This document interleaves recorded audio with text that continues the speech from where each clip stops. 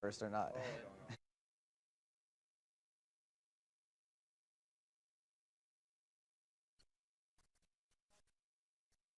Hello and welcome to Panama and the conclusion of Panamania here at the Sortis Hotel Spa and Casino in Panama City, hosting the PokerStars Championship main event, which concludes today. That's right, it's the final table, the final six playing down to a champion, and we are cards up.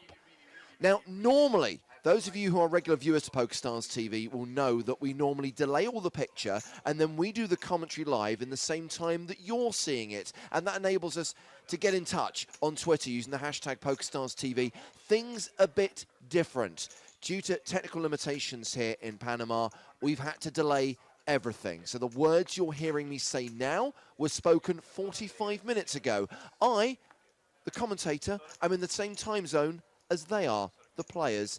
But hopefully you'll still enjoy the experience because we all get to see every single hand live with cards up, playing down to a champion here on PokerStars.tv and of course at youtube.com/PokerStars and twitch.tv/PokerStars, where there is live chat for you to talk to each other.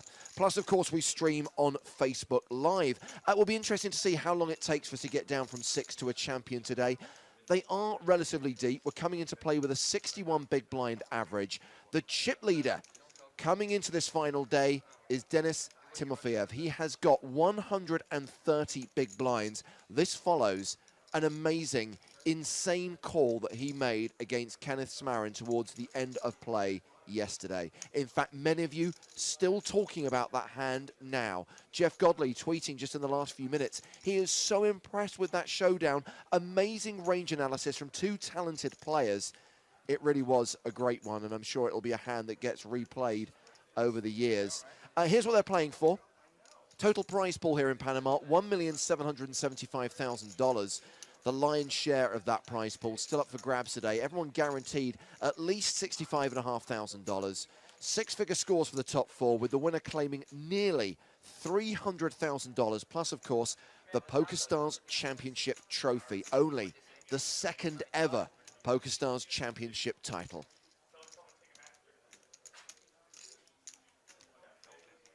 So, of course, once the tour wraps here in Panama, it's on to Macau. But we need to play this out first. So let's head down to the tournament floor. Let's meet the players. Over to my colleague, my fellow commentator, Joe Stapleton. Hello and welcome to Cards Up coverage of the main event from the PokerStars Championship in Panama. 6 players currently remain, all vying for the nearly $300,000 top prize and hoping to be the second player to ever lift a PokerStars Championship trophy. Let's meet them now. The player in seat 1 took down a 5K event here in Panama during an LAPT 3 years ago, but now he's got a shot at the first ever PokerStars Championship from this stop. I pronounce his name wrong for a dumb joke. The Dream Diotti from Canada, Anthony Diott.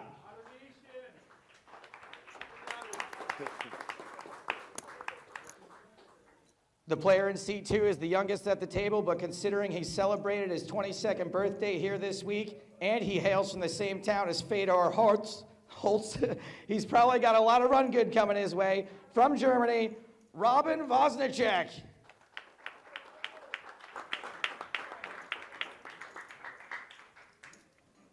Seat 3 is arguably the most experienced player at the table with side event and local tour scores up the wazoo. And he's one of his home country's top MTT grinders. His online handle is New Flat, which he should be able to afford if he wins this thing. From Russia, Denis Timofeyev.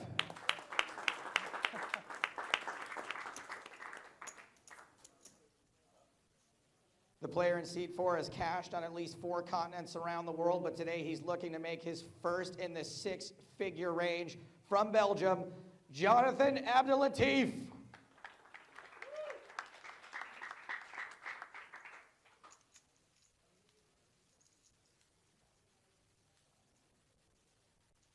Much like his fellow countrymen, the player in seat 5 had some pretty near misses on his way to this final table. He's had results in Holland and the Bahamas and in his home country, but he's looking for his first live win. From Canada, Harpreet Gill.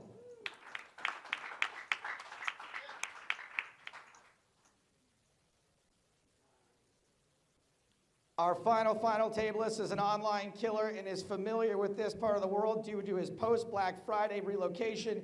He's a Philadelphia Eagles fan, so if he takes this thing down, we could have multiple car fires on our hands.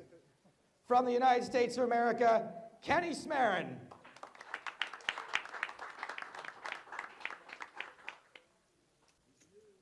Let's get one last round of applause for all the players here at the final table. Dealer Clara, you know what to do. Good luck, everybody. And so play underway at the final table on the final day of the PokerStars Championship Panama main event. We finished play last night with 36 minutes and 45 seconds left on the clock at level 24. So we pick up the action there with the blinds at 15,000, 30,000 with a 5,000 ante. No break at the end of that level. We'll roll straight into level 25 when the blinds go up to 2040. The shortest stack coming into play is Anthony Diot. He's got 15 big blinds. And as previously mentioned, Timofeyev is the monster stack with more than 130 bigs. Action underway. Hand number 1. Kenny Smarin folds under the gun. Anthony Diot passes. Round to the button, Jonathan Abdelatif.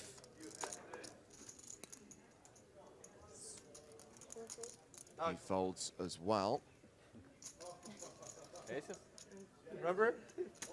No small blind this hand. It was a walk for Harpreet Gill, who had ace-jack in the bag. He told me not to play that hand. He was like, Armani jeans. There you go. He tells me I'm going to bust out with that hand yesterday. I looked at it, I was like, no way. Should have shoved. He's like, you're going to bust out, don't play ace jack.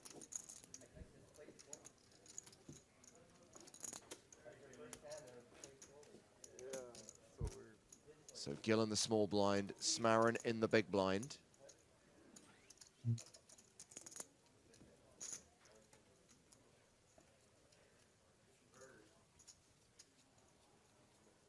And that means it's the short stack, Anthony Diot, who's first to act. King 7 of spades. He folds. Wozniacek gives up the queen 3. Timofeyev with jack 9. And the chip leader is raising. Timofeyev makes it 70,000. Chip denominations on your screen right now. Smallest chips in play are the blue 5Ks, the yellows are 25K, and the bigger stacks have towers of white chips. The Panama Lights, 100K apiece.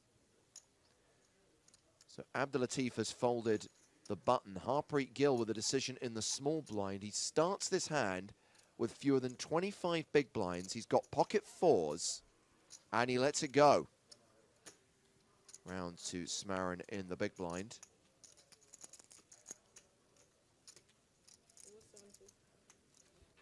And he passes. Raise and take it for the chip leader.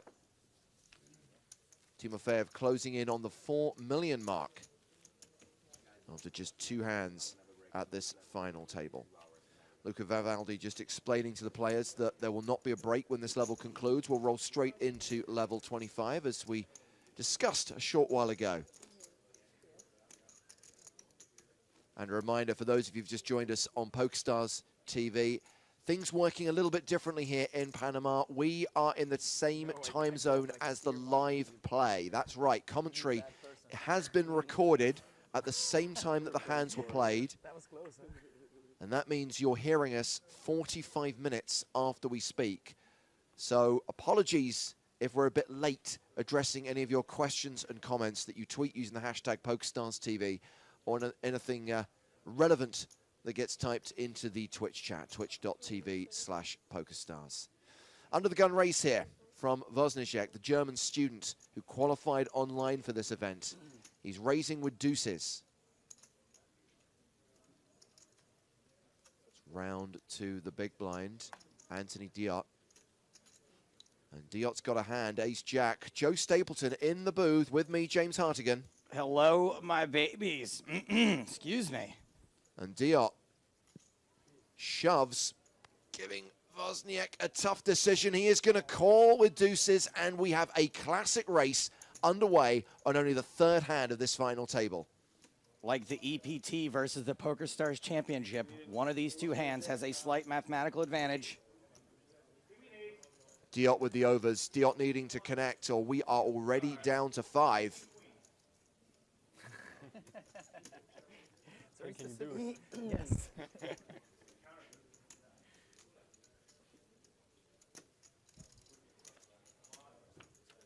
The flop has a deuce on it. And Diot is down to just 1% equity.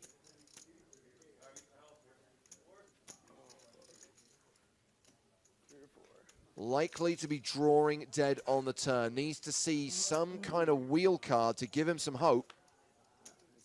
That is not enough. Too little, too late. Anthony Diot eliminated in 6th place, cashing for $65,520.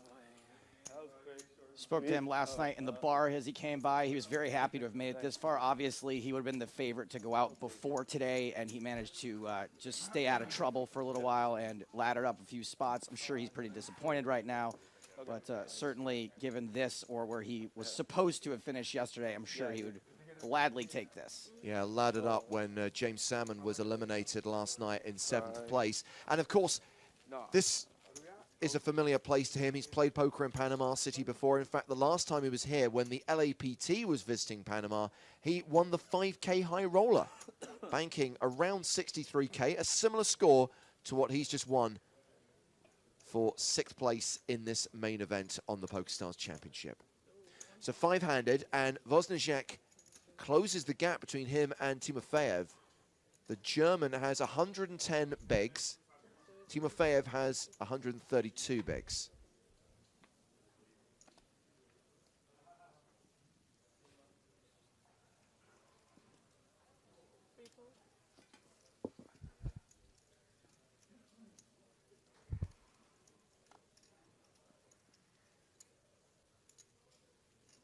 So hand number 4 sees Jonathan Abdelatif opening the action. The Belgian raising from under the gun +1. Abdelatif is 32 years old, comes from Aalst in Belgium. And it's interesting, Joe, you mentioned when you introduced the players today that Abdelatif has yet to have a 6-figure cash, and yet he has total live earnings of $750,000. So he's accrued a lot of smaller cashes. Yeah, it's really weird. And especially the way he carries himself at the table and the way he seems so familiar with the tour and the other players. It really feels like he would have had bigger scores than that, especially when you look at his lifetime earnings.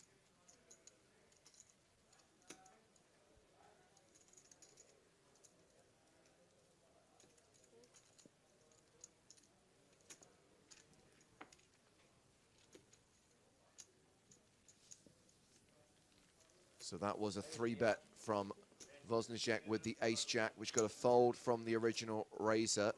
The German student chips up to 3.4 million.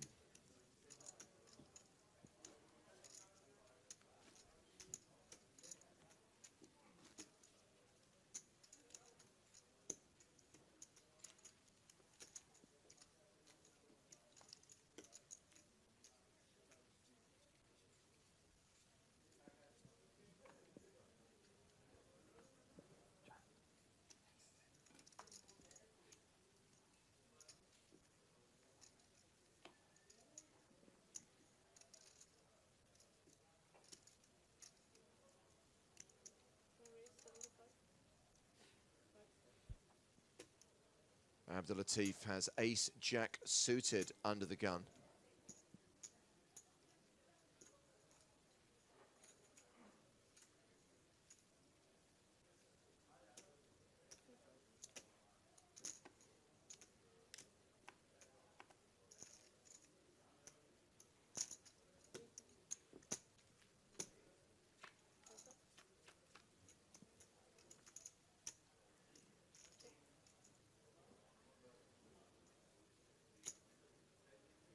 So we've gone to the flop here. The under the gun raise called by Timofeyev in the big blind. And an interesting flop, Joe. Abdulatif with the best of it by far. Second pair, top kicker, nut flush draw. Timofeyev, however, has got a no good flush draw of his own, plus a gut shot. Yeah, this could get real ugly for Timofeyev.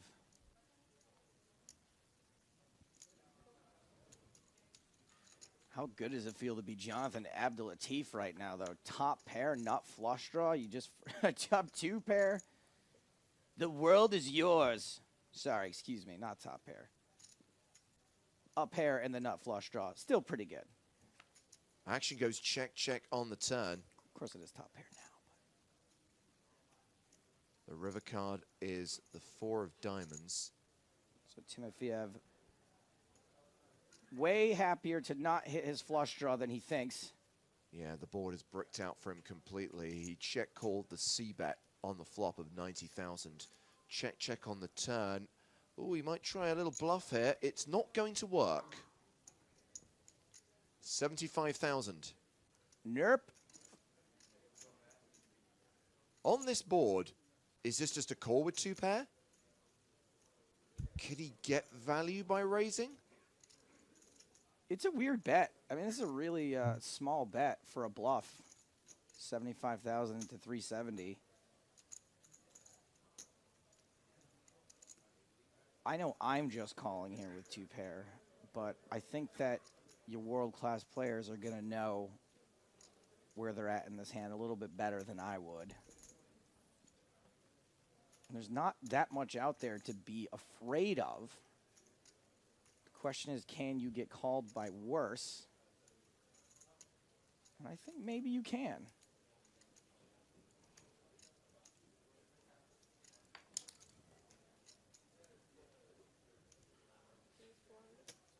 There is the raise from Abdulatif. Quick fold from Timofeyev.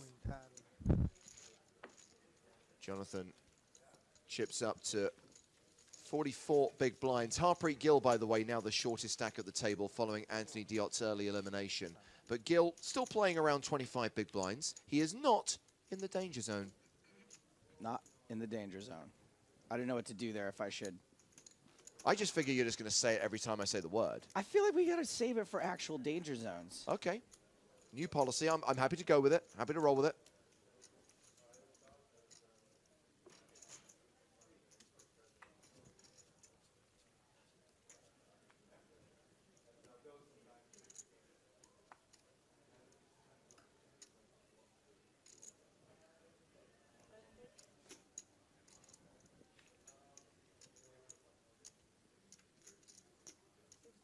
Jonathan Abdulatif has quite a healthy breakfast hidden under the table there. Is jealous. Yogurt, granola, fruit.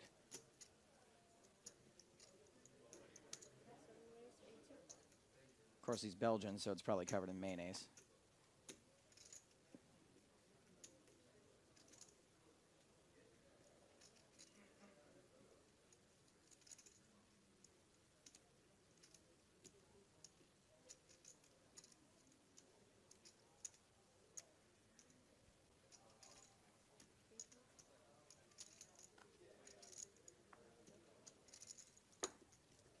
So raise and take it.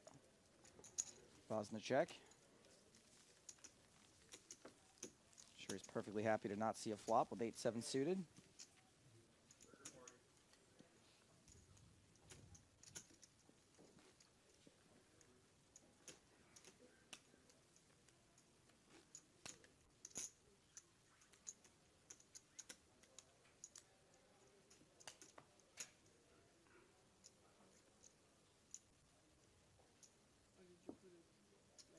Yeah.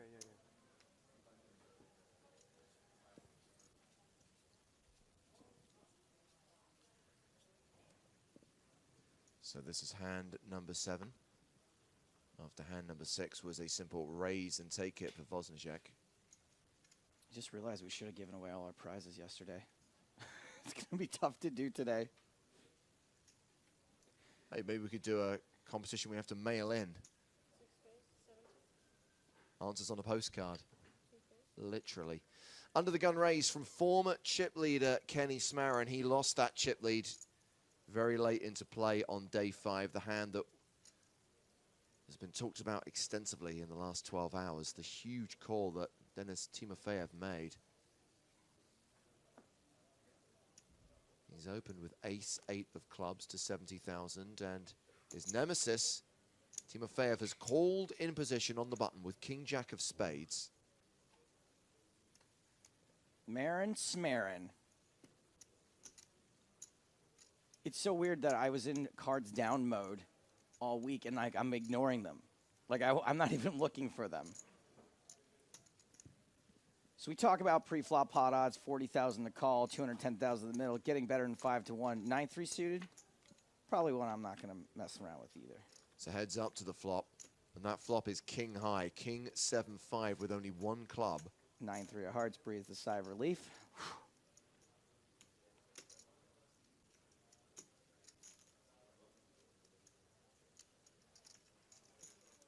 Smarin currently 3rd in chips.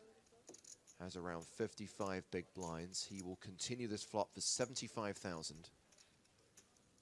Well, no way that Timofeyev folds, and I would imagine that 90% of the time this is a just call situation.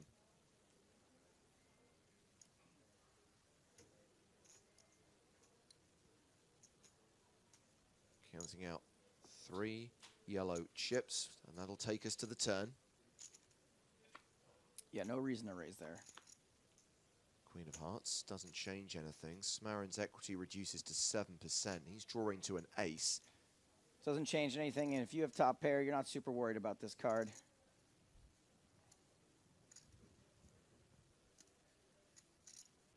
Does Smarin fire another barrel is the question. No, he checks.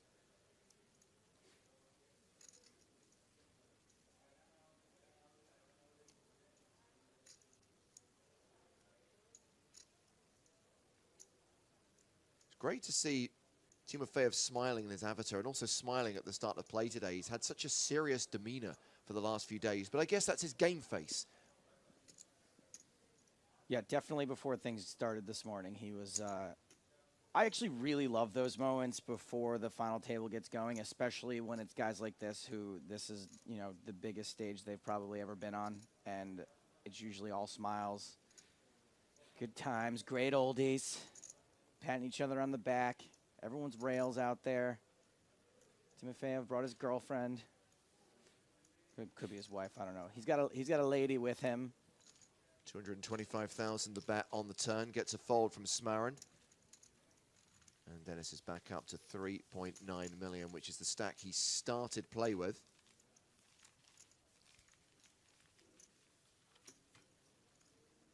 Seven hands played so far. 20 minutes until the blinds go up to 2040.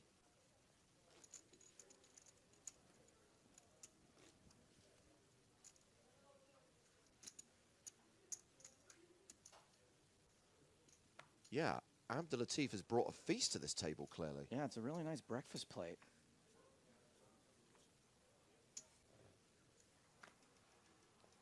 I had a conversation with Harpreet Gill this morning. He looked at me and he goes, "Hey, you the commentator?"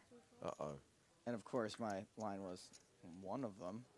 so I can get out of whatever this thing is, and I can always be like, ah, that wasn't the one that said that. He's like, who's the one that's making fun of my bag? Who's the one that's he said that bag cost $2,000. I'm not taking it off. Was it you making fun of his bag? Well, the audience, I think, was mostly. It was giving a couple people in the audience anxiety. Like, when, you know when someone comes into your house and they don't take their coat off? Yeah. It looks like he's wearing a seatbelt. He's strapped in. So a 6-6-3 flop here. Abdulatif raised the button with king-queen. Kenny Smarin defended his big with king-5.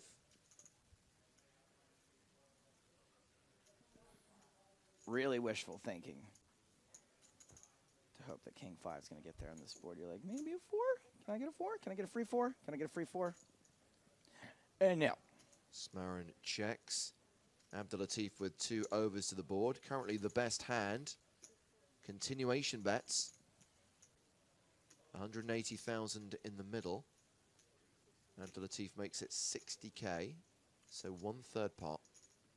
Really excited to see this play with whole cards. We'll be able to get a much better sense of these players' style than we were the rest of the week. Wow, we got a king-high call. Interesting. Ace on the turn. That might slow things down. So of the 5 players remaining, we know that Wozniacek is not a pro. He is a student, but clearly is an accomplished player with a lot of online winnings. Timofeyev is a pro. Abdulatif is a pro. Smarin is a pro. Harpreet Gill describes himself as a recreational poker player from Vancouver. Abdulatif does fire a second barrel, 105,000. Good on him. You know, this dynamic button versus big blind. He knows that Smarin knows he's going to continue with all of his hands on the flop. Wow, this is getting crazy. I mean, king high could be the best hand here. And pretty good run out for Abdulatif. Assuming Smarin's not just floating to make a move here. No, he's not. Nope.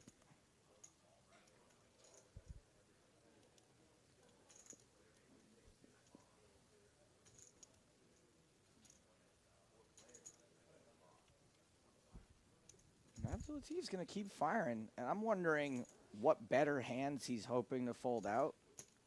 I don't think he's really going to value bet king queen, although we know in this case, there we go. That's the check behind I was expecting. Is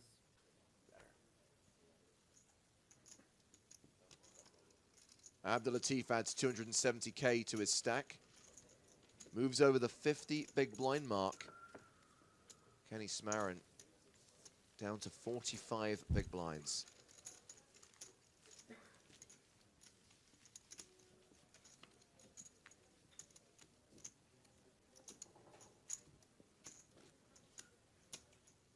It says in Kenny's bio that he's got a Philadelphia Eagles tattoo on his arm. I don't see it.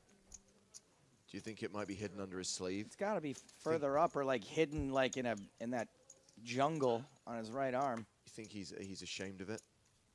No, Eagles fans are ashamed of nothing. Despite every reason to be ashamed. Yeah, as Joe mentioned at the start of the day, he relocated after Black Friday, spends his time between Costa Rica and Colombia. Has also traveled to Europe a few times. Back in season 12 of the EPT, he won the 10K high roller in Prague. And I heard the words all in there. Gill open shoves from the button with 7s. Started with a salmon, but we ended up with just a gill. No action on that shove. A gilly, a gilly, a gilly, a gilly.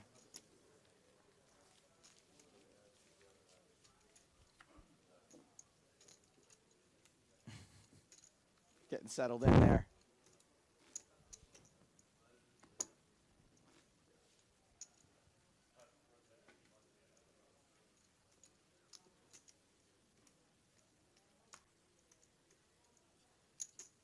These are the final 5 from a field of 366.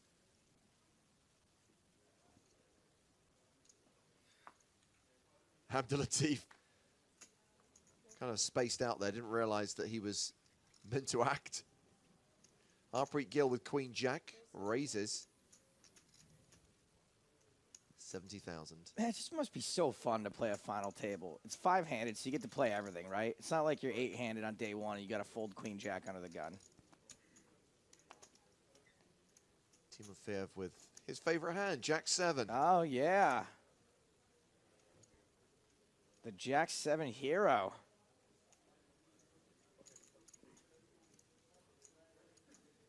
And you're also, you're free rolling, right? Like every person who goes out, you make more money. So much fun. Wow, he decides to let it go. Raise and take it for Gill.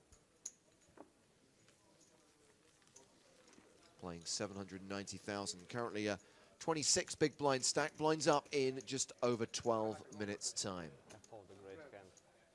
Somebody on Twitch just said something rude. Now, I know we can't see the comments live, but I'm sure that that's probably accurate. Know the real power of the hand. Don't believe it happened twice. What kind of a cheap-ass trick is that?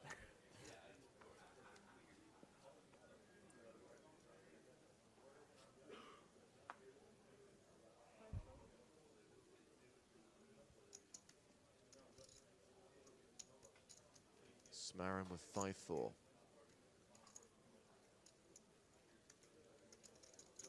He raises.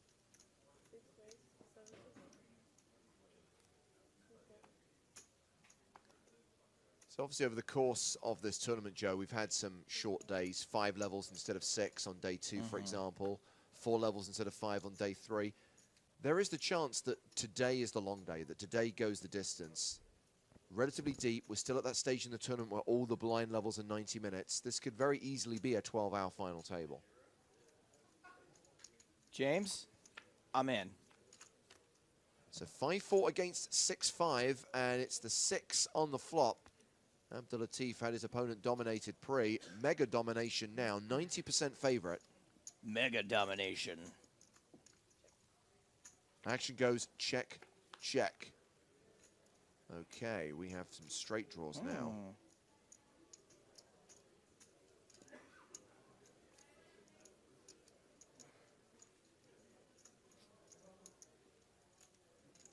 Eight for the chop?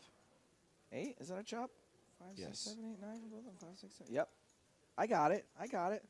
Well done, Joe. It was rhetorical. Of course it was. A bet of 120,000 gets a fold from Smarin.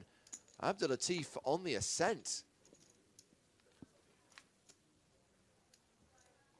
Up to 1.6 million. Average stack, by the way, 2.2 million with 5 players remaining. So only 2 players out of the 5 have above average stacks. That said, Abdulatif and Smarin very comfortable, and Gill still hovering around that 25 big blind mark. This is why average doesn't always matter. Sure. It's big blinds. Everybody's doing just fine. Obviously, Harpreet would like a little more breathing room, but plenty of players are perfectly comfortable playing 26 big blinds, especially at a final table. And Jonathan has to outlast one more player to get that first ever 6-figure score. Between Europe and Asia. Ace King for Smarin. Something like this.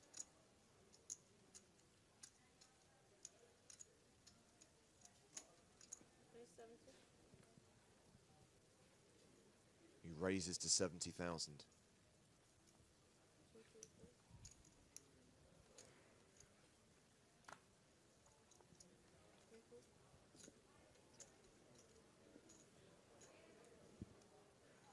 Gill with 3-4 of clubs in the big blind, defends.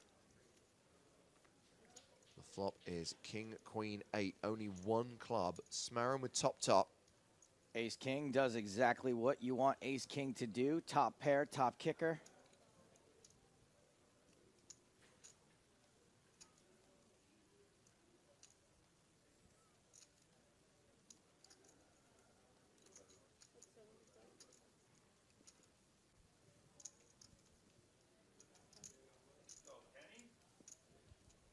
bet of 75,000 wins him the pot. So a short while ago, we lost Anthony Diot in 6th place, and he spoke on the floor to our very own Matt Broughton.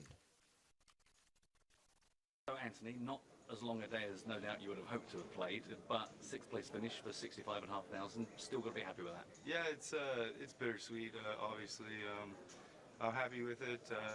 I had some pretty nice suckouts to get to this point, and yeah, I'm actually pretty happy with the result. So. Now, we couldn't see your cards yesterday, so we don't know how tight and disciplined you were being to ladder up, because there was a point where, you know, you could have maybe not even got this far. Yeah. How much discipline were you exhibiting yesterday? Well, you know, I had 20 bigs at most of the time yesterday, so I was handcuffed, and those guys were putting a lot of pressure on me. And with the other short stacks, I had to make some tight folds. Yeah, so it was tough, but yeah, I mean, couldn't do much. I was pretty card dead as well, so I hate to complain, but that's how it goes sometimes in this game. So yeah. And of course, having got this deep, you've wasted a lot of good holiday time. Yes. So how much longer are you here in Panama, and what plans have you got? I think I'm going to stay here for a couple more days. Maybe check out the Panama Canal on Wednesday, and then head back to normalcy and start grinding online again. Is that what's next for you? That's big on the calendar. Yeah, I just want to keep working and yeah, try to make some more money. Well, look, congratulations again, and enjoy the rest of your trip. Thank you very much. Yes. Cheers. What a sweet Canadian boy. Matt, I'm surprised. I'm talking to Matt as if he's in the room, but I think he's listening. I'm surprised that you didn't ask that nice Canadian boy if he knew how the canal got its name. Oh, Jesus. Because when they were building, the two Canadian guys that were building the Panama Canal, they had already named Panama. I'm so sorry.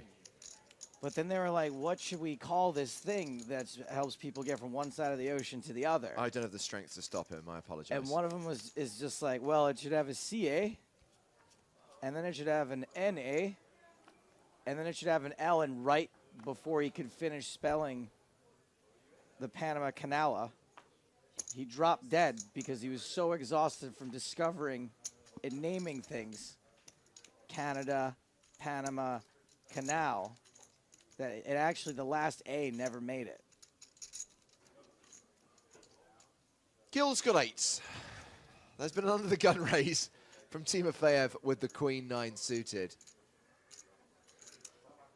Gil with a medium pair.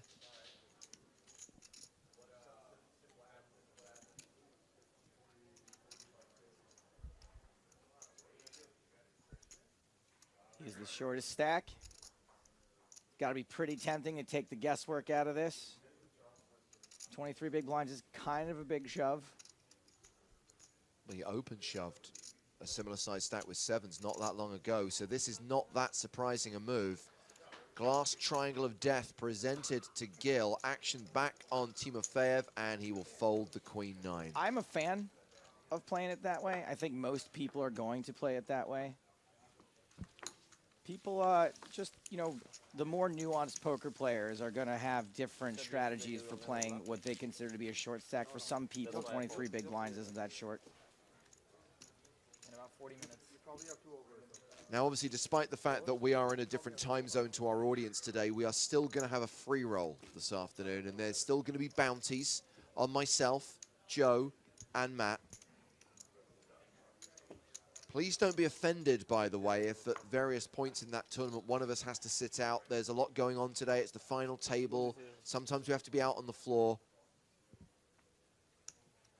But regardless of that, there is the chance to claim some money for knocking us out. Plus, there's $2,000 in the prize pool. We'll bring you the details, including the all-important password, very soon.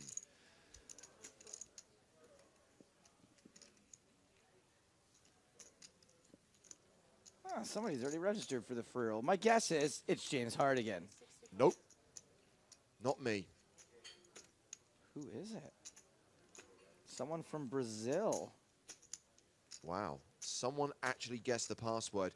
I did say this earlier on, that because we tend to theme the passwords, after a while it becomes quite easy for people who have worked out the pattern to guess what the next one's going to be. Well, let's just pick up the action here. Hand number 15. Smarin open to 65,000 with the 8-7 suited. Wozniak with the ace-queen has 3-bet out of the small blind. Action back on Smarin, who does have the button, does have position.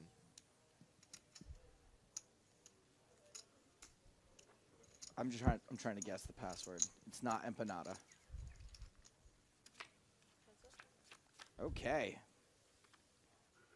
A 9-5-3 flop with 2 diamonds. Ace high still good, but Smarin has a gut shot and a backdoor flush draw. He can get a free card if he wants it. Plus his 7 and his 8 are still live.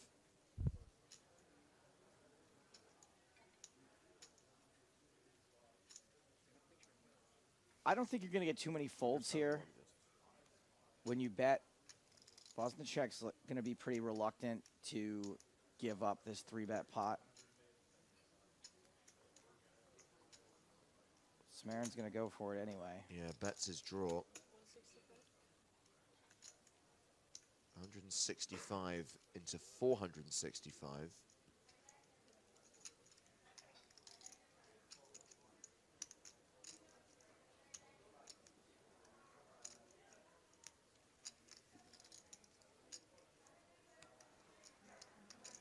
I just wonder what also he's repping here.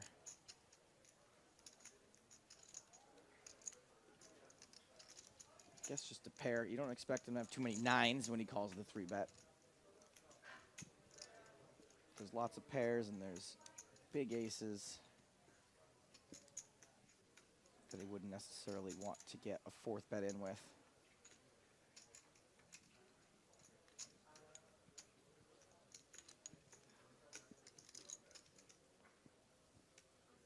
I said Wozniak would be reluctant to fold. Maybe he does.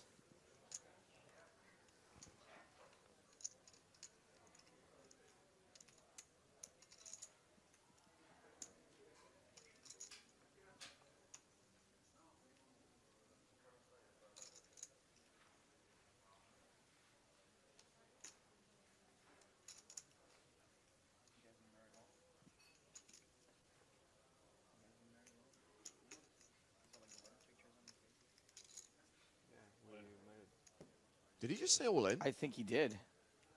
Wow. Shoves on Smarin, who's forced to fold. He also could not understand what Smarin was repping.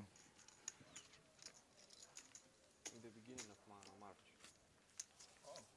And with that hand, Wozniak takes the chip lead. 3.78 million. He has got 126 bigs. Timofeyev, 122 bigs. Smarin hovering around the 30 big blind mark now. Harpreet Gill still the low man at the table.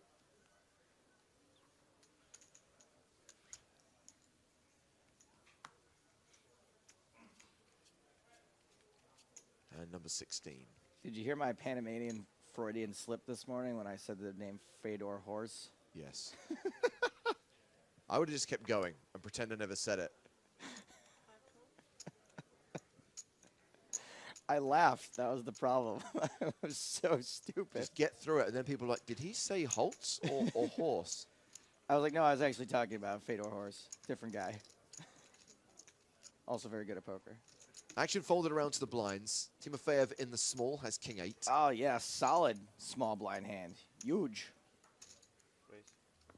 He raises to 100,000. Abdelatif is in the big, and he has a dominated hand, 8-7. Hand you don't mind peeling a flop with. You don't expect to be dominated.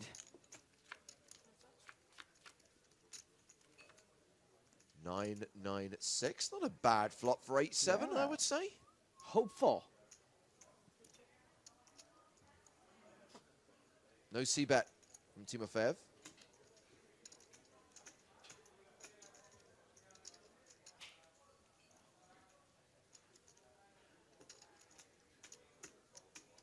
Abdelatif takes over the betting.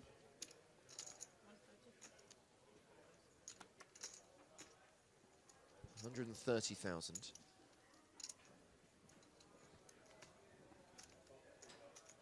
think we could see a situation here where Timofeyev folds. That's what I was going to say, and that's what happened. I swear that's what I was going to say. I wasn't going to say that. I wasn't. Wait, no, I can't do that. So we do have our final You'll see it. PokerStars TV free roll of this Panama event coming up this afternoon, 4:15 Eastern Daylight Time, 9:15 Central European Time. $2,000 in the prize pool. You should know by now where to find it in the lobby. Just search PokerStars TV. And if you want to register, you are going to need the password. Remember, there are bounties still for this event on myself, Joe Stapleton, and Matt Broughton, who plays as Waster. $100 for knocking one of us out of the tournament. Register now using the password Cristobal, C-R-I-S-T-O-B-A-L. Cristobal is the password for today's PokerStars TV free roll. And that, of course, is based on the Panamanian pastime of tarot card reading and psychic analysis. That's what they use as a crystal ball to read your future. Yes, James? Absolutely, Joe. 100%. By the way, the delay will have caught up now in the sense that people will have started watching the stream. Oh, hi. So people are now just discovering the fact that we can't talk to them, so expect them to start talking to us. Got it. King 4 for Timofeyev. He has raised the button. Abdulatif has called out of the small blind with ace-3 of spades. Gil folds the big blind, so heads up to the flop. These two again, huh? You guys. Oh, interesting. Okay. Ace, ace, king. Abdulatif flops trips. Timofeyev pairs his king, and of course, seeing two aces out there with no re-raise pre from the small blind is going to make him think that that king is good. Abdulatif, a little under-repped, but it looks like we're playing some pot control here from Timofeyev, which is good for him. 6 on the turn, and Abdulatif checks a second time.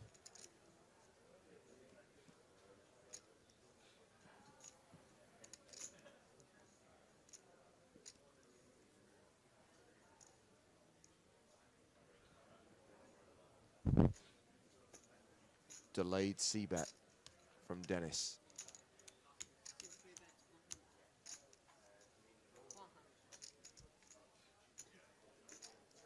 Fire and dead. Yeah, bets roughly half the pot, 100,000.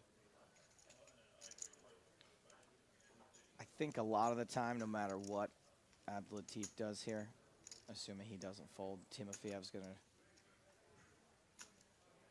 Well, maybe not. I was going to say Timofeyev is going to shut it down. You got to keep those big chips on the top, son.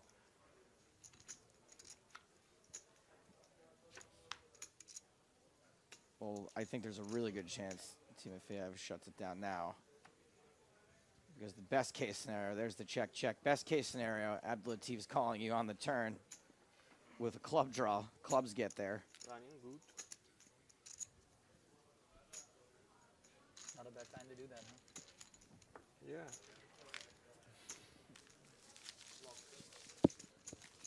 You know, Russian commentators bet on you. Oh, they bet on me? Yeah. Yeah. What? To what? One bet, $5, you win. It was What are the in top 50 maybe or 40. 50, yeah? Yeah, in day 3 I think, Oh, cool. or day 4. 50 and 75. That's the guy who doesn't you- like money. If, Do I get cards? he gets 75 if you win. So he's 25 to 1. 1 to 25? 15. What am I saying? Yeah, wow. That's 125. Sorry, my math is all retarded. How are you playing? How do I get here, right? You're not the dumbest person to ever make a final table.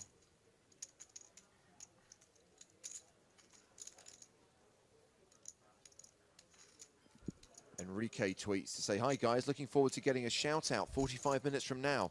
We don't do shout outs, Enrique. You will not hear your name announced on this stream. I'm definitely not saying Enrique's name.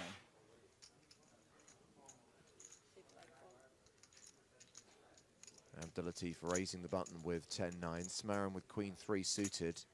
He defends.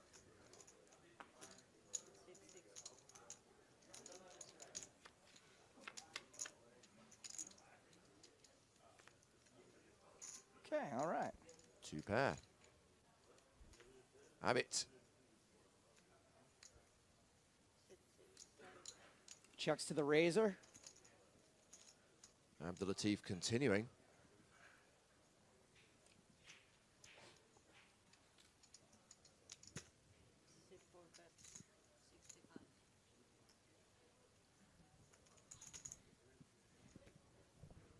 Think this is a check raise spot? I don't think so.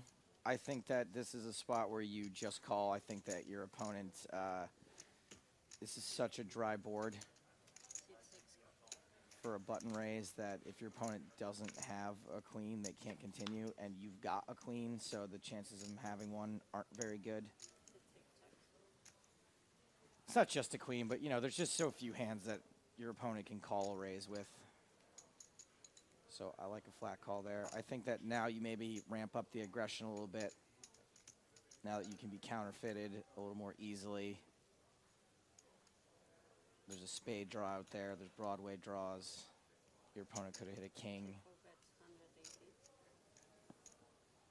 Well, Abdelatif is not slowing down, is he? 180K now. So the flip side of that is that if you think that your opponent's going to barrel off with all of their air balls too, you can certainly just call. Yeah. Well, the Russian commentators who bet on Abdelatif are currently screaming at their monitors.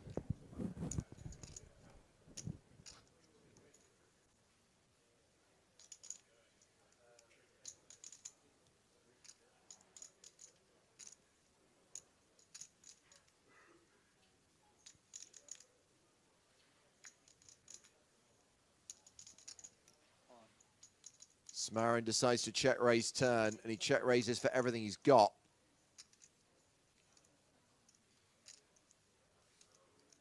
You can hit a jack. Ah.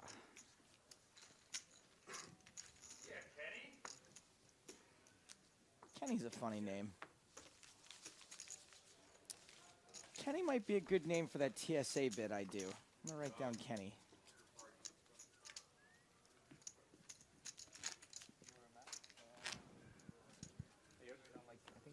PokerStars, I think. This is a site where you can bet on people to win. I think Mike McDonald does it or something. There's some pretty big odds, man, like 2.5 to 1. Like, people have faith in you. I like it. Quite the challenge. Timofeyev first to act here.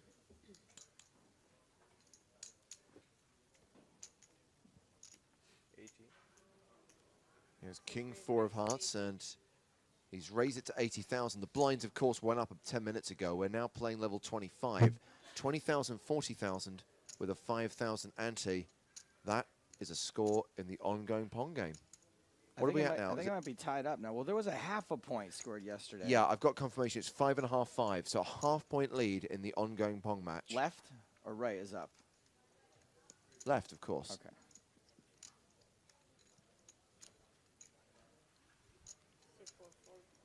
Interesting. Tight. Smarin's in the small blind. He's got hearts as well. Ace-6 of hearts. The WTF Smodcast with Smart Smarin.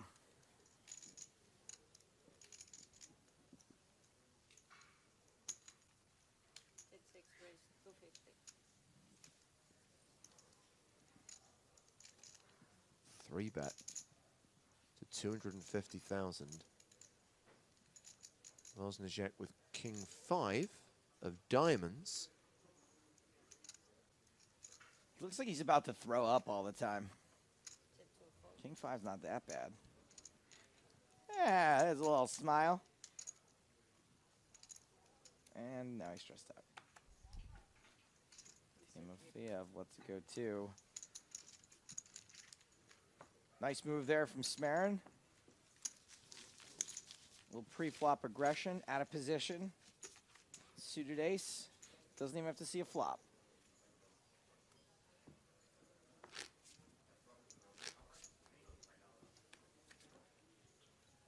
So Gil has dropped below the 20 big blind mark now that we've raised the blinds. Smaverin hovering around 35. Voznicek still leads. He and Timofeyev are the big stacks with more than 3.2 million each. You know, James, I saw something pop up on your Twitter timeline, and I've been banging on about Logan quite a bit, but I did not mention that I don't know if I did or not, I saw Get Out, and it's fantastic. Really, really good. Too many films.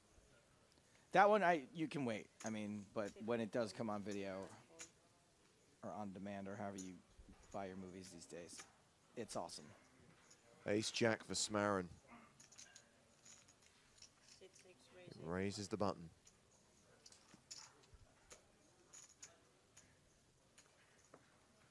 Voznicek is calling out of the small blind. He's got an ace, ace-deuce. Uh-oh.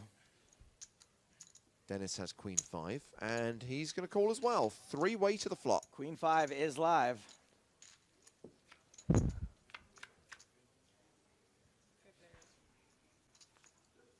Ace, Jack 3, so top 2 for Smarin. Top pair for Voznicek. Nada for Timofeyev.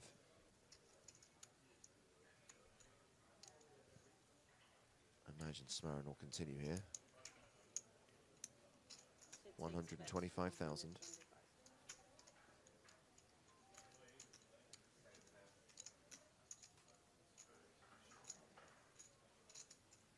Well, Voznicek's got no choice but to just call. Timofeyev can fold, and we'll go heads up to the turn. Adios, muchacho. 9 of clubs. Well, this board just gets better and better for Smarin. He obviously has a lock on the hand. He's picked up the nut flush draw on the turn to go with top 2. Do you want to make a full house, or do you want to make a flush? Or do you just want to keep your top 2?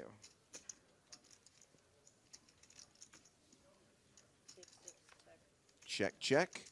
Sneaky, sneaky. Both players now with 2 pairs. Suffice to say, Smarin significantly better than Voznicek's. Such a classic river, though. You've got a really strong hand. Pretty much any card. Oh, no, wait. Now you could be losing to a 9. Come on.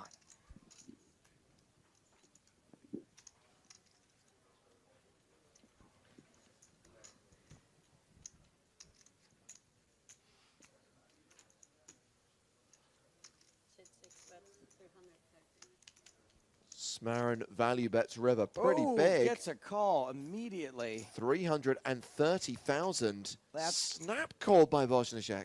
That's going to leave a mark. Smarin moves over the 2 million mark. Voznicek is pretty much tied with Timofeyev now at the top of the leaderboard.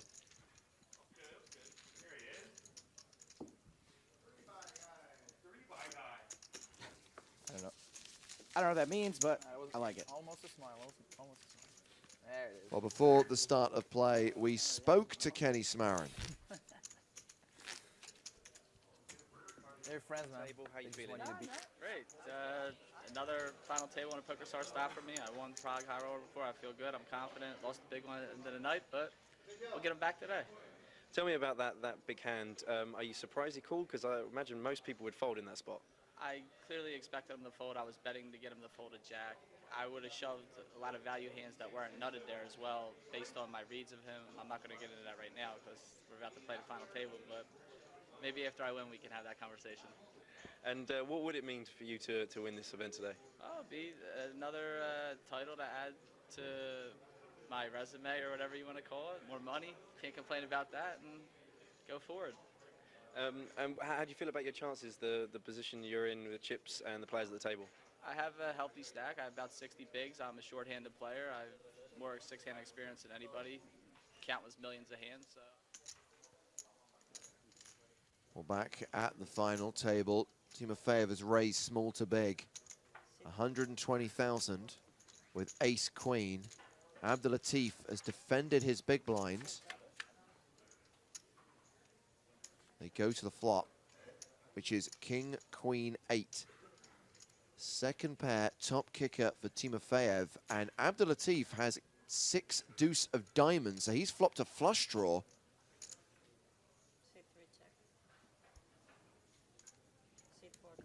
Check, check. Yeah, Timofeyev doesn't continue. 7 of hearts on the turn. I wouldn't expect him to check a second time.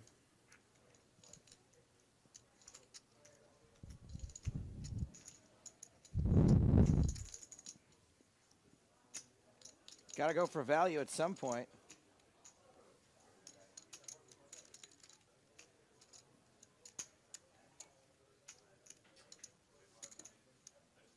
Hello.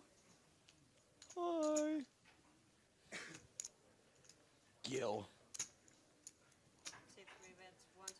Delayed c-bet from Timofeyev. 175,000.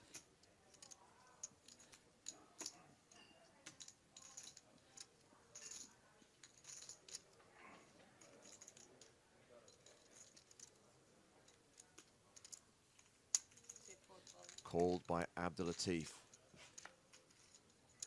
River card. 3 of hearts. Brick.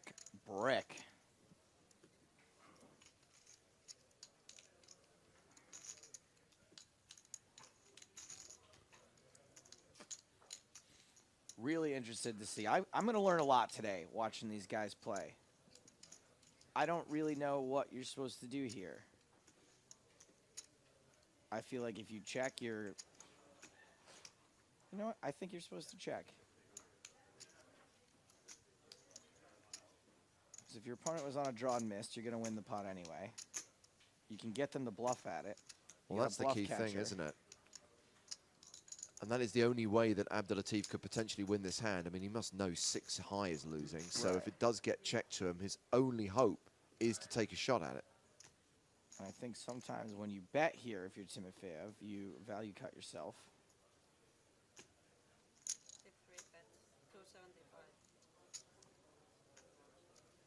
275,000 from Timofeyev. But if he's betting, then that leads me to believe that maybe betting is the right move. I tend to go with the guy who's at the final table and has won hundreds of thousands of dollars online playing multi-table tournaments. He probably knows what he's doing.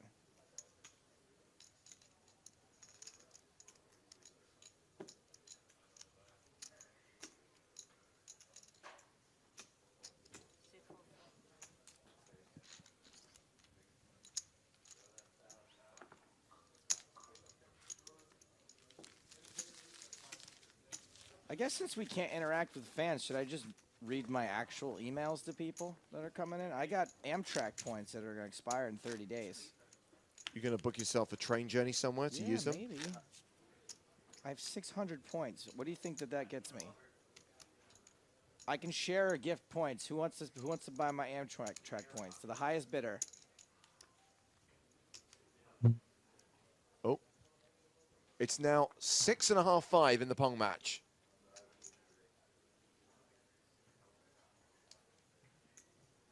Who wants to ride a choo-choo train?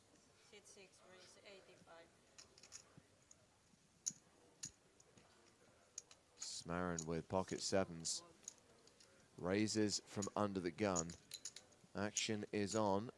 Timofeyev, who has reclaimed the chip lead, by the way. He's got jacks on the button. 2 jacks in the hole.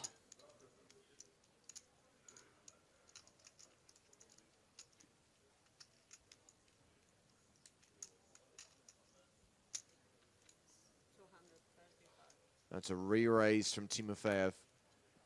3-bet to 235,000. Small blind out.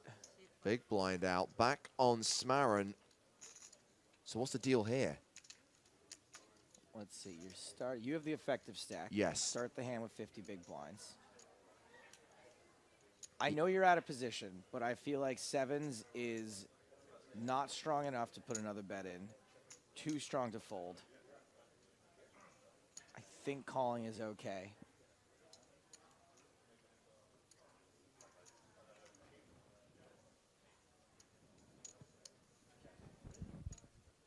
Wow. Again, I'm gonna say he's probably right. This dude, he's a professional sit and go player, I think, Smarin. So, final table, not that different from a sit and go. 20 minutes into this level, Timofeyev is the chip leader once again, 3.66 million. Robin Wozniak is second in chips with 3.16 million. Harpreet Gill is on the verge of the danger zone with 655,000, a 16 big blind stack. That's the verge of danger zone. I like it.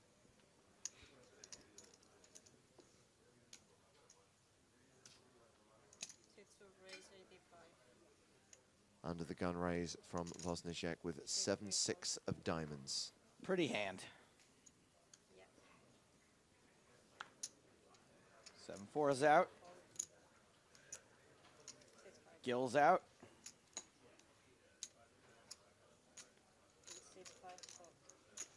Easy defend, king 9 suited in the big blind.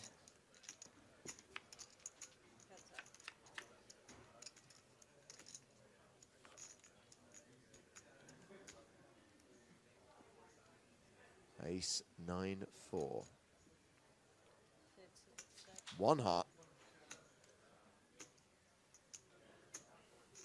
Action check to the German, and he's c-betting.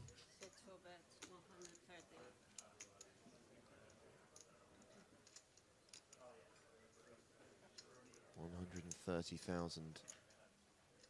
More than half pot.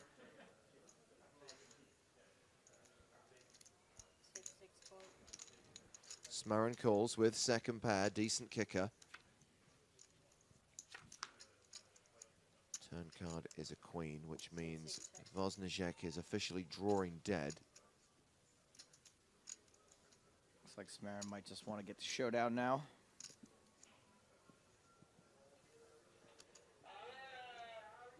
Oh, hello. Walkie-talkie idle.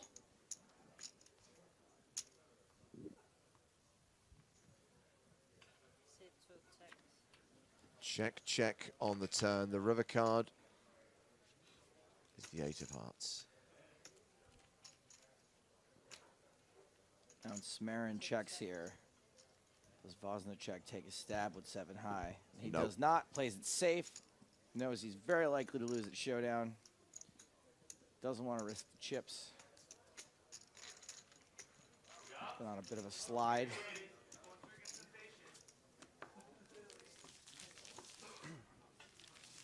Smarin up to 2.2 million.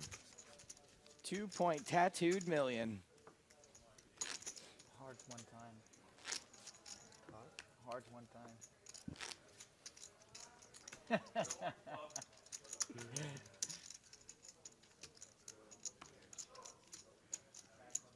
Still 5 players in contention for the trophy, the title, and the first prize of nearly $300,000. Timofeyev, chip leader, first to speak. Opens with Jack 9. Makes it 80,000. We have Kenny Smarin on the button here. My bad. In the small blind with Ace Jack.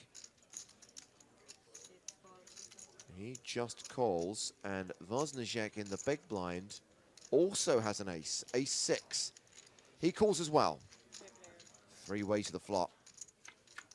Domination, nation. King, Jack 3. Second pair for both Smarin and Timofeyev. Obviously, kickers are a factor. I think it's actually domination, nation. Mind blown. Action has been checked to the pre-flop aggressor.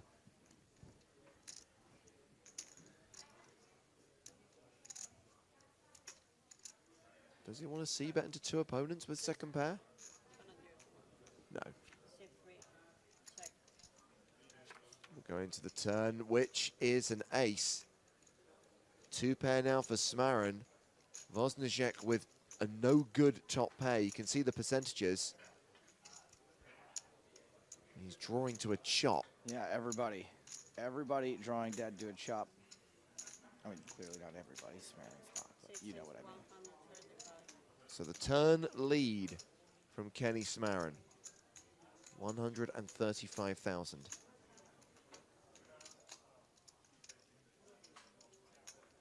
Even though I just turned top pair, if I'm Wozniacek, I don't love it. I don't love it in a 3-way pot. 3 hearts out there.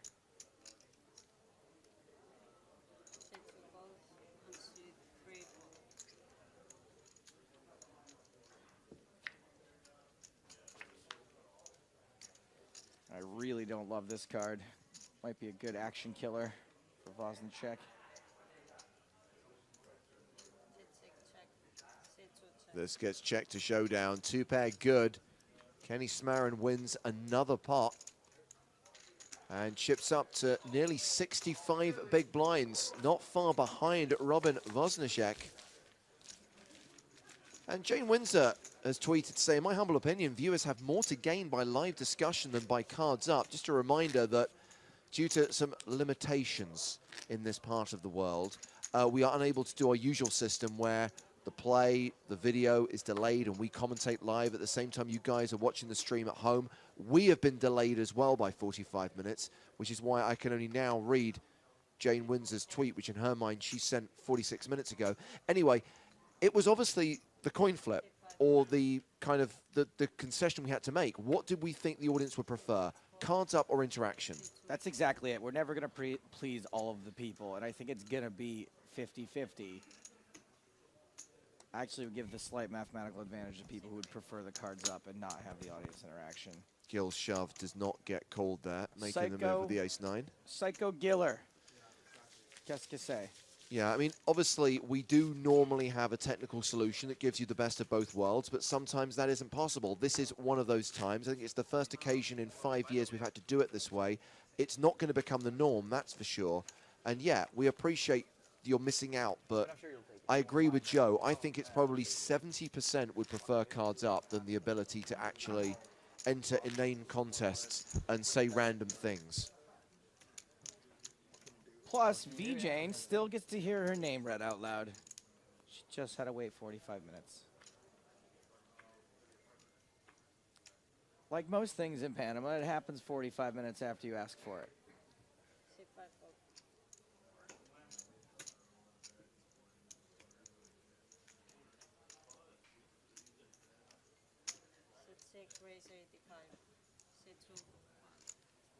Smarin raising to 85,000. Smarin.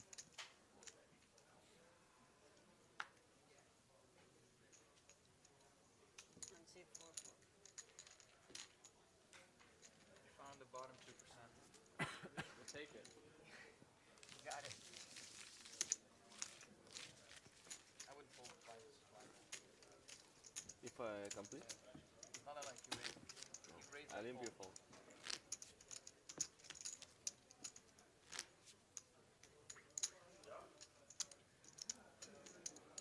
Got nobody on Twitch to distract us. We got to talk about the poker. Make sure the same ain't true on that. James and I have to have a conversation again instead of just being like an old married couple reading the newspaper to avoid talking about anything. 60 minutes left on this level, 1 hour until the first break of the day. During the breaks today, by the way, your second chance to see Poker in the Ears and Eyes, Panama edition. Oh, and speaking of race situations, today is the equinox. It's a dead heat between day and night today. The equinox. I've never heard it said like that. Is that the American pronunciation? Yeah. You guys say equinox? Yes. Let's see. I mean, if you think about it, equinox makes more sense because two things are equal. You just don't say equal. There's not much consistency in the English language. No. I don't know what you're expecting.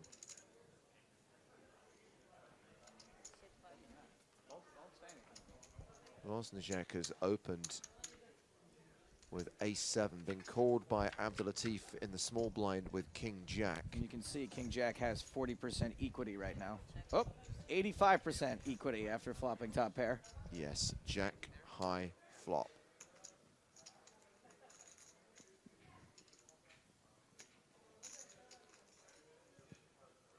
Hey, I can't get accused of stealing him on Twitch's jokes today either.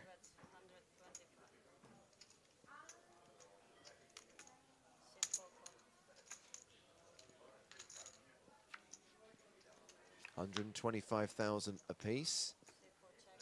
10 on the turn.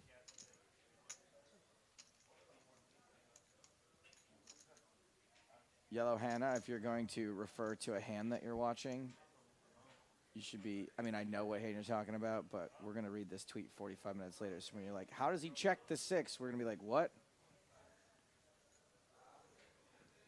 But I do remember that one. A lot's happened since then. Yeah. Some things have happened.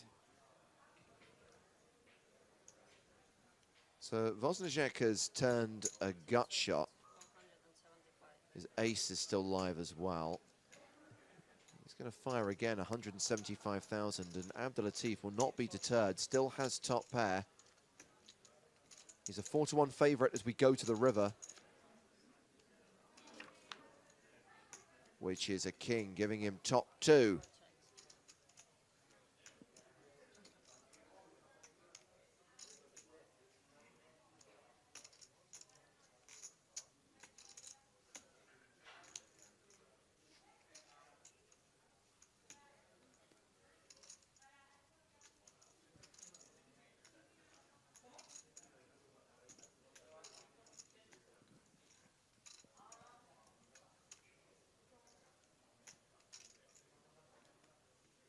Wozniacek thinking about heroing with ace high or making a move here.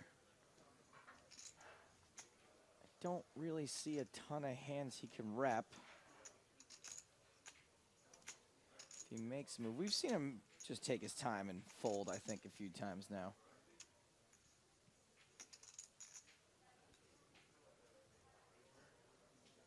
I think he's going to fire at this. 835,000 in the middle, and he bets 300K. Snap called by Abdulatif, who wants to see the exact hand, ace-7. His 2-pair good. And that has seen things change on the leaderboard substantially by virtue of that pot. Kenny Smarin moves into second place. Abdulatif leapfrogs Wozniacek into third. Obviously pretty close there. Roughly 50 big blinds each. Harpreet Gill still brings up the rear with a 17 big blind stack. Here's a little stat about Jonathan Abdulatif, or a little nugget of information. Hashtag fun facts. According to Adam Owen, Jonathan's friend, he was up till 3 a.m. playing shuffleboard in the sports bar last night. The sports bar was great last night. It's the best. It was dead. It was Sunday night. And I know that I'm going to sound weird when I say this. It was great because there were no girls there. And if you've ever been to Panama, you might know why I'm saying that. Timofeyev with a pair of threes. Raises from the cutoff.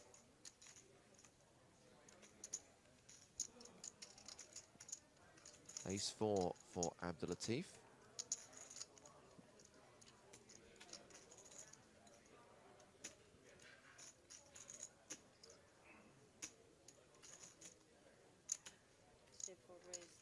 Three bet.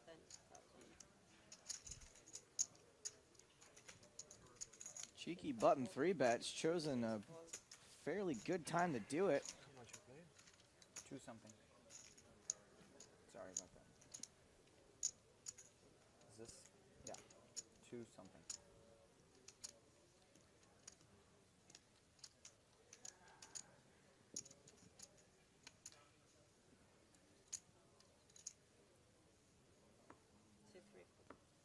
Timofeyev calls the 3-bet out of position.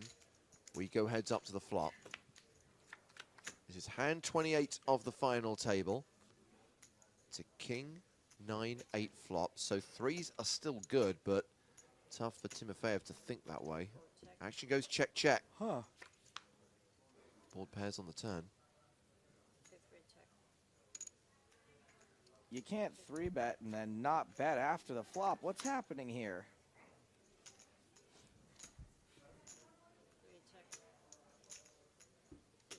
Checked Interesting.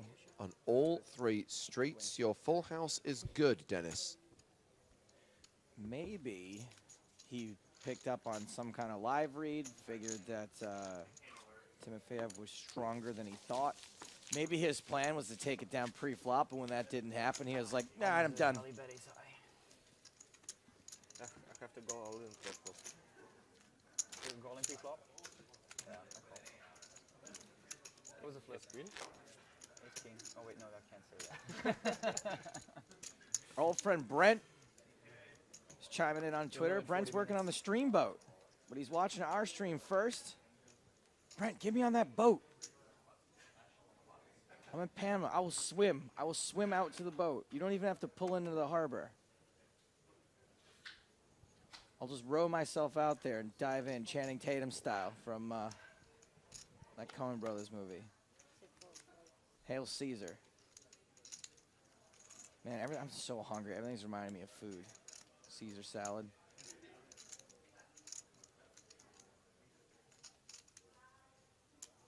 Action folded around to Gill. A stone cold Giller.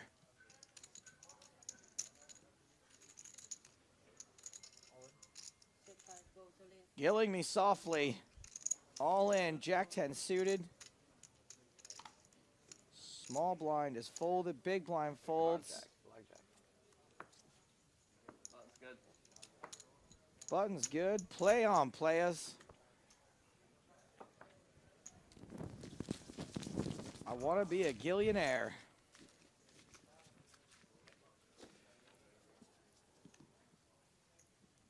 Oh, and speaking of food, this guy, Jules from yesterday, managed to track down a video of the cheesy pasta bowl. I don't know if you watched that, James.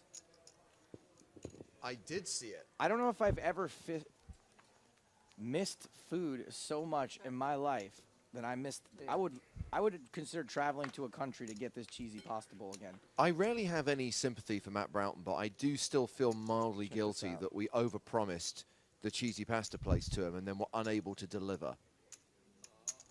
So there's this giant wheel of cheese they carve a hole into, and then they make your pasta inside it. And the pasta's hot, so it melts the cheese on the edge, and then it gets all worked in there. Support. Hey, Miami, that's not far from here. And do they reuse the cheese? Yeah. Well, these people, they're giving them the cheese. It looks like they're smaller cheese bowls. But in the restaurant we went to, yeah, they reuse the cheese. They make your pasta in it, put it in a bowl, put the next. It's clean pasta from the.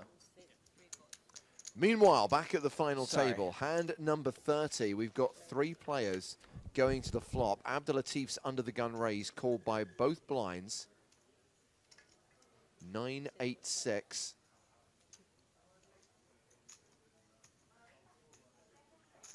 Timofeyev has flop best, top pair. The open-ended straight draw for Wozniak. Two overcards and a backdoor flush draw for Abdelatif.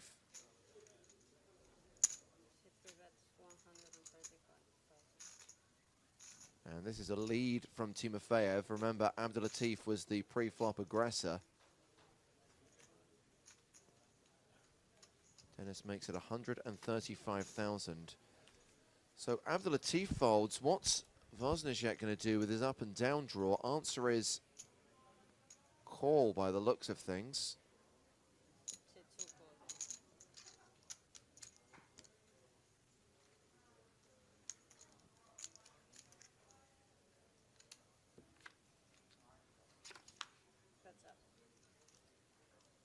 Board pairs on the turn.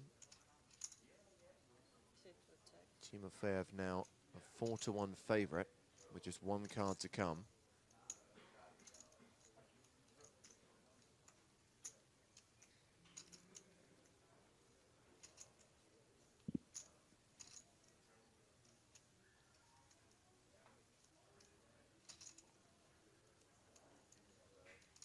7, 8, 9. Not a hand yet. But we do have a river card.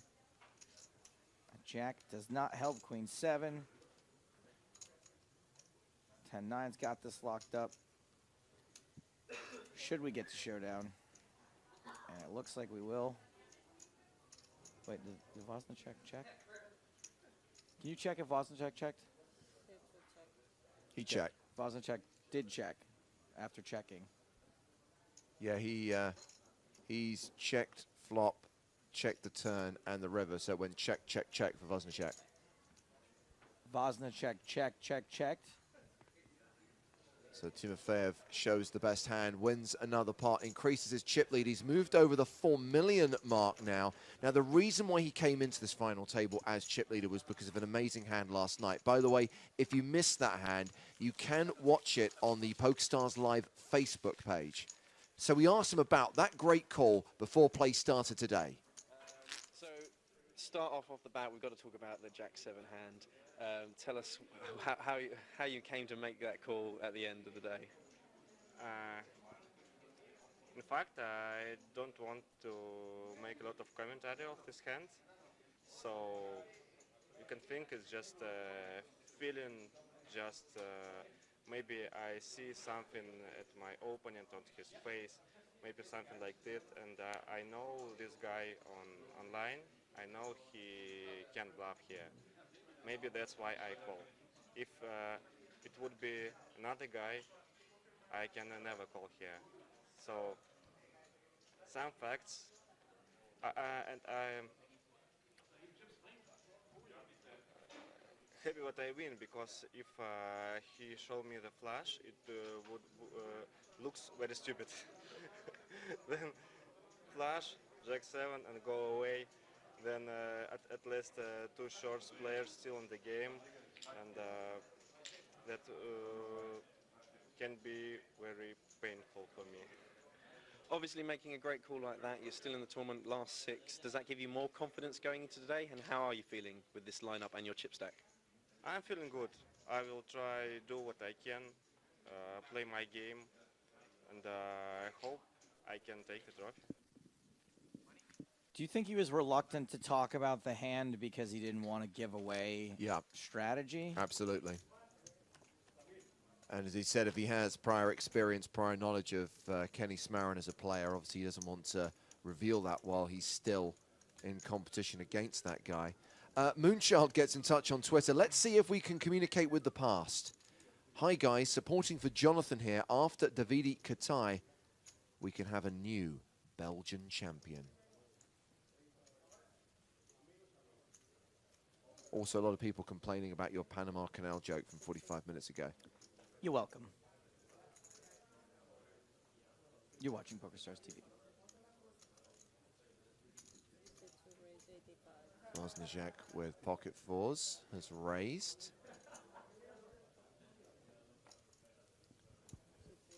Round to the big blind, small blind. Jonathan Abdulatif, he folds. Harpreet Gill is in the big blind. He's got 9-3 of hearts.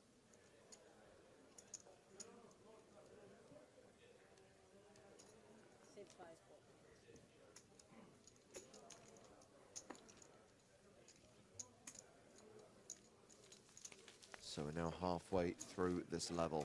Denis Timofeyev still leads with a stack of 4.1 million. Harpreet Gill, the low man at the table, with 740,000. Next player out earns $88,480. Then a big jump. 4th place, close to 120K. 6-figure stacks for the top 4 with nearly 300 grand up top.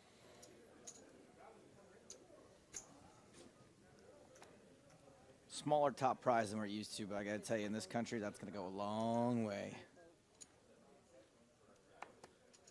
That $300,000 here would kill me just as quickly as like $1.5 million in London.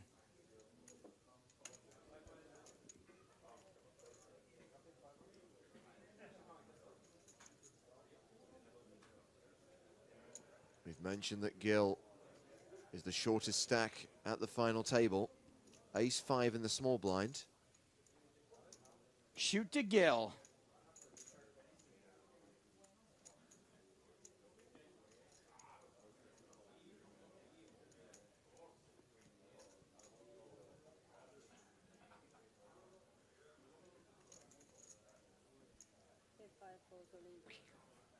He shoves small to big, and Kenny Smarin with 6 deuce will fold. Guilty as charged. Couldn't beat that, pal.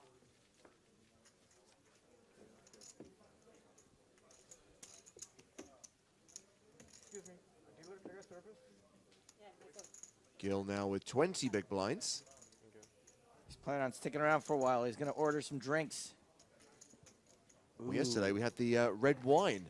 I wonder what they've got planned for their beverages today.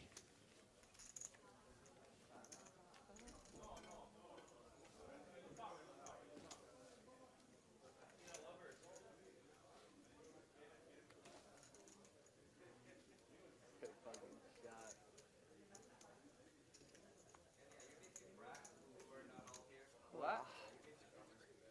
Kind of Sochi? Sochi? Yeah. You going? I'm not sure. Maybe.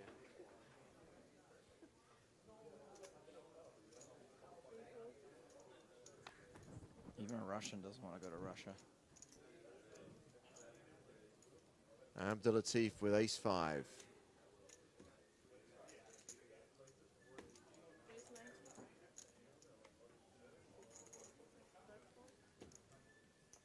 Smarin, small.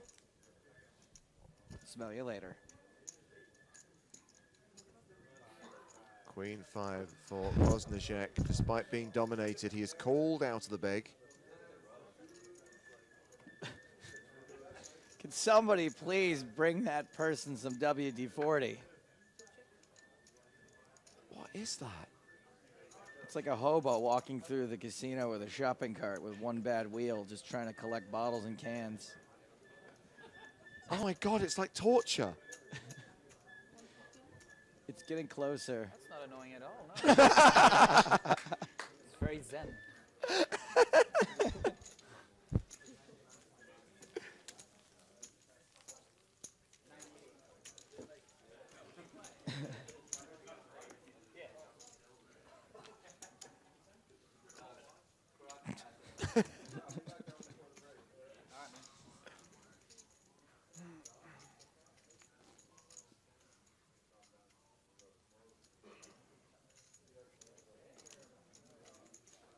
And 35. Blind still 20,000, 40,000 with a 5,000 ante. I have a feeling this Panama trip is going to be one of those ones that we talk about for years. Oh, yeah. Remember the thing? Remember that? Remember the thing, this thing? Remember that sports bar? Remember the lobby? Oh! Remember? Remember Panama? Remember the squeaky cart? Under the gun raised from Abdulatif. I remember. 9-7 of hearts. Ace-5 for Harpreet Gill. He folds. Kenny Smarin is out. Wozniacek calls out of the small blind. He's also got hearts. King-6. And Denis Timofeyev has small ace. Ace-3 in the big. He defends, and 3 players are going to the flop. Oh, hello. 6-5-3 with 2 hearts. Boy, everybody's got something, huh? Check this out. What's the train wreckiest card on the turn? 8 of hearts? Ace of hearts. Would give Timofeyev 2 pair and would give flushes to the other 2 players. I'll allow it. So Abdulatif continues for 160,000. Can't believe that Wozniacek is going anywhere with the second nut flush draw. Timofeyev may be able to get away from bottom pair.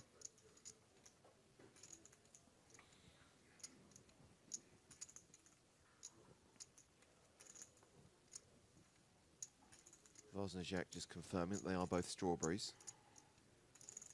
If I'm Wozniacek, I might go a little crazy here.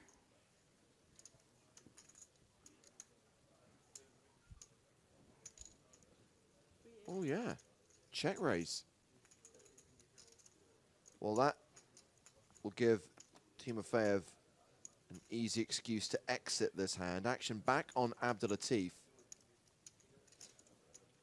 I mean, you do have top pair. And a draw to the second nuts. Or the second nut flush draw, at least. Some low straight flushes out there. Steel wheel.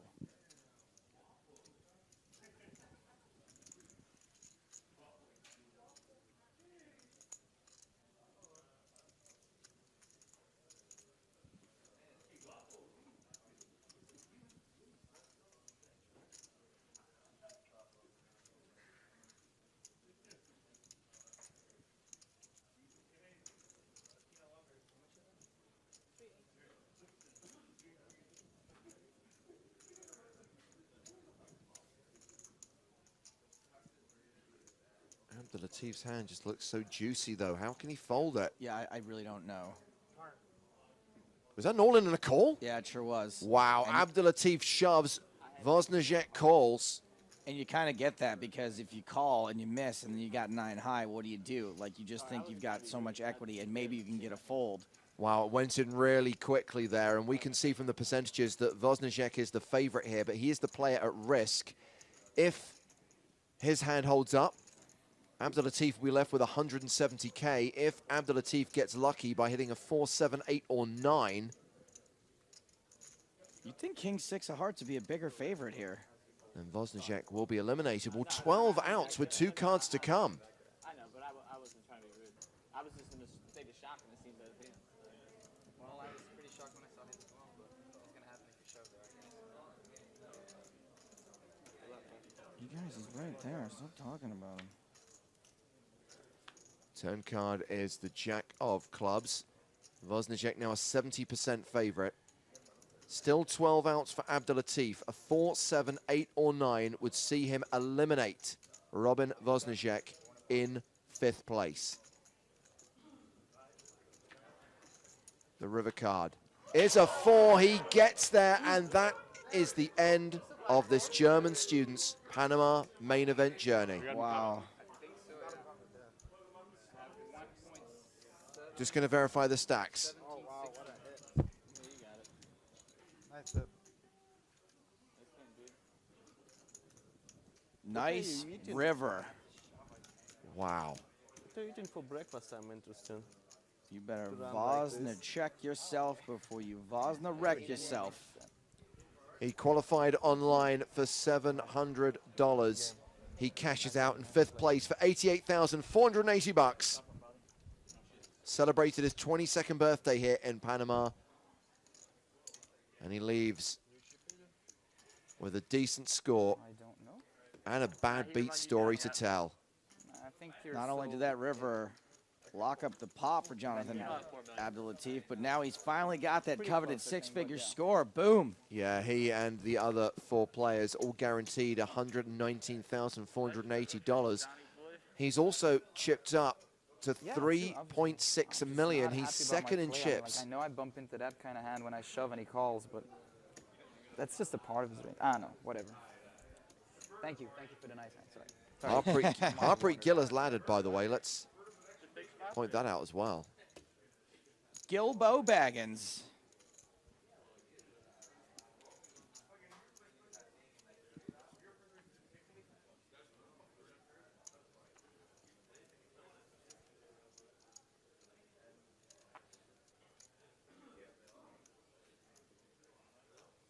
Sam the Manic Flea says, we need a competition. Sam, sure, give us a suggestion.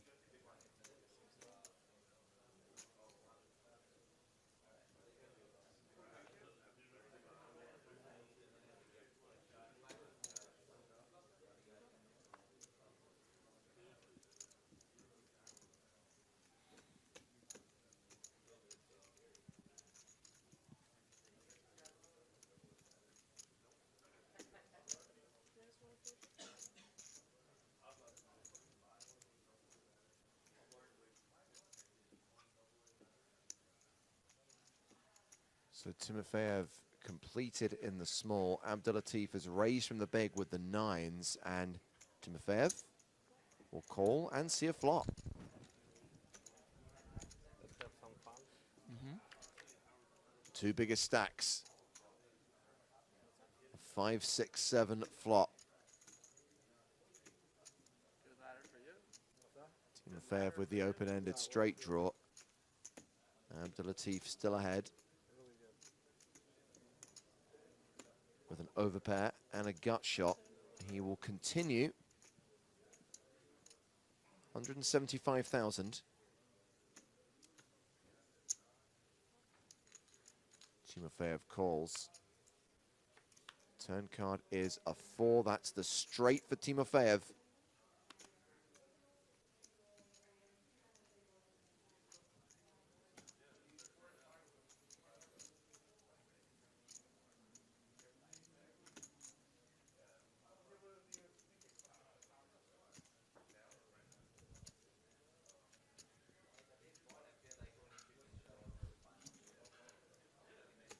Would have been much more fun if it was the 9. Right? So Timofeyev leads turn.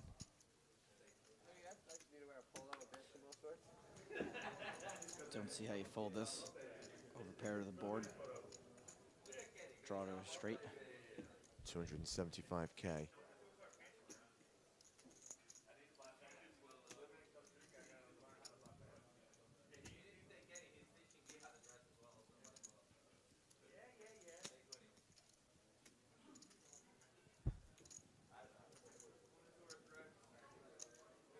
Yeah, Abdulatif is called. 1.2 million in the middle. A 10 on the river. Timofeyev with a lock on this.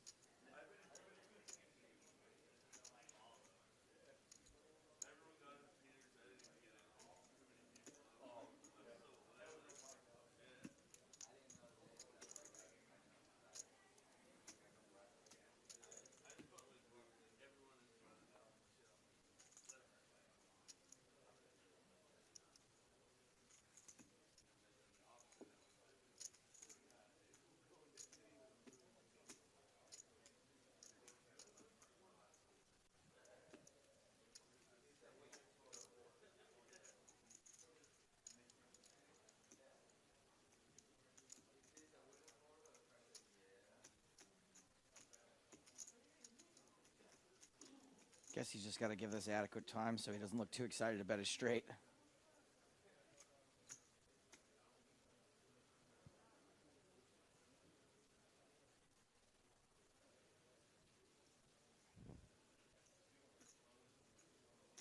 I think Abdulatif can get away from this.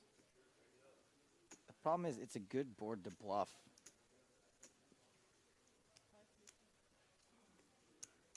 550, eh?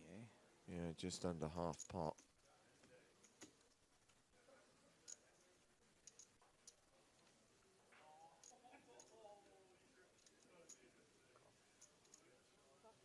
Yep, I heard him say call. Does not get away from it, but pretty understandable. It's just, you know, looks like such a great board to bluff. Well, and the net result of that hand is that Timofeyev has put some distance between himself and the remainder of the table. He's moved over the 5 million mark. He's got a 2-1 lead over his nearest opponent. Close to 130 bigs for Timofeyev. Abdulatif still sits second in chips, though it's pretty much tied between him and Kenneth Smarin.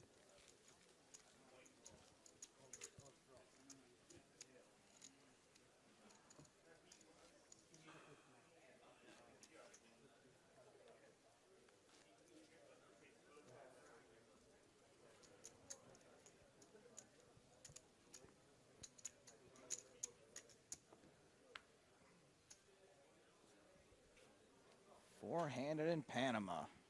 Next payout, $119,000.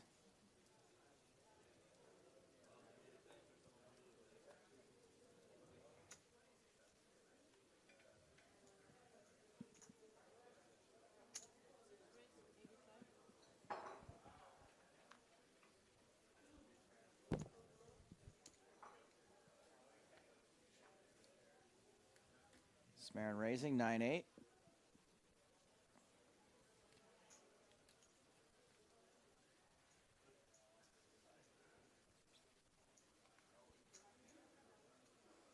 I didn't even finish my breakfast.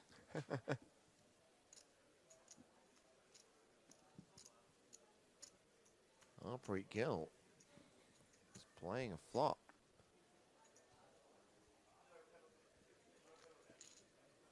Calls the raise with Queen 7. It's not like he can wait for somebody else to go broke before him. Well, Queen High still the best hand. Smarin with a gut shot. Queen High is the best hand, but I don't think he can stand much heat with it.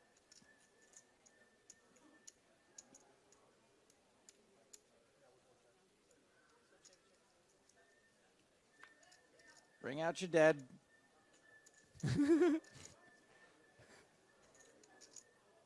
Oh, God.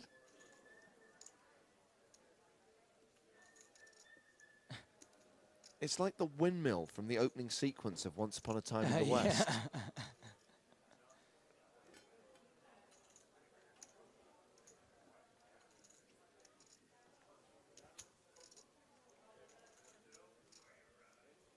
So with no continuation bet from Kenny Smarin on the flop, Gill leads all right, turn, Gill. wins the pot. Oh God, it's coming this way. Yeah.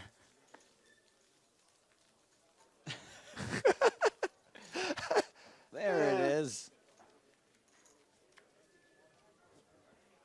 This guy's just robbing the place. Oh, isn't he part of our team? Those boxes are all full of fake Rolexes. And toilet paper.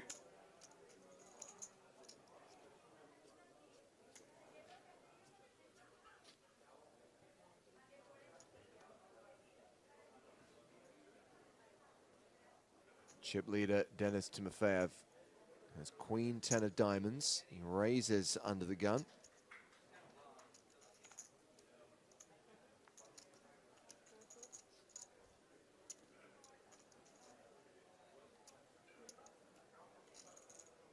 Round to Gill in the small blind, who's got Timofeyev dominated with ace-10.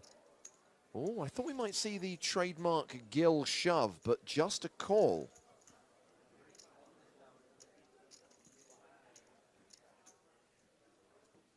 Smarin getting a great price. And the opportunity to... He's got the implied odds playing against Timofeyev. He can bust a player playing against Gill. Decides Jack 5, not quite good enough to go 3 ways. And Timofeyev flops a diamond draw, ace high, the best hand for now. I'm really interested to see what happens here and whether Gill can be pushed off this.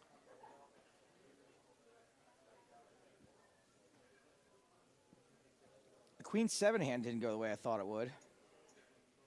Well, the difference there is that Smarin didn't continue flop. I do think that Timofeyev will continue here. Assuming that Gill checks, which he does. Really hard to do anything but check there. Wow, Gill is going to call with the best hand. Good for him. Jeez. I was like, I missed that fold. 9 of hearts doesn't change anything. Gill now a 70% favorite. It does give Timofeyev a straight draw. It does indeed. He has picked up the gut shot.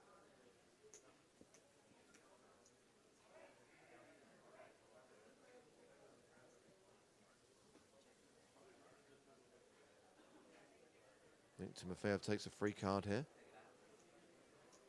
I don't. I think he's picked up even more reasons to semi-bluff.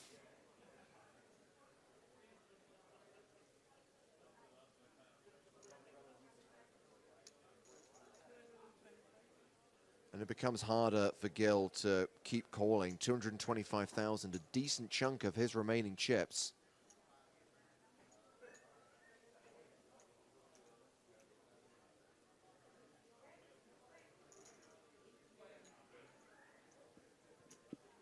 let it go. Yep. to fold the best hand. And Timofeyev extends his chip lead at this four-handed final table. 5.3 million now for the Russian. Gil has once again dropped below the 20 big blind mark, and in 24 minutes' time, the blinds are going up. We'll take our first break of the day. When we come back, they'll be playing 25.50. A reminder that during that break, another chance to see part 1 of 3 of Poker in the Ears and Eyes Panama edition. And even though we say it's the Panama edition, it's really about Rosvedov, because Matt Broughton relives the highs and lows of his trip and lows to the King's Casino and his 79-hour marathon live stream. The highs and Lee's lowdowns.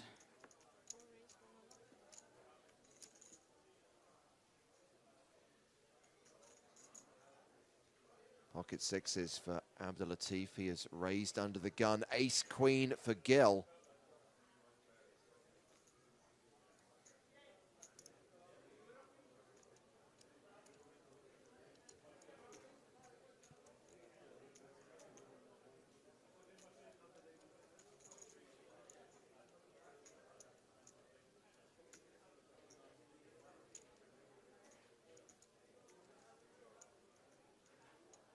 Think we're off to the races? I do declare.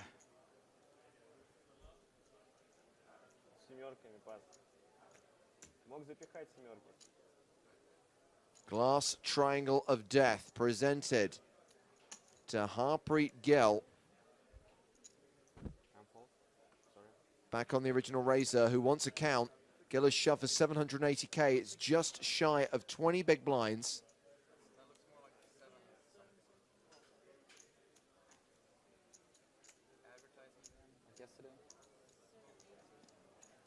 More like 800 basically. So if you call and you win, you get to knock a player out. Everybody ladders up. You call and you lose, you double up a short stack. Sixes are rarely going to be ahead. What do you got?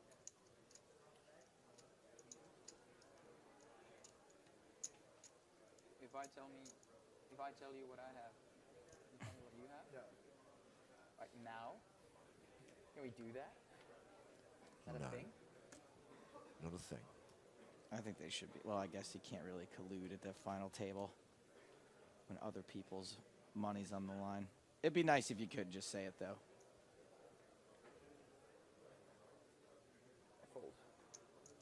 Abdulatif lets it go. The shove gets through.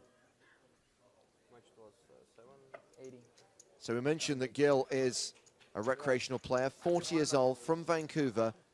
Recently went deep in back-to-back World Poker Tour events in Montreal, finishing 16th and 12th respectively. Oh, yeah, real amateur Gil.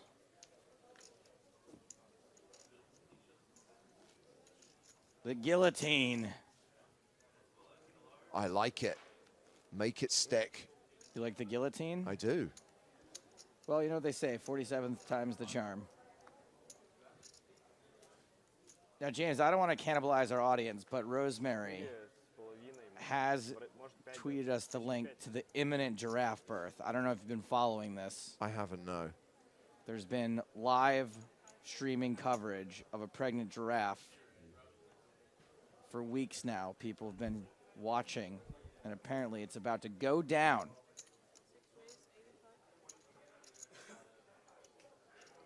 Man, a giraffe breech birth must be real bad. I'm not sure I need to see that. I'm really not sure I need to see that. Take forever for that head to come out. Yesterday I was sent a link to some chicken being poured onto a plate. I bet it looks just like that, actually. Yeah, exactly. I don't need to see anything that disgusting ever again. So Smarin has raised the button with ace-jack. Timofeyev has 3-bet from the small blind. I thought he was calling there, but no, it's a re-raise to 260,000. What does this note? You must be having a giraffe? That's terrible. Matt Broughton's attempts at humour being derided by Joe Stapleton. What is the world coming to? Abdulatif folds the big. Action back on Smarin.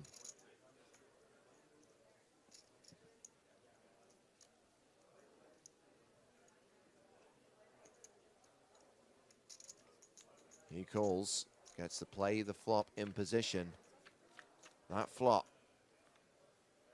is 10-8-3, second pair for Timofeyev.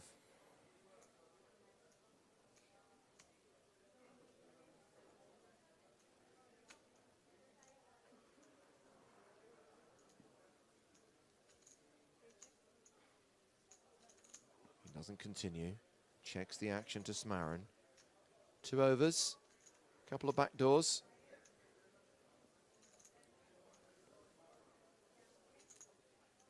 Yeah, I think we're going to appeal here almost always.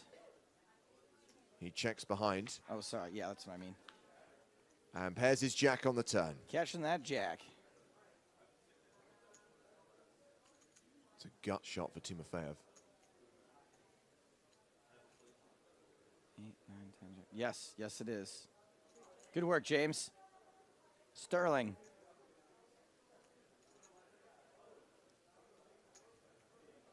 Timofeyev has checked a second time and don't think Smarin's going to check behind again.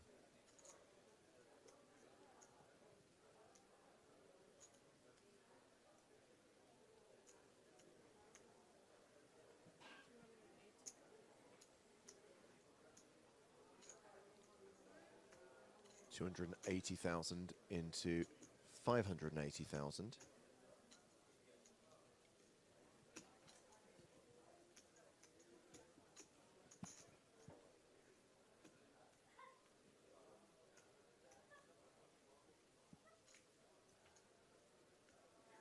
Yeah, you're not too worried. I mean, Timofeyev did 3-bet before the flop, but he didn't continue, and he's going to be 3-betting pretty wide.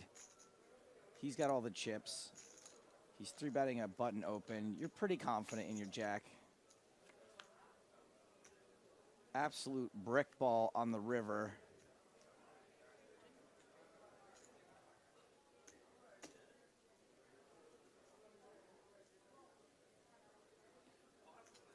White love is a repeat of yesterday's hand where Smarin value bets his jack on the river and then Timofeyev shoves on it and tries to push him off. Well, so far, so possible. So it looks like Smarin is going to go for value.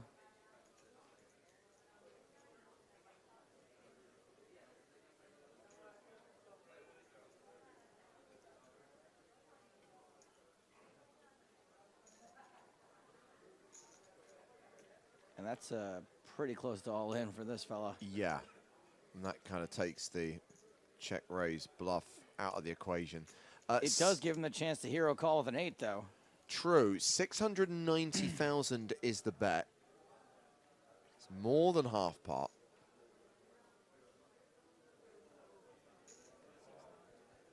I guess virtual all-in was maybe putting it a little too strongly, but he's committed.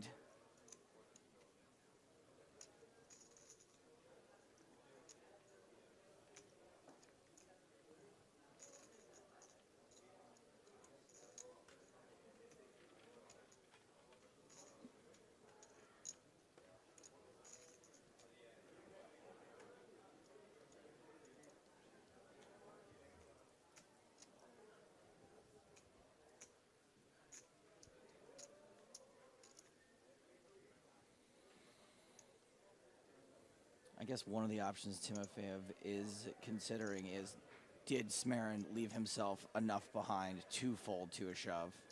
Are his only options to call or fold?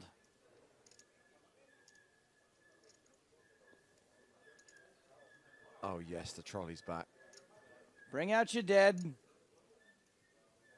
No one's going broke on this hand. Of course, they don't know that.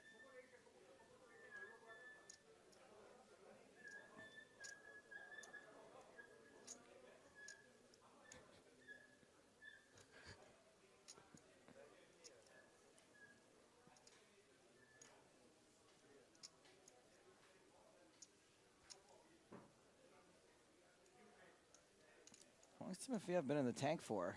Almost 2 minutes.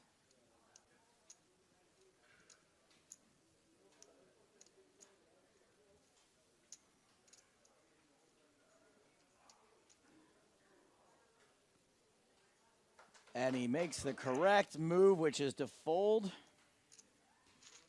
Doesn't lose his mind, but does lose a few chips. Yeah, it drops down below the 5 million mark. 4.7 million for Timofeyev. Smarin moves into second place with 2.9 million, but still a significant advantage for the Russian.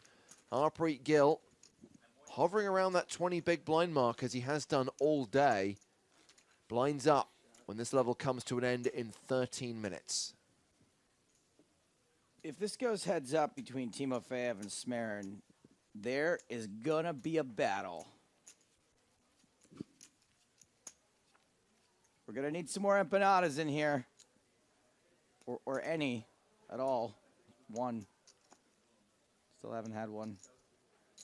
Well, that's what happens when you refuse to eat breakfast. They're there every morning. I'm not refusing to eat breakfast. I'm refusing to leave my bed until the last possible moment. And if you saw what's been in my room this week, you'd understand. It's very comfy pillow. Nice shower that sometimes drains. Queen 9, the hand for Timofeyev, who has raised the button. Abdulatif with a decision in the small blind. We haven't seen his hand yet. He's going to call. So we're sweating with Dennis. Well, this is going to ruin the tension.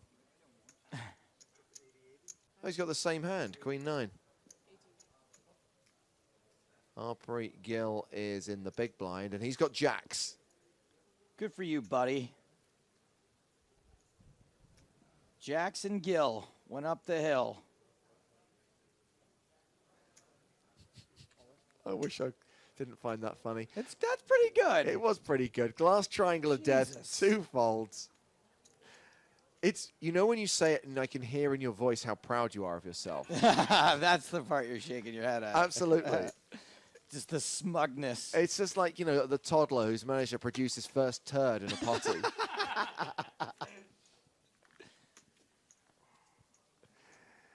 If you just joined us, you're watching PokerStars TV. It's your fault for giving me the one that doesn't flush. You want me to show it to you.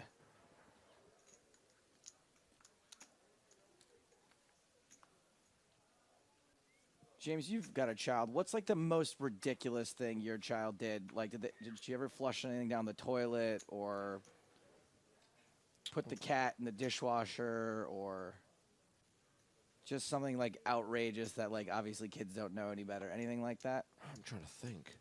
Your kid's pretty English, so probably not.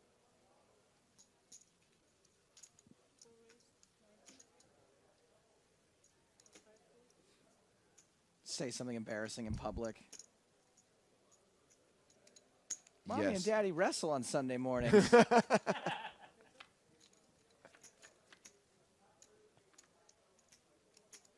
Oh, she said plenty of embarrassing things in public, but none of them can be repeated on the air right now. Top pair, top kicker for Abdulatif.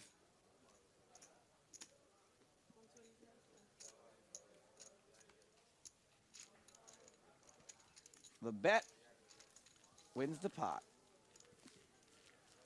So we're winding down in level 25. 10 minutes till the break. Poker in the ears and eyes during that 10-minute break.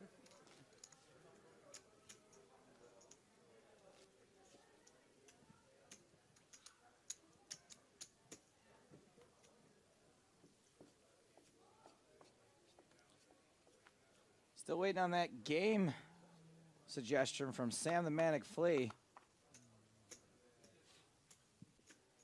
By my calculations, you only have to wait another 35 minutes to get a response.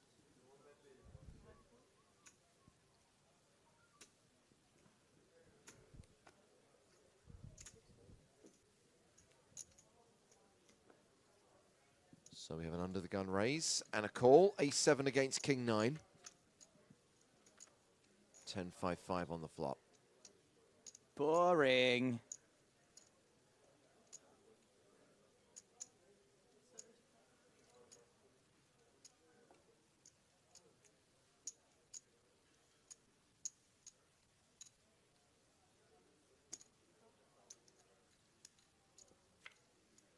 75,000 apiece. Double paired board now. Check, check. And a 3 on the river, so the ace plays. King high would sometimes be good, so looks like Timofeyev's what you got. hoping for show me what you got. Check. Ace. Oh, we're gonna get swifty. I thought he said jack high. I know he's a liar, but like, it's king high. He's a liar. I feel like sometimes He's a liar, he said jack high. humor doesn't translate when you call someone a liar. Oh, okay. Fight, fight, fight.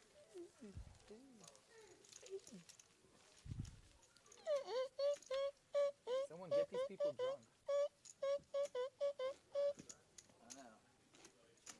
Did somebody say fight? At least my rail's drinking. I hope they're drinking as well. Okay, I see some beers. All right, all right. Ah.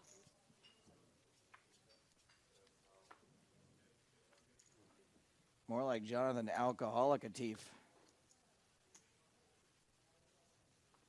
Raise the 100. Abdullah Drinka. Call. Oh. E. Oh, yes. Yes, Matt Bratton. Jonathan Aperitif. So this is an interesting situation which has now thrown everyone into confusion. Right, Abdul poker. Latif didn't realize that he was in the big blind, tried to raise under the gun. So now everyone knows he's got something, I guess. Marin has raised with ace-jack. Also got something. Timofeyev's got something. He's folding. He was so eager to raise. What's he got? Ace-queen.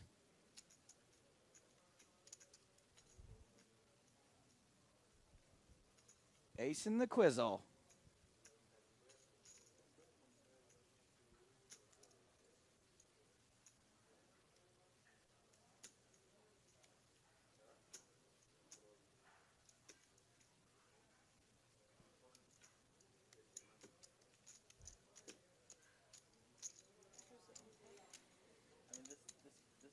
Ridiculous. Like I know, right? I don't even care. I probably would never fold here, but this hand is too weird for me. I'm folding. Great instincts. It's just too weird for me. Well, I don't even care. Abdul Latif's enthusiasm and misunderstanding of where the blinds were in that hand probably cost him some value. I'll start playing tricks on myself. Get the fuck up out of there real quick. Oops, excuse me. That's going to be a hand Smarin's going to be real happy to see in an hour. Absolutely, but if Abdul Latif didn't make that mistake, that hand obviously very different. It at least gets the flop, right? The raise, Right. the 3-bet. He's going to call on the button. I mean, We don't know what happens, you know, be honest, I obviously did on not the board, plan but that. I'm not that smart. Yeah, I folded ace. That's great.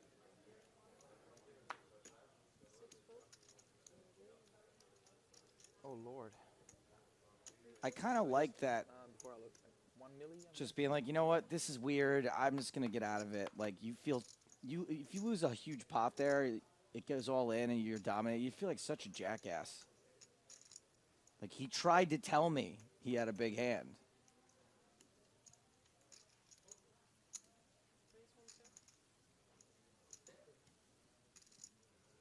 Thought for sure you were calling me.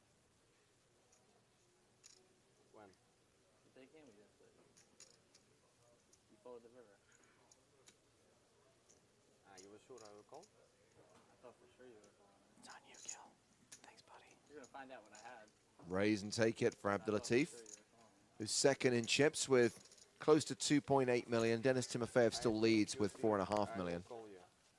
That's why I call. In that case, you may be right. We'll find out if you were right or wrong, huh?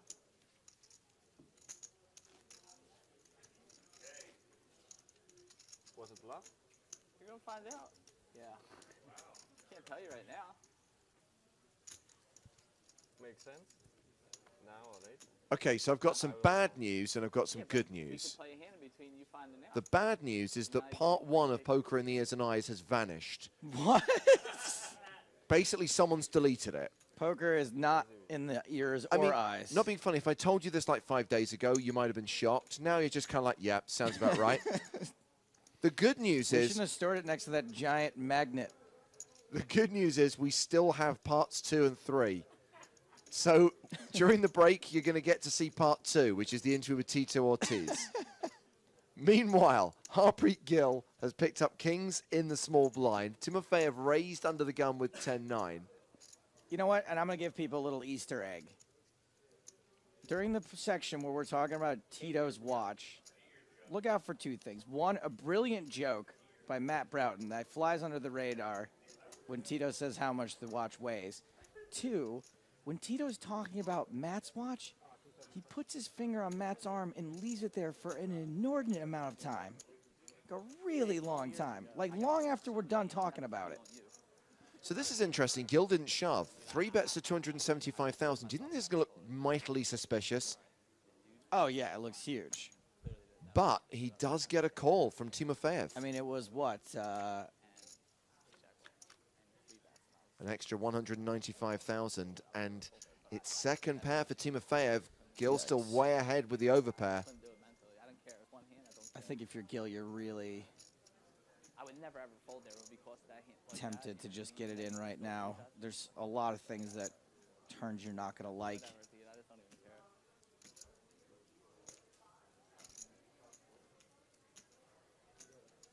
I have like 2.6.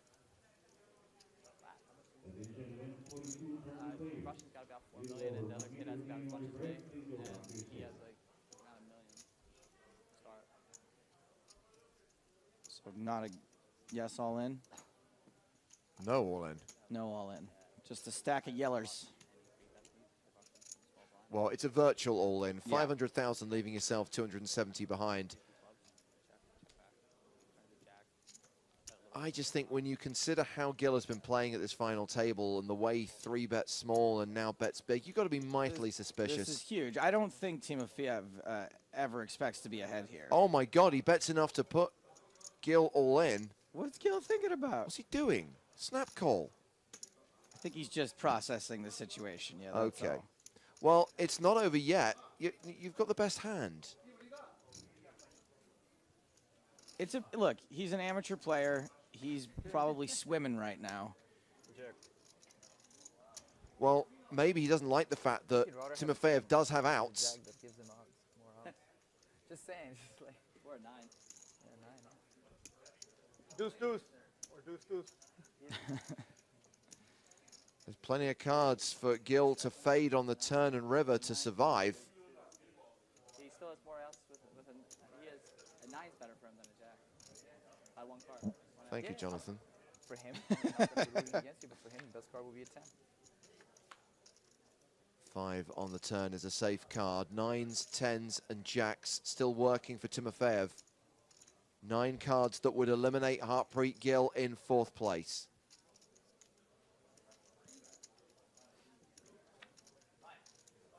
The river is a queen, king's hold, and the short stack doubles up through the chip leader.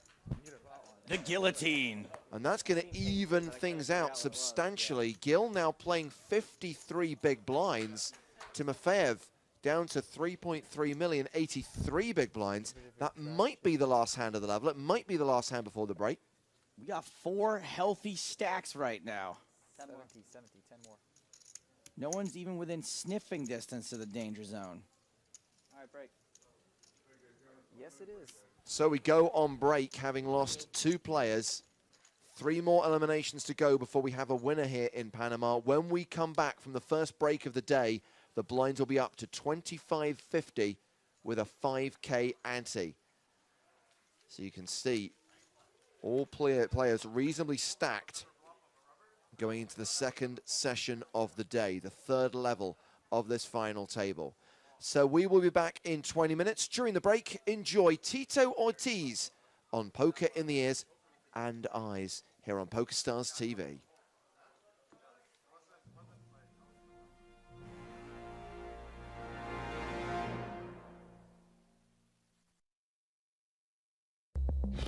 You beat the clock by PokerStars.net. All the excitement of poker condensed into just 5 minutes.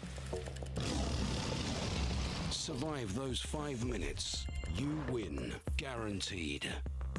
Beat the clock by PokerStars.net.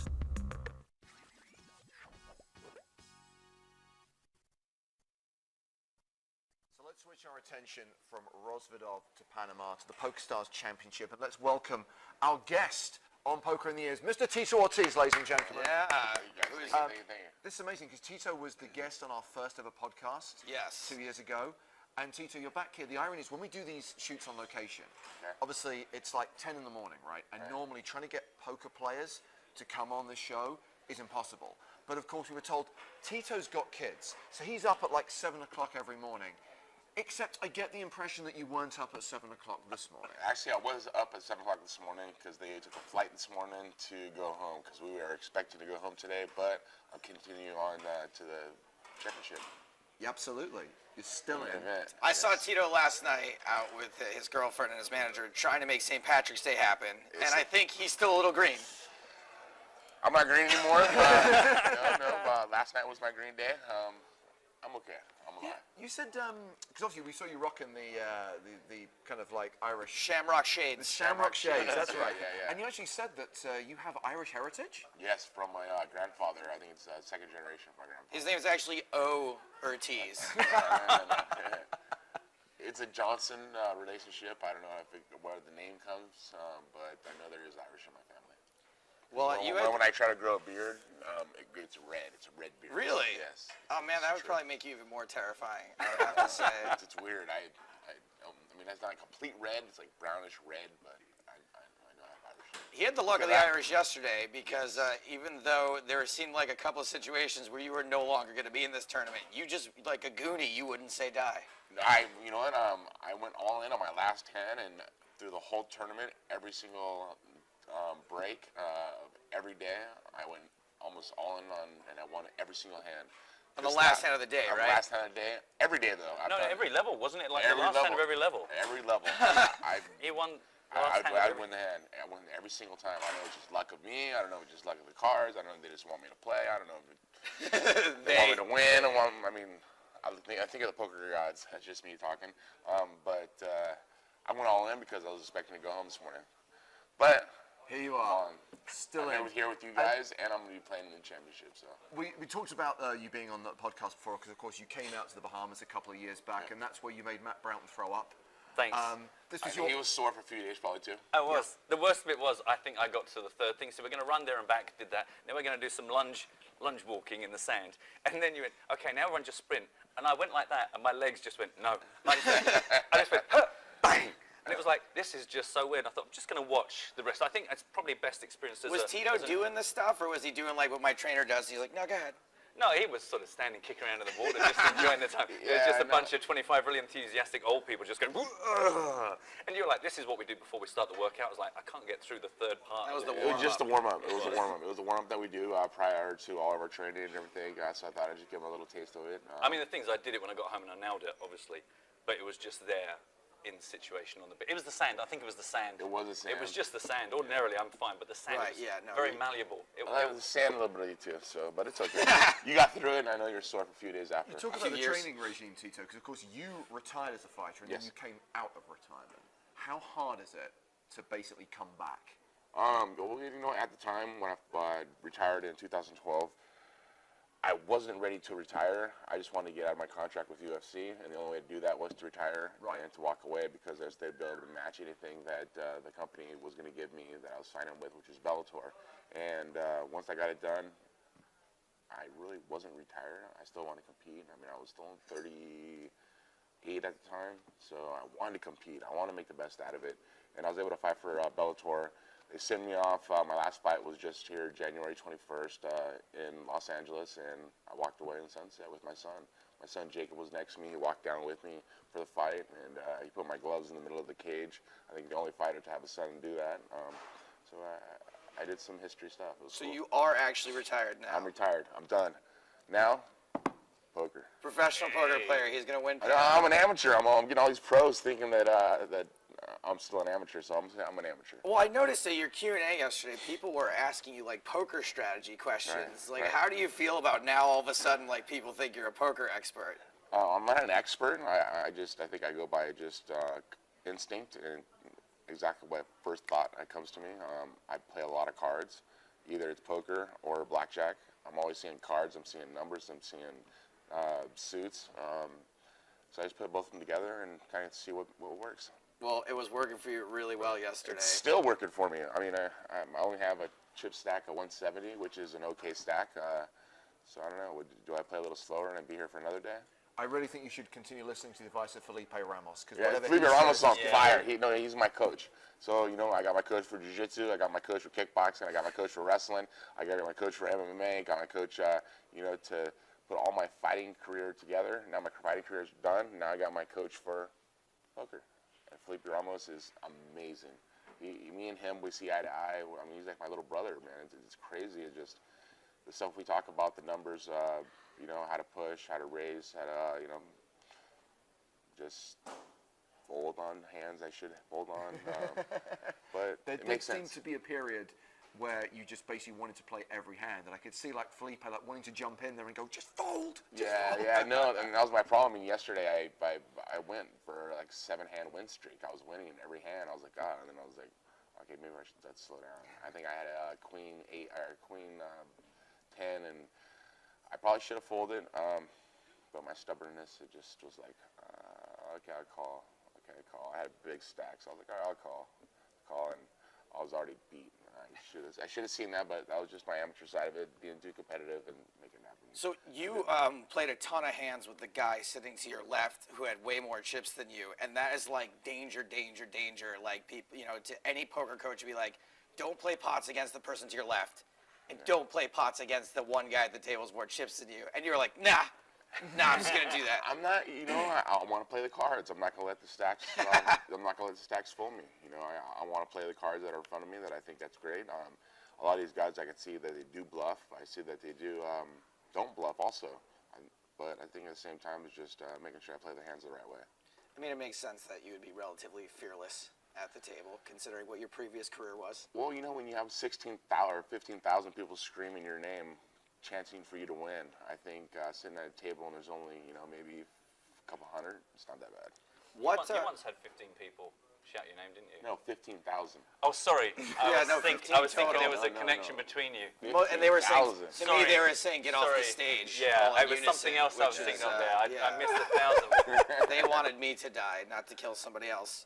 Obviously the big joke, when you're on camera is talking about, you're a fighter and, oh, Tito's a scary guy and this and that. Does that get annoying being referred to as like the scary guy, the tough guy, or is you're like just all own it? I don't think about it. You got to own the situation. I really don't think about it. Hopefully they think that, oh, it's Tito the big fighter scary, so maybe I shouldn't call him because he's going to kick my butt after. It might be true. Might happen. But, so don't ever call me. Always. So, and also, I guess, because I've known a few other fighters, not guys that were on your level, and they say they get messed with a lot in public. People think it's funny to, like, come up to you and mess with you. Does that happen? People try to irritate you? Really? Never. I'm a pretty massive man. I mean, when I walk up to a person my height, and I'm 6'3", they realize how big I am, and I got a huge head. I got big hands, big banana hands. You really do. I mean, you're a big guy, but your hands are big. I'm even big. for my whole body's big. I mean, yeah. my feet. I mean, I got size 13. I got big hands, which means big gloves. I got big shoes, which means big feet. People are smarter than I thought then, because I would assume that people just think it's kind of fun to like mess with you and assume that like they can I'm get a away calm with and collective guy. I'm not an aggressive person. I'm an Aquarius to the T. I'm kind, gentle. I'm a cool cat. Just fighting came as an accident. I became a professional fighter as an accident. I became the world champion, not as an accident of hard work and dedication. I dedicated myself to something that I wanted to become. I was a world champion, and that's something I wanted to do. Now that I'm playing poker, I want to be a world champion. So my next question is to be like, how are you planning on spending your retirement? Not just poker, I assume. What else? I own a management company, Primetime 360. We manage fighters along the lines of Gabby Garcia, who fights in Brazil, a woman fighter, Chris Cyborg, who's #1 in the world. She'll be fighting for the 145-pound world title for UFC. We're trying to pick up fighters who are the best we possibly can get to market the best way. Not just great fighters, but great marketing tools. And I think that's what the sport truly has. When you see guys like Conor McGregor, who talks a great game and fights a great game, that's the type of people that we want to manage. Our cameraman, Scottish, she's back there like, Yeah. He's all about it. There he is, so proud, hands on hips. Speaking of your massive hands, we've noticed these gigantic watches. Do you have a separate luggage for your watches? I'm afraid I'm not even able to lift this. Yeah, actually I do. This is Rockwell, one of my companies. Not my company, but Both one of my hands, Joe, sponsors. both hands. Yeah. Yeah, no, that's 1 pound. 16 ounces. It's 16 ounces. That's a beauty. I mean, that's. It's like an Academy Award. I have some big hands, so I gotta have big gloves. If you were wearing it. I could wear that as a necklace. That's beautiful. Yeah, no, I mean, I try to wear these little small watches, they're like girl watches. You call me a lady watch? Kind of, yeah, no, it's kind of cute, but I mean, you look at the Rolex, same thing. I had it somewhere to myself, and it looked like a girl's watch, so I was like, you know what, I can't wear that because I can wear something that actually fits my head and actually looks pretty good. So. Did the watches go home with the family, or did they stay? Oh no, they stay. I have an outfit for every watch, or a watch for every outfit. Is Tito aware of the fact that because he's on the show, he has to play one of your dumb games? Yeah. Oh, we got a dumb game coming. We got a dumb game, but I did make as long as I don't got to do any type of workout, I'm cool. No physical. You're just going to work your brain out a little bit, which given the night you had last night, I saw that there was maybe a shot that happened right before we went on camera today, so hopefully the blood's... Oh, no, blood is going. The blood is flowing. Now, it's a dumb trivia game. It's called Kick, Punch, Choke, where it's basically trivia where all of the answers involve either the word punch, kick. Or choke. Okay. And you do have some lifelines. Yes. Now, you can beg a Broughton if you want a lifeline. You can Hector a Hardigan. Hello. Or if you like, you can seduce a Stapes. Okay. I recommend hectoring a Hardigan or begging a Broughton. Okay. You ready for question number 1 for Yes, Kick, sir. Punch, Choke? Yes, sir. Here we go. Question 1. A silly state of mind one can reach when overtired or trapped in a small room with paint fumes. And I give you an answer for that. It's got to involve the word punch, kick, or choke. Choke. This is not... let's start off with a beg of Broughton to get the game going. Punch drunk? Punch drunk. That's what we're looking for so there. the answer's got to have either punch, kick, or choke in it. Yeah? Yeah. All right, here we go. This is a website where small businesses and idiotic ideas are able to crowdfund. Tito probably hasn't had to do anything like this for a while. I haven't had anything like this. I heard a very crowdfund. Choke. Well, choking is happening in one way or another. I've choked once again in making a game. Play your Hartigan Lifeline. Kickstarter. Kickstarter is what we're looking for there. Here we go. Did you ever play Nintendo? Yes. Okay, Nintendo game featuring characters such as Bald Bull, Piston Honda, and King Hippo. Oh, I was playing actually Punch Out. Punch Out, there we go. Ding. We got Tito on the board. The part of a bicycle that keeps it from falling over while stationary.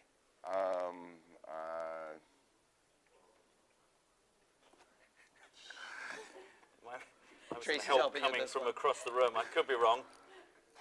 This is a kick. Kick. And also on a motorcycle. You would be... Kickstand. Kickstand. Oh, okay, great. Got there. Let's see. What else can we do here? You guys are getting me in the good here today. God. Pele's signature soccer move. Yes. Which almost got me a concussion when I attempted it. Was it the kick? Bicycle kick. Bicycle kick. There we go. Okay. I know it was a kick something. I remember. He knew it was a kick. Let's see. A bat handling technique employed by baseball players to maintain a little more control over their swings. Stump up in the choke. I choke the bat. He said the word up and he said the word choke. I'm going to give him choking up. Yes. We got there. Choking up on the bat. And finally, this one is an act out. Make the international sign for choking.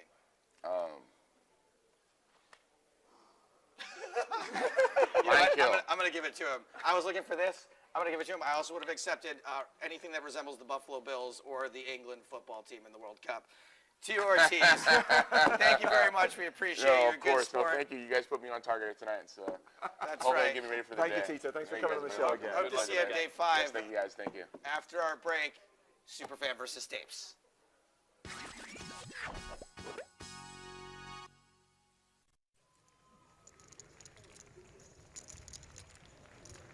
I'm not surprised where I am. I always felt like I was going to be successful at whatever it was I did.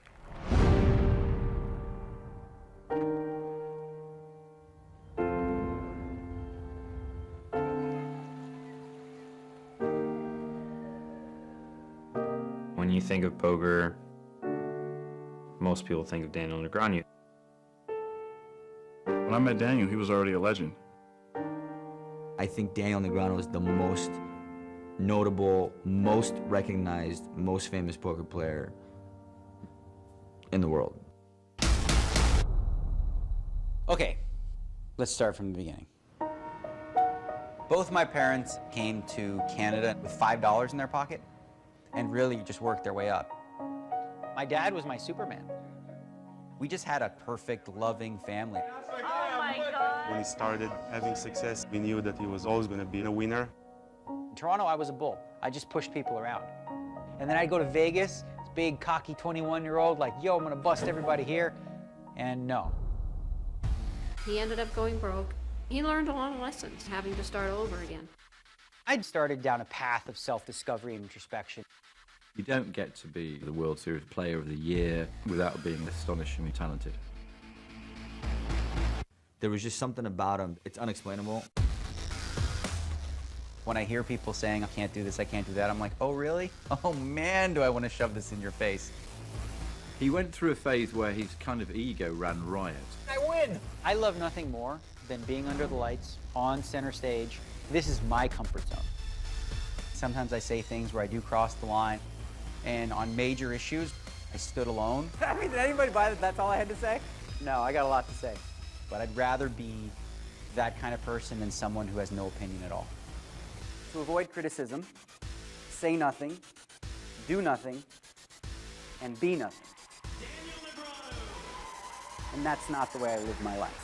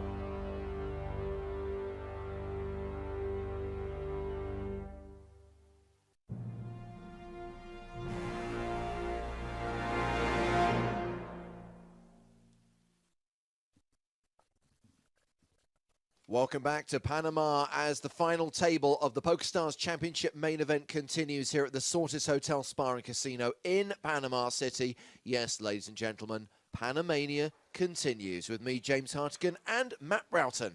Hello, everybody. Tito did touch me for an inordinate amount of time on the arm. I think I might be pregnant with his children. So here we are with 4 players remaining just before the break. Harpreet Gill from Canada doubled up through chip leader Denis Timofeyev from Russia. So we still have 4 players. They're reasonably evenly stacked. Certainly no one is at immediate risk of domination or elimination. The blind's currently 25,000, 50,000 with a 5,000 ante as we get this next level underway. Hello to everyone at home who is watching. If you have just joined us on PokerStars TV, we are having to do things a little bit differently today. There is a saying we have in these parts, hey, it's Panama.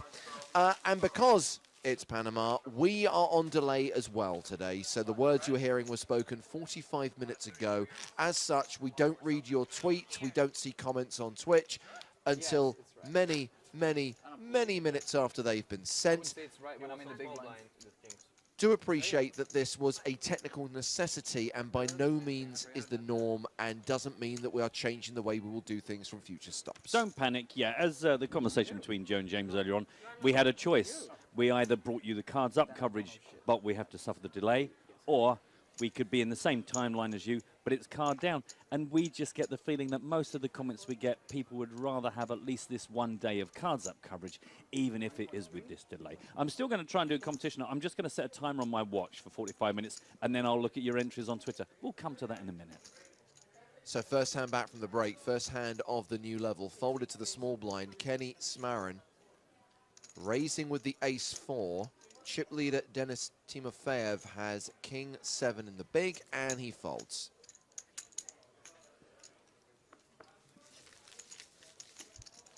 So we've got to know these players over the last few days. Kenny Smarin is an American, originally from Philadelphia in the US.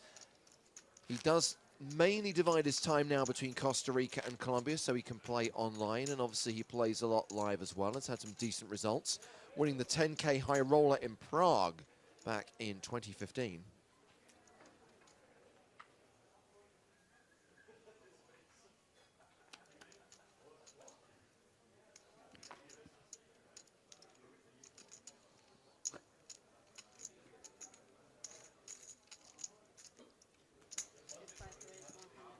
So pretty, the ace-8. In hearts. You did say, Matt, that you have an idea for a competition and an idea of how you can make it work. Christopher Bean asks on, oh, hang on a second. Oh, hold on, hold on. Ace-8 under the gun, ace-queen for Denis Timofeyev in the small blind. He calls. Let's see if this is a three-way hand. Yeah, and of course this is the first time really that Gil has had enough chips that he doesn't have to think of about, you know, just getting it all in here. He can actually play this a bit deeper. With Abdelatif calling as well, we go three-way to the flop.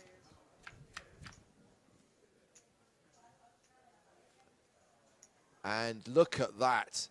Second pair, top kicker for Timofeyev. The nut flush for Gil. He flops it. Action checks around.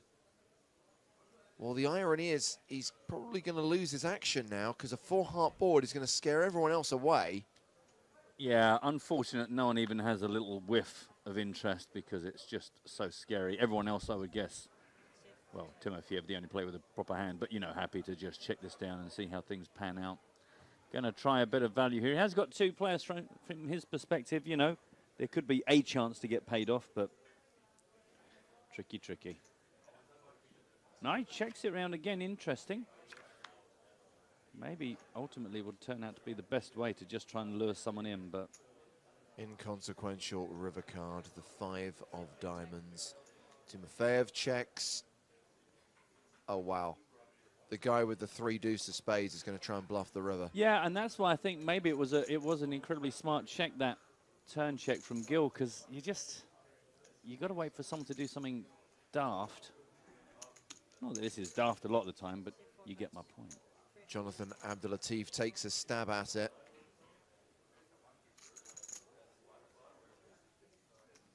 And surely Gil has to raise here. You can't be sat there worrying that someone's got 9-10 of hearts. Yeah.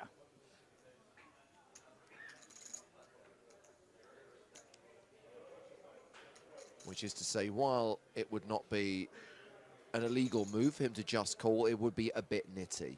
Yeah, but as you say, not illegal because it isn't the nuts right now. It's and also, he's not closing the action as well. He's still got Timofeyev to act behind him. True as well, yes. I want to say like 2.8, 2.7.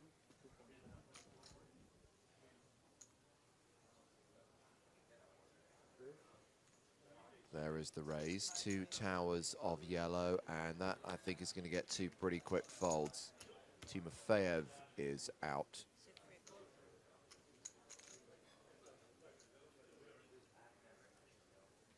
Can you imagine if Abdelatif shoved here and convinced him, convinced Gil that he had the straight flush?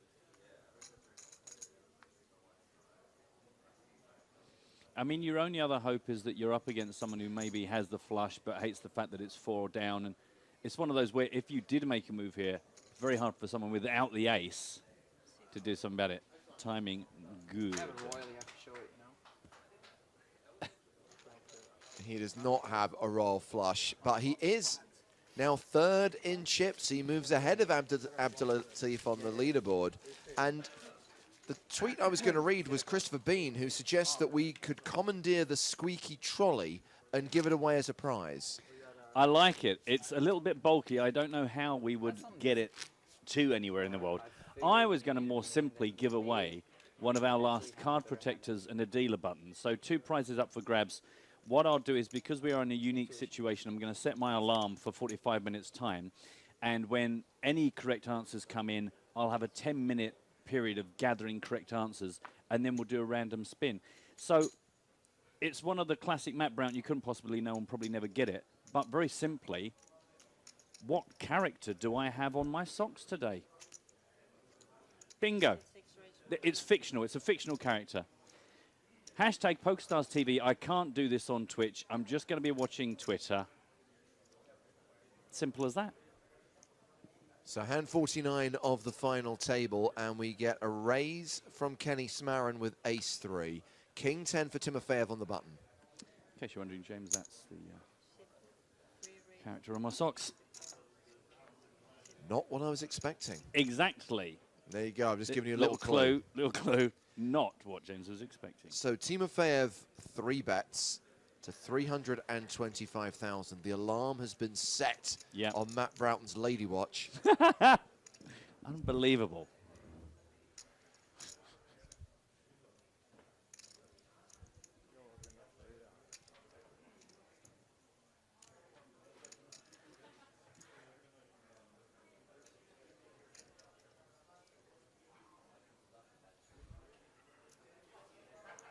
The funny thing is, though I also miss the audience and being able to chat with them, it is nice to see these players' cards, because we've been watching them for a few days now. Some of these guys have been on and off our feature table, and we have done our very best to try and picture what they might be up to. It's good to actually get a bit of closure, as it were, on the kind of players they are.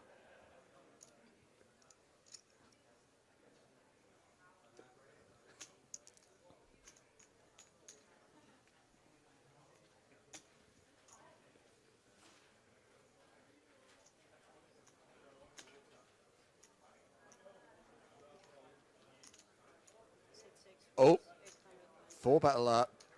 Man, I must admit the ace-3 off was not the holding I expected to be looking for an air horn, which we don't have. You've got, where's your air horn, James? Told you, always keep it with you. Tell you what. As it's a special occasion, to make up for the lack of interaction, James will fire off his air horn. Okay, so we're going to have a new 4-bet alert, ladies and gentlemen. And I appreciate that you're going to hear this one a little bit after the 4-bet happened, but in future, expect to hear this. Well, that's not very impressive. Hang on. I think you got your silence. Can you do it in the correct style of the taxis here in Panama? Could you give me the... Sure.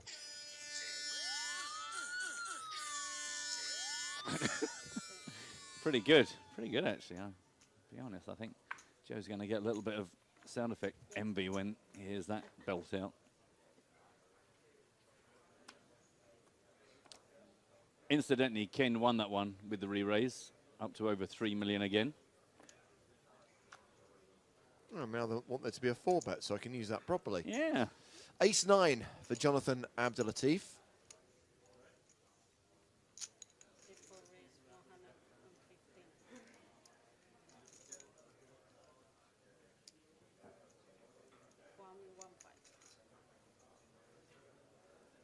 Harpreet Gill with the decision in the small blind, facing a raise to 115,000. He's got ace-7. He is dominated. Yeah, but, you know, four-handed with, you know, a player like Jonathan raising in a position like Jonathan is in, you can understand why the ace-7 still appealing. And, of course, then, big blind priced in live cards. Very live cards. Top pair for Abdelatif. Second pair for Smarin. Backdoor hearts, all about the backdoor hearts for Gill.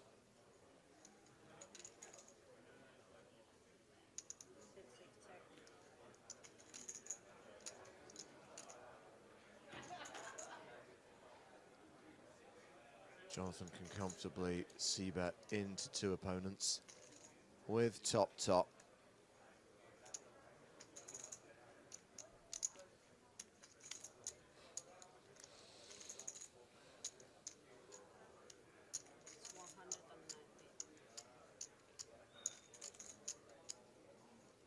$190,000 from Jonathan. He looks a bit like a British World War II pilot in his little picture. Just going to throw it. Do you know what I mean? Good luck, everybody.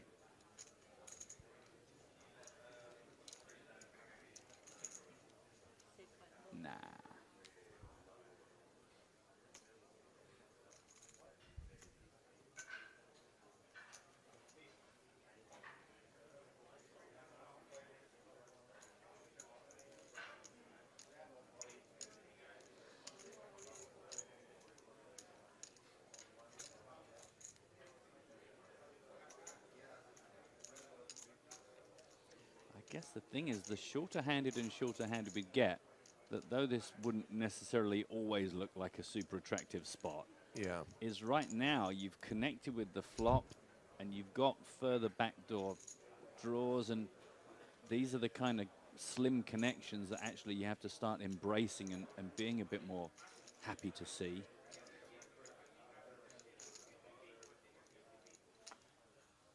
Of course, no time pressure just because of the fact everyone is so deep stacked, but not really surprised to see Ken Samarin come along here. Heads up to the turn. 3 of hearts. So Samarin picks up the flush draw.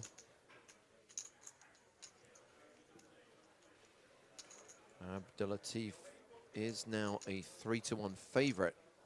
Action's been checked to him a second time.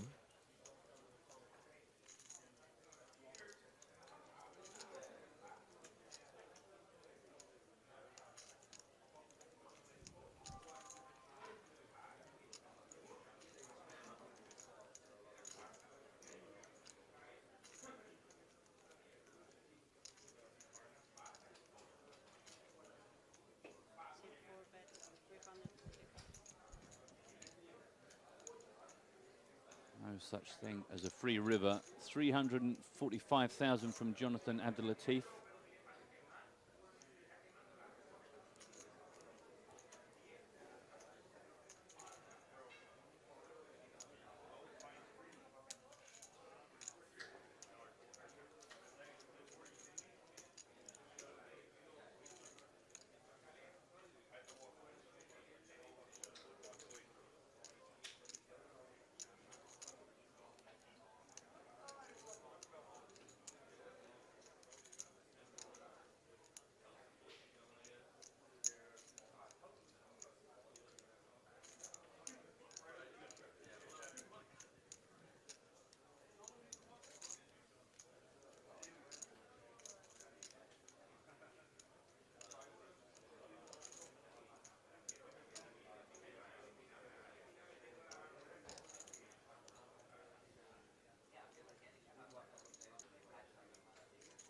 $345,000. There was 745,000 in the pot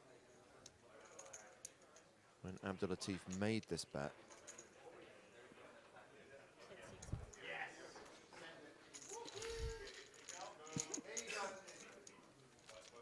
Getting the job done. Real close to Ken Samarin now. Just 95,000 between the two players. Kenneth Samarin still slightly ahead, but pretty tightly bunched. 2.85 million for Timofeyev, 2.8 for Ken, 2.7. I mean, Jonathan. It's just all tight as. I've rarely seen a situation with 4 players remaining where they all have between 51 and 56 big blinds. Yeah. Incredibly even and pretty deep, with the blinds not going up for another 75 minutes as well. No, and with the departure of Wozniacek, he was like the only one of the players that tended to just go a bit foot down on the pedal. Yeah. I don't see any of these guys making big mistakes. Well, here we have a situation where Abdelatif has opened with ace-queen. Gil has exactly the same hand, albeit of the club flavor rather than spades. Still delicious. Still delicious. It's just a matter of preference.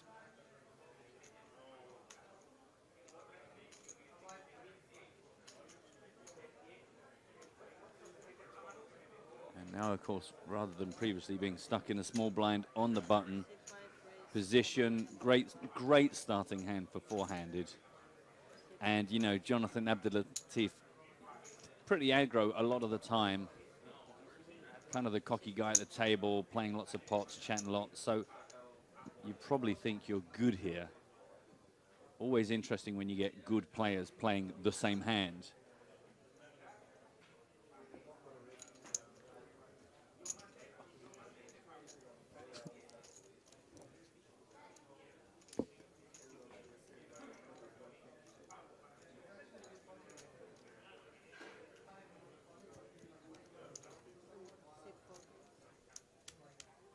That's a call from I Abdul got Latif. excited for a minute. I thought that was going to be further action. Come on, the flop. Oh, you're so disappointing to us. How can 3 cards be so disappointing? I'm sorry, I don't really want these guys to do a car crash. I'd much rather we had a winner through sheer play, but it is nice every now and then just to see the dynamics of the chip counts change. So Gil is free rolling here. 95% of the time this hand will result in a chop. That's assuming that it goes to showdown, of course. Gil has running clubs working for him to win the pot outright.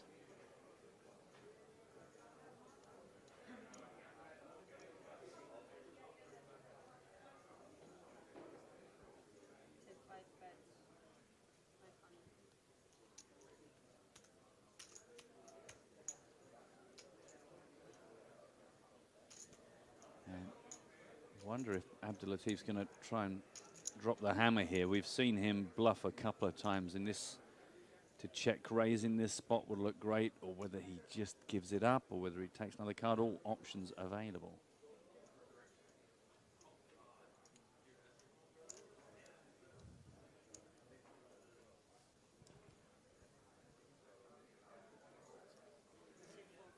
Gives it up.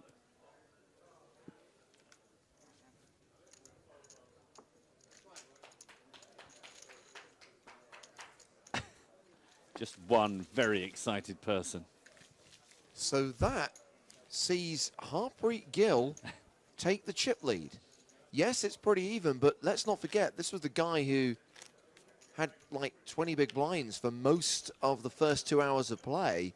Now he's up to 61 big blinds, and he leads this final table. Yep, I won't lie, I was clutching his little bio in my hand, thinking, well, if here's the next out, get out and chat to the guy, and here he is, rocking and rolling the last 4 in our final table. Eyes on the prize of $294,000.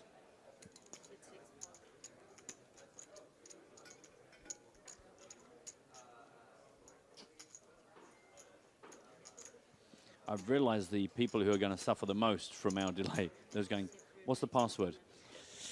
You're gonna have to make sure that you don't leave it too late to ask us that question. As it is, Cristobal, top left of your screen. But I think we might be a bit late on that one. King Deuce against Ace Jack. A 9-5-5 flop. Timofeyev raised small to big.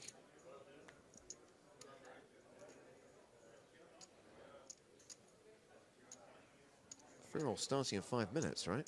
Yeah, that's what I mean.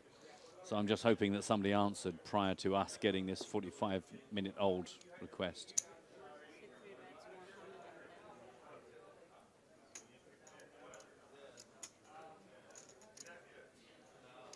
Continuation bet of 110,000. And a fold. Jonathan just consistently missing the flop completely. Not even a good reason to get kind of freaky. So basically, we've played 52 hands at this final table, and at some point today, all 4 of the remaining players have had the chip lead.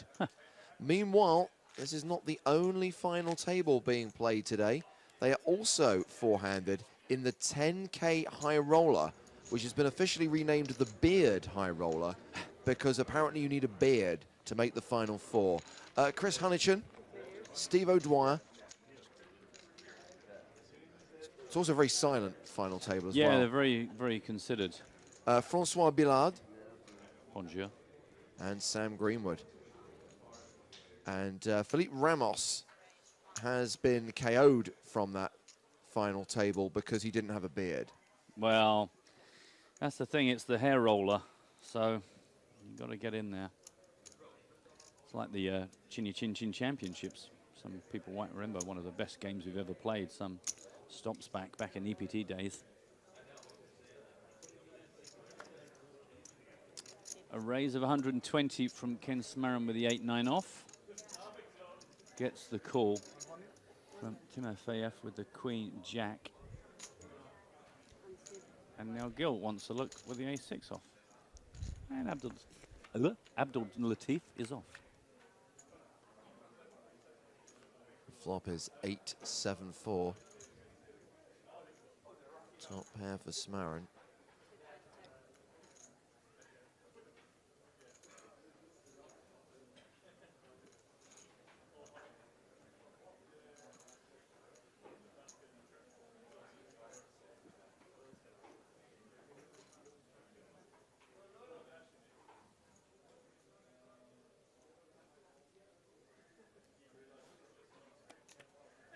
That's a good enough connection for Ken to take a pop at this.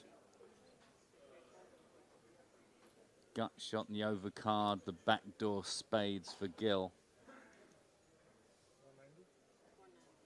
190.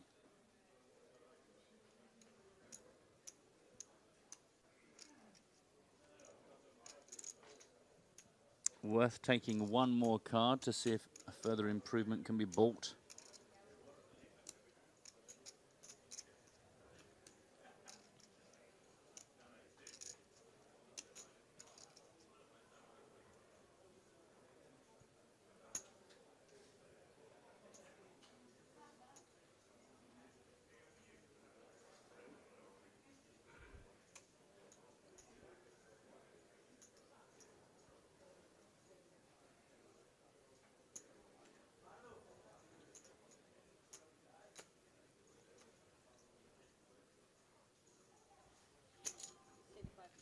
Yeah, I think I'd be more tempted to call than raise here.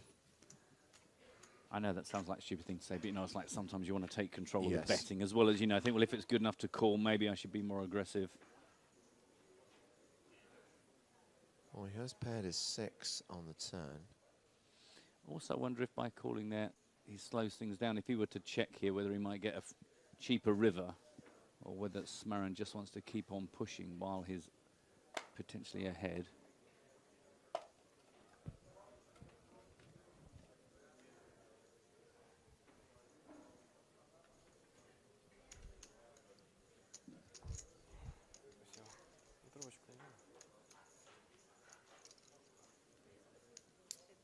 Rechecks.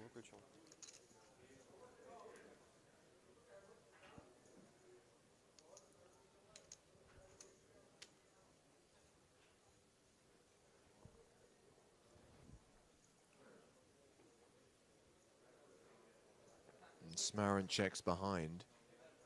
River card is a 9. So 2 pair for Smarin.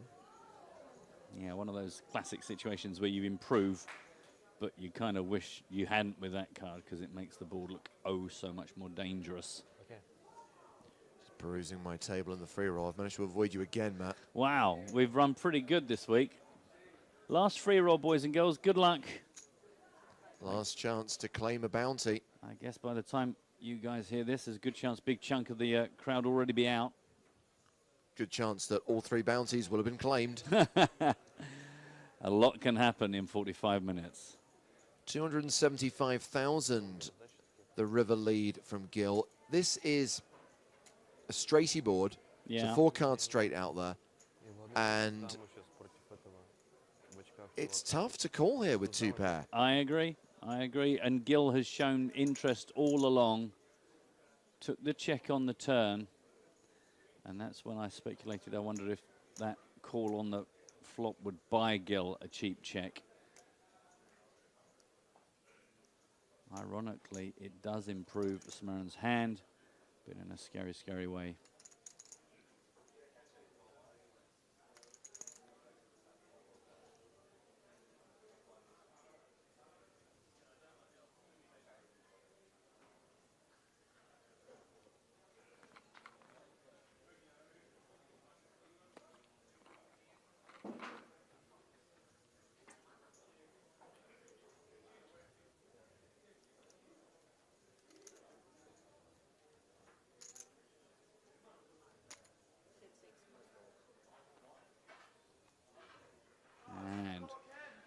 Makes the call and gets it right.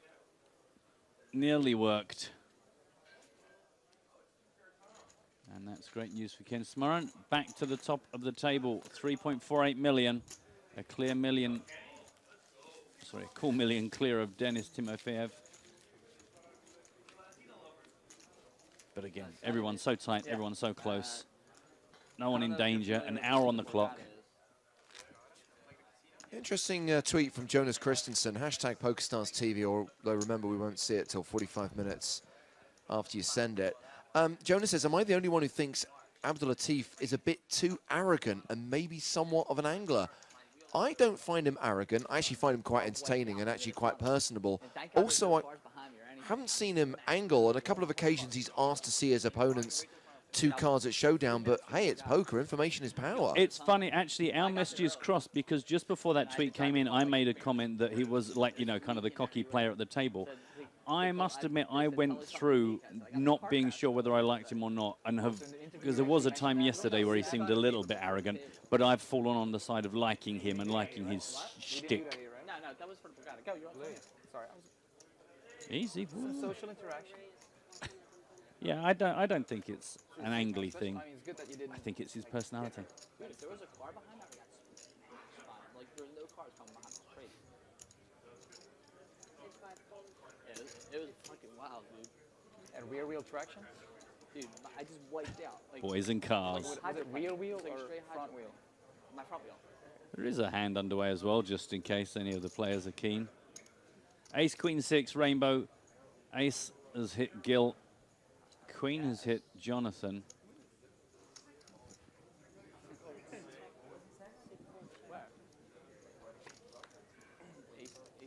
Well, that might work well for Gil. Now perhaps Jonathan Abdulatif finds it easier to believe this is for the taking with his queen. What? The one thing I will say about this game is we talk about patience and we talk about picking your spots and finding opportunities. The patience that Harpreet Gill showed during those first 2 levels today means that he has been able to cling on, then find the right opportunities, find the right spots, and actually put himself in contention to potentially get heads up. And he's just rivered quads. Man, I mean, and you were going, well, you can't rep the aces anymore. Oh, wow. And so lovely that Jonathan called on the turn, because the message, of course, to Gil is, well, he didn't believe it on the turn, so go for it. If he moves all in here, do you reckon Abdulatif can get away from it? I don't know. I wouldn't expect him. It's not the sort of play we've seen from Gil, but I can imagine a sizable chunk. Oh. I mean, it's so tough. You hate it, but you have to call, right? I think so. How would you ever fold a queen here? I mean, yeah, I don't know. I don't know. Because you're the guy going, well, I'm folding to quads. Can I? He's gone for it. He had to call it. Yeah. It's understandable, and it's no slow roll from Gil. Just quads, but no death. Sometimes life's good to you. And Harpreet Gill, again, these 4 players just taking it in turns as Mr. David Peters looks on. Loving a bit of the pokers here in Panama. And Harpreet Gill up to 3.5 million, just ahead now of Ken Smurran with 3.45. But again, even the shortest stack, Jonathan Abdulatif takes a kick there, but 22 bigs to play with. So once this tournament concludes, that will wrap the Panama Championship. It's then off to Macau. Not for us, no live stream from Macau. But if you want to be there, you could qualify by searching Macau in the tournament lobby on Stars. At the City of Dreams in Macau, it runs from the 30th of March to the 9th of April. I think it's going to be a fun event. Maybe next year. Very interesting location. Must say, somewhere I would like to have gone in my lifetime. Next year I'll be qualifying online. I'll be there. They'll be interviewing me, saying, how does it feel to take this down, having qualified for $10, and I'll answer as honestly as I can at the time. A race from Gil, who is just feeling like Johnny Big Coconuts right now. Coconuts. I've got to say, I'm also totally in love with the pace of play Yes. And the fact that there's no one here that right now I would put my finger on and go, he's the best player. It's like all just totally competently bashing their way through this. So this was opened by Gil on the button. 3-bet from Smarin in the small blind with the King 10. Gil has the best hand. Ace deuce. I don't know. I don't know if he plays this one, does he? Does he keep playing these little aces? It's a sort of habit that can get you into trouble at some point or other. But of course he's on the button, so maybe he thinks his opponent under-reps his hand.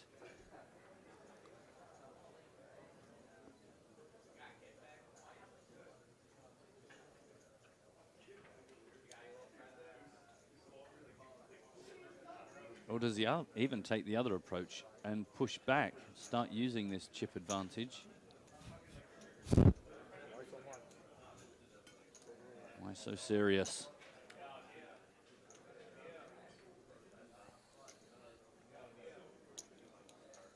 Why so much? It was 125,000 the opening raise. Remind you, we're at 25.50 incidentally with a 5k ante. Yep. So the 125 pretty standard. And then the re-race to 400,000, which is what's piquing Gil's interest.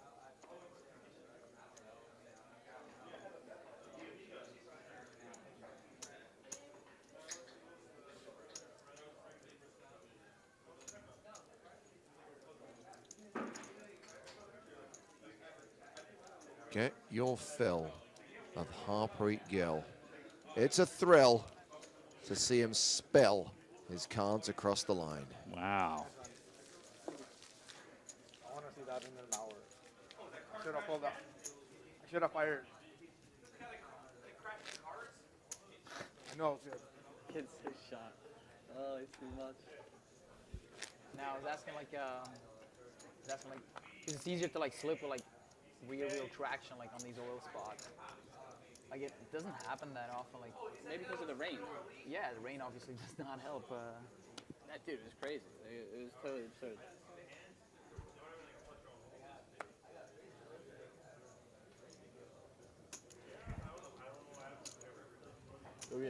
No way. I'm not gonna look. Don't. You'll only spoil it. Easy win. Take the gift. Just gratefully take the gift. Yeah. This is a statistical anomaly.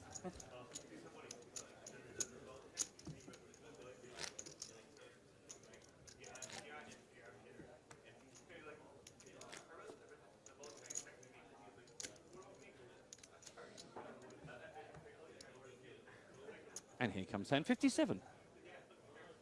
Those of you keeping track at home.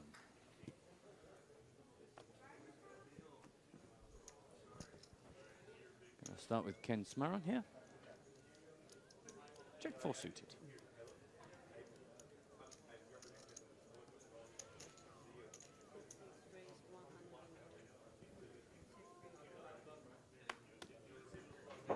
$120 is the bet.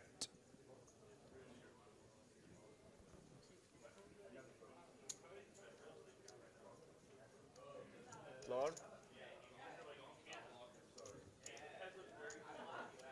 May we change deck, please? Possible to change deck? In the end of level? Okay, thank you. For superstitious reasons, perhaps, he's not exactly been in the action much. Or is he just not like the thickness? If I break one card, we change it now? God, we better hope he doesn't accidentally break a card now. Why is he so keen to change the deck? I mean, if there was a legitimate concern about a marked card or... 100K, I'll break one for you. That way you're in the clear. 100K? 100K, yeah. Not euro, dollar, but yeah. Two bigs. 100K yeah. chips. Huh? 100K chips, you mean? Two bigs? It's nothing, right? Something for everybody here. It's middle pair and drawy for Gil. Penalty for yeah. Top pair and super drawy from Smaran. chip dumping. Oh, the world just gets better for Smaran. Trip jacks. Flush draw. Gil suddenly leads the turn. Yeah, and very fast to grab his chips and get it in there, make of that what you will, but that was a bit more pacey than his usual action.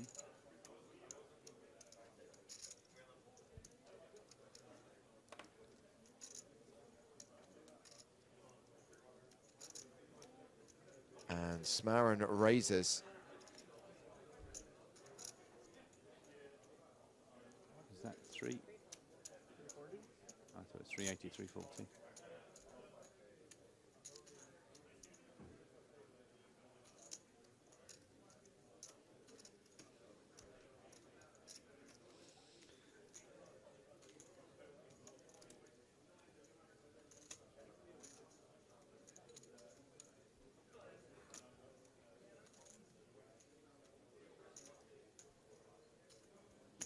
.240 to call, makes the call.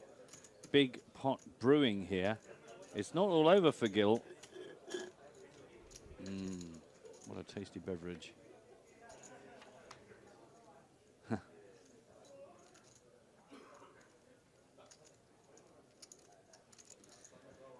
Don't go too crazy. Yes, I think that's quite a wise check there, Mr. Gil. Chances of Smarin extracting a chip out of Gil? Pretty slim.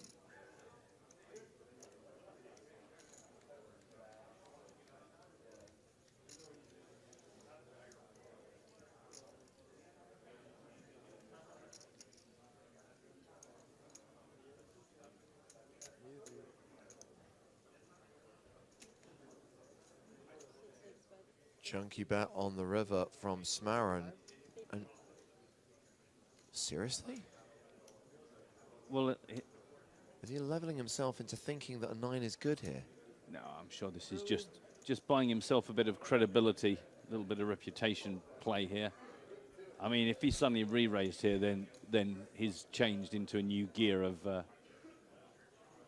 crazy bonkersness. I think this is just play acting for fun. I don't think it is. I actually think he's genuinely considering calling here.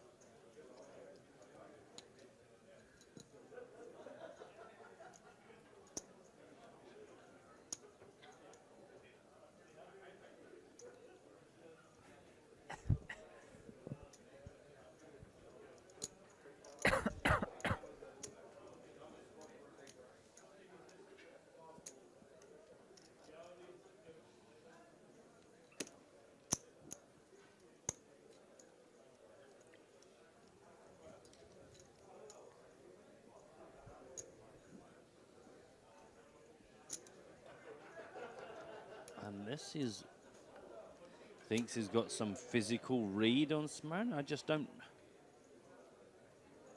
get why you would think you're good. I think Smarin's bluffing or value betting an ace. He's just been told it pre-flop. Fuck. Uh, Let me see. Can't beat a 7. Can't beat a jack. Correct. Can't beat an overpair. correct. What are you beating? Exactly. That's what I want to hear. Can't actually talk about the content of your hand.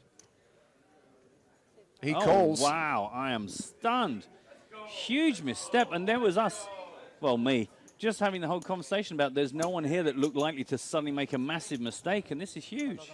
But when you said, Matt, that you thought this was for show, I could tell it was genuine. He's not that good a performer, no offense. I could see that he was genuinely tortured, and I could see that he was considering calling off there, which he did, seeing Smarin catapult into the lead now with 4.8 million, and Gil drop down to 2.1 million.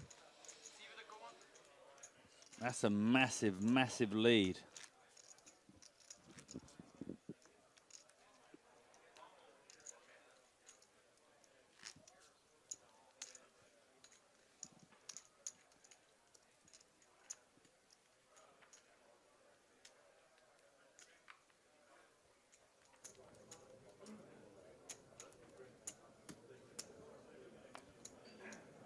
Well, that changes everything. Love. Love changes everything. Well, we talked about the fact that everyone was really tightly packed together map. Yeah. The chip lead was changing regularly. Well, now Smarin has put some distance between himself and the rest of the players. He's got 97 big blinds. Second in chips right now is Denis Timofeyev, who's got 53 big blinds.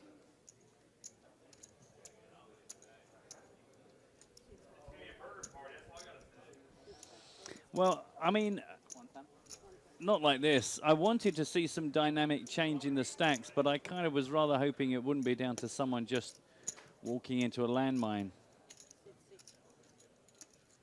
He's still got so many chips. I just hope from a mental point of view it doesn't trip up Harpreet.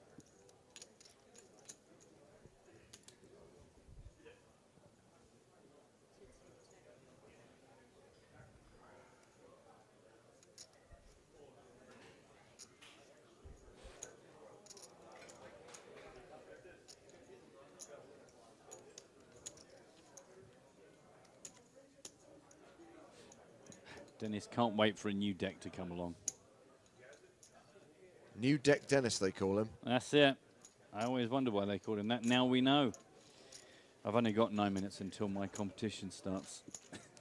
I have to keep reminding myself, otherwise a bunch of really, really random tweets are about to appear, and I'm going to be like, what on earth are people doing shouting Mickey Mouse at me? Thought for sure I outflopped you there. Good for me. Miguel, kijk een keer naar je telefoon, zeg. Really good. Kijk een keer naar die telefoon, zeg.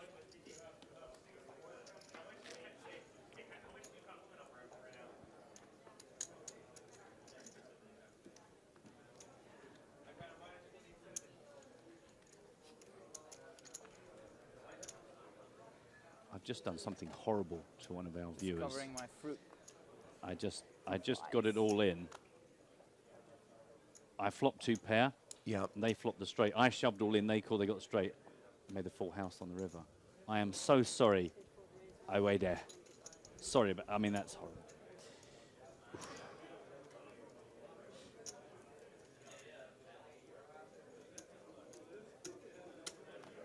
Couple of big hands here. Ace Queen versus the Ace 7 suited. More than enough reason to go to war.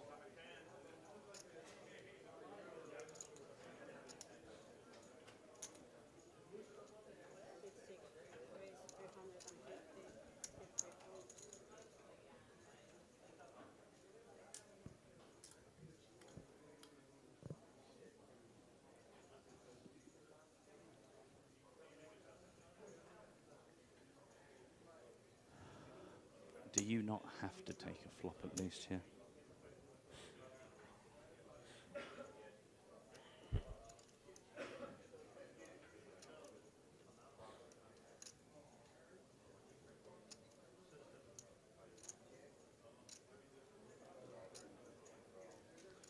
Or is he preparing to do something way more exciting?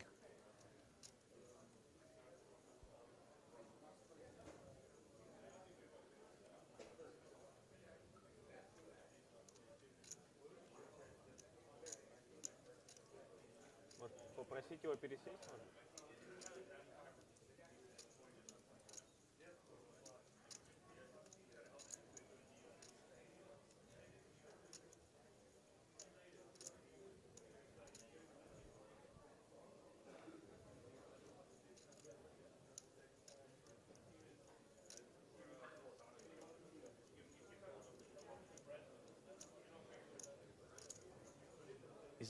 Is frozen. Is frozen in time. He's waiting for the delay, deciding whether to invest nearly $250,000 or whether to perhaps take control of this pot.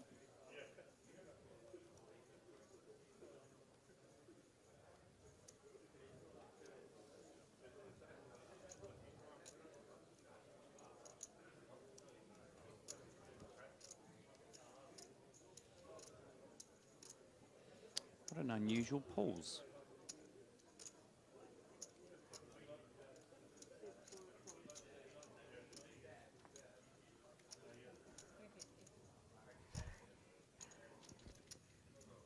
Well, after a considerable consideration, he has made the call and will be probably quite disappointed that he did. Yeah, so this is a 3-bet pot. Action on the man with the pre-flop betting lead, Kenny Smarin, who still has the best hand with ace queen high.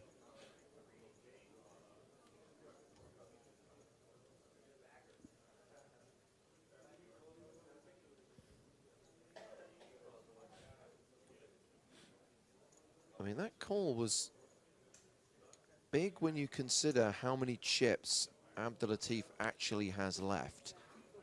I mean, I firmly expect him to fold here to this continuation bet, and he will be left with just 15 big blinds. Yeah. So he is now the short stack, and he is now in the danger zone. In danger zone. Well, that was what I wondered when he went into that huge tank before calling, whether he was thinking maybe this is the all or nothing. Yeah. As it was a huge investment, did not pay off. So Kenny Smarin wins another one, up over 5.2 million, more than 100 big blinds. Dominant chip leader at this four-handed final table.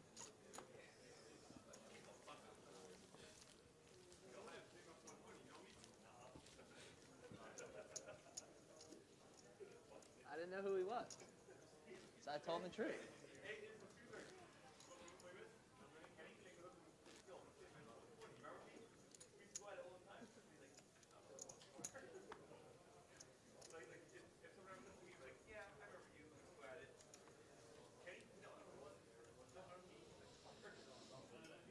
45-minute shout out to Daniel, who's enjoying tea and Arctic roll.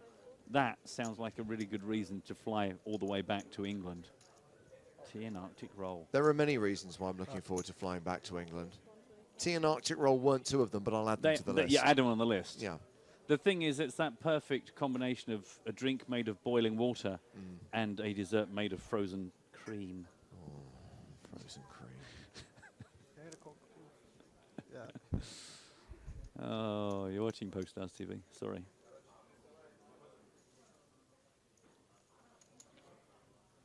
That's fine, yeah.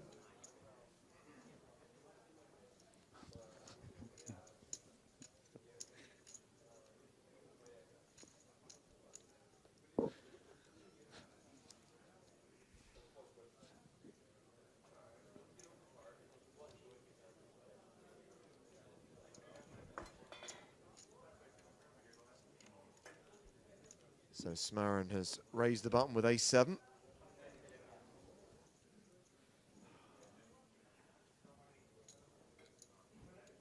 Short stack. Jonathan Abdelatif can't really afford to invest in lots and lots of these scenarios for too much longer. Gonna need a return at some point, otherwise he's just gonna be forced all in. Simple as. Jack-10. Well, he's picked up the diamond draw, but it's top pair for Smarin. This might be the one. Got 650,000 behind.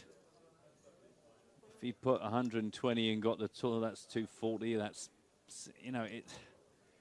For the hand to carry on with any more betting he'd be lucky if Smarin lets him get a free card here, I would say.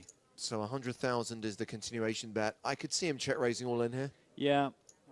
Yeah. Yeah. There's the shove and insta call. Quick call from Smarin. So Jonathan Abdelatif is at risk and behind. Diamantes. He does have 38% equity though. Thanks, man. Yeah, 9 outs. Any diamond. Not much else to look forward to. No developing draws, just the diamonds, but 2 chances to hit. No diamond. No diamond. Clara, kill it on a turn. You know what to do.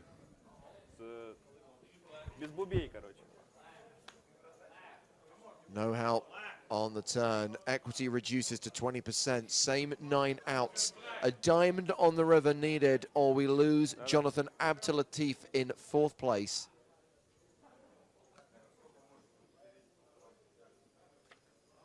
The river card is not a diamond. He is gone. It is his first ever 6-figure score. He cashes out for $119,480 as Kenneth Smarin consolidates his chip lead up to 6 million now. A 2-to-1 advantage over Denis Timofeyev, who's second in chips. Wow. 6 million and the next best just shy of 3. That's quite comfortable. And a fantastic result also for Harpreet Gill. Let's not forget.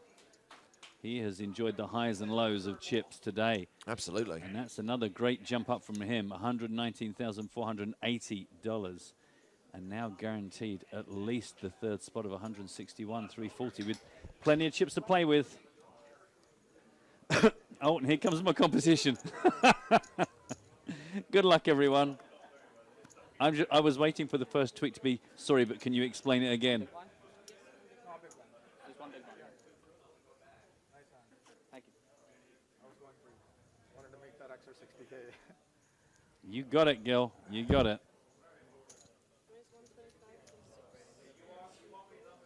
See, everyone has ignored James's hint. Everyone's coming with the Hulk, Superman, the Joker. James did say it's not what he was expecting. Tweety Pie says Pete the Blow. It's at least not what one might expect of my socks, but I've got a pretty good chance that this competition will live up to the full name, which is the You Couldn't Possibly Know, and will probably never get it. And if I give you a clue, it's going to take another 45 minutes for that to kick in. What was I thinking? Dude, I need something to eat.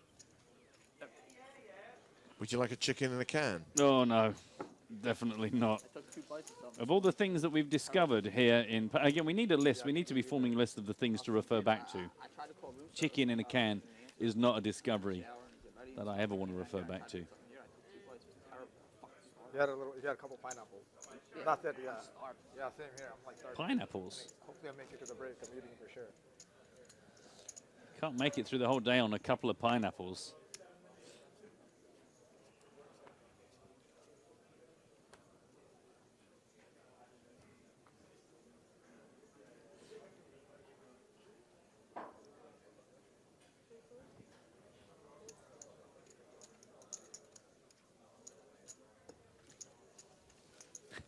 Enrique says Matt's socks contain Sonic the Hedgehog. Don't forget, I haven't got something in my socks other than my feet. There's just some character on the outside of them. I know, again, that this message isn't going to get through 45 minutes. Very hard to communicate. This is the problem, is it's very difficult to give clues. No, exactly, exactly. I mean, generally, everyone's done exactly what I expected them to do. They've thought Marvel, they've thought DC, they've gone comic book, and that's where you've gone wrong. The good thing is, if I do give a clue, if I say Ed Kilworth's kind of close, is that it doesn't spoil it for anyone because they've still got 45 minutes of guessing before they can even refer back and go, oh, my God. That is true. Ed Kilworth is really close. And, of course, now we just have to watch 45 minutes worth of people not knowing that Ed Kilworth was close. Ace-10 for Ken. Let's do it all again. Oh, actually, people have also just caught up with your 4-bet alert. Well, I thought it was really good. Enrique's not a fan of it. I thought it was one of the best 4-bet alerts we've had. Very dynamic, lots of different noises in there, something for everybody. To be fair, the normal 4-bet alert would just be the foghorn. Yeah. Everything else that I threw in there was... that was in tribute to Panama. That was in tribute to a Panamanian radio station where the DJ just literally mashes every single sound effect on his soundboard for several hours. I think we were only in the car for 6 minutes, but it did feel like 6 hours. Zodiac says it has to be Scooby-Doo. Why? Why does it have to be Scooby-Doo? Are they the only socks manufactured? A bit of 175 here with the ace high. But the good news is Timothy Evers just got a bit of a draw to get excited about. Not much else right now. Going to take a look at a turn. It's a 3. I don't know if you've seen this Photoshop that Robert Ross has done of Joe as a Star Trek character. The problem is Joe's head is so big that he looks like a Thunderbirds puppet. Maybe he did the Photoshop after Joe won the American Poker Award. Oh, big head. Yeah, I thought you'd not really reacted to it, but I thought I'll give you another couple of minutes. Kenneth Smith comes in with the plastic Ono band. Well, I mean, that is certainly thinking outside of the socks. See what I did there? Thanks. It was outside of the socks. Yeah. I'm reduced to having James make that noise when Joe makes one of his puns on the TV and you go, 10 on the river. It's actually a 3 on the turn. Well. Timofeyev takes over the betting here, 375,000. Is that guy sitting uncomfortably or just desperate to get in the shot? Because that can't be comfortable. You can't sit like that for an hour and, you know, you're back in.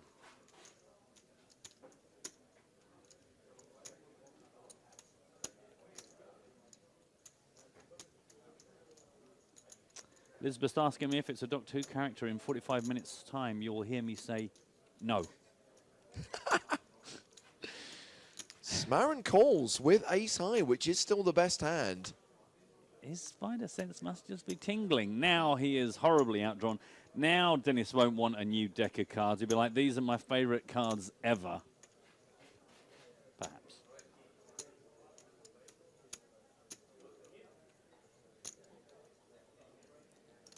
Having rivered the straight and having taken the betting lead on the turn, we can expect him to fire river. There is near enough 1.5 million in the middle. There is Dennis's partner. Saw them both at breakfast this morning.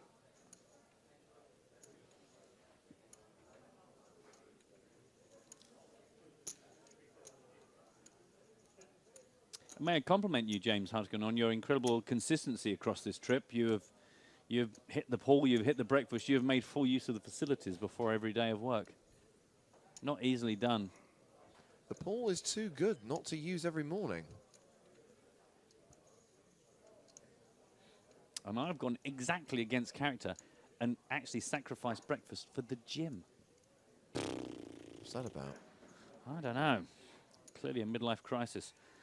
You're not following Joe's fad diet and refusing to eat breakfast, then? The thing is, you know from the conversation we've had before, I'm not generally much of a breakfast person. It's only when we're here on tour, I suddenly go for a full English breakfast, a plate of pineapple, 6 rounds of croissants. I don't know what it is. I wouldn't do it normally. So actually not having breakfast is pretty standard for me. For Joe, it's a way of life now. Got to work out how much value he thinks might possibly be up for grabs here. Yeah, he's been thinking about this for some time. Yeah. I guess he's hoping for a repeat of the Jack on the river situation. We decides to move all in, and Smarin doesn't even think about heroing with an ace. Interesting option. So how has that changed things? Well, it has narrowed the gap, certainly between Smarin and Timofeyev. Kenny's got 110 bigs, 70 bigs for Dennis. Harpreet Gill has 37 big blinds. Wow. Well, I said I wanted a dynamic range of chip stacks on the table. I've certainly got that. A bit earlier than I was expecting. I just realised that there is actually a realistic prospect this competition runs for another hour. And that's just made me a little bit sad. I think this is going to go all day. You'll notice how I started the competition at the very beginning of my 2-level stint. Because I've got to wait for this to, like, peter out, give another clue, and then let round 2 ensue.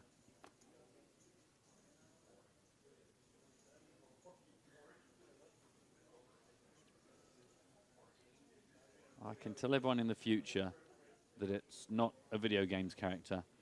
It's not a Simpsons character, not a Doctor Who character. That should get a lot.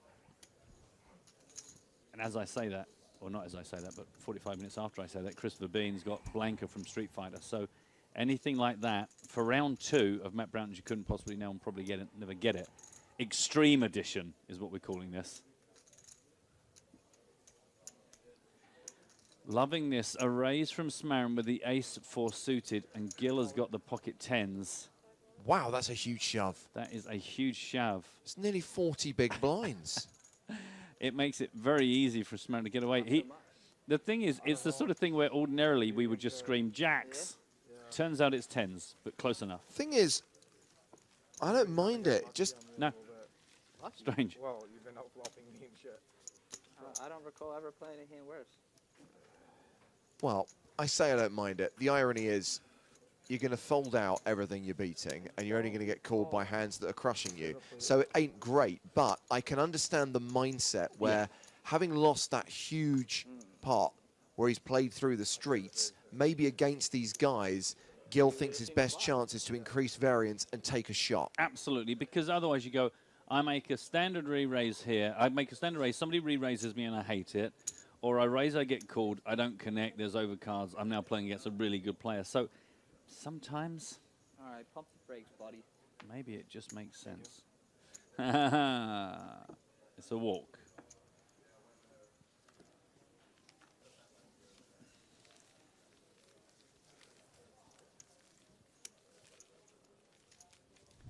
Setting my watch. So we are down to 3 players at this final table. Having lost Jonathan Abdelatif in 4th place, he is down on the floor with Joe Stapleton. Obviously, you would have liked to go a little bit further, but you seem like you're still having fun. I am having fun. Like, you don't win these things very often, so I'm not disappointed. I did all I could, and, well, you know, it's going to enjoy it. I enjoyed it over there. I'm going to enjoy it now. What more can I do? Obviously, you know, you just had your first ever 6-figure cash. Was that something that was on your mind going into today? It's my first 6-figure cash live online. I've had one, but yeah, obviously it's something you want to like achieve. But to be honest, I was just thinking about the money. Like, I just want to win. It's not about having a 6-figure cash or not. Yeah, that doesn't really matter. You were running pretty good for a second, and then all of a sudden there was a really squeaky cart that kept coming by. We heard it. You heard it. Do you think that had anything to do with not hitting those outs on the end? Definitely. If I find a guy who was pushing that cart, I'm gonna have a chat with him. Can't say too much on the camera, you know. If anything happens, I don't want to be responsible, but yeah, I think it's that. I'm going to get that guy some oil for the cart so that nothing bad happens to him. Jonathan, congratulations. Thank you. Appreciate it. Thanks. That's very funny. See, good guy, I think, is the ultimate. He was. I like him. So with Jonathan's elimination, we have these 3 players. Kenny Smarin currently has the chip lead, and he's running pretty well. Picks up jacks on the button. He raises.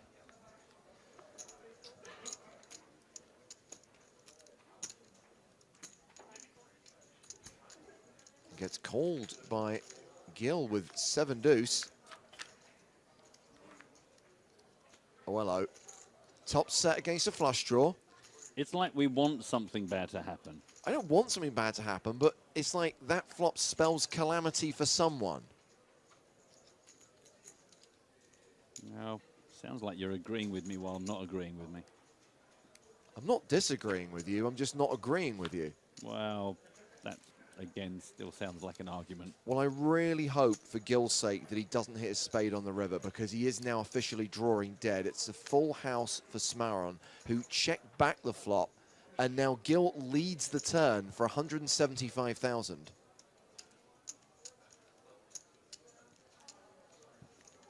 Smaron just calls.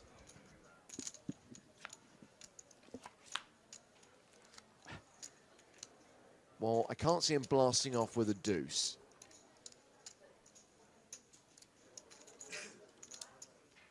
Rivering bottom pair doesn't normally... Oh, okay. He's betting. Well, things have suddenly got slightly less predictable.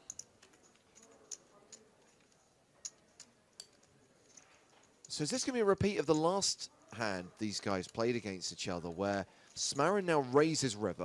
I'm pretty sure he's going to do that with his full house. And Gil levels himself into thinking that a deuce could be good. Well, I'm sure he's... I mean, the problem is now you don't know what compensations Gil will make incorrectly. Yes. Because of that misstep, is his instincts have got him down to the last 3. So I think a couple of big hits shouldn't necessarily shake you to your socks. What's on them? Yeah, I guess that's going to be going through Smarin's head now whenever he wants to try and extract value. Is do you get greedy or do you need to calm things down? So the raise is to 900,000, an additional 675K. And once again, Matt, I don't think this is a performance. I think he's seriously considering calling. Well, you nailed it last time, Mr. H, so...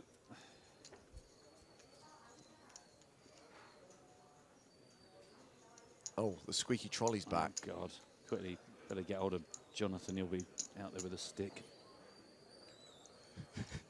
It reminds you of the opening scene in Goldeneye. Remember when he's walking across the floor with the tanks of chemicals? Yes, yes.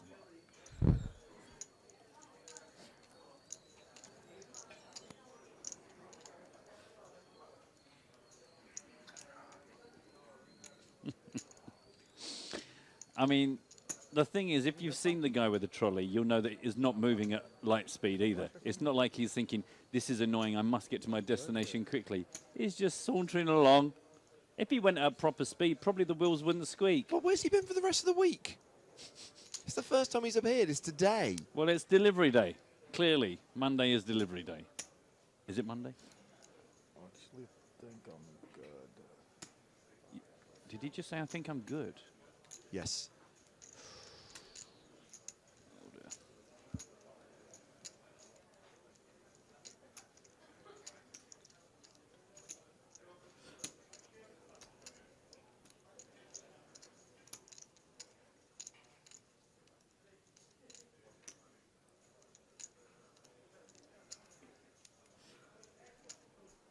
I wonder if, thinking about what you said, James, about the way you play those tens, in that he thinks maybe I'm outclassed here, Yes. three-handed, and I need to just reduce the skill. Whether he overly thinks he's being bullied and picked on and outplayed, and that's why he's trying to find spots here. That's an excellent point. It's just his timing is so horrible.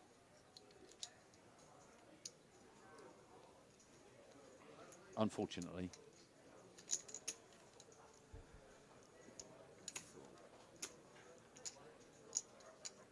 Play on PokerStars.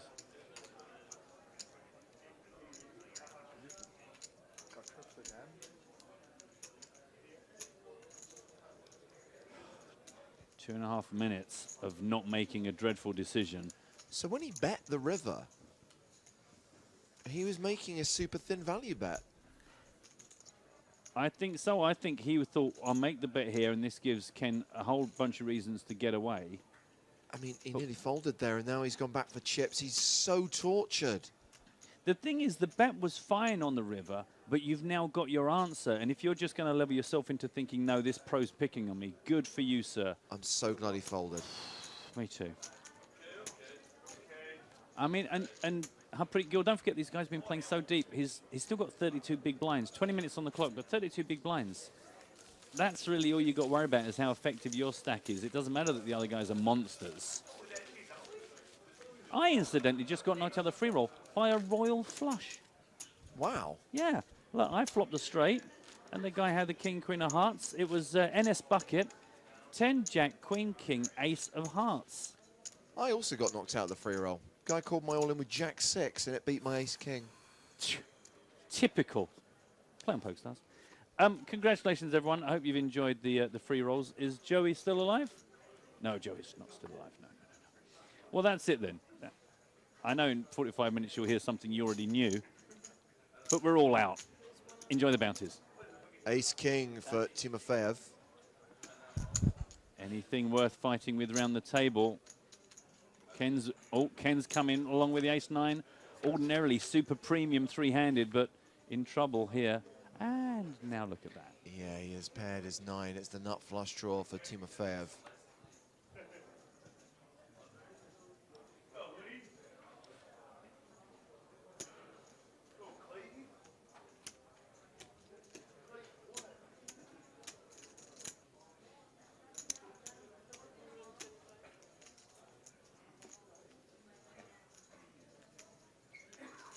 Continues for 125,000. Smarin calls. 8 of hearts. That is the nut flush. Good lord.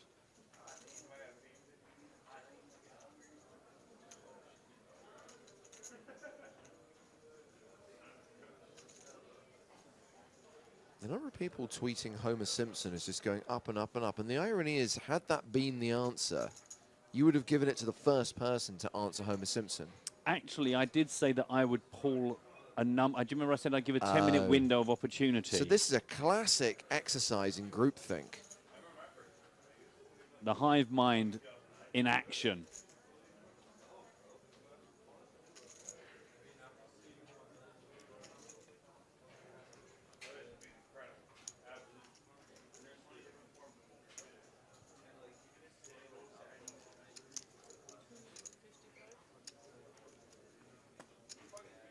A bet of 255,000 and a fold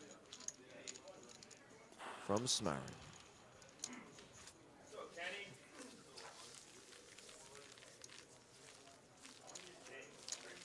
Lefebvre's other half. He's now playing 74 big blinds. Kenneth Smarin around 110 bigs.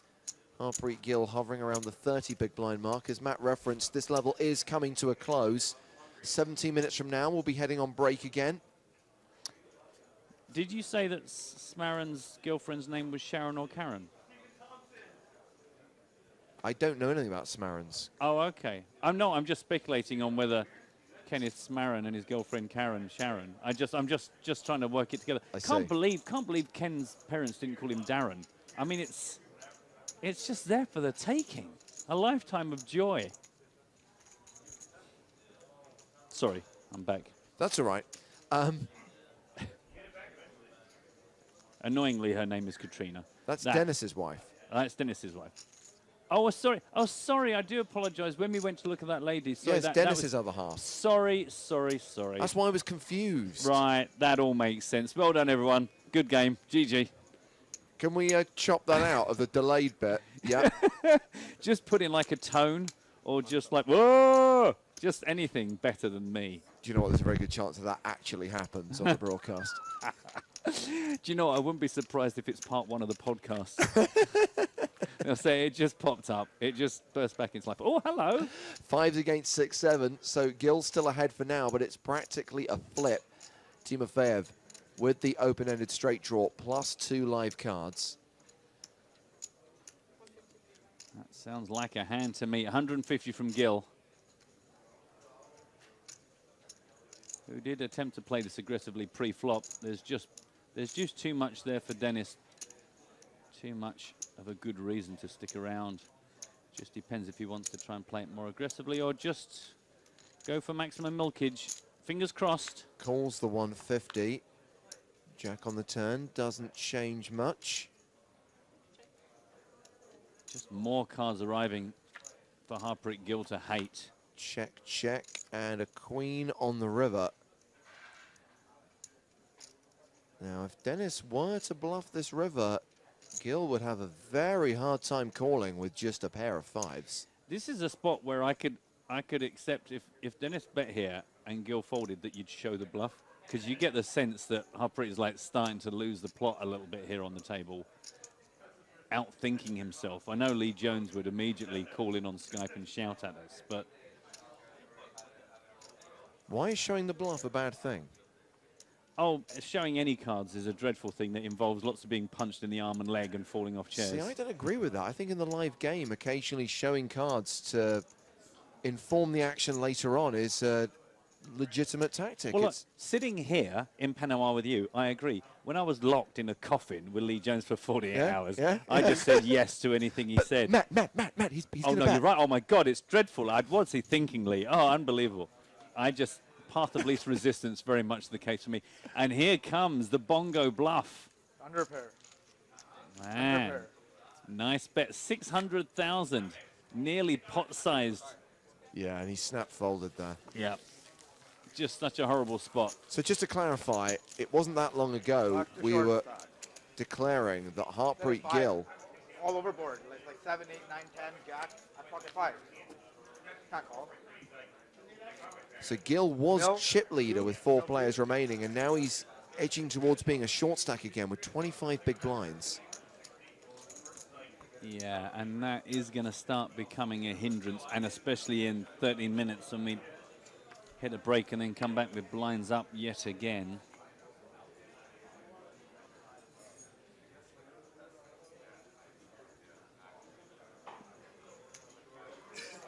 Smarin raising here with King 4.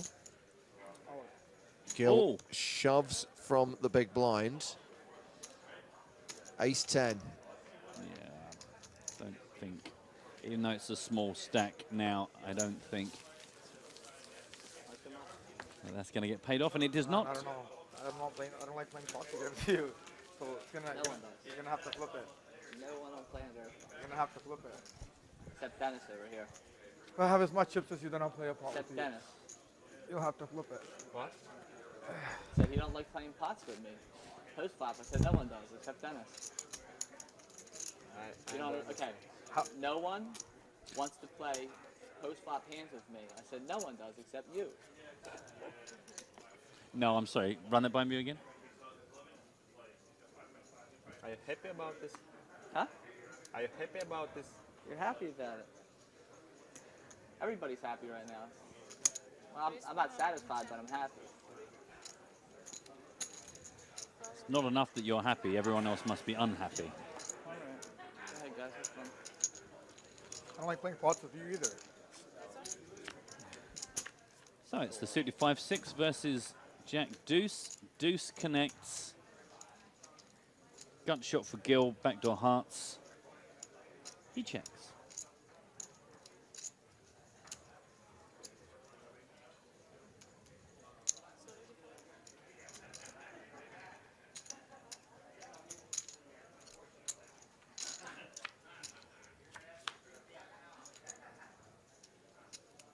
Ace of diamonds.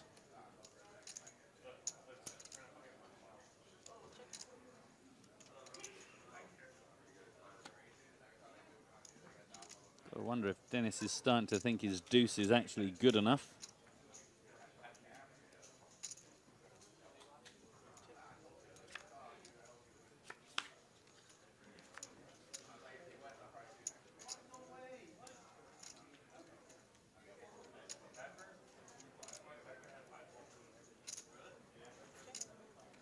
Gil can't pull the trigger, can he?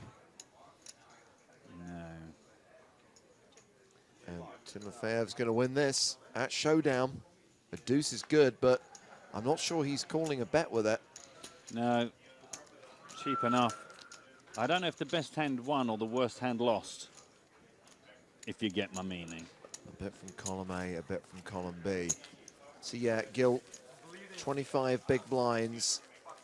Timofeyev closing the gap between him and Smarin. Well, that's going to be a pretty epic heads-up duel, should it go that way. I know a lot of... Yeah, you'll find out. There's a lot of potential... Certainly didn't have the best hand. Okay. I'm not going to tell you what I had, but that's 100% guaranteed. Okay. I just hit the river. I missed the flush draw. That's 100% guaranteed. Okay. I wish the flush hit. Oh, really? I mean, it's by no means guaranteed. I'm not saying that Gil is out of this, but obviously, statistically, most of the time it's going to be Smarin versus Timofeyev heads up. And that, I think, is going to be a quite interesting battle should it occur, especially after that hand they played yesterday. I agree with you entirely. Ace-Jack for Smarin, the raise 175. Timofeyev with the ace-deuce suited.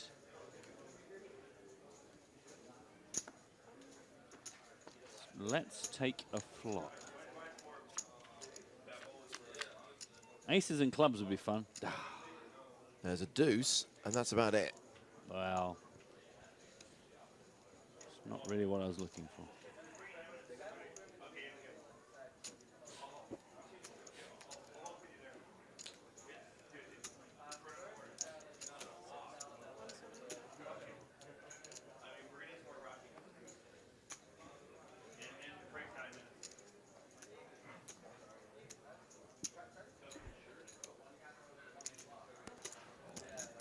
$175,000 apiece.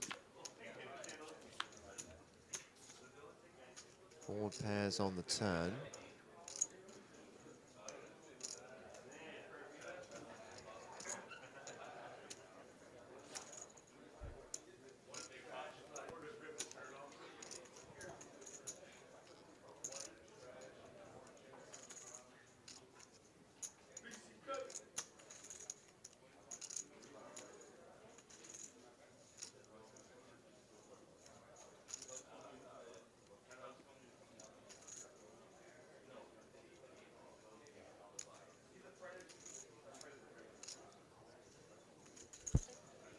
Checks it back. And Smarin pairs his jack on the river. Well, I mean, there are checks and there are checks. I was wondering if the 10 on the turn would give Dennis the impetus to bet out his deuce. Didn't go for it in the end. That's fine.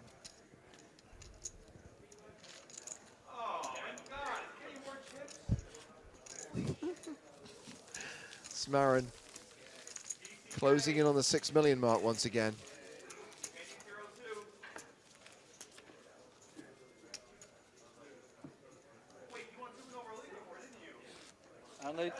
I don't think you can win that.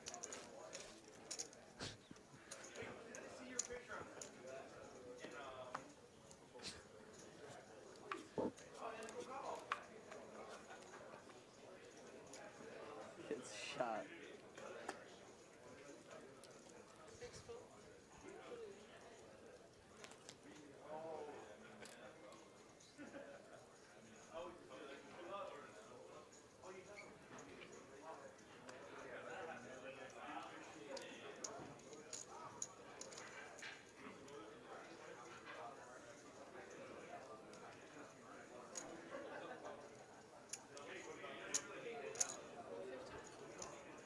Ace Queen raises it up. Small to big. 3x. 3x the BB. Our pretty girl's going to take a look with the Ace Queen. Sorry, the Queen 10, should I say. Luckily for him, it's not a Queen high flop, it's a Jack high flop. Action goes check, check. Oh, he's open-ended now.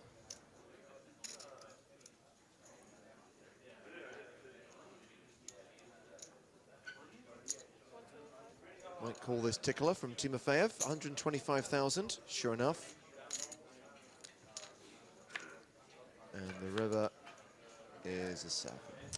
Disappointing. But not unexpected. No. Check to showdown, ace queen good.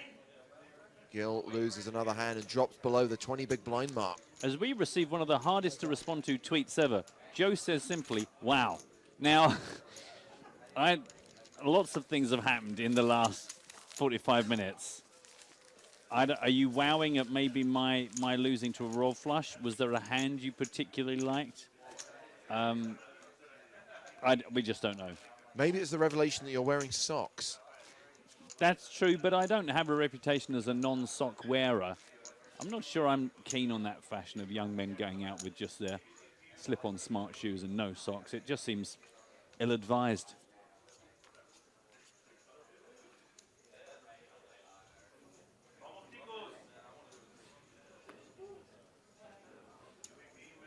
Good news is I got at least 22 minutes before my hint for the competition actually gets to anyone. So this literally, I mean, it's a good job everyone's so well deeply stacked in chips, because it's going to take at least 10 hours a heads up for me to actually get this competition wrapped up. So coming up in 5 minutes' time, part 3 of Poker in the Ears and Eyes Panama edition. Remember, part 1 has gone AWOL. We will see Andres Korn take on Joe in a soccer-themed game of Superfan versus Stapes. And don't worry if you're not a soccer fan, there's something for you too, because there are always Joe's questions.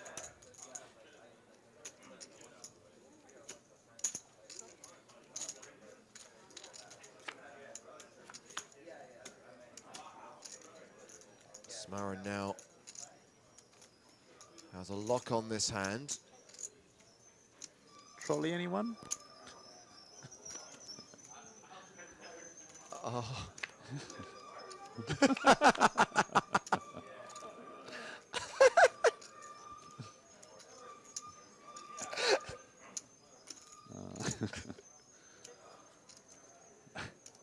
That'll be all the chicken in a can arriving for tonight's dinner.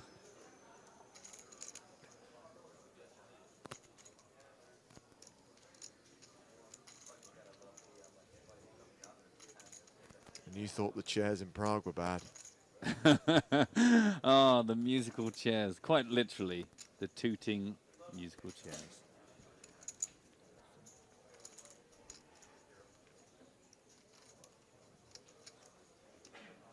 Wow, word reached us from the floor that they got rid of the old squeaky trolley, and this is a new trolley that's even squeakier than the old one. I was going to say, that was a whole new level.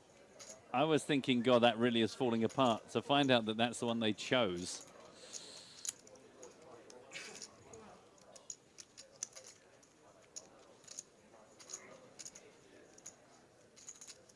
So Timofeyev has decided to bluff this river. Remember, he was the pre-flop aggressor, raised it to 110,000. He continued flop for 125,000. Check, check on the turn, and his bluff is called on the river. Smaran wins a big pot and is up to 6.4 million. Wow. Yes, baby, let us go indeed. Somehow doesn't quite work coming from you, James. So in 2.5 minutes' time, when this level ends, the blinds will be put up to 30,000, 60,000. We might be in a situation where Harpreet Gill will just be open shoving again.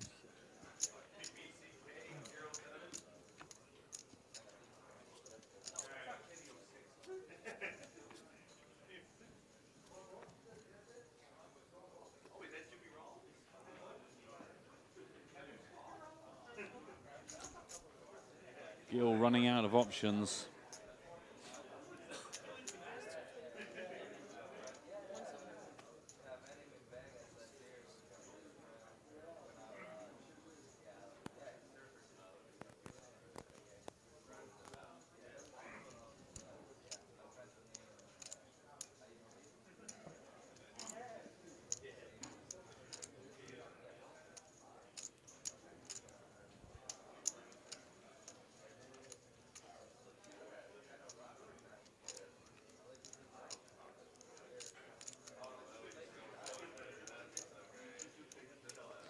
Let's not forget that Timofeyev is very much waiting for the new deck.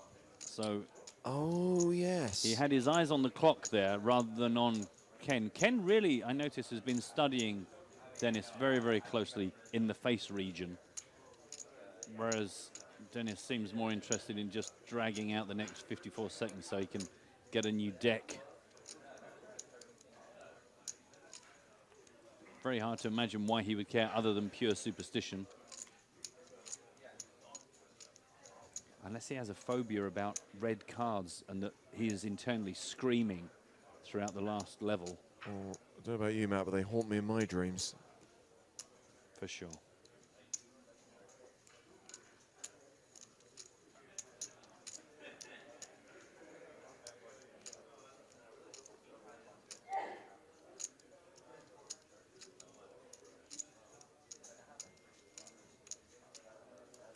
I mean, if this gets to 0 seconds and he folds, then we'll know that it's just the deck. 7, 6, no. Oh, yeah. Smart strategy, I like it. It was. He just wants the deck. He really was just waiting out the level for a new deck. God bless him. Dude, you know what? So that brings this level to a close. When we come back, blinds up to 30-60 and the ante doubles to 10K. We are going to color up some chips. Luca bringing in some more of the whites, some more of the 100K chips. And you can see that Harpreet Gill is back in the danger zone. Danger zone! With just 15 big blinds, while Kenneth Smaran leads with more than 100 big blinds. So enjoy Poker in the Ears and Eyes, part 3 of now 2. And we'll be back with more live poker from the PokerStars Championship Panama main event in just under 20 minutes' time. You are watching PokerStars TV.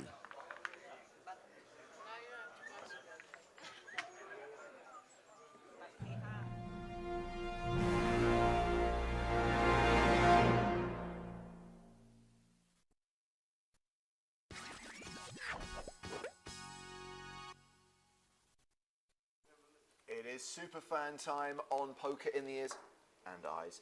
We welcome from Argentina, Mr. Andres Korn. Yes, Andres, thank you. Bienvenidos.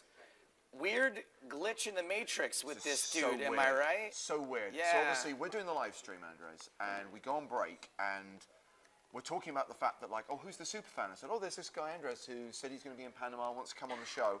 And then they're running this video, which is Nacho Barbero winning his first ever LAPT. And it's like, oh, and Andres Korn has been eliminated by Nacho Barbero. Goes, that's the same name as the guy who's coming on the podcast. That is the guy who's coming on the podcast. That was me, yes. I was pretty pissed off with that hand, actually. You shouldn't have gone with King Jack, by the way. Should have laid that down. But How anyway. deep in the turn? Well, that was at the final table? Was that like third place? Third place, yeah. So you are a good poker player. I'm okay, yeah. So, what is your history? Is that your best finish to date? I made 2 final tables at APT, 3rd and 4th. Wow. I won a couple of tournaments in Asia and Argentina. Nothing major, but I did okay. Jeez, and so what does he win for this? A $27 ticket? Every little helps. I think really, it's the hoodie, right? It's the everyone loves a chop pot hoodie. That's what I'm here for. Yeah, that's what the super fans deserve. Those are running out. So are you a professional poker player? Or do you part-time. Part-time. So what is your real life? Part-time dad, part-time bookie, part-time. Part-time bookie. Bookie, yes. So I could just make a bet with you. You could, yeah. What you want to bet on? No, nothing. I've never won a bet in my entire life. That's my perfect customer. Exactly. Okay. He's like, well, let me tell you about my sign-up bonus. Finally, all my life I've been waiting to meet you. Hello. Yeah, I don't really just. Okay, so part-time poker player, part-time bookie. Yeah. Have you ever had a real job? Oh, a long time ago. I forgot about that. What was it? Don't remember. He doesn't. He worked at Subway making sandwiches. Nacho Barbero came in and Something gave a like really that, yeah. complicated order one time. Yeah, not too much. So you're still a little bitter about that hand, though. Nah, 7 years ago. I mean, he's a friend. He could have laid it down, but still. And we're past that. Nacho's from Argentina also, Yeah, right? yeah, he's a friend of mine, yeah. Okay, do you guys play Magic the Gathering together? No, we play poker mostly. Poker, and does he ever make bets with you as a bookie? He did. He lost too much. Ah, he is cut off. He was bad too, yeah. Oh, he was man. a good customer actually, but yeah. So obviously you came to Panama to play. Any results since you've been here?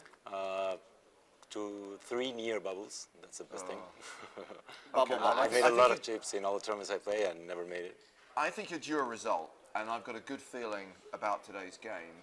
Now, obviously, I'm going to do sports trivia against the bookie. This is fantastic. Oh, what a being setup. from this part of the world, Andres, obviously you're a huge soccer fan. You wanted to choose the World Cup as your specialist subject. We were thinking great, however, I mean, American sports, you've got no idea. No. What hope have you got on World Cup soccer trivia? If you ask me about my own bowling history, that's about the best. Wait, I think I even lost Supervan versus Stapes for bowling, didn't I? Yeah. Yeah. Yeah, so, yeah, no shot. Okay. All right. Well, I have handicapped it slightly. So you have legit questions. You have slightly easier questions. Like in soccer, what are you not allowed to use? That would, do you know what, I wish I'd thought of that, because that would have guaranteed at least a point. Right. But now we're not so sure. Now we're not so sure. Okay. Let's have a go with this. Okay. Round 1 is a quickfire, an opportunity to get some points on the board. 3 questions for you, Andres, 3 questions for you. This is called We Aren't the Champions. We aren't the champions? I'm interested in who lost World Cup finals, not who won. Okay. So can you tell me for a point, who lost the World Cup final in 2002? 2002, Germany. Correct. Wow. Point. Okay. Who lost the World Cup final in 1998? France was the champion, Brazil lost. Correct. Who lost the World Cup final in 1994? Italy. Matt, why are you skipping so many years? No, Bulgaria. No. No? No. Bulgaria lost the semi-final. Are you you're saying 1994 held in the USA, Bulgaria didn't lose the World Cup final? No, Brazil bet Italy on penalties. I'm I kind of feel like this. Correct.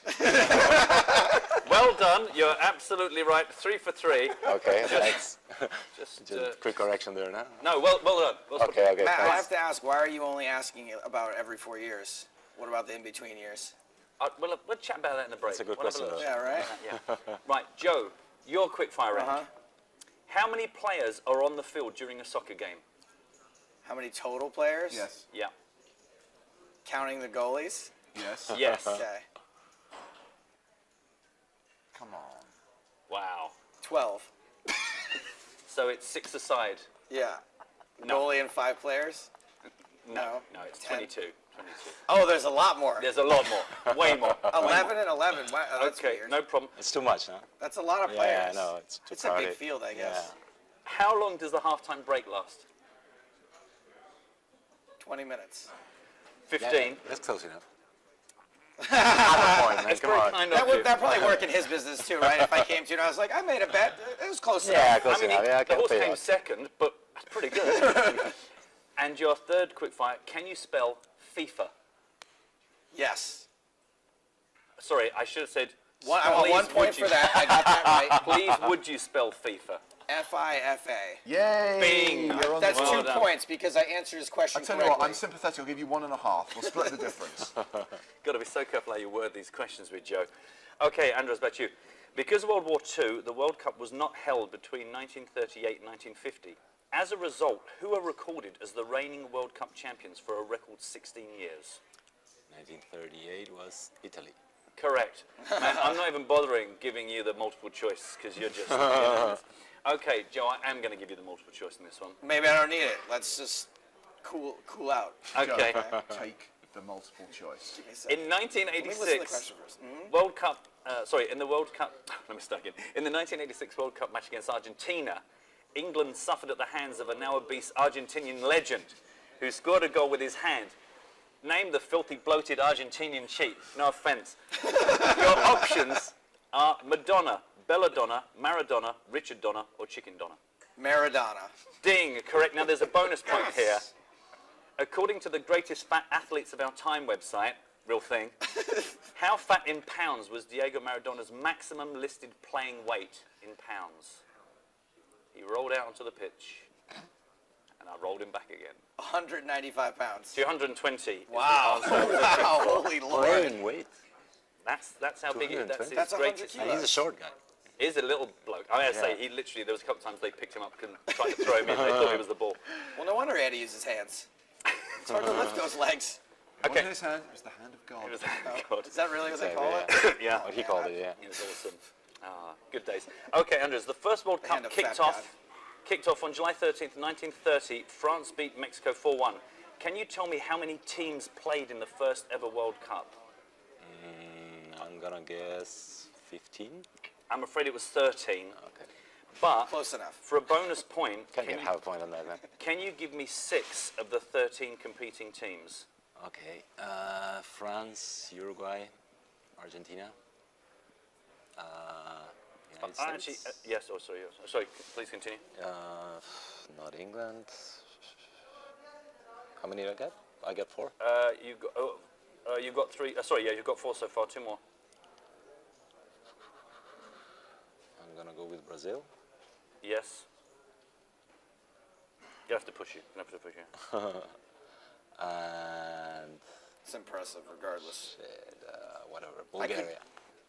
Bulgaria. No. Bulgaria, okay. No, you don't get the point. Okay. Got one Can more. my questions be name 6 countries? I feel like you got a better chance, right? I would come real close. Don't worry. It's Antarctica? It's nearly over. Nearly over. Okay, Joe. One of the heaviest ever recorded defeats occurred in the 2002 World Cup qualifier between Australia and American Samoa. What was the final score? Multiple choices. Was it 19-0, 24-0, 28-0, or 31-0? 31-0. Correct. Did that really happen? Really happened. Really happened. Wow. I mean, isn't that?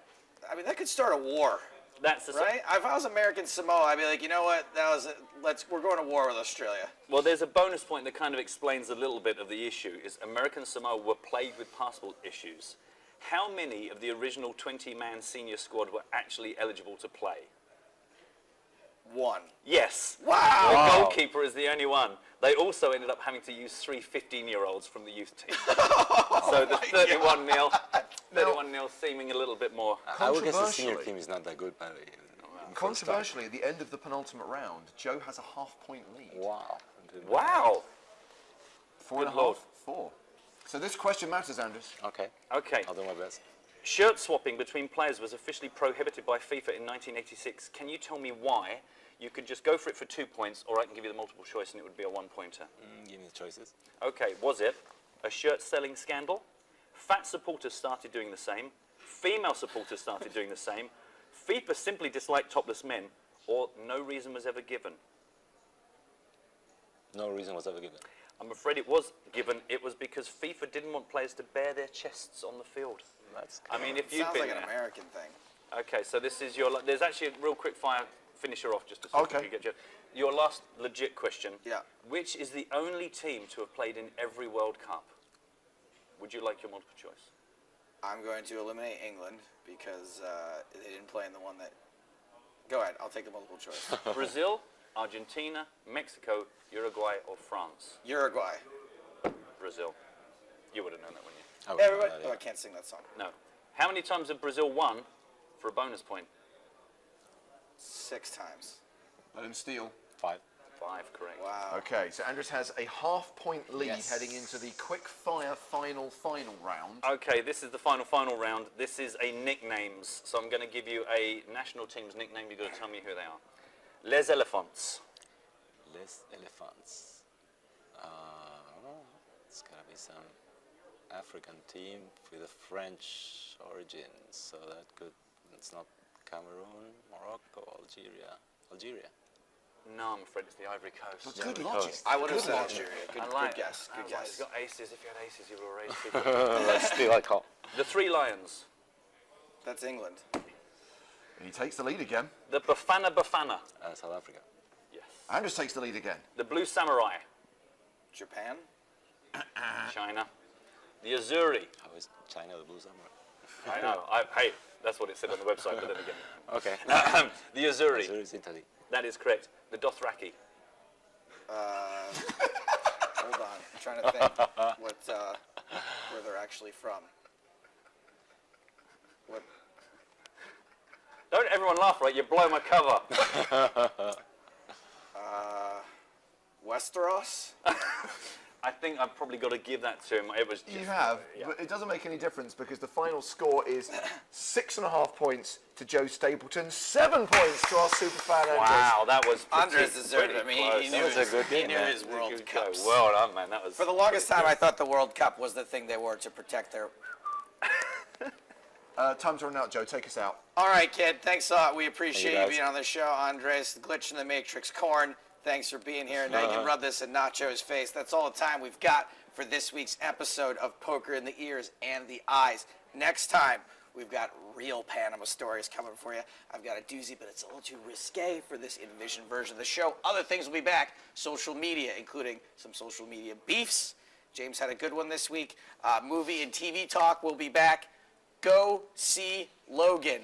You will not regret it. I want to talk about Logan with you guys so bad. For now, that's all the time we've got for this episode of the show.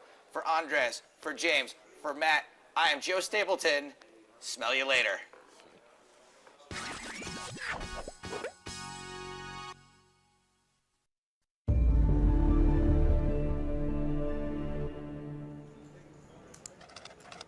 We're going to play against chance in this hand. Felipe Ramos has just taken a seat at the feature table, so we are going to sweat with Felipe.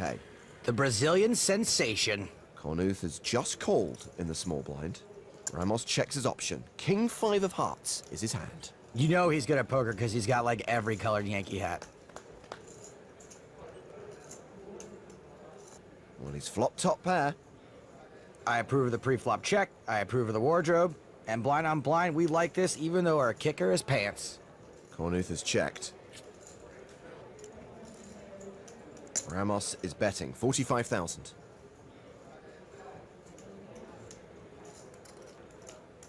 A call here doesn't scare me too much. Chance would call with pretty much any pair. He does call. We go to the turn, which is the Queen of Hearts. Ramos now has a heart draw to go with top pair. And looks like Cornuth is going to lead here. Yeah, that's a little weird. Into a pot of 174,000, he bets 97,000. We can't just fold, though. We've got top pair. And that was T-H-O, by the way, though. We can't fold, though. That's how the kids say it. Ramos calls. The river is a third queen. We'd really prefer he didn't bet again.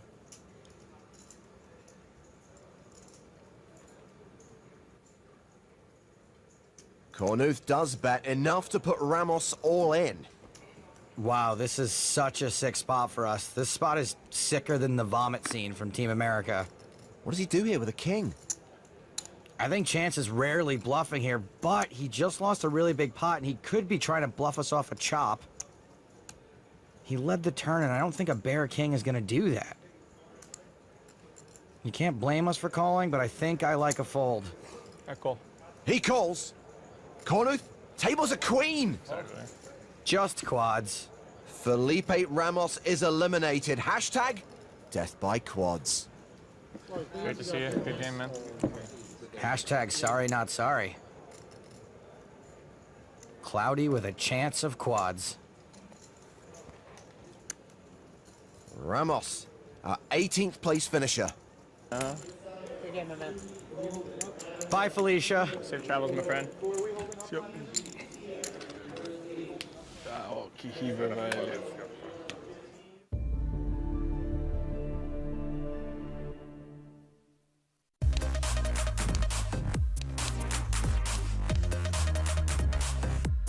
Poker School Online is the place to learn poker or improve your poker skills. To join, simply log into the PokerStars client, visit the school section, and choose your school password. Poker School Online is packed full of free poker bonuses, allowing you to practice and play in real money games on us. Take part in our regular monthly promotions where you can win seats into bigger PokerStars tournaments. There are free scratch cards where you can win daily tournament tickets via scratch and match. Each day, you'll have 2 free cards. Just scratch off the cards and you could win a prize. Another popular challenge is our Beginner's Bankroll promotion, allowing you to work your way through our poker missions, improving your game, and earning your free poker tournament tickets along the way. And if that's not enough promotions for you, there are unlimited tournament tickets and $5,000 free roll tickets you can earn via our Refer a Friend promotion. Simply refer a friend and you'll both receive prizes. Once you've built your confidence, it's time to compete in the Poker School Online. Skill leagues with $44,000 in prize money up for grabs every month, with up to $5,000 going to the winner. And if improving your game is what you're looking for, we have poker courses from Hold'em to Omaha, cash, sit and goes and tournaments, along with quizzes to test your newfound knowledge. There's live poker training where you can watch pros play poker in real time, view their hole cards and ask questions directly. See the live training schedule for the next session. Our poker forums are always buzzing with questions, advice, and tips. You'll find all types of players from beginners to pros discussing all areas of poker. Now you've heard what's available, it's time to get involved. Simply join Poker School Online. You may even be eligible for our welcome bonuses full of tickets and cash. Welcome to Poker School Online.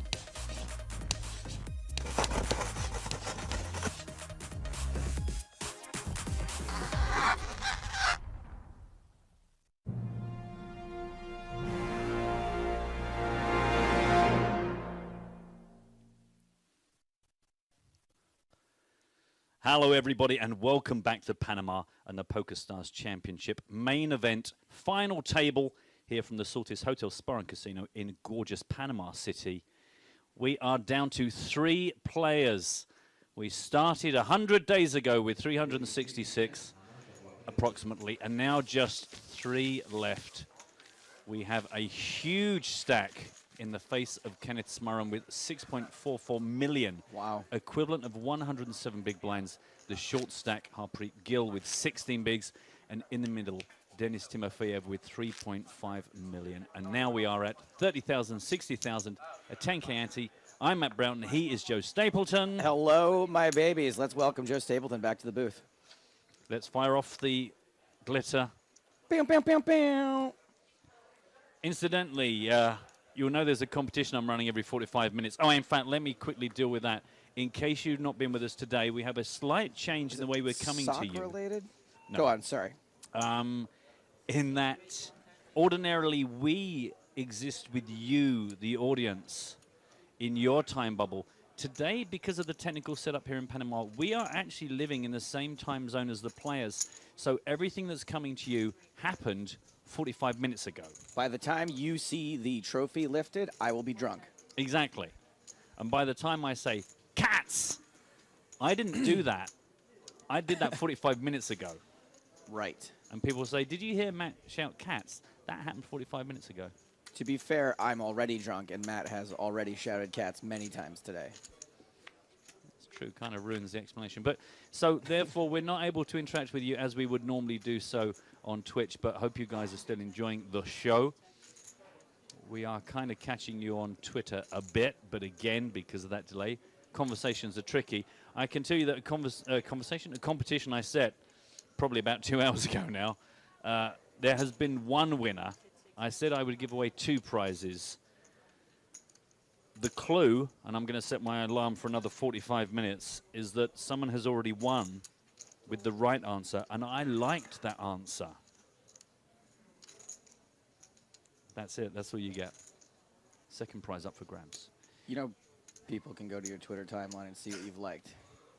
Yeah, but they won't know to do that for 45 minutes. Right. And that's what I know. I mean, I want to give it to them. I'm Okay. just. Got it.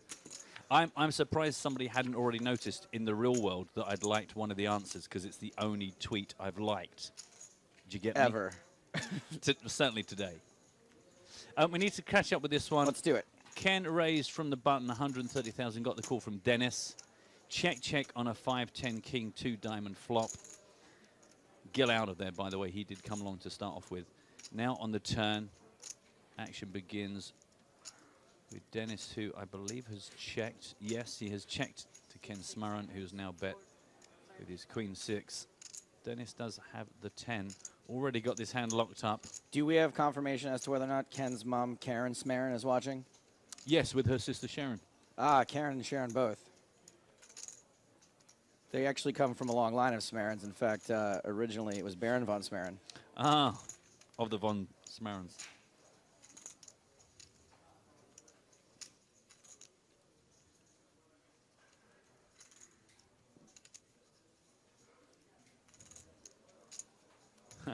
Dean Marino, very cleverly, because I mentioned that the character on my socks was fictional, went Stapes' girlfriend. Ha! Not bad. Oh man, in 45 minutes he's going to be so stoked when we vaguely acknowledge his otherwise meaningless life. You're watching PokerStars TV.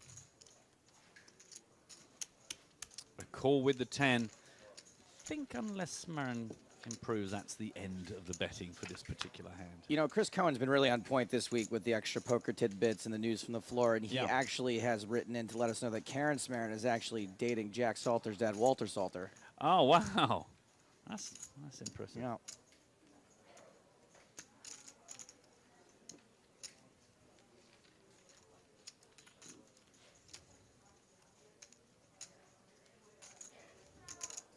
Can I see your socks? You can. But don't say what's on them? Yeah. Okay. Whoa, I said socks, not the whole leg. I can't even make out what that is. That's awful. Timofeyev's checked.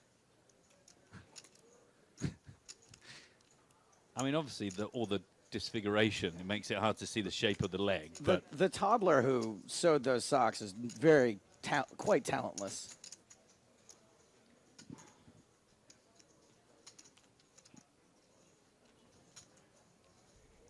Look at this. Smarin's put Timofeyev in a bit of a pickle. yeah, I completely misread it, saying, well, if he doesn't improve, I guess the 5 was just a good enough card to rep. But I think We forget they can't see the whole cards. we forget that. But I guess, well, that seems unfair. That's all I'm going to say. I think that's something we need to look into for future stops, as we appear to be changing the rules about everything as we travel around the globe.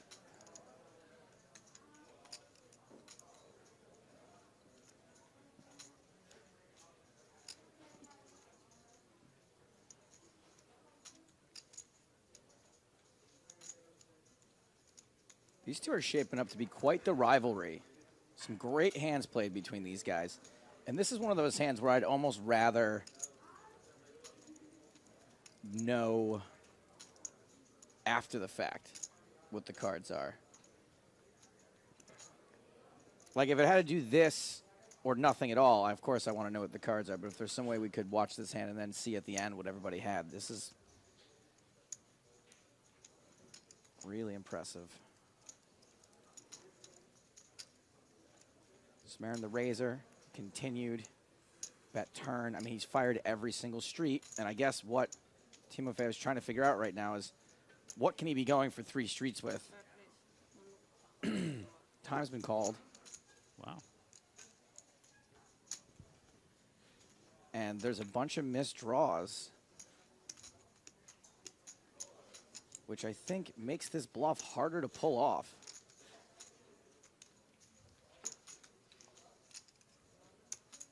Because you'd expect him to go blasting off here with all of his semi-bluffs. Flop and turn, and then on river he's got no choice but to fire again, and it works. Wow.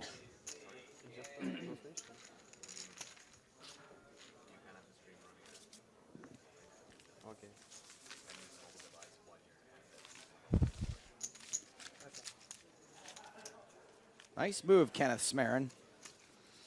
That'll be why he's got 7.37 million chips. That's right. 121 big blinds. Nearest opponent, Dennis on your screen, 46. Shortest stack, Harpreet Gill, 30. No.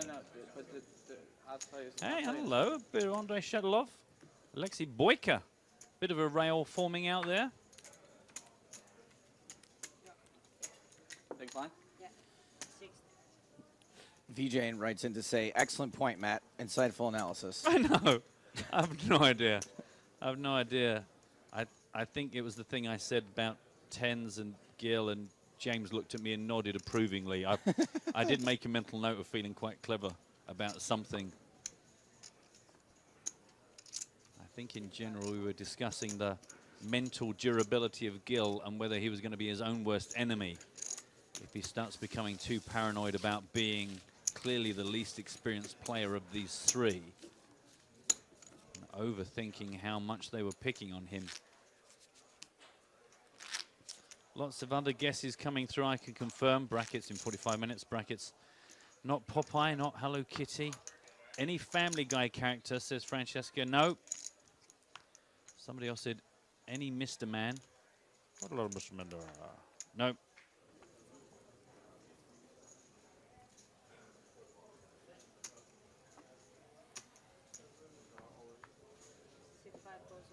And this is an all-in from the short stack, Harpreet Gill. Ace deuce off on the button, good enough for him. 6-7, not good enough to take him on. He lives to fight another day. Baby, baby. But Can't you hear my Harpreet? Nice. Joe's off to do a victory lap around the commentary booth after that slight Nailed it. acknowledgement. Absolutely nailed it. Hashtag nail. The commentary booth's very small and back.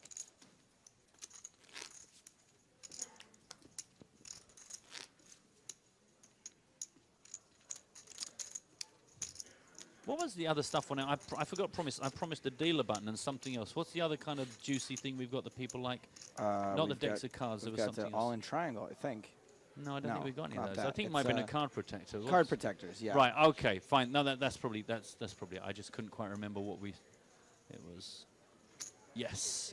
Yes. So I've awarded the dealer button to the first correct answer. I know I said I'd take a poll, but I don't think we have enough days left on the broadcast to do it that way. Harpreet Gill facing this button raise from Smarin, 6-4 suited in the big blind, and lets it go.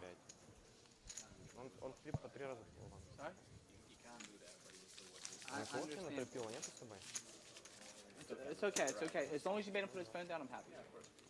I'm happy. There's really nothing more to say. Being asked if I have Lee Jones on my socks, not at the moment. If you'd asked me a couple of days ago, I would have struggled to answer. Can I read out some of these answers? Go for it. And what about Dean Marino, who's guessed about 4,000 times? Do you know what the problem was? 15 minutes had passed before I realized I meant to say only one entry per person. And I thought, well, if I say this now, it's going to take a while to catch up anyway. I feel a bit like, you know, in Interstellar. And it's like, do you know what? Now for every hour, several years pass back in Essex. So every time I like go to the toilet, my dog's probably dead now. You know, it's dreadful. You know, everyone I know. I mean, maybe I'm reading too much into this whole delay thing, but it does get kind of confusing sometimes, though, which is why I don't know how anyone would deal with any actual bending of space-time. I can barely handle this 45-minute delay.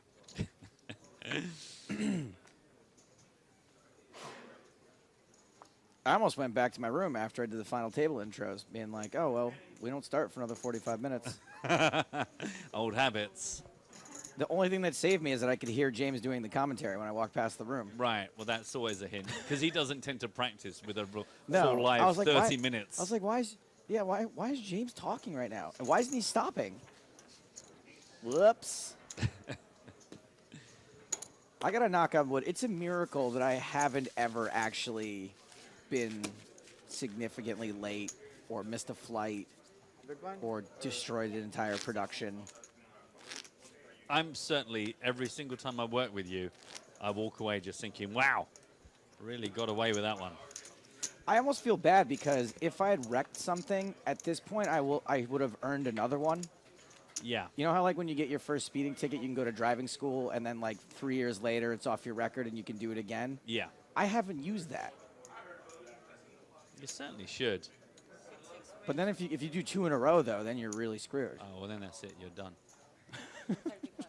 Simple as.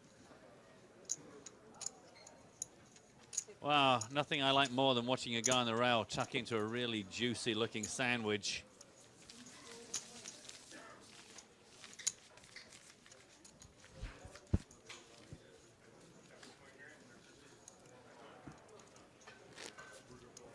Juicy Sandwich, that was actually my college nickname. It's the name of my new album. It's available on cassette. Kenneth now, I mean, look at that. How about that for a day's work? 5.7 million up on the day. What's the frequency, Kenneth, of your raises? Fairly often, I'm finding. Timofeyev. Actions on he. It's interesting to me how often he seems to check the clock.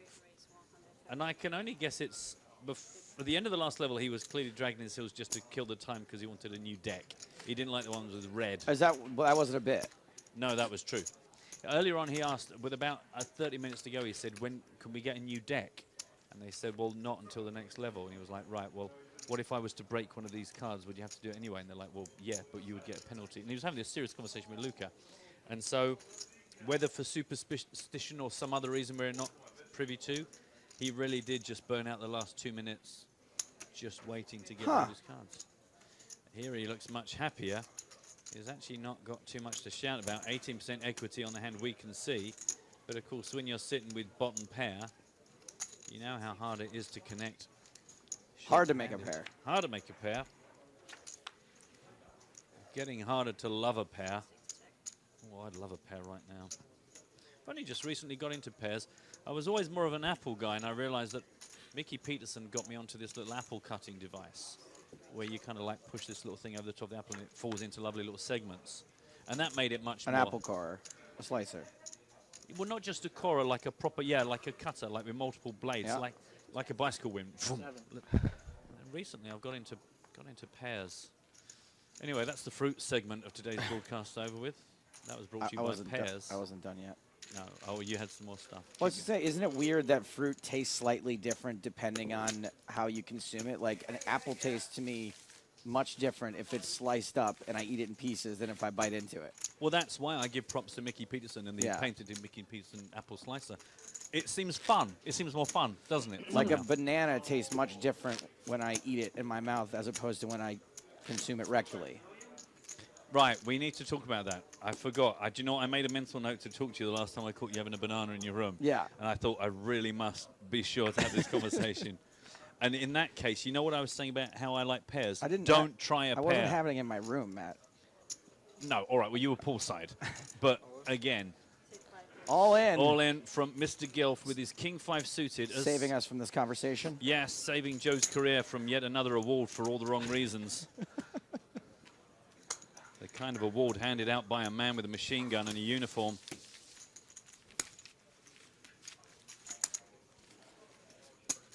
Lives to fight another day. The guillotine. Got to get out of this 13-14 big blind zone if he wants to start making an impression on anyone. But let's be honest, if you're in Harpreet Gill's spot, which one of these two players do you pick on? The indestructible Russian, the guy with over 7.3 million. Yeah.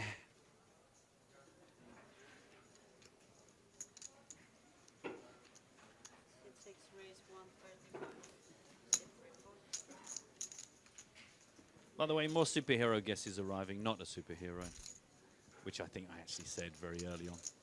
This might be it for Gil, I think. I know he would rather be the guy that shoves under the gun, but a raise from Smaran, we know how wide that range is going to be three-handed. God, that guy's destroying that sandwich, just absolutely. It's just... He is... Oh, boy. He's dropped his paddle. Well, that was a pretty quick fold from Smaran. That will give Harpreet Gill perhaps a bit more confidence to just start making moves.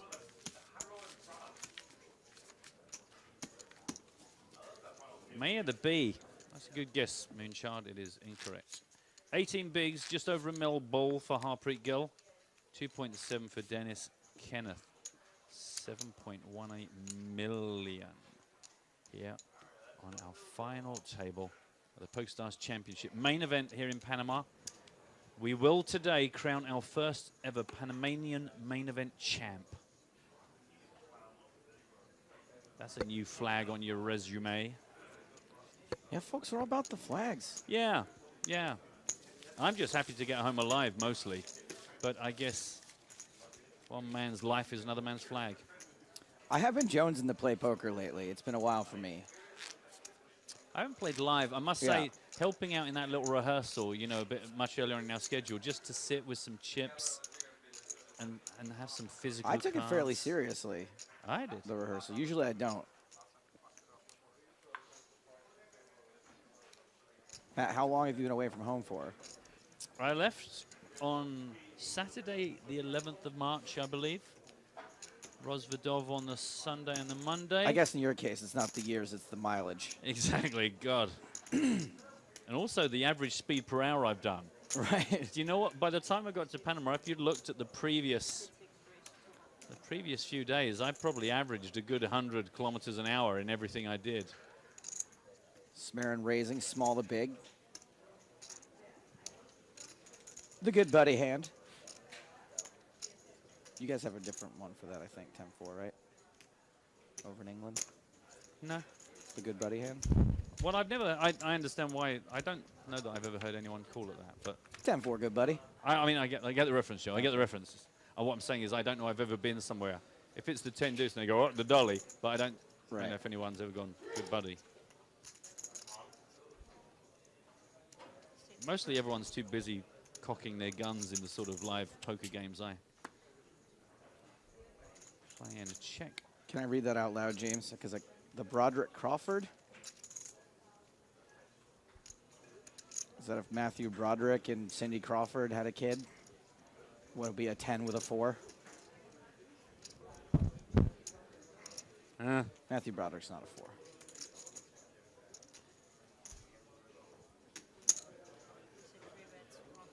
Timofeyev. Bottom pair is firing that pair. At least a pair. So before the introductions, I often grab the players whose names we may have been getting wrong all week and just be like, hey, you know, if I'm going to introduce you, I just want to hear how you pronounce it. And as I was heading to the final table, he grabbed me and was like, do you know how to pronounce my name? And I was like, Dennis. I was like, Timofeyev. And he was like, okay. And like, usually they don't care. Usually they're like, oh, whatever, it's fine. I mean, they'll tell me, but they don't. And the fact that he like sought me out, it made me think that I'd been saying it wrong all week. Yeah. By the way, again, Francesca can't possibly know this because an answer that I've already given isn't going to go live for another 26 minutes saying, is anyone close, though? As you're going to find out 25 minutes from now, and again, here I am reiterating it 45 minutes from now. I feel like this guy who wrote Frida Kahlo is actually kind of close. I have no idea what that is. Frida Kahlo? The Mexican artist with the unibrow? Salma Hayek played her in a movie? No. Read a book sometime, will you? Jeez. I'm too busy watching all the TV shows you two recommend or watching the films that I'm bullied into seeing. I ain't got time for books. I assume we are going to see a 3-bet out of the small blind. Yeah, from the button, Ken Smaran has made it queen 4 off, 135,000. Ace, queen suited in diamonds. We've yet to find out what Gil's got. He's taking a deep breath, but his fingers say to me fold. King 2 looks so pretty until there's a raise and a re-raise. if even that. Follow your heart. Now wash your hands. That guy's reaching. I hope he doesn't get another sandwich out. I don't know if I can take it. Just rubbing sandwiches in your face all the live long. I don't mind that. I would happily Didn't slide as I wanted it to. allow sandwiches to be rubbed in my face. Yes, okay, so Broderick Crawford was the star of the TV show Highway Patrol and often said 10-4 on the radio. That's what I remember. From what year is that, 1953? Yeah, the 50s. Oh, okay. Oh, in fact, Actually, yes, it was. sorry. Do you know what? I thought I was being sarcastic. Oh, He's got another sandwich. More sandwiches. Man, this guy is like Derek Sandwich. He probably isn't. That would be tremendously convenient. That guy's entire life is pull-ups and sandwiches. Do you know, I kind of like this delay. I'm having fun here. Oh, hang on. I'm not having fun here. Let's watch somebody go all in first, because this might not be fun. It's okay. Is when Joe Carroll popped up a little while ago going, wow. And I was like, do you know what? A lot has happened. And 45 minutes ago, what the wow was. Now confirmation 45 minutes later that the wow was about the quad aces. Yes. Yes, I agree. Wow, what about those quad aces, man? They were like the 3 aces, and then the guy had an ace, and the guy with the jack didn't believe it, and he did. He had the ace. You're absolutely right, Joe. Sorry, it's going to be another 45 minutes before I get to agree with you, but we're all in the same boat. We're going to be here anyway. We're going to be.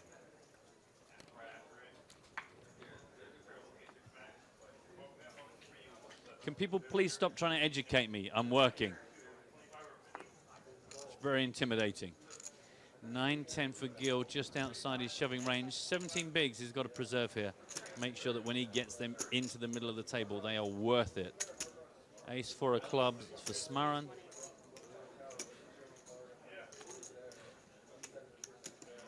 A lot of love. The new trolley has only just made its debut 45 minutes in the past. Certainly was an improvement on the first one, if you consider an improvement to be louder and noisier and more annoying. A couple of decent hands here, blind on blind. What about now, Joe? Still decent. Still like them. Backdoor spades for Timofeyev. And the overcards. And the overcards, as well as a gut shot and an ace high for Smaran. Everything is coming together.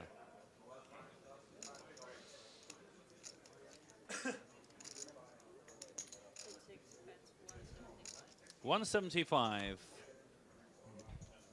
with the draws and overcard, ace high.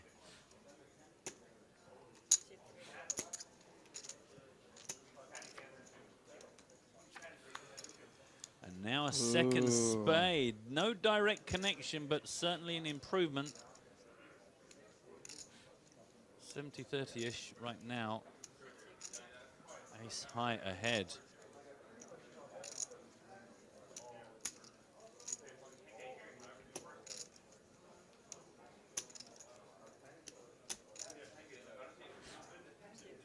Check, check.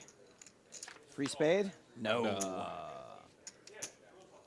Well, Denis Timofeyev called for these cards, this specific deck. Has anyone gotten there all day today? Not much.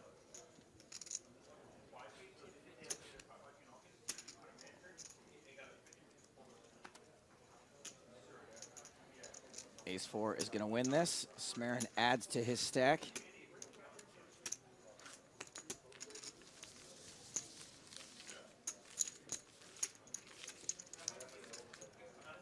The thing is that the good news when you're a pro is that right now we're going, well, 7 million. I mean, super comfortable. But he will know that every single chip still needs to be taken seriously, protected with his life. We've seen too many people go from top of the table to bottom of the table. Who remembers that Igor, don't call me Gary guy? Yeah. He was probably laying in bed, end of day 4, practicing which arm shall I lift the trophy with? Which face shall I pull at Joe Stapleton when he makes an amusing remark? He wasn't going to need that either way. Odds were that that would not be an issue. All right, this is the one. Here we go. It's a good spot. Harpreet Gill. I got him crushed, he says. Oh, statistically, that is true. Might live to regret that, though. That's a comment that you don't want tattooed on your arm.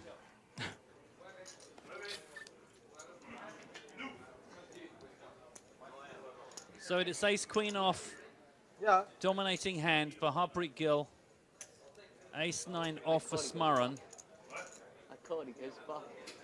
I don't want to call it. I'd rather just take it down. Yeah. Wow. You're crushed, though. I get that. I like that. I like that. I like mine. Queen it. Put the queen out there. Yeah. 100%. Gill out. He's not. It was a chill out reference. He's not actually out. I was thinking, I think you might have been a bit premature there. I don't know if you know something from the delay. Didn't really think. Oh. Oh. Well, if you're going to Get get a 9, though. Going to get a hit. I think it's going to go runner straight for a chop pot. Winner club, I got it. Queen or a club to keep Gill in. Put a queen out there. Canadian rail versus the Philadelphia rail. Okay, all right, one more. Come on. The dream may be over for the guillotine. Well, it is going to need to be a club or a queen, or we are going to heads up here on our final table. Can we save a Gill? King of diamonds. It's a club. Oh. Man. It's on now. The best hand Yeah. wins. It's on. River. Like, new NT's going to say I got lucky, but I didn't. Always carry your toiletries with you. Yeah. You never know how long these final tables can go for. Moisturize, you know. It's not going to seem quite so funny when you find out that that's his pacemaker battery in there. Well, if it is, it's going to need recharging. He is back in the game. Over 2 million now for Harpreet Gill.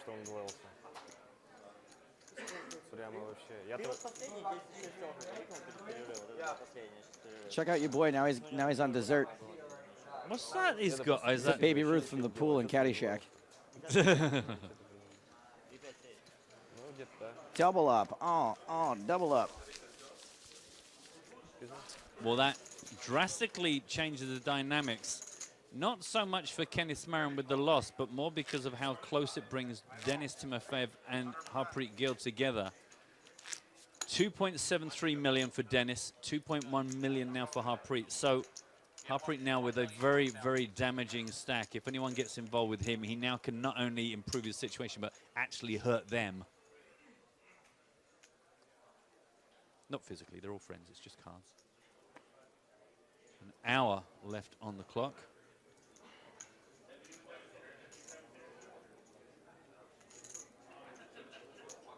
I gotta say, I'm happy to see Gill happy.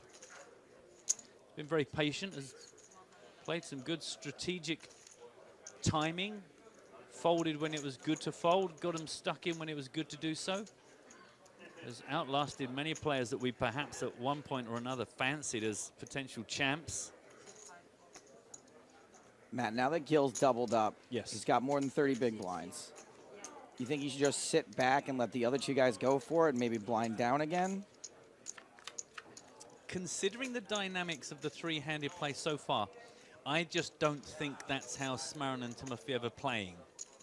Unless there's a car crash, I just don't think Gill can afford to do it. I think he should stick with his short stack play, which is just play taggy.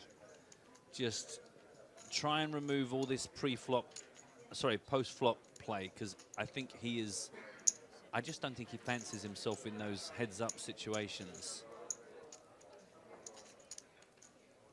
And though he seemed to go through a little period of kind of self-doubt, the point was, whatever he's been doing has got him this far. I don't think he should necessarily go for anyone. This card is not a go for anyone.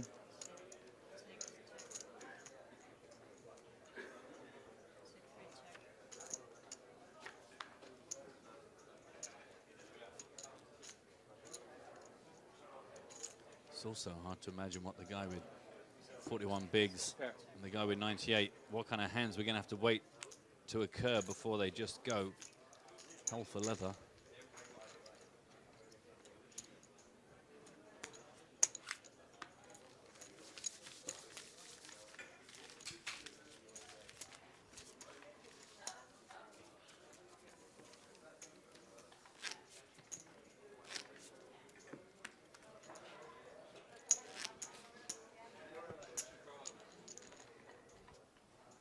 I almost find a more interesting question is what does Dennis do here? You know, what's his best strategy?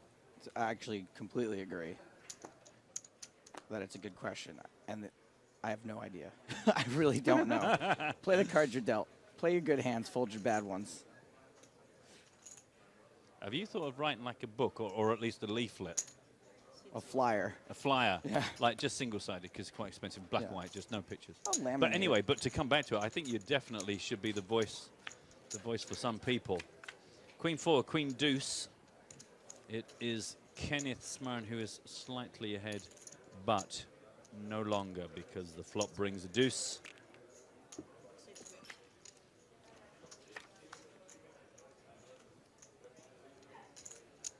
Check, check, brings a jack. He who bets wins, Rodney. Check, check again. He who shows down a pair of deuces wins, Rodney. Yeah, I think 150,000 is up for grabs to just the best cards. Wow, and Timofeyev was looking ready to just muck those bad boys until he realized the deuce is good. The deuce is loose, and it is good.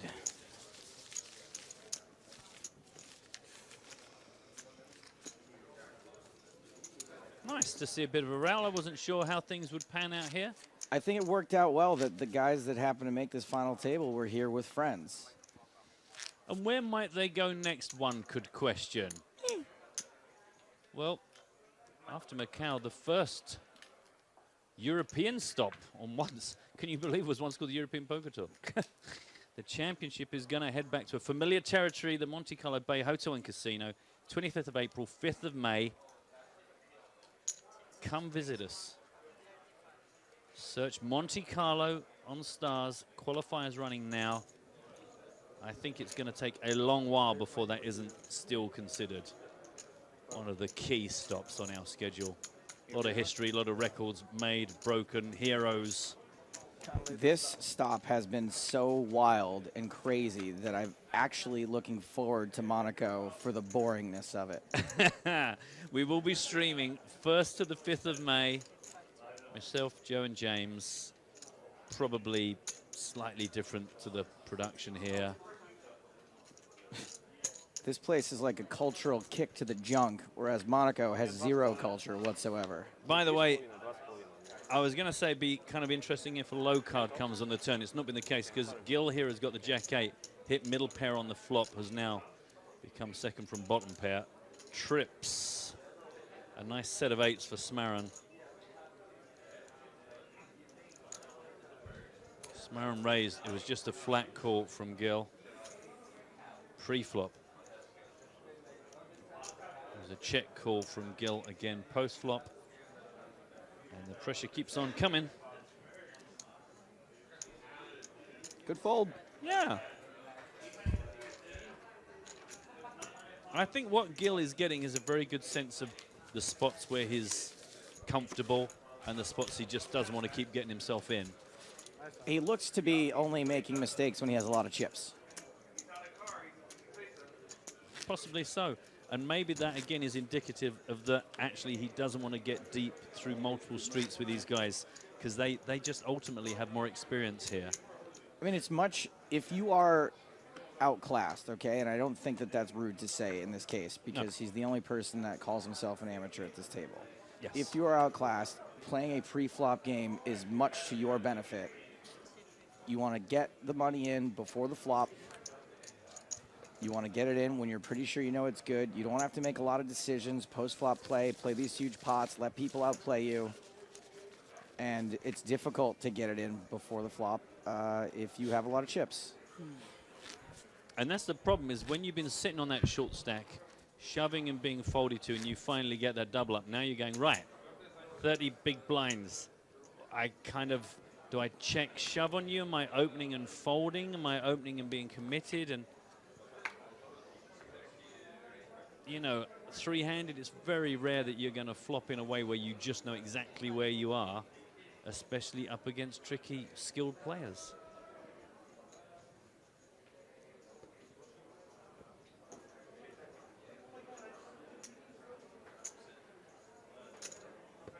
And that's the thing. For all of Harpreet Gill's self-confessed amateurship, he has bested and outlasted a huge amount of players, some of which prove themselves to be some of the best in the world. Absolutely. Now, I know it's blind on blind. 9-5 seems a little light to me, but who knows? Who knows what you're supposed to do in this situation? Certainly not me. Deuce 3, Jack, Rainbow. Still the ace high and the will draw. Looking pretty sweet for Denis Timofeyev. However, the aggression continues from Smaran. And that's the thing, it kind of, to us, it looks like out of position, junk hand, but he's going to try and make it work for him. Going to be hard to get rid of Denis. Yeah, I mean, Denis is going to miss this so much of the time.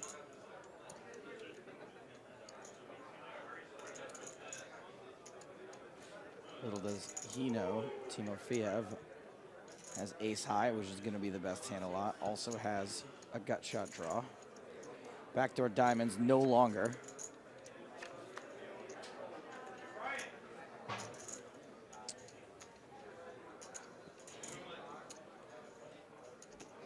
Nice bit of background buzz picking up here. Good atmosphere in the room. Check, check. Ace high going to be good. Oh, that's good. It is good. Good for you. Good for you. Got it.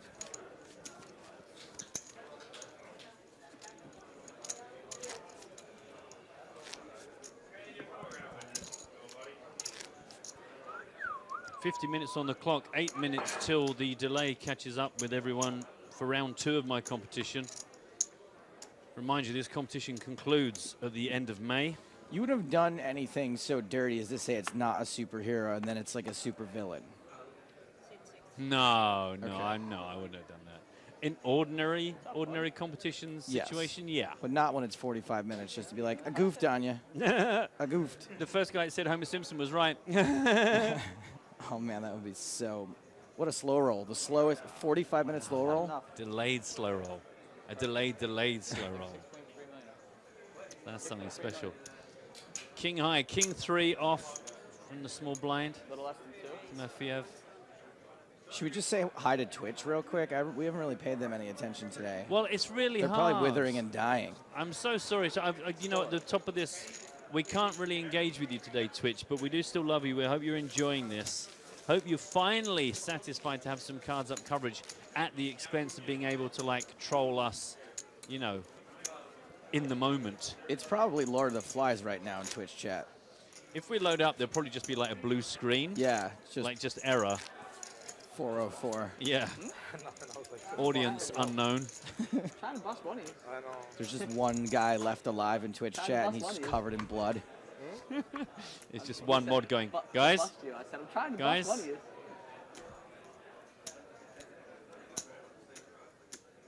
Or maybe it's one of those things where the people in Twitch chat like haven't been engaged at all today, so they like turned off their computers and went outside and read books and. They're all just feeling the sun. The vitamin D Yeah. is just rolling through their hair. Went and interacted with members of the gender that they find attractive and made a human connection. Nah, they're probably just Banging the trolling keyboard. us still, yeah. This is quite juicy. Sadly, the flop has let us down. A raise from Denis on the button with his pocket nines, called by the offsuit Queen Jack. It's a King 8-6 double heart flop.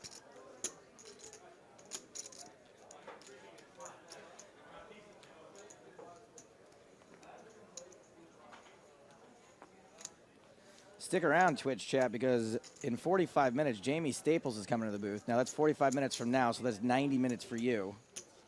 Don't forget. Which is when you have to add the 45 to that, though. So what is that in? Don't forget about Eastern Standard Right. Daylight Time. So that's... They might have missed him already, actually, now I think about it. Oh, Jamie, thanks so much for being with us. Hey, guys, check me out on Twitch. Come see me. Say hi. Actually, I believe that young Jamie has not been very well. Get well soon. Get well soon. We wish you to get well. Where? Sing it, Rihanna. Ray, funny enough, great timing, says Danger Mouse socks. Great shout back to when I was teasing Joe with Danger Zone and said Danger Mouse was one of my favorite cartoon characters. Unless it was just pure coincidence, in which case, why weren't you listening more closely? Again, 45 minutes till that compliment stroke insult actually gets to you. It's quite frustrating for me. It's going to be very hard to get into any arguments with an audience that's in a different time zone. Ace-3 for Gil on the button. Good enough for him to raise up. James is pasting comments from Twitch into a private channel for us. Some of them are, where's Kasuf? Dothraki from Game of Thrones. Will we see the rest of the previous match? Over for today? Wrecked. Still entertaining us even when we don't look at it. God bless you, Twitch. We do miss you. We'll be back. Don't you worry. Our next proper full stream, we will be back. It's now a king of hearts on the turn. The queen was good for Dennis. Ace trade does not improved. Improved? See, you're stuck in the delay as well, man. Yeah. Don't mix your tenses up.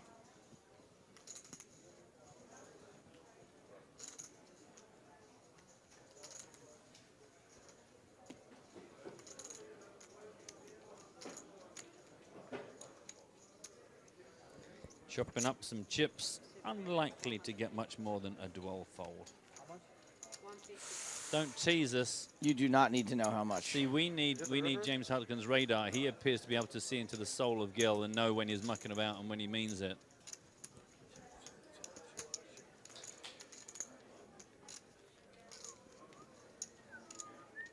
There you go. Good guy. There you go, big boy. Button's good.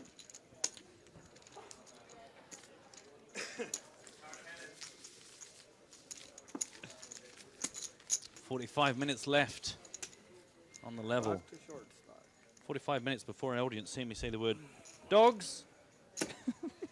Again, just going to set my alarm there just to see if we get any kind of positive response. Excuse me. Can you make a condition a little bit stronger? Stronger. Condition. Condition, what, for your hair? What's that mean, I wonder? Oh, the air conditioning. Excuse me. Not enough oxygen here. Plenty. There's plenty. Plenty? There's plenty. There's Plenty. more than enough. I mean, dude, there's a lot of people around in the room. No, that's carbon dioxide you're thinking about.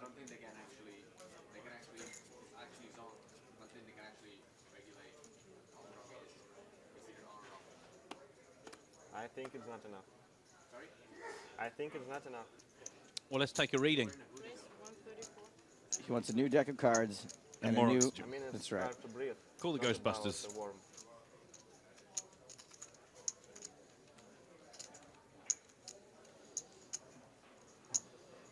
There's not enough sunlight in here. Not enough cheese.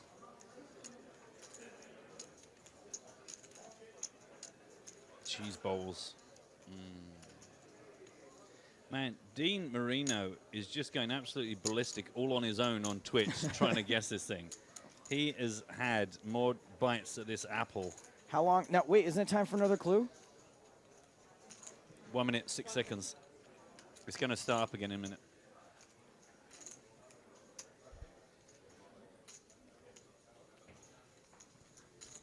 A raise from the ace-3 of Smaran, a call from the king-9 of Timofeyev.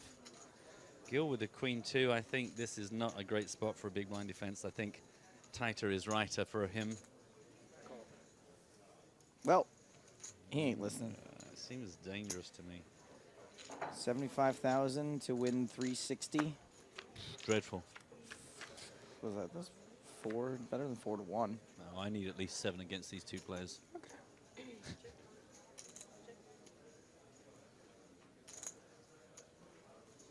My problem is, against these guys, on the 1 out of 3 that you actually connect with the flop, how strong are you going to connect and how much are you going to like it when you meet resistance? That's my only worry, is how deep are you prepared to play You gotta minimal. hit 2 pair. Yeah, you got to hit real lightning in a bottle sort of stuff. Is just my point of view. I think for Gil to want to play for his stack, I think he isn't looking for a connection. He's looking for a mega connection, and I just don't know if Queen Deuce is the hand to justify with the value. That's probably quite weak play, but I just think right now he probably doesn't get to play as much poker as he wants to.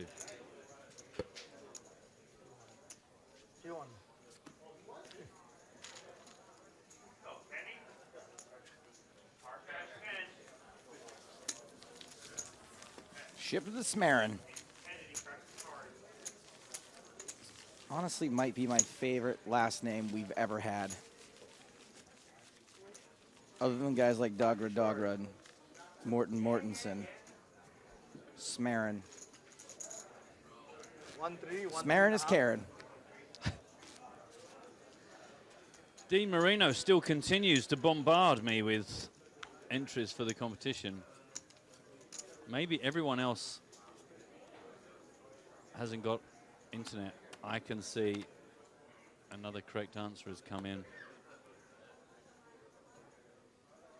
Finally, do you know what? That was really spooky. My watch vibrated as the 45 minutes were up, and then it went ping. Here they come. Sweet hand, ace-jack suited. A rare thing of beauty, three-handed.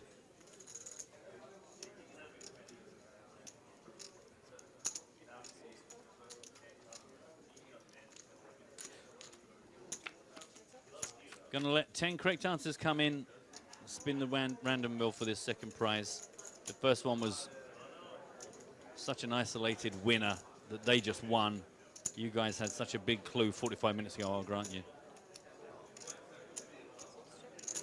So Domination Nation. Timofeyev starts best, flops best. A heart on the turn would be pretty interesting. Maybe something like the 4 or 5 of hearts.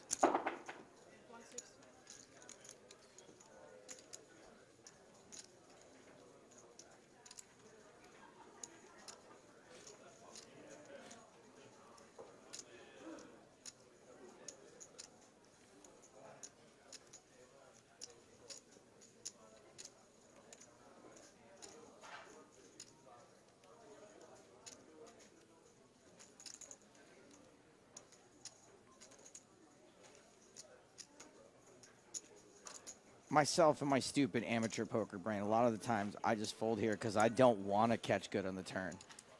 Because I'm like, oh, then I gotta put more money in the pot. Yeah. Joe, I need you to pick a number between 1 and 10. Comedy comes in rules of 3s. Really? So I'm gonna make 2 more guesses. Right. Just kidding, 3. Phobia. Phobia. Phobia. Michael Molinar came in. Then Sam Schaffer, and then Phobia with an F. Undersea Monkey got it. Francesco, Rob, Ray, John Eccles, Christopher B, Moonchild. Thanks, kids. I know that you're going to keep playing the competition for 45 minutes because you won't know that somebody's won. Have fun with that. Well done to Alan Brereton, who picked himself up the dealer button. The card protector goes to Phobia. Can you believe it? Even with 45-minute delay, we kind of managed to make a successful competition and give you guys something. It did take about 2.5 hours to actually complete, but this stuff was going to burn a hole in a container that would have got lost in the sea. It's only fair to give it to you guys.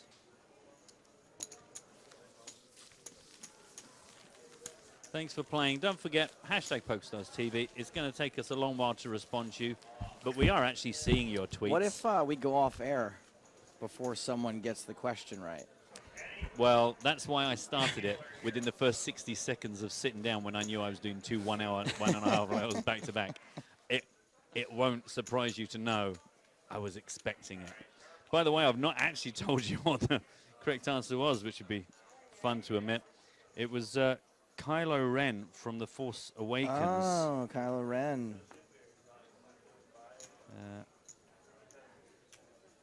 Kylo Ren and Stimpy. Has anyone done that yet? Not that I'm aware. The good news is I can tweet in real time. So now that I've tweeted, the picture of my socks. Hopefully, does that work like that? Han, you stupid idiot. I don't know what that is. You don't know Ren and Stimpy? Oh, not particularly, to be honest. It passed me by. I think that was the real video games era. As we see Gil choose an interesting time. Ken made it 135,000. Nice. Gil shot. Timofeyev called it. Raised and called.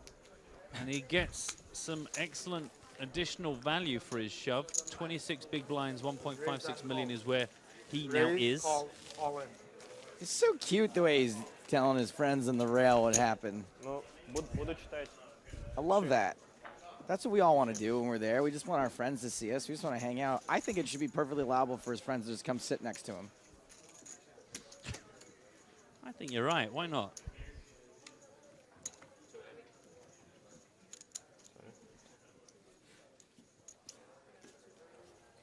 No casino has taken me up in this idea yet. You know what? I'm just going to put it out there because I've pitched it to important people at various casinos around the world, and nobody wants to listen to me. There should be one night a week or one night a month where you can bring a friend to play poker with you, and they can sit next to you, and they can sweat your cards, and one player to a hand doesn't necessarily apply because I got lots of times that I got either a date or a girlfriend or a buddy that wants to learn how to play poker, or they want to come with me to the casino. I'm like, you know what? It's incredibly boring for you, and I don't think you would enjoy it standing 20 feet away from me, not being able to see anything's going on.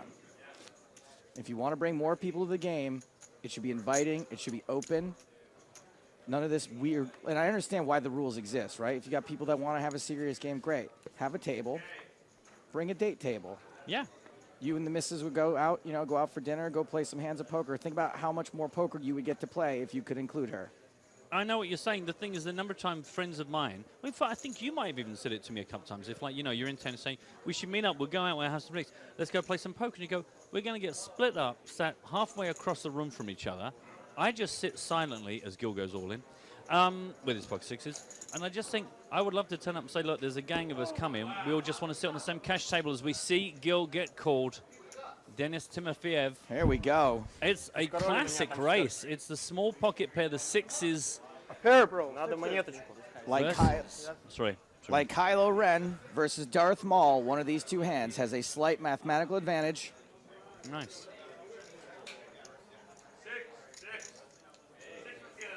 One time. A gilly. That's right. I'm just going to keep crashing into your verse noises. You fill your boots, love. Yeah. Clanker, clanker, clanker, clanker. Timofeyev. There's really not much to say. There's not really there isn't analysis here. It's an ace-king versus a six, and another one. Sixes. Huge flip for this stage of the tournament. Third place finish on the line. Yep. It's 161,340 pounds. Sorry, dollars. Solid flop for sixes. Versus a second spot of $217,860. So it's a big deal.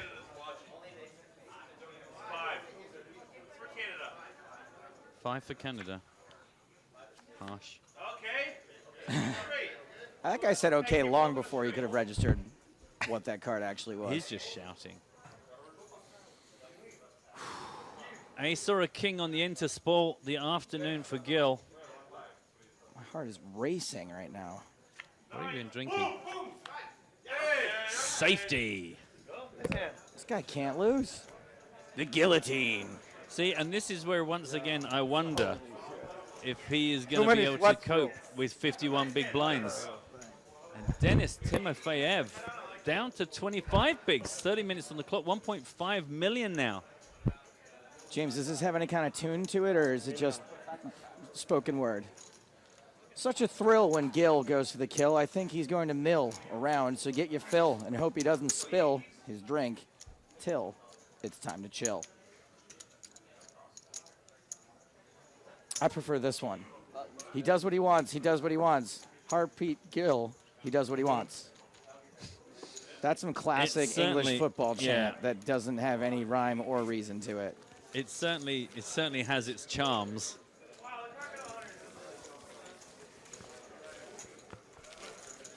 Wow. Now you got a bit of work to do, Dennis. I'm going to give Sam Chaffer a prize if any part of this next flop coincides with his prediction. He said, I'm going to predict the flop for 45 minutes time. Let me know how close I am, chaps. Jack 8 deuce, all clubs.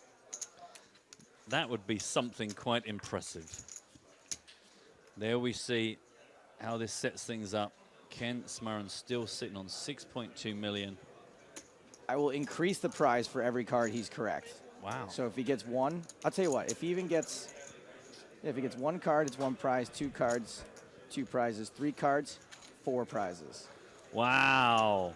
I'm gonna bump it up. The You meat get a bonus. feast. The meat feast. Yeah, you're gonna get a perfect bonus. 1.5. I will give him every dollar in T-money that we have left, budgeted for this trip. And then I'll have him burned at the stake for being a witch. So enjoy that T-money while you can.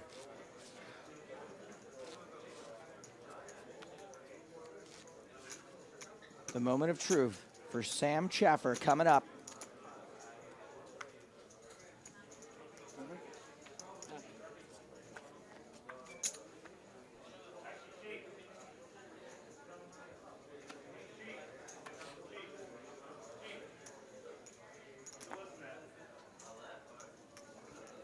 Mafiev holds the button.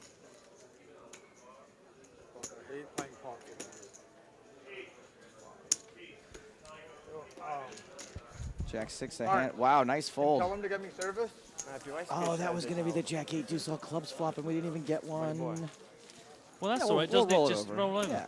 But I'm saying that the next 3 cards was there on that deck. That shuffle. Yeah. We'll just never know. Right there.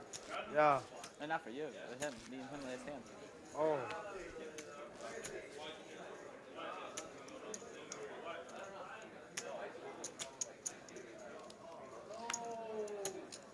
Well, even though I've posted a picture of my socks, people are still guessing what they are, which doesn't seem to make sense because the picture of my socks is happening in real time. KMD Racing tweets in to say, is Gil tilting or will he survive? Yes, he will survive. I can promise you. From when you sent this tweet, he survives at least 45 more minutes.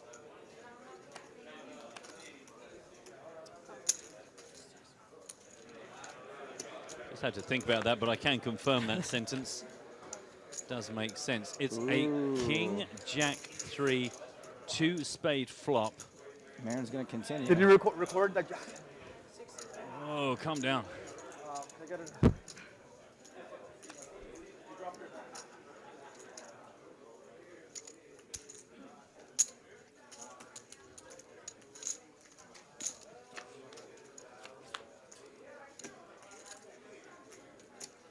Well, there's a 3rd spade on the board. But not a lot else for Ken to get particularly excited about. He had a go at this post-flop. Timofeyev still feeling confident about his jack, and he was right.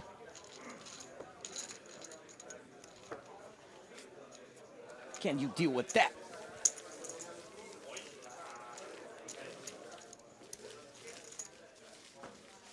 "30 minutes on the clock before another break." I just got all of a sudden really excited for these guys. One of these 3 guys is going to be the 2nd ever PokerStars Championship champion, and I hate saying that. I got to stop backing myself into that word corner. PokerStars Championship winner just doesn't sound as good, though. Well, just start off with the title. There's going to be a champion of a PokerStars Championship event, and pause a little bit. No, I know. Well, it You got to doesn't give work. it the pause, yeah. Yeah. Well, we are going to crown a champ of yet another PokerStars Championship. They should have thought that. Yeah. Do you know what? When they were making that interesting choice, they probably didn't go, first and foremost, it's got to be easy for James, Joe to say. Because he is ultimately the guy that's going to stand there in front of those confetti cannons. So let's make sure that it's, This is how highly regarded I am within the company, by the way. So let's not forget, he's going to be an award-winning broadcaster. Got an email from PokerStars today. Hi there. This is from the PokerStars communication team. I got one of these. Who are you and what do you do? Who is your daddy and what does he do? We're doing some spring cleaning and updating our press mailing list. We'd like to check that we have your most up-to-date correct contact details and find out more about the way to provide you with the best information. Can you please provide us with your current media outlet, or if you're freelance, a brief summary of who you write for? Did you get asked for your home address as well? Yes, yes, I did. Explain why I haven't got my last 3 paychecks. Deuces are still ahead of the ace-jack here. No meaningful direct contact. Connection with the flop, should I say. That is genius. And I wouldn't mind, but one of the people on the email actually know. Matt's ex-wife. Now, James has come up with a great name for the tour, the Joe-friendly. Right. The poker game.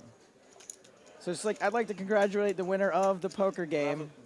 I mean, I still have to get the player's name right, which we know is a struggle. Congratulations for winning at the poker game.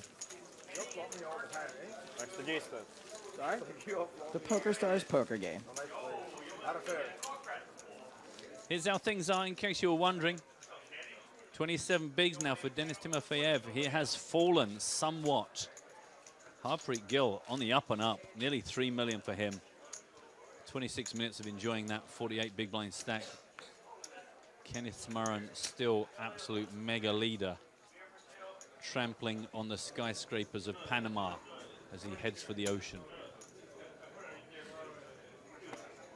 That last bit was a bit dramatic. He's just got more chips than everybody else.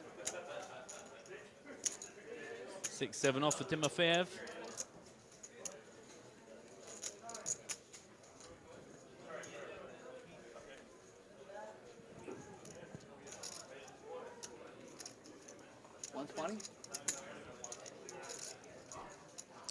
Well, for a guy who wrote his own bio saying he's a recreational player, Harpreet Gill is doing a pretty good job of giving these full-time pros a right ruddy good run for their money. Yeah, he is.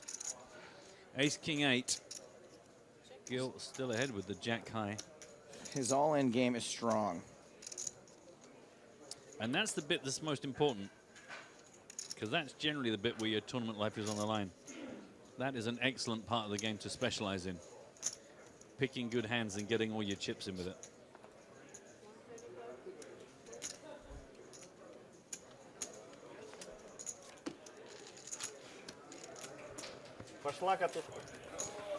Rude.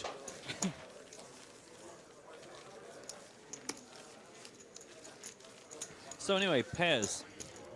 What I found with pairs is that they're so sweet that actually, whereas ordinarily if I was in my house and I'm going, well, I've got like a cream egg over there or an apple, then I'm going to eat the cream egg before I eat the apple, so I've gained nothing.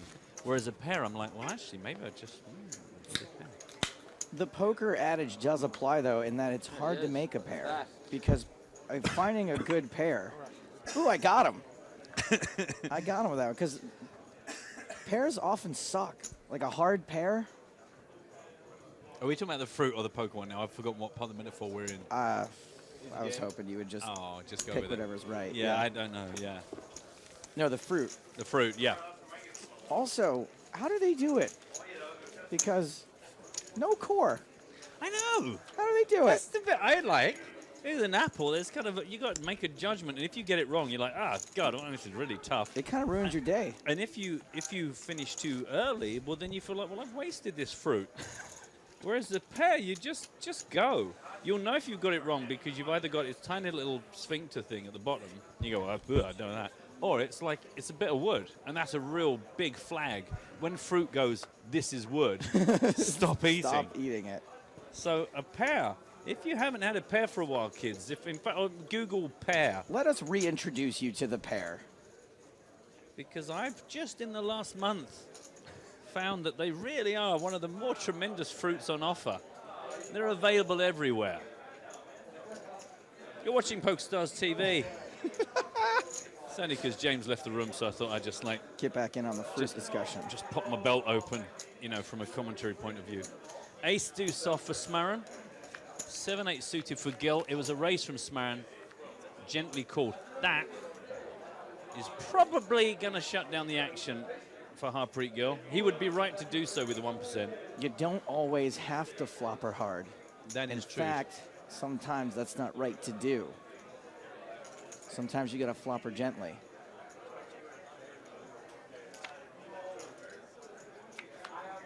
Sometimes you got to deal some clubs. Oh, do you know what? I was going to say that check on the flop, that might just be too tempting for Harpreet Gill to not wield his pile of chips. Crack in the door. It literally was just through a single Malteser through the kitchen door, and all the local cats were like, whoa, what's that then? Absolutely drawing dead. Not even drawing dead, you know what I'm saying? He's got nothing to believe in other than his own confidence here. He has 0 chance of winning this hand at showdown and very little chance of winning it any other way. It wasn't a mega expensive pursuit, but it was an unwise one. Every hand that Gil plays against Smarin and Gil doesn't go broke, Timofeyev just goes further and further mad. From the start of the day, Kenneth Smarin has made an additional 4.74 million chips to his stack. Harpreet Gill, that doesn't really tell Harpreet's story. No, in God, fairness.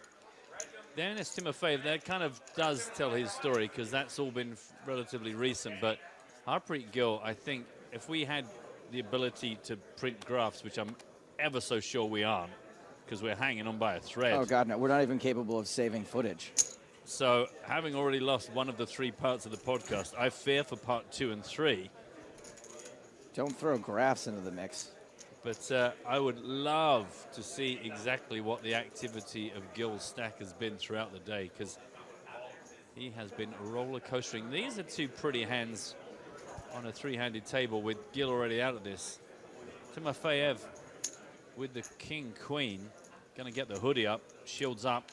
Woo! Let's do it. Ace-4. Considering the guy's saying there's not enough oxygen, I'm not sure if wearing a hat indoors is going to help him feel any more airy. Hits top pair, great kicker.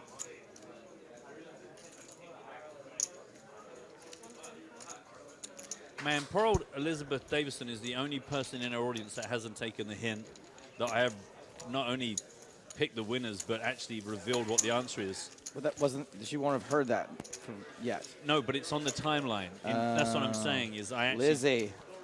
Pirate socks, T-Rex Liz. socks, Sheldon Cooper socks. Unless she is just playing to amuse herself, in which case you go for it. I'm often playing on the internet to amuse myself. So, you might need to look up what amuse really means, because there's another level beyond that that is probably where you reside. Amuse-turbate. You're watching EPT Live. No, you're not. Play on PokerStars. That's a pound in the jar. I knew what I was doing. I do miss saying that, but I don't say it because they'll get rid of me. Smarin is looking at the 30,000. Going to limp in or raise it up from the small blind. He has raised it. I don't think we've seen anybody limp in. Saw a walk a little while back. Oh, Timofeyev. Ace-queen. For those of us waiting for a car crash, I don't know that 10-7 off is the hand from the small blind that Smarin is looking to go absolutely ballistic with against Dennis.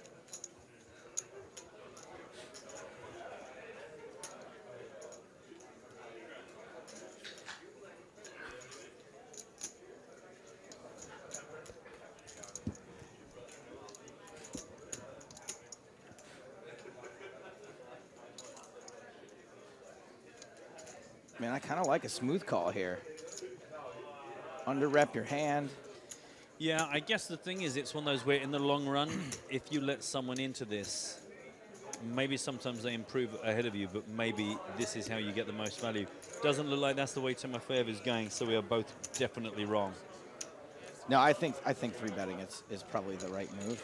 Do you know what I did too? I just didn't want to not agree with you because it feels like I should support you when you say something. I appreciate that. Well, I'll tell you what. Disagree with the strategy. Agree with the jokes. I got no ego when it comes to strategy. When you disagree with the jokes, and you're like, ha, ha, ha, ha, I'm like, okay, I guess I'm better. So Shut you're up saying now you for a want while. me for the rest of my life to humor you? More Humor than your you already do, yes. That is really that's a deeper ask than you could possibly know. I just can't humor her anymore. I'm giving her all she's got.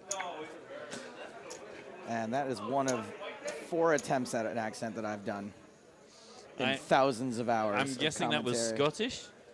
Yeah, well, you got the gist. That was a clue. You got the Mac gist. Button raised from Kenneth Smaron. Jack 4. Round to Harpreet. Who's got... Oh, my God, Jack 4. Jack 4 was the real key hand yesterday as well, wasn't it? Jack with 7. Smaron? Oh, Jack 7. There you go. Sorry, excuse me. The same hand. Dun, dun, dun, dun.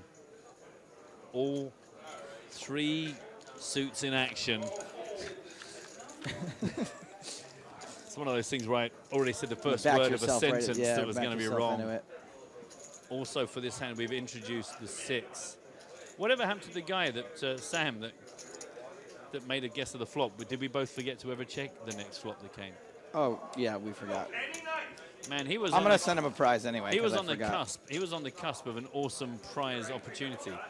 But both of us, like a pair of goldfish within 13 seconds, just went, duh. Let's give him a prize. Sam, we're going to give you... Let's give him a double deck of cards and $11 in T-money. Woo! Congratulations on nothing. Paul Walsh has amused me with the tweet that says simply, random generic comment to be noted 45 minutes from now. Start your clock. I hope you've already done it. I hope you know how this works. Action is going to start here on Dennis. The only man not obliged to play a blind. I've got Timo fever, and the only cure, cowbell. Or air horn.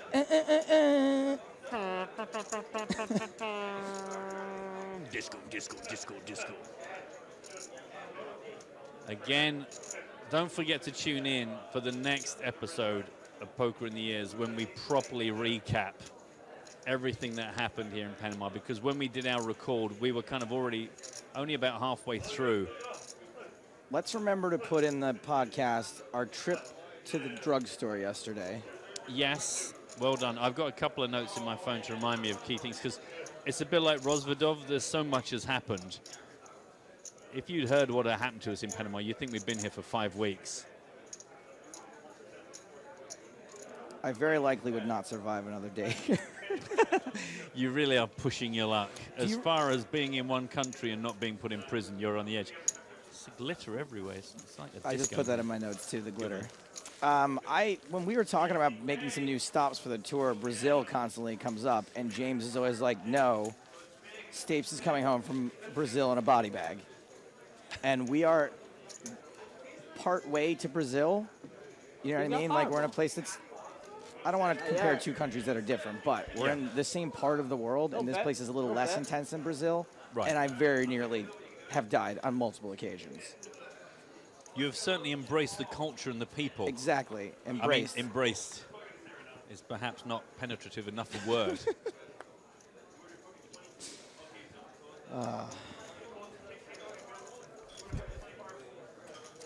Francesca says in 45 minutes from now, Matt, the guy was eating a Kinder Bueno. Yeah, I actually did recognize it as a Bueno. I could see the segments in 45 minutes time. Thanks, Francesca. Man, this is like, I used to play like these, basically, I guess, video games by mail, like in the late 70s, early 80s. They were what were effectively like massively multiplayer games, but they were by post. And I haven't got enough time to describe them here. Either people who are older will not talk about it, but you would have like, imagine let's pretend it was a game of soldiers. It's Call of Duty. Okay. You had your roster of guys and you had a certain amount of action points you could spend. It was like a kind of turn-based game might be on video games. And you'd say what you wanted your guys to do. You had to write down all the instructions. I want to move him here, I want to fire this, da-da-da. And you'd mail it off. And all the guys playing this game would mail it, and someone centrally would compile all of what had happened, who you'd encountered, The next week you get back the results of what you've done, where your guys were now, a little map of where they were, and you paid a subscription. And honestly, it was what World of Warcraft would be like if we didn't have computers. It was, when I look back at what I used to do, it's mind-blowing. It is the opposite of mind-blowing. It is whatever the dullest thing possible is. I guess, yeah, what I should say is it blows my mind to think about the effort that went into doing something really unrewarding. It's a bit like you and your love life. Yes, absolutely. Smaran, Queen 4 suited into Gill's offsuit King 7. Ooh. Queen has hit. Gill's King 7 has not. Worth mentioning, incidentally, that Harpreet Gill is dropping back down the leaderboard since he had the big double up. And I do fear a little bit. It might just be the cards, and I don't want to like put a target on Gill, but it feels a little bit like he has to watch out that he just constantly is being snapped away at until he gets to a point where he can comfortably shove it all in.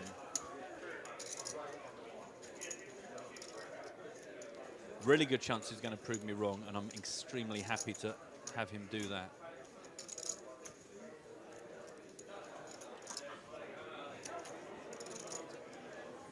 $330,000 in the pot. The bet from Ken Smaran, 150, job done. And Gill is now officially the shortest stack at the table, just over 2 million. Every single pot I played with you, 2.14 million for Dennis and 6.67 million for Kenneth Smaran. It's not true. No, well, like these ones in the last like hour and a half, not one pair. I'm just fucking with you. You'll see it. You'll see it. Like not even one. Like it's good for me. Almost. But I can't even hold my hand sometimes. It's good for me. Yeah, for sure, it's good for you. Hello, Twitch. I'm not looking. I have no idea what you're doing, but just in case you're out there, you've been with us all week, and you at least have earned our acknowledgement, even though we've kind of abandoned you today. And again, don't worry, everyone. This isn't a sign of things to change. It's just there are technical limitations here in the Panama production, and we had to make a really tricky decision. Did we either come to you live so we can interact with you in the moment, but be cards down, or do we bring you what we generally do, which is a cards up final table, but we have this big delay between us? And we just went with the general consensus that we think the majority of our audience would rather see the cards. I don't know if you guys know this, but there was a nationwide power outage a few days ago here in Panama. Yeah. And we still haven't fully recovered. In fact, this hotel does have power, but the entire building is being supplied with electricity by a donkey on a treadmill. And I saw him this morning. He looked pretty unhappy. I think his carrots are really running low. A piece of this for both players, the bigger part of it, most definitely for Denis Timofeyev.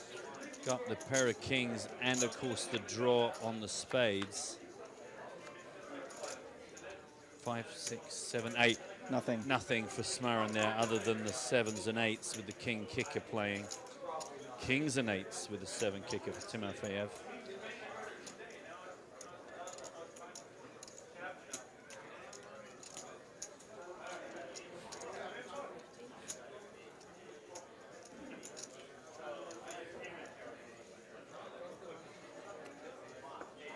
Call. 7 is no good. And that's going to be a nice little boost for Dennis. Him and Harpreet Gill just taking it in turns to leapfrog each other from bottom to middle. And Dennis now on 2.66 mil. Harpreet just over 2, and Kenneth a touch over 6.2 million. For 8 minutes, that's respectively 104 bigs up the top, 44 in the middle, and 34 for Harpreet Gill. And another break due in 8 and a bit minutes. And then we carry straight on, back in for level 28. Gonna leave Joan James in charge of trying to get this thing heads up. It smells like a foot around here. It smells like a foot around here, I think was the quote I just heard. He said, who smells like a foot around here, I believe. Well, I believe. Oh, look at that bottle of Fireball. What's Fireball? Fireball is a cinnamon liqueur, and it is one of the greatest shots known to man. That sounds amazing. It's fantastic. A cinnamon liqueur? Have you ever had like Big Red gum or Dentine or any cinnamon gum? Do you know what? I haven't in decades, but now you've said it, my brain has immediately like a shot of remembered. that. Oh, and is this an American thing, a local thing here? Do you know much about it? I think it's, yeah, I mean, it's USA. I think it's originally bottled in Canada, but you can get it in the UK also. Right. Well, look, drink responsibly or don't drink at all. But certainly I should be investigating that. Wow. It's a really great shot. It's like for people that can't handle like tequila or Jaeger. Right, okay. Well, I want to talk more about this, but meanwhile, some poker has got in the way. It's an ace-5 for Harpreet Gill on the button. He raised it up to 130,000, got the call from Denis Timofeyev. King, 7-4, 2 clubs. Gill still ahead with his ace-high. Shot of Fireball will cost you 4 mana, however. Ah. Does it combo with anything? Can I like combine it with my arrows to make like cinnamon arrows for like 6? You can combine it with, say, like a +1 spell damage. So like I get more bang for my buck, basically. Yep. Okay. And is this by post or is this digital? Because I didn't get any stamps. You gotta wait by the front door. I don't know. I don't know if it's a cameraman or one of them. Make sure that shit ain't moved. You're fresh, bro. No. Are you insulting the personal hygiene of our crew? Fair. She's been looking at me for days. It's very difficult to know where to go with that. It was a C bet of 125,000 from Gill, and immediately poof back for 325,000. Another 200,000 being asked of Gill. I think a C bet can either be a continuation bet or a bet from just a guy who's a real jerk. Why? That's a total C bet. Yes, okay, I see.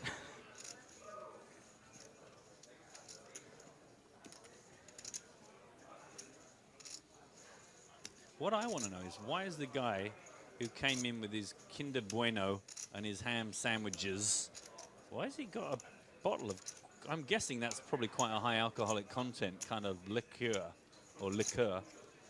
That doesn't seem like the sort of thing that one would just carry around with them casually. You know, but it is. Oh, is it? Okay. You know, Well, no, I'm somebody's, somebody's walking around with like, you know, a can of Coke or like, you know, a can of beer, but to like be walking around with some quite potent spirits, it doesn't seem like standard. For when you've forgotten your flask.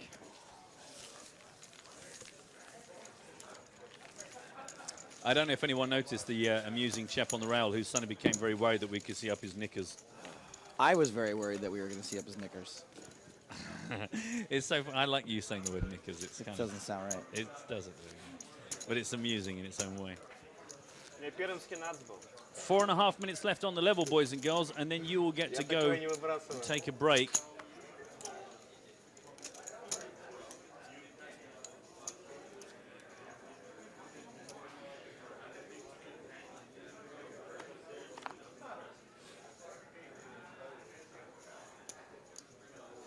Man, either we've got like about 16 guys in our crew, or there are a lot of people in matching black T-shirts out there.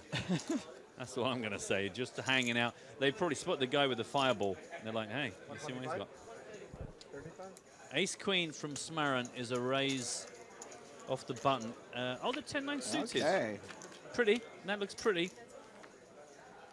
All right. Okay, I think we're going to see some more streaks of action here, boys and girls. 330,000 in the middle. It's second pair for Gill with backdoor draws for the straight. Overcards and the gut shot for Ken Smaran. Check, check. Let's get a free one, Clara. Okay, so two pair for Gill now. Up and down for Smaran. Yeah, we're up and down to the nuts. The nut straight, at least. Well, the nut straight, yes. Obviously, if it's a third diamond that completes that. would not be Sid. Emboldened by his 2-pair, Gil does come out firing 175,000, gets the call. 680,000 in the middle. It might be a bit of a passion killer, or I don't know, does Gil just go for it?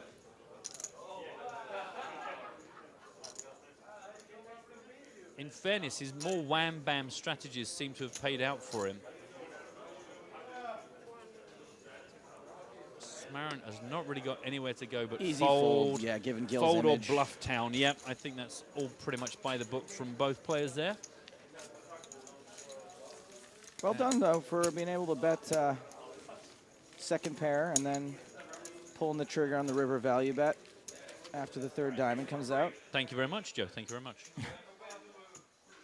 2.13 mil for Harpreet Gill, nearly 3 million for Denis Timofeyev, and nearly 6 million for Kenneth Smarin with 2 minutes on the clock.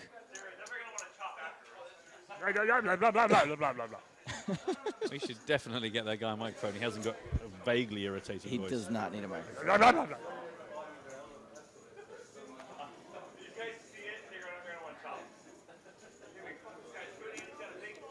Sounds a little like Mike McDonald.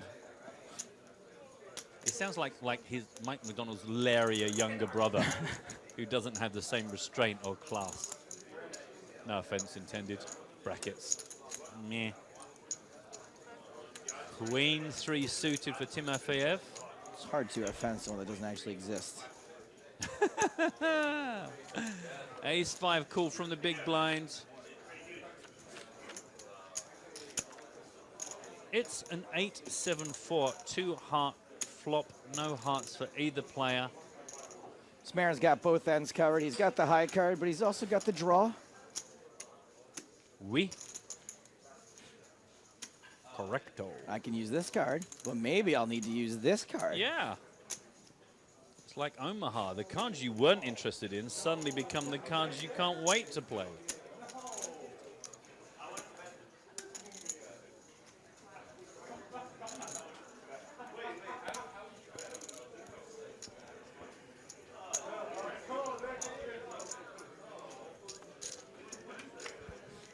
Betnicol gets us quickly to a King of Diamonds turn. 600,000 exactly in the pot after Timofeyev bet out, got called.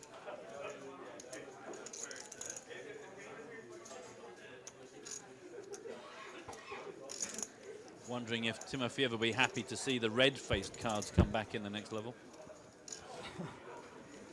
I got a feeling he's never happy.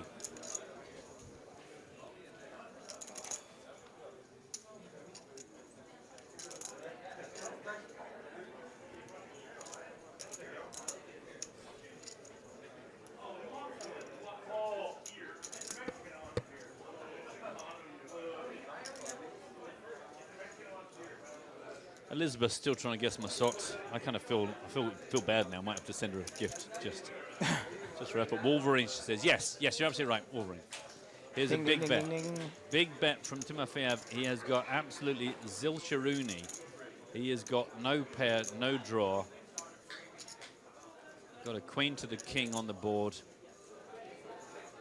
This is what we in the business call a bluff. Ah, a bluff. Let me just make a note of that. Bluff. That's with a B, right? 2 Fs, yeah. Bluffs. What, silent F at the beginning and one at the end? Or no, that's that would be a third F. Two Fs at the end. One of them is silent, though. You only pronounce one. Right, okay, not bluffer. Exactly. Always learning. Ah, the word dogs has just got through to everyone from 45 minutes ago. Glad you're enjoying that word. 450,000 from Dennis. Nice call. I mean, just an effortless call. Can he handle the river pressure, though?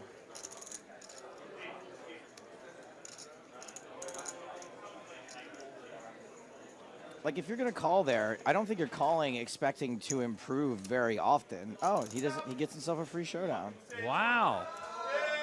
Well, that's one way to do it. Kenny Smarin. Favorite baseball player? Hank Smarin. I'm sure those are all relevant things. Favorite poker player? Smarin Massey. Favorite vice president? Smarin Burr. Really no idea what's happening. Let's take a look at how our last three players are stacked up. It is 2 million for Harpreet Gill, 2.2 for Denis Timofeyev after that clash with chip leader Kenneth Smarron, 6.7 near chips. So players are going on a break. We're going to do the same. Please join us in 17 minutes as we continue our coverage here from the PokerStars Championship main event, Panama.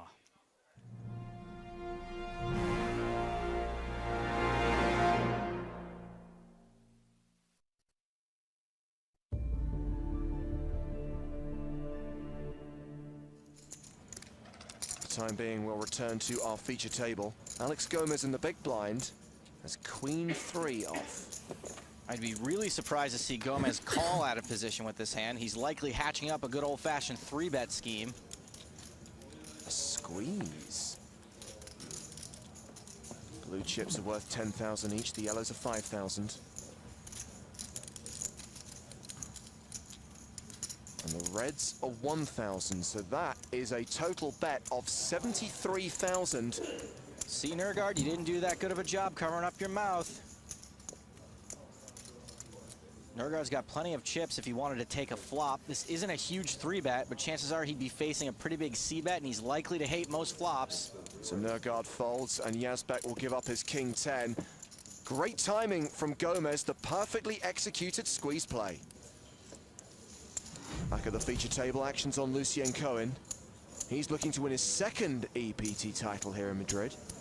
He's raising an early position with 9-6 suited. Boy, that's pretty loose. Pretty loose. 315. 3.5. 350. Cohen's got 360K behind, 36 big blinds, which makes his raise even more outrageous. Whoa! Actions on Gomez, but Nurgard's raised. Not only is that out of turn, but it's really out of turn. He wasn't even next to act. What happens now? If you call, chips also have to stay. It's only if you raise. So if I call, he must raise. He must raise, yeah. He must. Can I ask how much the raise? I'm just asking. So Gomez knows if he calls, Nurgard has to raise, and that'll get more money in the pot. Pretty slick move. I need some food. Oh, the poor kid's hungry. Well, his compulsory 3-bet is to 55,000. Hugo Lemaire's woken up and has folded. As does George Yazbek. So actions on Sharia Sultani. Oh no, no, it's Cohen acting out of turn. What is going on here? Sultani's actually got a decision to make. You're going to raise, sir? I'm Steve, probably. Keep your chips. Really? Yeah. I'm going to fold a huge answer. He lays down the 10s, disciplined pass. Cohen can now fold. I'm all in. Alex Gomez shoves. Of course. Really smart play all around by Gomez. Oh, I have this huge hands. I can imagine. This table is so big. You need like a telescope to see it to the other side. Tough to see the other side of the table when you're sitting on 3 phone books. Good call. Show one card. I'm sorry. No? I'll tell you the end of the day. So on to the next hand, which will see Alex Gomez under the gun, first to speak. And he will look down. 8-6 suited. He's capped his cards, looks like he wants to play. This would be pretty loose under the gun, but he is the table chip leader. Well, he raises to 28,000. Andrew Lee will fold, as will Nurgard and Lemaire. I assume that Yazbek is folding as he's walked away from the table. So passed around to Lucien Cohen in the big blind with 9-10 of spades. Cohen's out of position, and as we mentioned, he's short stacked. He really shouldn't be playing in spots like this, especially if he's going to just call. And he does just call. Well, he's a 2-1 favorite going to the flop. And he still has the statistical advantage, even though Gomez has paired his 6 With 2 overcards and a flush draw, this could be a good flop for Cohen to get his chips in. Absolutely. Gomez is checking out Cohen's stack, or maybe he just wants to see if he can get a tell off the rat. As mentioned, Gomez has top pair, and he had the pre-flop betting lead, so my guess is he'll want to continue. He does. Are we going to get a check raise all in from Lucien Cohen? Cool. No, he's just calling again. I think Cohen missed an opportunity there. 2 overs and a flush draw usually equates to massive equity. He even had a bit of fold equity with the remainder of his stack. 2 of diamonds on the turn. Cohen misses. Gomez is now the 2-to-1 favorite. Cohen checks again, and Gomez bets enough to put him all in. And Lucien Cohen has once again been shoved on. With only 1 card to come, now would be a bad time to get it in. Also, when you've been put all in, you have 0 fold equity. Thanks for that one.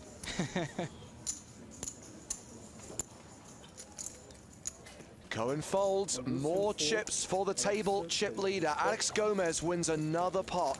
I can't give all the credit to Cohen for not check raising the flop. Gomez played this hand pretty perfectly. In fact, he hasn't put a foot wrong all day.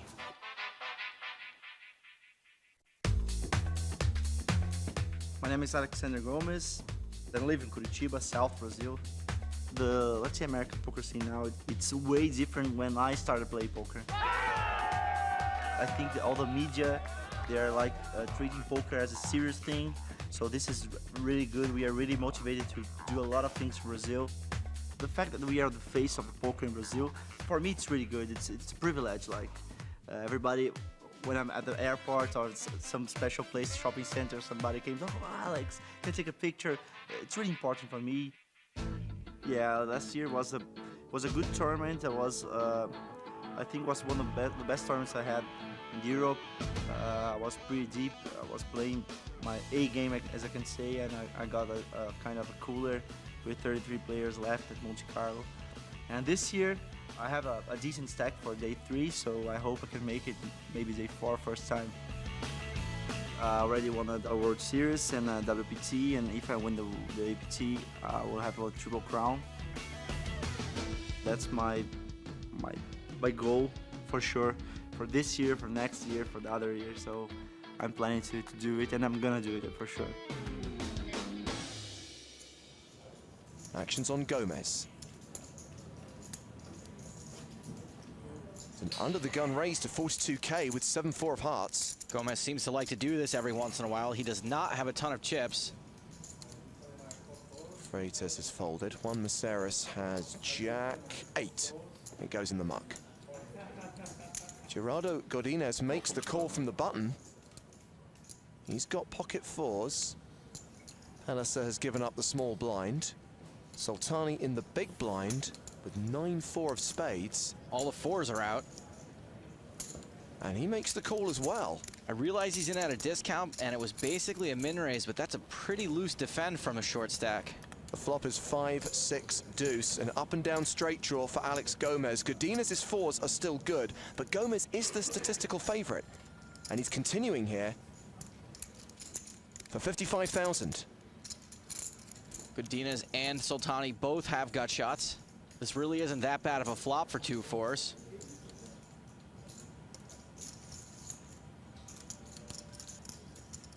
Godinez will call the continuation bet.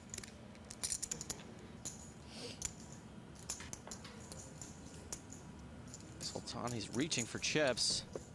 Wow, very loose peel from Soltani. Doesn't really have the stack to be making these plays. Sure doesn't. So still 3-way to the turn, which is another deuce. Gomez picks up a flush draw to go with his gut shot. And he's had the betting lead the entire time. Typically, these guys like to keep betting when they pick up more outs. Soltani has checked to him a second time. Gomez checks as well. Godinez reaches for chips, and he bets 120,000. Time to see if Soltani is loose or suicidal. He wisely folds. I think there's a good chance we're going to see a check raise here. Gomez moves all in. This is some good old-fashioned aggressive poker. Maybe he wins the pot right here, and if he gets called, he's got plenty of outs. He wins the hand right here because Godinez has folded. Thanks, man. Alexander Gomez has been pretty impressive this entire tournament, and this play was no exception.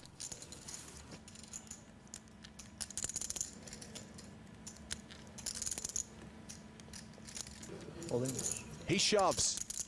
Pellicer can't really like that. There's still Ivan Freitas to act in the big blind. And he's got tens.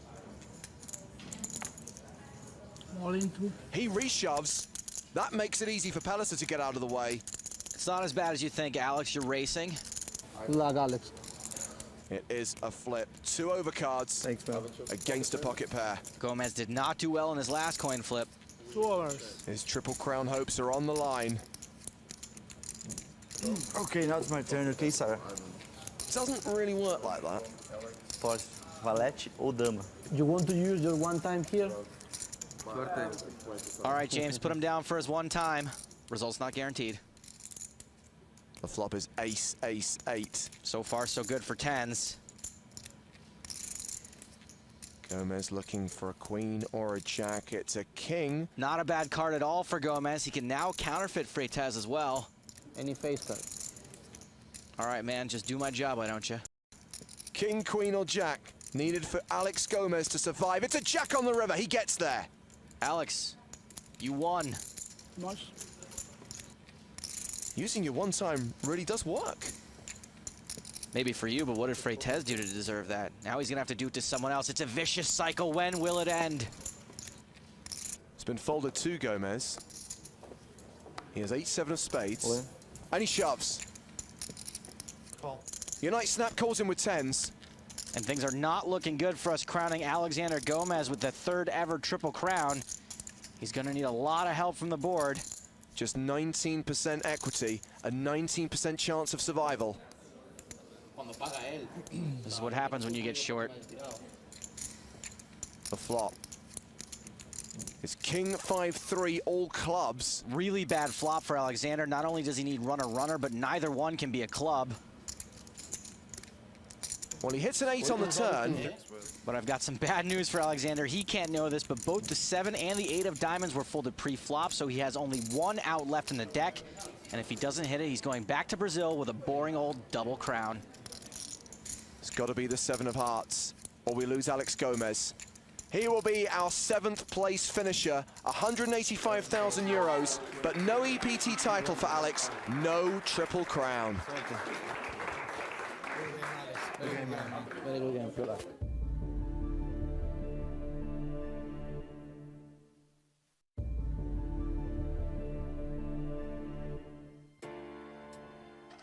Over the years, the PokerStars.net PCA has seen a string of sports stars taking to the tables, looking to fulfill their desire for competition. The latest addition to the list is soccer legend Ronaldo. His presence so far in the main event has caused quite the commotion. Brazilians are crazy about him right now. He's legendary at the end of the day. I know he's in a class of his own. I'd like to see more and more pro athletes playing in these events. I think that it would be great for poker. It's very good for poker. It's very good for poker in Brazil as well. I mean, it's just a sign of how big the PCA is. It's such a major event that it's attracting big sports stars as well. It's pretty cool.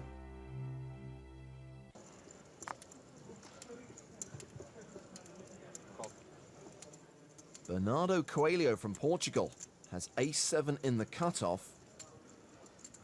That's a call. Too bad it's not Paul Coelho, the novelist, because he's going to need the alchemist to crack aces. Round to Diego Gomez in the small blind. He folds. And John Patgorski checks his option in the big blind with pocket 4s. No reason to get cute and play a huge pot there. Just take the free flop. Well, Ronaldo is a big favorite here, but Patgorski has flopped a straight draw.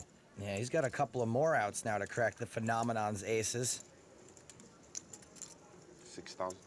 Ronaldo bets more than half pot. He looks pretty happy with himself. Coelho folds. Patgorski is in, heads up to the turn. Ronaldo now an 86% favorite.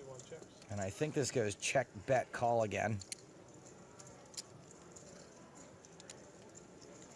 12. There's the bet from Ronaldo. And it would be silly for Pat Gorski to fold. Just silly. Sometimes he'd have the best hand.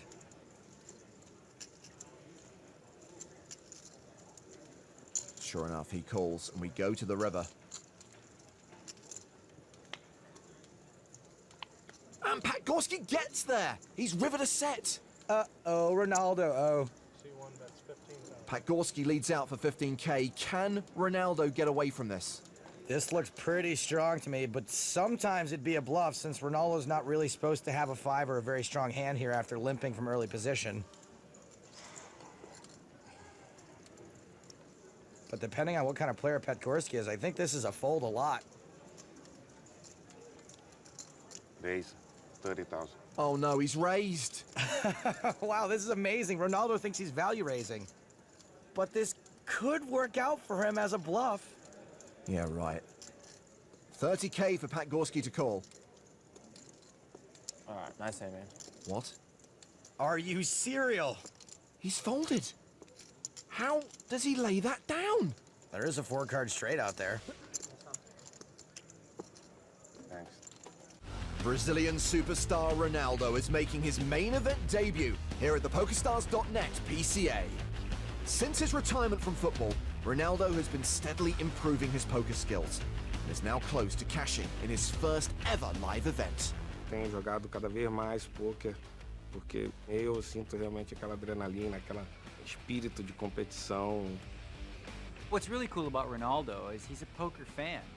It's great to see that after his career, that competitive spirit hasn't been lost. For a lot of people, Ronaldo is their absolute hero. Nice to meet you, man. Take care. Good luck. It's great to see the sports stars and poker stars kind of coming together.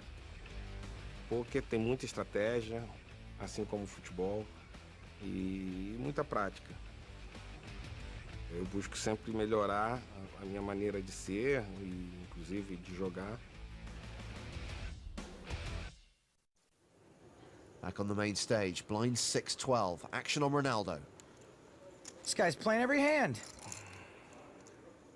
Ace-deuce suited, under the gun +1. He raises to 35,000. Some might say it's a little loose, but to be honest, if I saw Ike Haxton do it, I'd probably be praising it. So I'm going to go ahead and allow it. I'm sure Ronaldo will be delighted to hear that. Folded around to Christopher Lockhart in the big blind. He's got ace-king. All in. And he shoves on Ronaldo. Now, Ronaldo really does not have to call this off.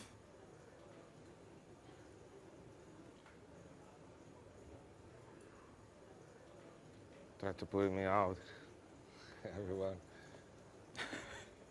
He's cute. He feels he's being bullied. Okay, I mean. Is that a call? Yeah, Okay, call. Ronaldo calls all in, and he is a huge dog here. Well, Ronaldo, it was nice having you here, unless you do something terrible to this boy. Lockhart, a 7-3 favorite almost. Sergio Garcia rooting for the underdog. Ooh, flush draw on the flop. Well, that should pep him up a little. I know who I'm cheering for. I know who I'm cheering for. Huge Chris Lockhart fan. Ronaldo now has 12 outs. He needs a diamond or a deuce to survive. The river card is a deuce. Wow. Wins with a pair of deuces. That shouldn't even count.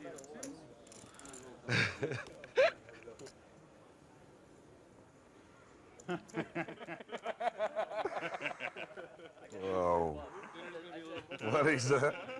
A pair of twos? Heart attack, like. Oh. And Lockhart has asked that Sergio Garcia be removed from the rail. It's amazing, this game. Can you imagine what the rail would be like if he final tables? No. First final table with a Mexican wave. Ronaldo back up above the tournament average.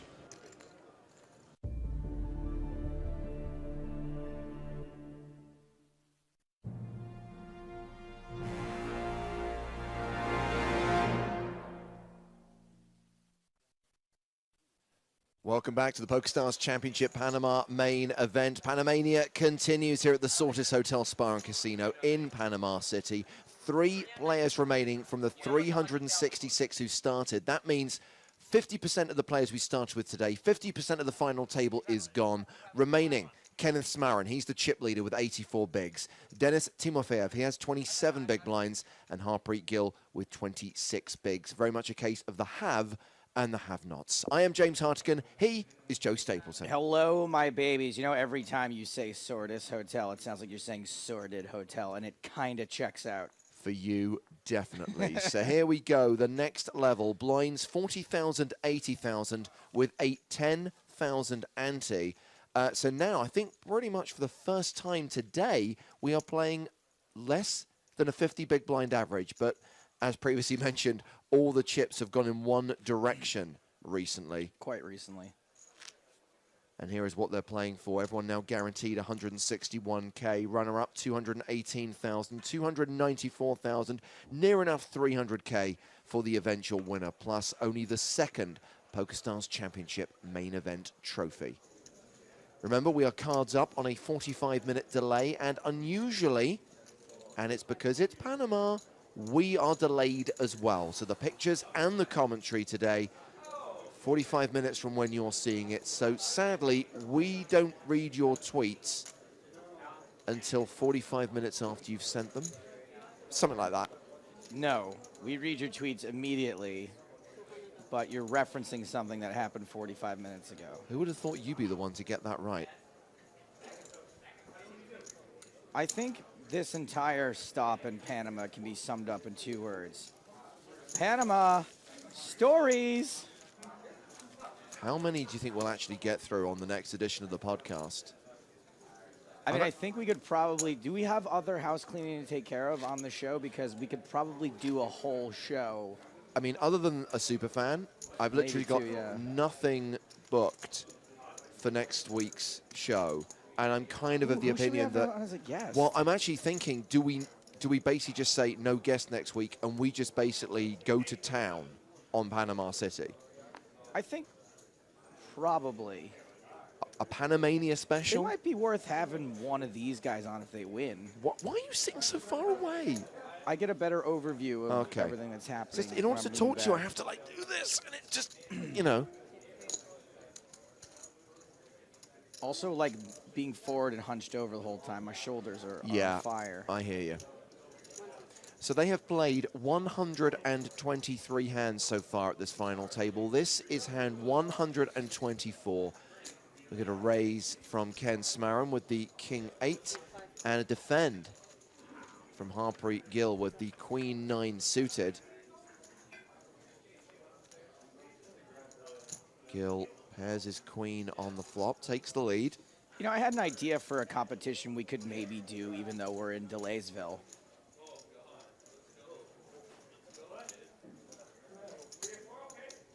Continuation bet from Smarin.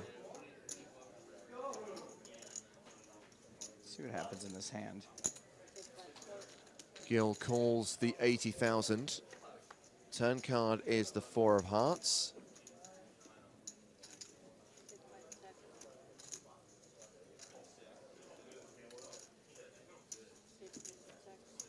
Action goes check, check, and the river is an 8. So Smarin catches a small piece on the river. Matt, do you think we're going to interview that guy? Because if not, I'm going to tell people about him because I think it's worth talking about. Okay. Okay, this has gone check, check on the river. Gill shows the winner, adds 300K to his stack. The guillotine. Ka-chunk. Now second in chips. He's 40 years old. He's from Vancouver. Oh, he didn't even play. Couldn't even trap him. Couldn't even trap him. He has had a few results in recent years, including a couple of deep runs in a WPT in Montreal. He's also had results in the Netherlands and the Bahamas, about $50,000 in live tournament earnings. I've heard. And now guaranteed at least 161K. I've heard that he has results in both Holland and the Netherlands.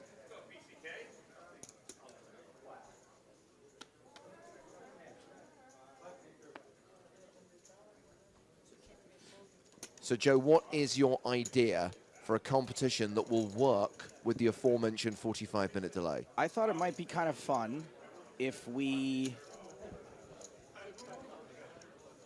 I was walking to the bathroom and I was like thinking about like if we could afford to have licensed music Right. at the final table, it would be cool. I think we might have done this one before, but I'm getting people's opinions again. Taste change.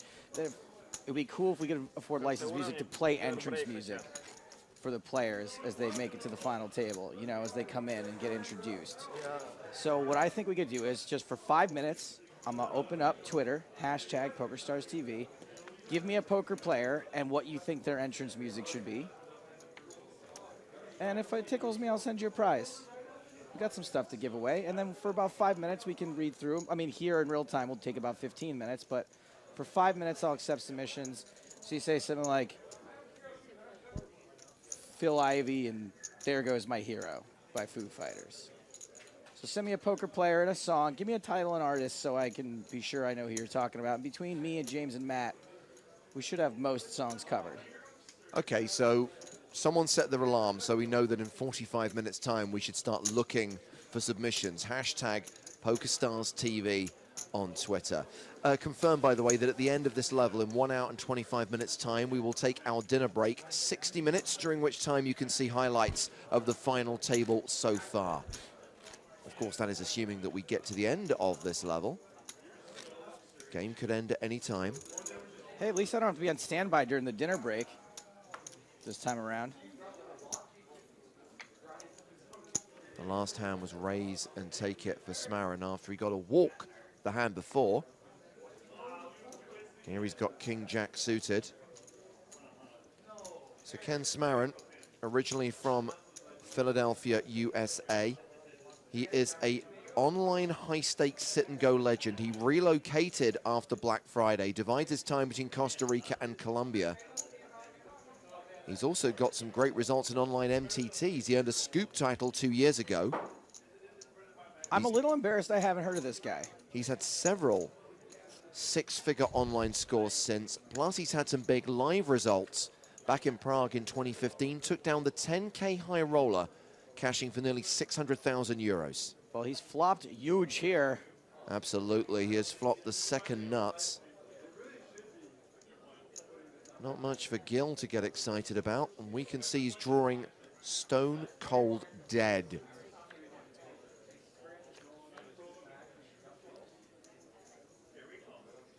The irony is, the hearts are irrelevant. Smarin would still be crushing this if it was just the king.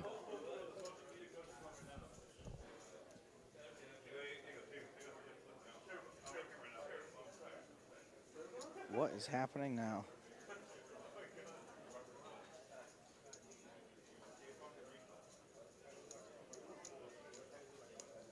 Is that the same sandwich guy? It's not, right? Different sandwich guy. There are multiple sandwich guys in the tournament arena today. All white people look the same to me. Sandwiches are a very popular snack in Panama.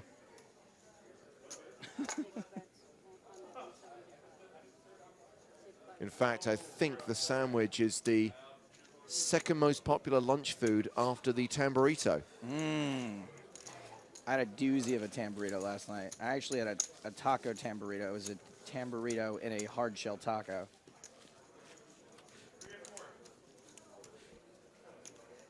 You guys are going to want to check this out, by the way.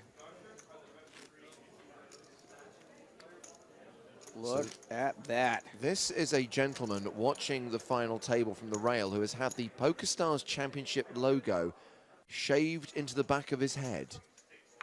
He is not only watching the final table, though. From what I understand, there may or may not have been some adult content on his phone, which is why we had to cut away so quickly. Online gambling. So, hand 128.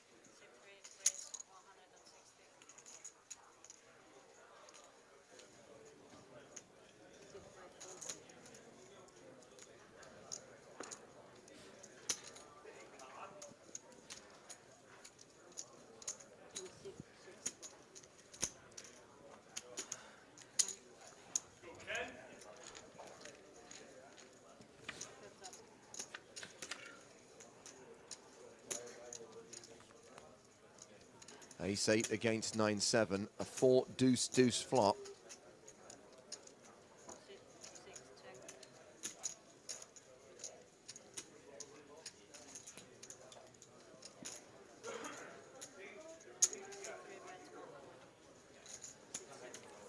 Good flop for you. Timofeyev continues, takes it down. So nothing's really changed from where we started this level. Smarin's still the massive chip leader with 85 bigs. Pretty much a 3-1 chip lead over the other two players. Timofeyev and Gil tied at 26 big blinds apiece. Puts them in a tough spot, of course, because there is the small consideration of the difference in prize money between third and second. 161K versus 218K.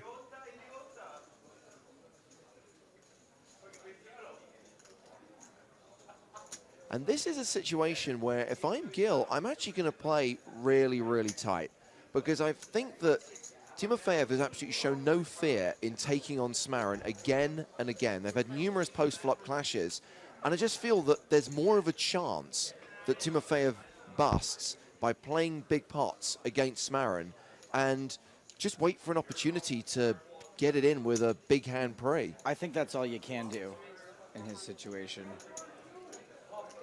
You do need to tread water. You do need to stay afloat. I don't think you can afford to just give up every blind because they're coming around so fast. Sure, but again, I'm not sure I'd be opening the button with King 4 suited. And maybe that's wrong. Maybe this is the correct strategy, but I think King 4 suited, you have to. But then again, if you're just going to get 3-bet and have to fold. this is the problem. You can't call that 3-bet even in position because you just haven't got the chips to speculate with.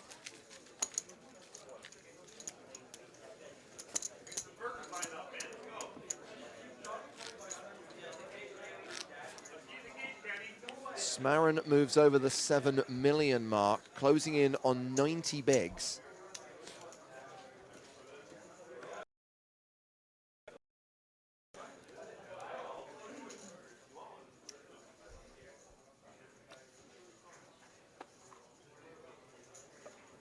He's on the button now.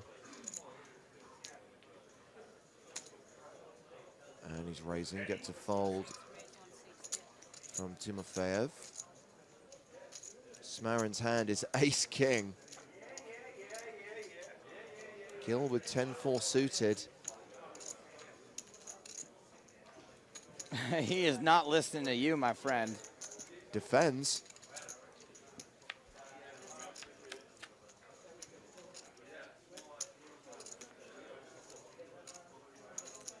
Classic flop for ace-king. 7 trade deuce. See, once you get yourself into a position where you have fewer chips than Timofeyev, he doesn't have to do that much. He's smart enough to know to just let you keep doing what you're doing. Okay, so Gil actually catches a 4 on the turn. Now has the best hand and looks like he wants to bet it. Smarin has picked up a wheel draw, plus his ace and his king are both live. He calls the 165,000, and this hand's going to the river. Boom. It's the ace. Gross.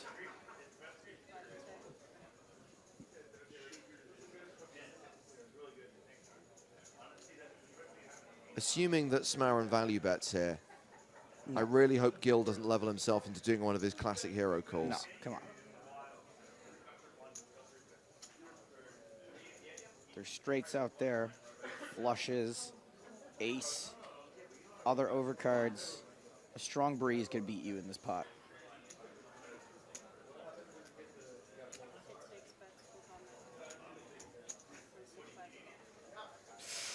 He did. See? Unfortunately, I've got to know this player quite well. Smarin gets an extra 200,000 and Gil sees his stack shrink to 1.35 million. He's down to 16 bigs now. What another flip. Let's flip again. Harpreet.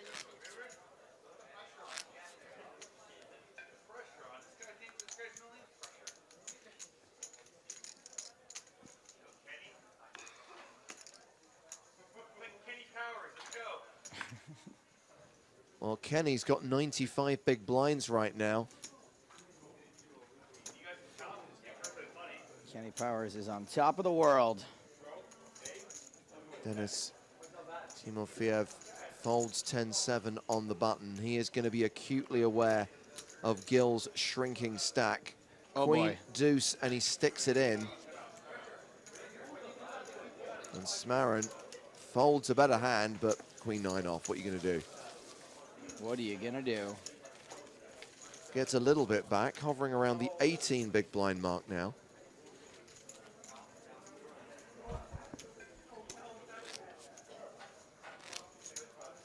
I think if Gil gets it in pre-flop and doubles up again, though, that Timofeyev might just lose his mind.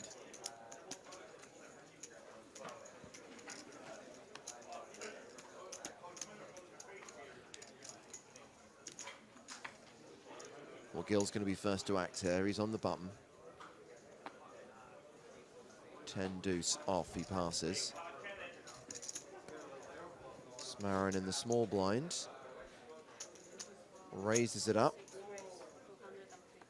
Queen 6 off. Denis Timofeyev is in the big blind with a better queen, Queen Jack.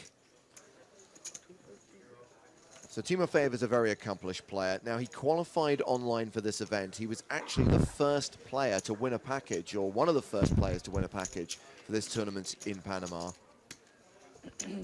He's had numerous results in side events on our tour. He's had numerous results online where he plays as new flat. He's considered to be one of Russia's top online MTT grinders. His scores include a six-figure Super Tuesday title and a third-place finish in a Sunday Million. He was the chip leader coming into this final table. He's facing a continuation bet from Smarin of 160,000.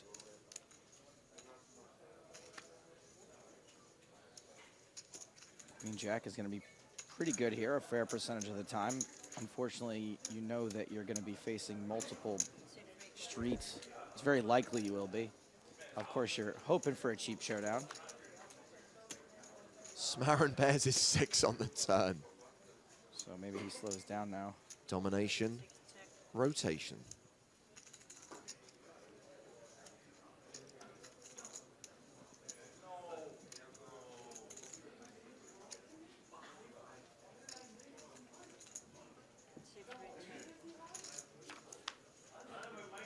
Check, check, and the 7 of clubs on the river. I don't think either player's overly happy about this board. I think this goes check, check a lot. Well, Smarin is going to win at showdown.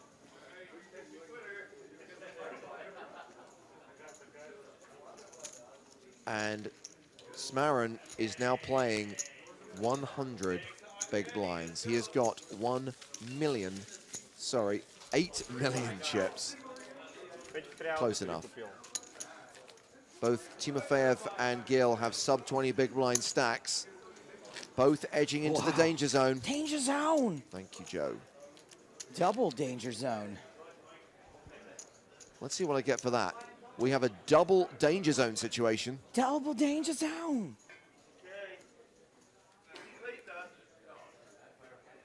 They don't do danger zone on Archer anymore. It's all about the phrasing now.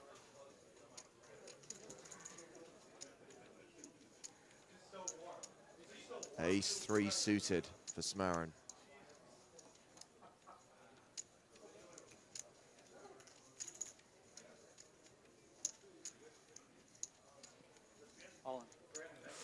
Wow.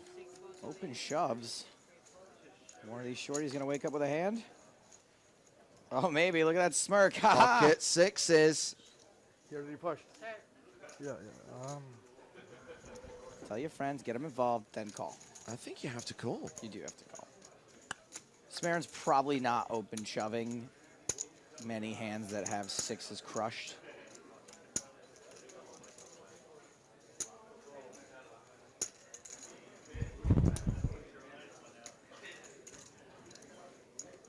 Yeah, count them out. See how much you'd be left with after your call.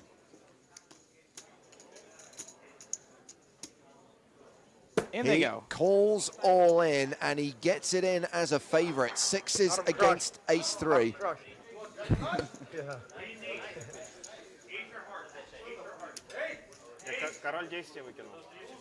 We could be going heads up.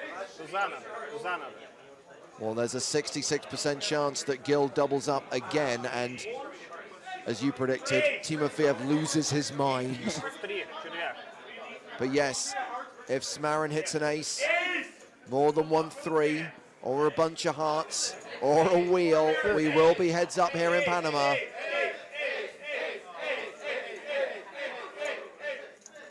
I'm going to guess those guys are Smarin supporters. They're not, actually. They're definitely Gil's friends. 3 spades, that's pretty good. Great flop for Gil. Takes away one of Smarin's outs. Ace of diamonds, ace of clubs are the immediate cards he can hit. And one more spade takes away all of Smarin's outs.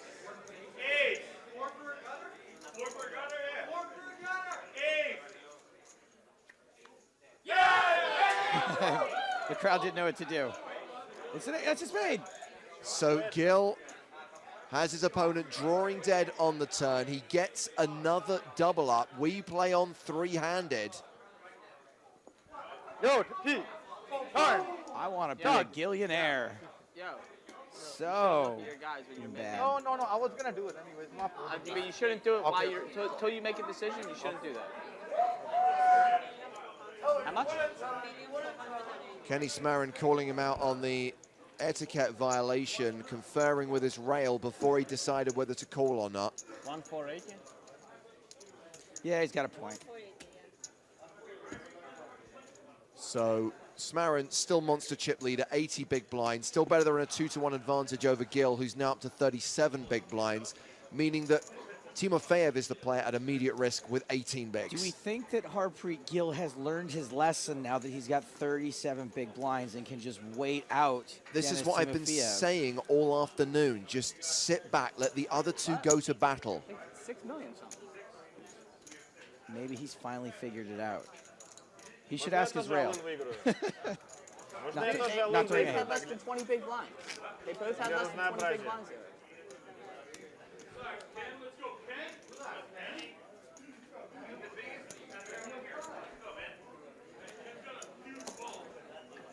Luca Vivaldi just keeping an eye on things, making sure no one steps too far out of line.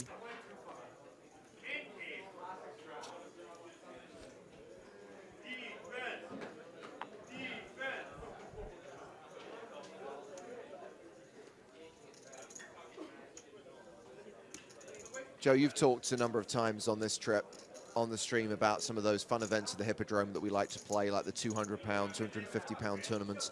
I remember one of those Hippodrome events, Luca was actually running it. He was the tournament director for that event. And I witnessed a player just losing his mind over a ruling, which was a fair ruling, but obviously something he wasn't aware of. And Luca was called over as obviously the senior member of the floor staff.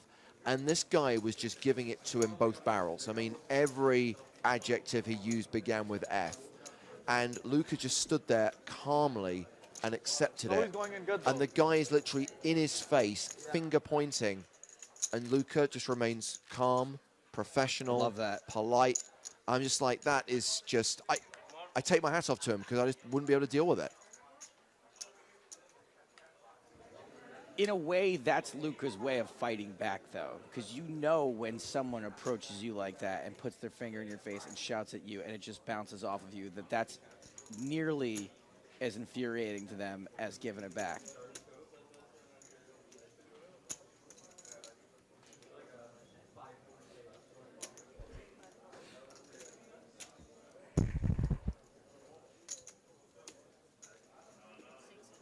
Smarin completes in the small blind.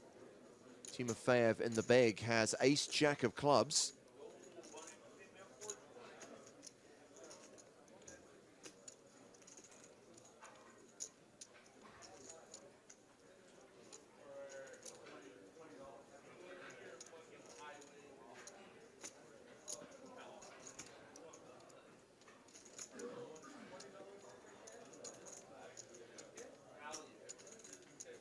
This is, you know, again, more interestingly, maybe is how Timofeyev is going to decide to handle this, because against other players, you'd be like, okay, they just doubled up. I now have to sort of be on the defensive / offensive occasionally. But knowing that Gil has the tendency to put himself right back in that same position, you can maybe, even though it's not typical, you can maybe wait him out, even though he has twice the stack you have.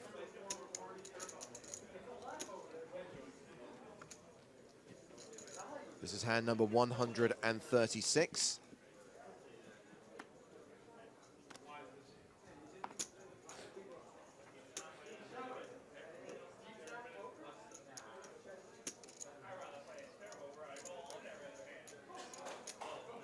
You know, I love the sound of this poker room right now. It sounds like everybody's having a really good time on the rail. People are drinking. 160? I think most people will agree that this has been a really fun stop. Every time I've run into players downstairs, I haven't been outside much, but out, you know, everyone seems to be having a really good time here. Agreed. And I was very excited for this stop. I was excited for them to add new stops. That's why, even though I was sad to see the EPT go, you know, I was ready for a change. And this is exactly what I was looking for. And I know it's not all about me, but I'm pretty happy.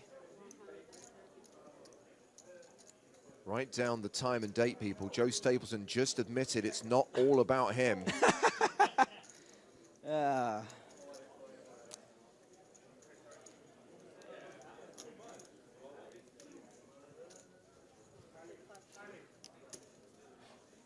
Gil releases that pot.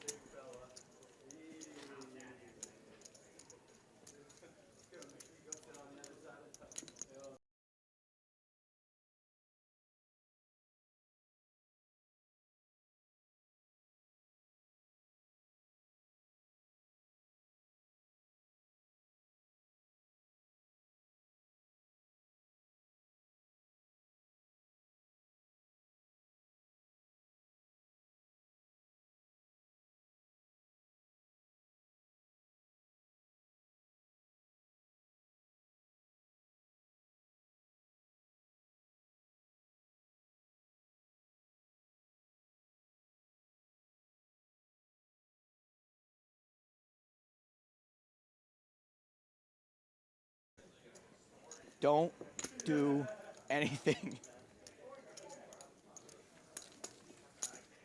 Don't touch anything. Stand over there. You said stand over there. Yeah.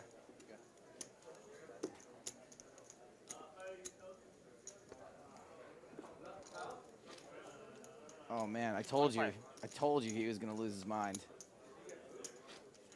I can see the insanity, the frustration at least. I don't want to say that it's affected his play at all, but he's clearly lost some of the pep in his step.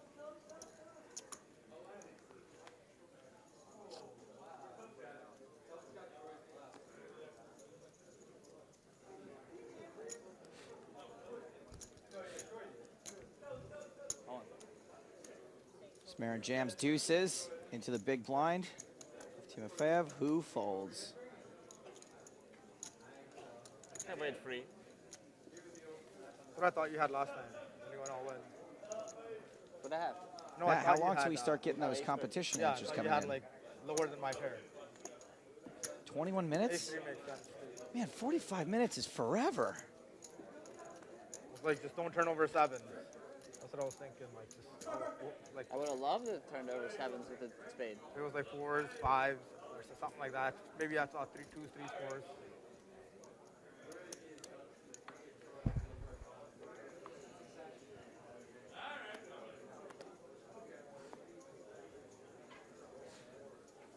Smarin on the button. Raises with Jack 3 offsuit. Timofeyev is in the small blind. Oh, hello, he's got aces. Man, I really hope something terrible doesn't happen to him.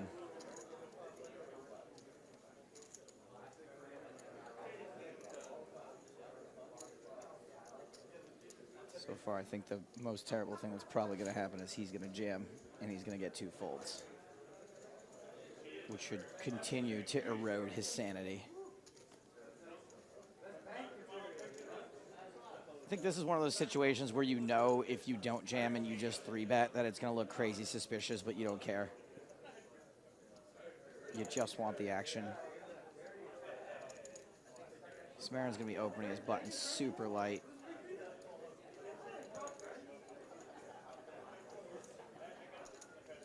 Wonder if you ever just call here. Just get real risky.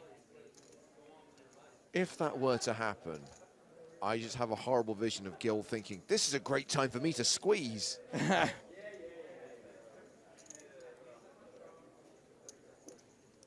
He's going to 3-bet. Yeah. 450,000. King 5 off for Gil.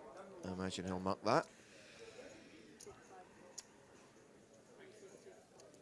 Now, how's Smarin going to respond? Oh, he's folded. Frustrating. I had the 4-bet alert on standby just in case. That's the 4-bet alert, and also the #1 hit single in Panama right now, air horn. All I can do is picture a kid like picking his instrument in elementary school, like what he's gonna learn, and his parents are like, "What is it? You need a violin, trumpet, piano?" And he's like, "No, air horn." And then he becomes a mega millionaire superstar. He's at like the biggest parties in Ibiza and Sao Paulo, being like,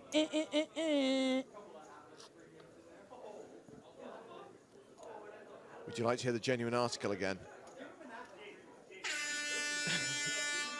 But you need the one you can stagger. That's literally 1 note.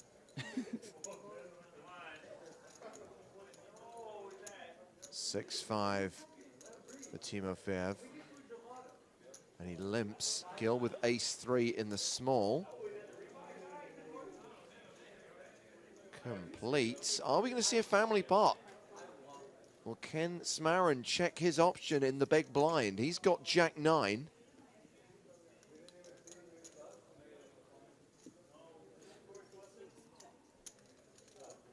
Sure enough, all 3 players going to the flop.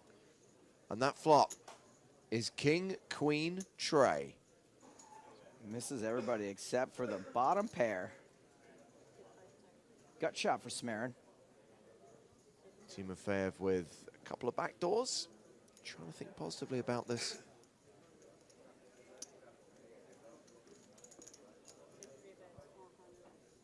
Well, the guy with the least amount of equity is doing the betting, 100,000.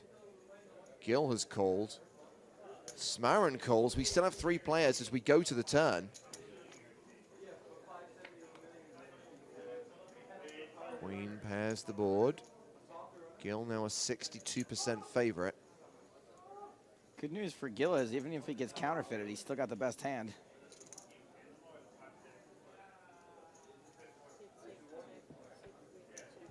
Action checks around. River card is a 4. 3, 4, 5, 6. Not a little enough. too late.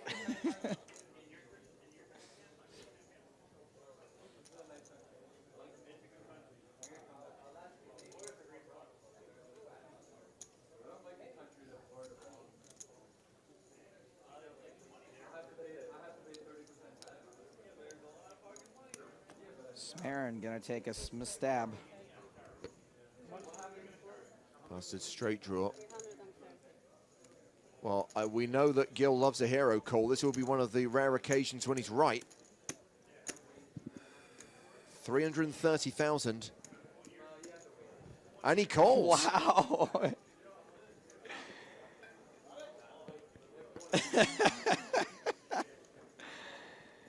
Oh, man. I'm intrigued to know what's in that bag. 3 extra sets of balls. Mid-hand, he keeps looking over at his guys. I was just watching. Mid-hand, he keeps looking over at his guys. Behind him. Yeah, he did. Right before he called. Right now. I mean, I just watch everything. I just don't trust him. And I know. So 4 hours ago, we gave you an update on the 10K high roller, aka the beard high roller. We've only just lost our 4th place finisher, Chris Hunishan. He was down to 1 big blind, so he is out, leaving 3 beards remaining in the tournament. And those 3 beards are Sam Greenwood, Francois Billard, and Steve O'Dwyer, and they are still playing in absolute silence. Steve O'Dwyer, what an animal. What an absolute animal. By the way, Chris Hunichin, you know how these trips you end up seeing the same poker player? There's always one poker player you see like 400 times.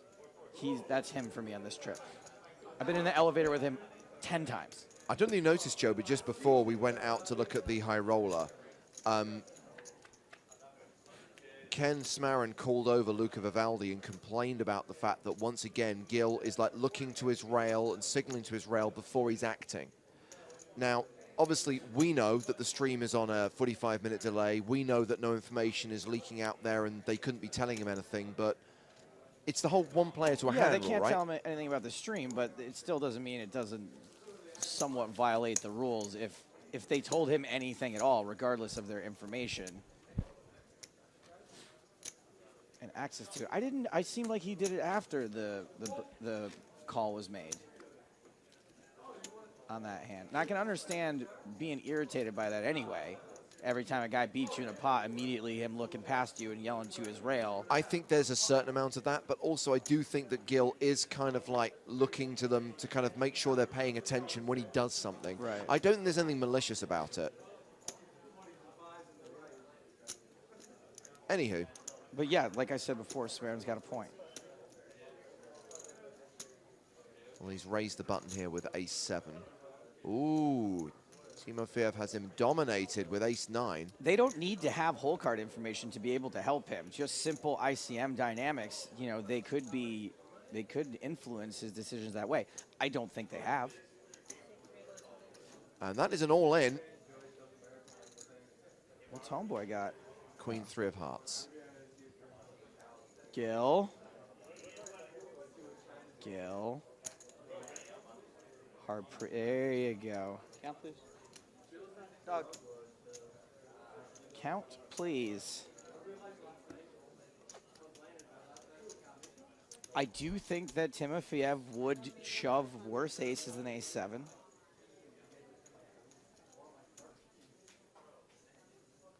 $1,405,000.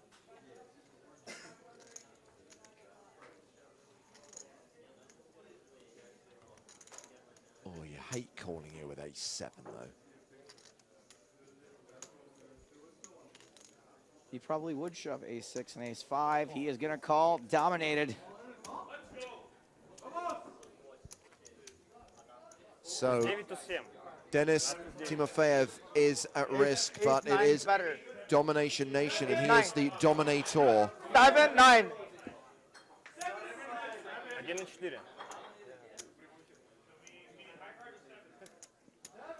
And once again, we find ourselves in a situation where if Smarin gets lucky, we are going heads up. It's been a while since we've seen a brutal, brutal suck out. Pour some for the Penguin. No, I don't get it.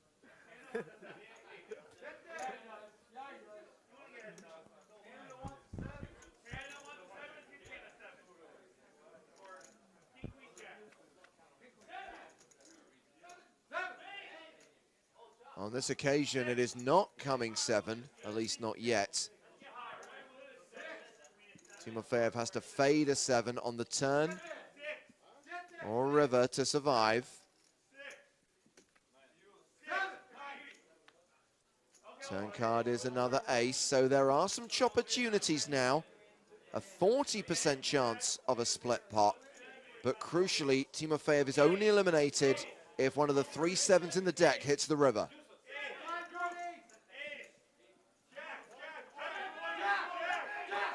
The river is a deuce. Ace-9 holds, and Timofeyev gets the double up. Well, the stacks have evened out now. Yeah, they have. Smarin is still the chip leader with 60 bigs. Gill's got 40 bigs. Timofeyev has 36 bigs.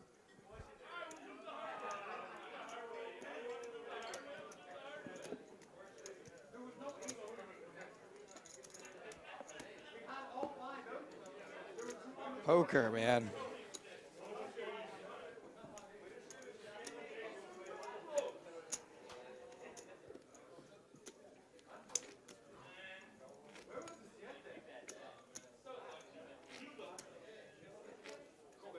What a weird game.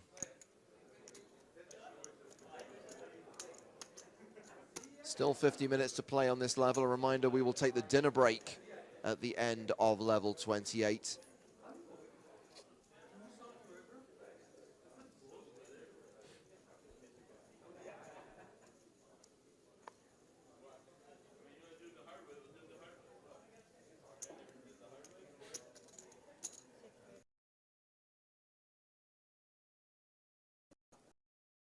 Picked up 9s here, raises the button to 160,000. Gill with 9-8 folds.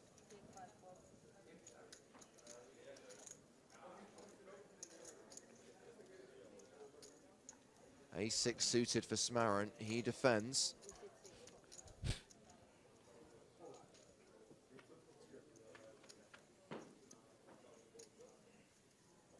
The flop, Jack 8-5. This has suddenly become anybody's game again. This is nuts. It's insane. You look at the scoreboard and you're like, oh, yeah, Smarin's got this locked up. One baby stack, one medium stack. If he knocks out the medium, it's game over. All of a sudden, everyone's pretty much even again. Crazy.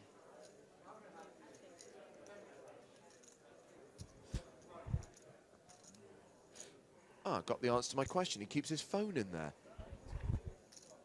It's a big phone case. Gilly, big phone?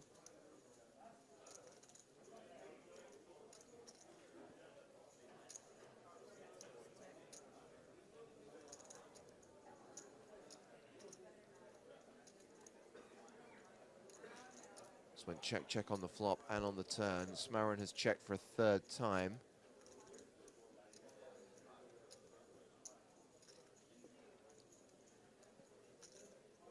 Timofeyev bets river and gets a fold.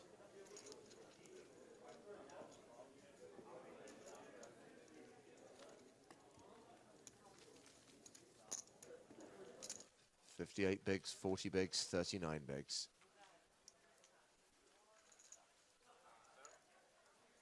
Reminder of the payouts.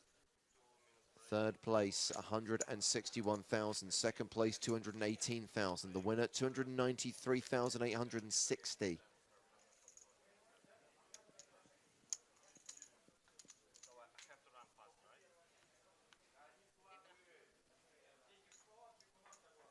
I think Dennis needs the toilet.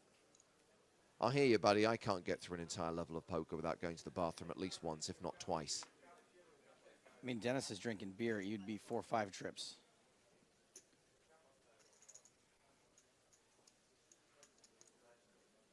Ace-Jack suited for Smarin.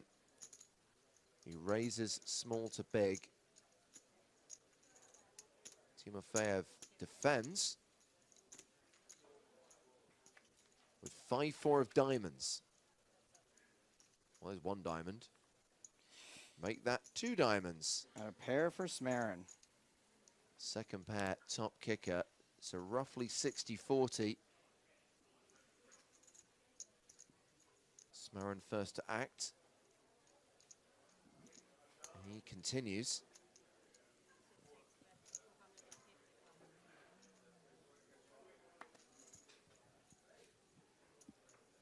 $255,000.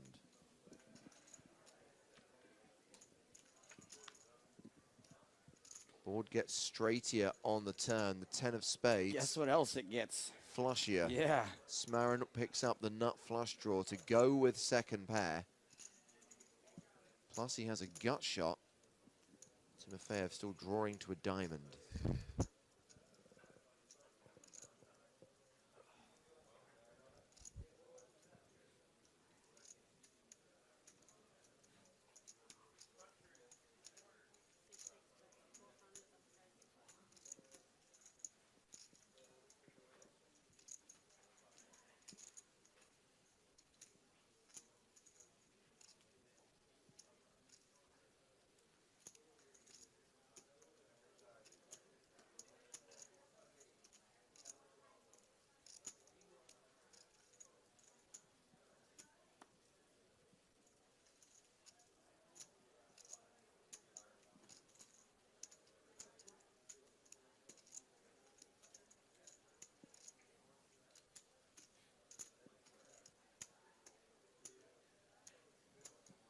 Timofeyev obviously has to see the river.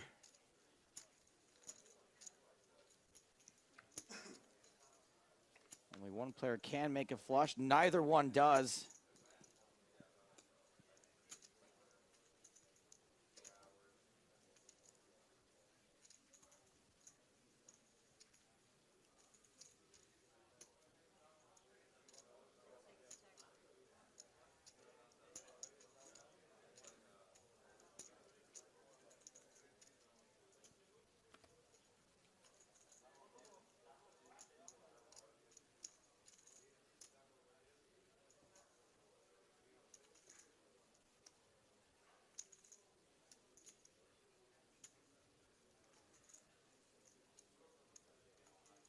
What a bummer. What a bummer of a river for Timofeyev.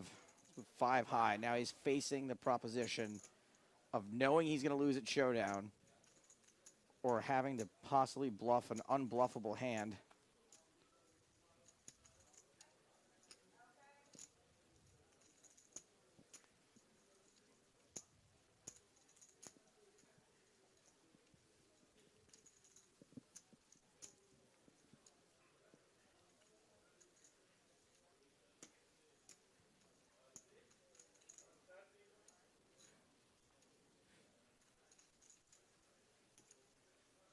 This is a more difficult decision than a presidential election.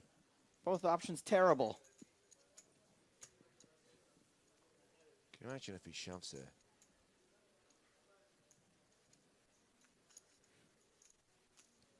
Saw the situation reversed yesterday where Smarin put the pressure on Timofeyev and he made a huge call. And now this is awesome. It's a reversal. Wow. And he folds the best hand. The bluff gets through.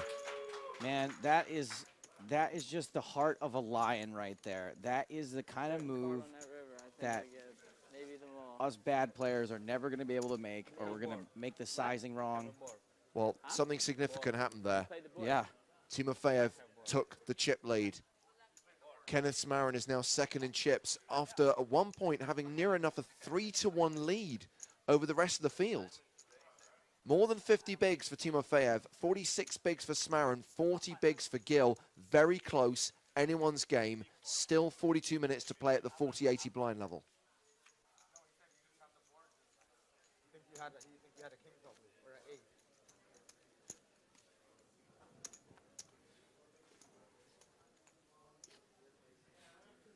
The next blind level will be 50,000, 100,000. That'll be post-dinner.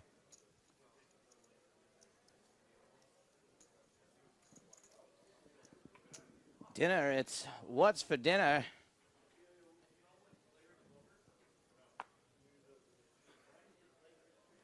Hungry and tired after a long day of playing poker at a final table in Panama? Might I suggest filling your stomach with dinner? Dinner comes with a variety of nutritious and delicious food. Timofeyev calls in the small blind. Gill checks his option. He's got the Russian dominated. Dinner, the official sponsor of the PokerStars Championship. Oh, wow. It's all diamonds. Timofeyev with the flush. Nada for Gill. Does he fancy calling with king high?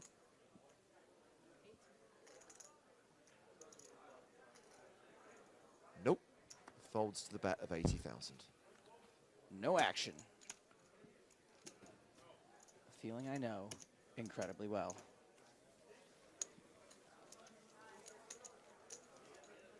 Timofeyev increases his chip lead up to nearly 4.2 million. Wow. He was the start of day chip leader, and he has reclaimed that advantage. James, I've gotten word from the Bionic Broughton that our competition entries should be coming in pretty soon. Do you think he has a HUD where there's like a little digital countdown in the bottom left-hand corner? That's how he comes up with those quips so quickly. He's got that little selection, like in Terminator, where he goes, a few, oh, yeah.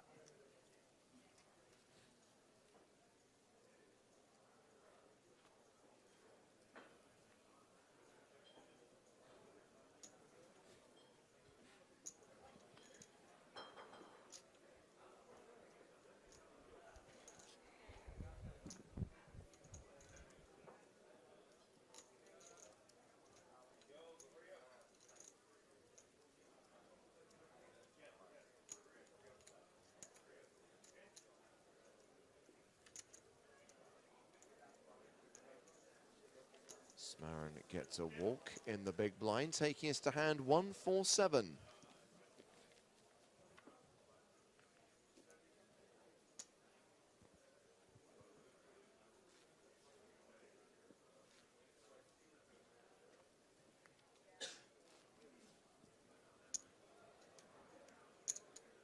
Ooh, I wonder who's going to be first.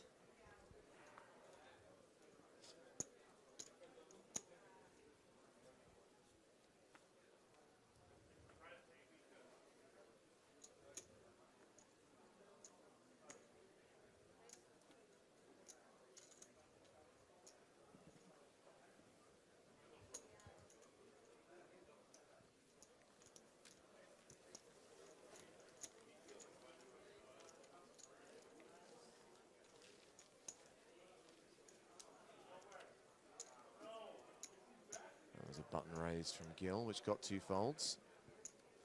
All right, first one in for our competition. Who's it from? It's Matt Broughton. Unbelievable.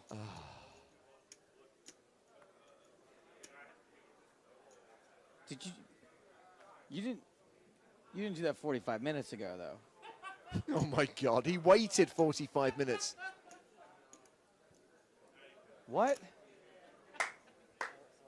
He waited until just now to send it through. How did you do that? Via Twitter.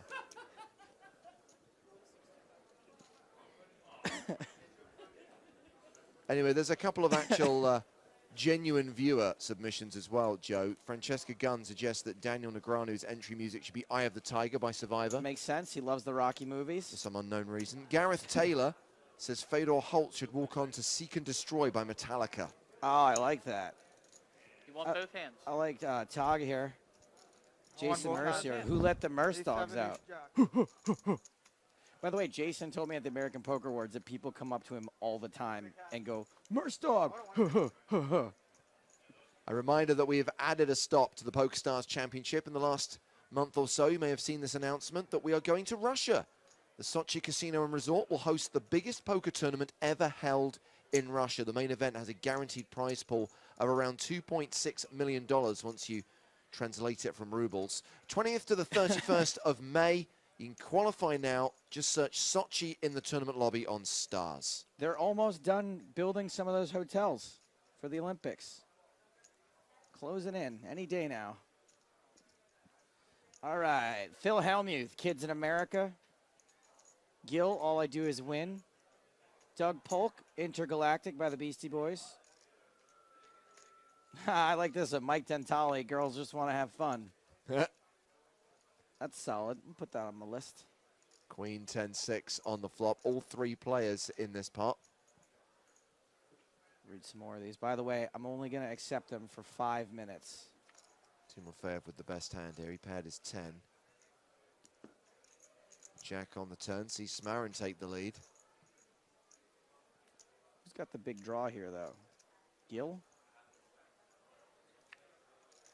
Gilly, and he gets there. Gilly gets there. 4 diamonds on board, though. No value. James has been tickled. We'll find out by what after the showdown. Oh, we can't read it.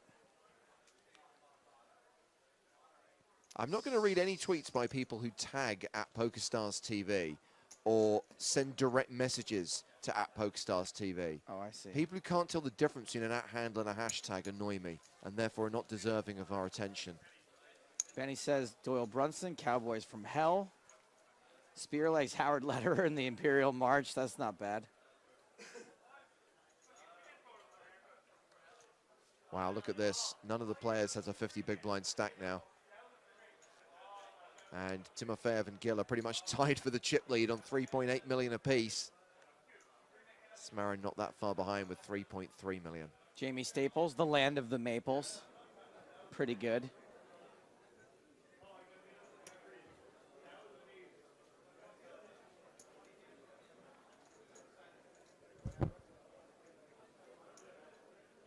Will Kassouf's walk-on music would be Talk Talk by Talk Talk. Not bad. Oh, Maureen says Will Kassouf would be Black Eyed Peas, Shut Up.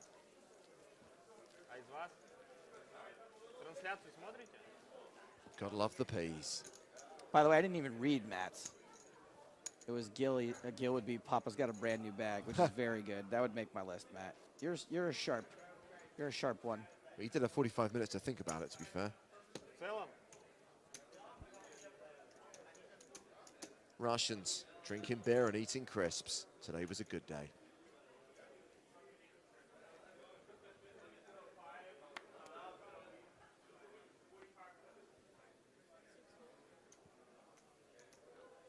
Danny Hobo says Mike McDonald will come out to Old McDonald Had a Farm. There's actually an episode of the EPT years ago where I sang Mike McDonald's actions to the tune of Old McDonald. It was one of those moments where I couldn't believe they let that go. Queen 7 against 9-6, blind on blind. Unraised pre. There are 7s for Timofeyev. He bets. Gut shot for Gill. And he calls.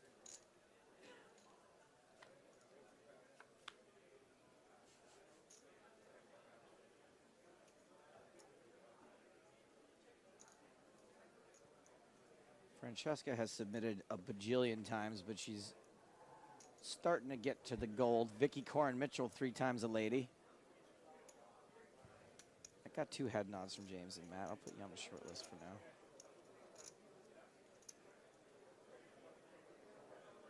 Strictly speaking, she only won twice. Yeah, but she would be going for her 3rd. Yeah.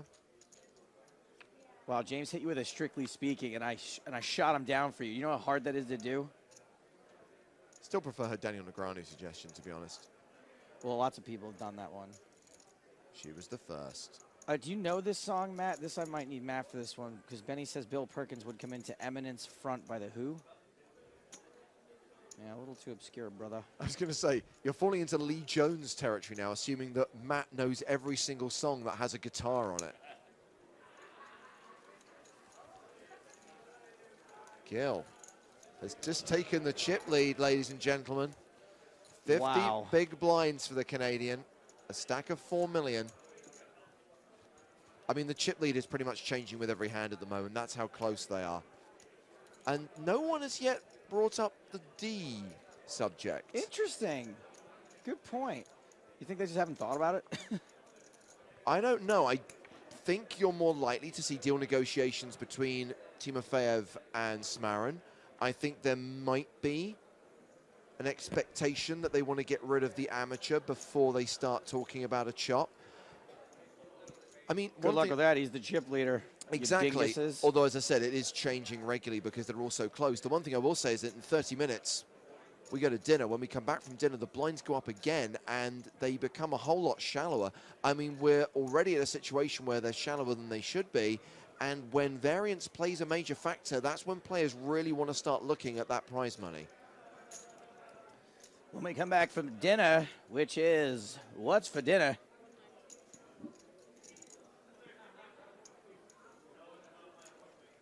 Peter Blow says Andre Latau should come out to 7 by Prince, while Danny Hobo says he should come out to 7 Nation Army by the White Stripes. Oh, yes.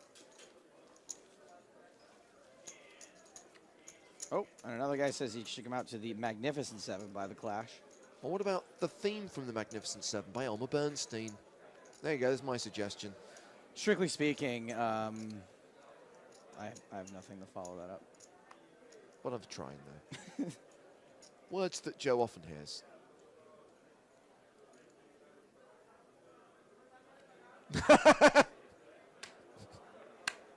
Can you read that one? Matt Broughton, does he win everything? Or am I just going to give Matt all the prizes? Aha. Eric Cagelet, Splish Splash. Yeah. Good one. Matt's always got to bring up my heart. My heart breaks.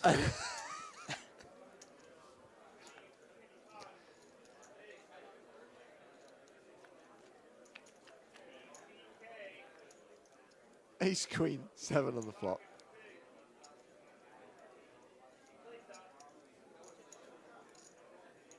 Two pair for Timofeyev. And yeah, Gill's better when he doesn't have a lot of chips.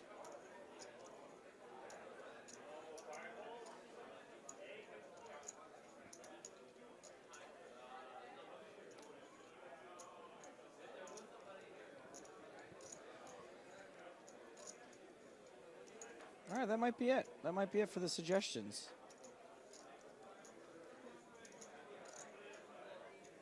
I said 5 minutes. We've been looking at them for 5 minutes. Read a couple more that just came in. Dan Coleman, theme music from Jaws. Peter Blow again. Byron Caverman. I knew you were waiting for me. Well, there's the raise from Timofeyev. Only to be expected. Check raises to 500,000. Surely Gill is folding.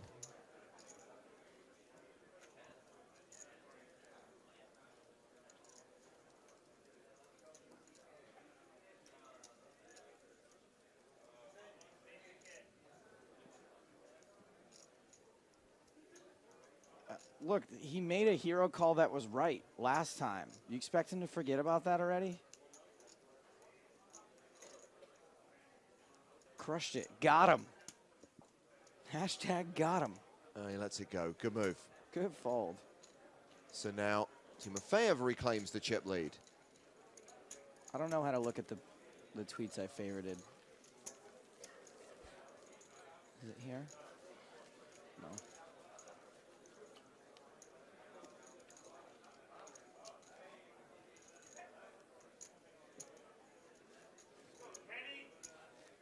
Dude, cut it down. Wow. Wow. I respect it. I respect the move. Let's head back to the high roller, or as I like to call it, the Tournament of Beards. There is a trophy which says High Roller Champion. And the trophy is not ready to be presented yet. It's heads up between Greenwood and O'Dwyer, and they have asked to look at the numbers. So it looks like a deal's being done there.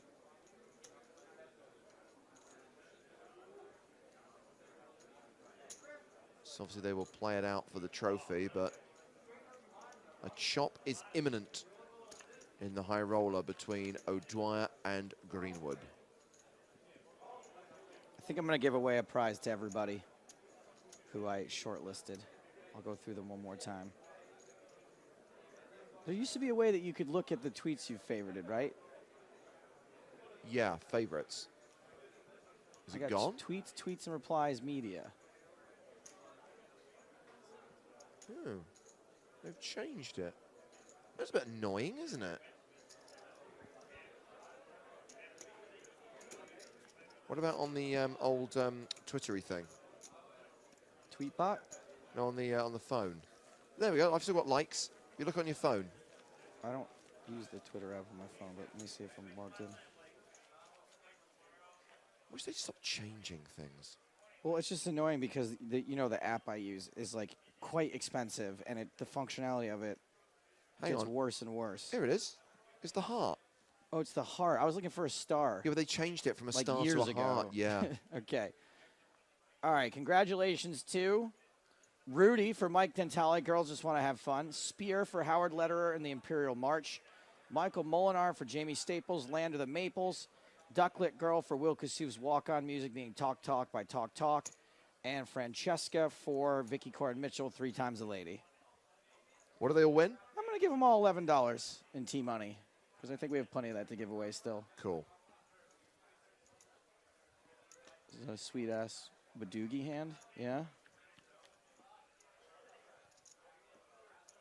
Smarin versus Timofeyev here. Second pair for Smarin.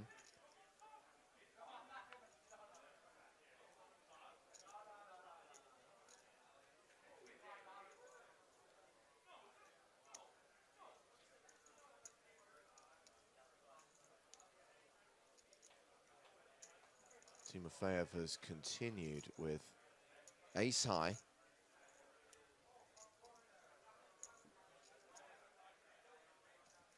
Smarin calls. 175,000 apiece. Board pairs on the turn. 740,000 in the middle. Smarin checks a second time. Timofeyev having raised pre and continued flop. Now decide whether to barrel turn.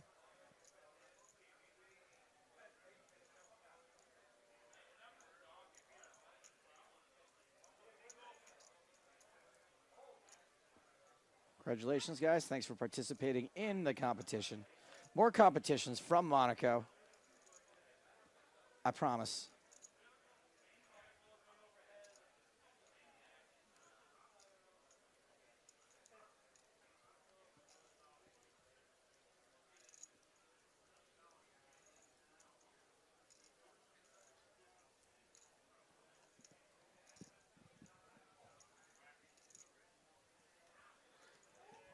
Well, it did go check, check on the turn. Smarin checks river.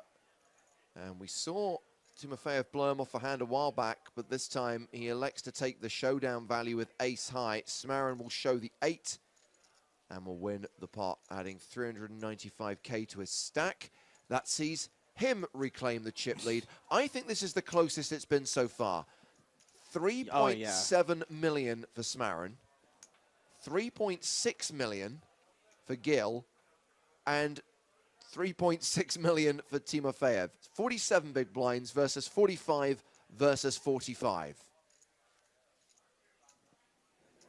With so much money in play and such big jumps between third, second, and first, and still no one's even floated the idea of looking at the numbers. The D word has not been discussed. I believe dinner has been discussed. It is, of course, what's for dinner. Officially sponsoring this James Hardigan trip to the toilet. Brought to you by dinner. Have you ever had that feeling in your stomach of being hungry? Well, don't be hungry anymore. Try dinner.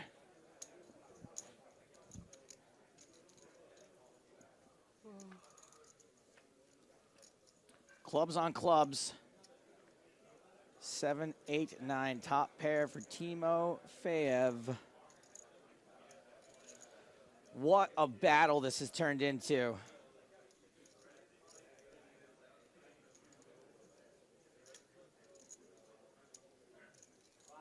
What a battle. Smarin first to act. Button's good. Checks. Timofeyev bets his top pair, gets a fold like a boss.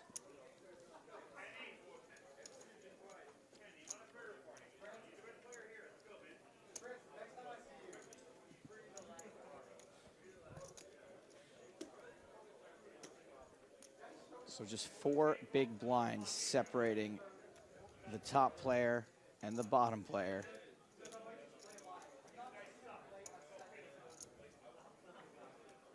Three-way all in for the Lols.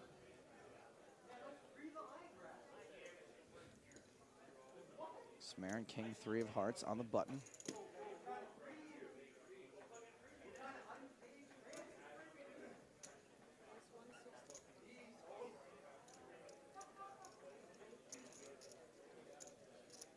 Smarin raising here with king 3.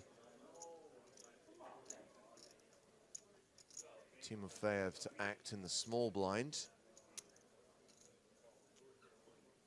Well, he's folded already. It's Gil with the ace-king in the big blind.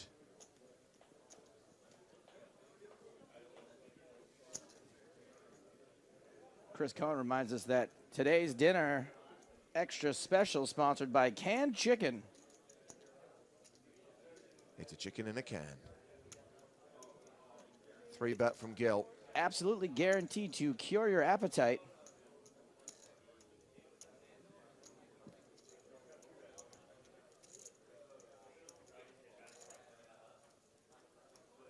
No call from Smarin, lets the king 3 go. So now Gil moves up to second in chips. Pretty much tied for the chip lead with Denis Timofeyev.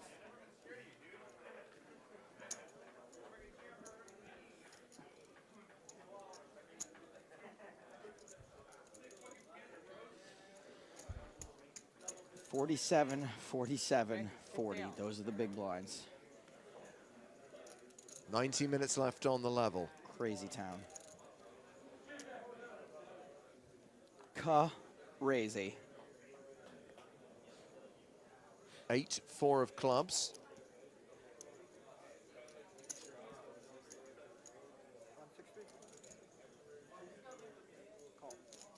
Raise with 8-4, a call from 7-6 of hearts.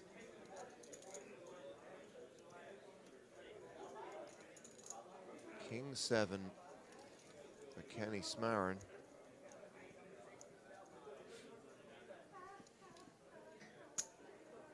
He calls as well, so all 3 players going to the flop. Nobody a massive favorite. No, and this is an interesting flop. Yeah, it is. A pair of 7s for Gil and Smarin, the flush draw for Timofeyev. Flush draw and a gutter ball. Smarin with second pair, strong kicker. He checks as well.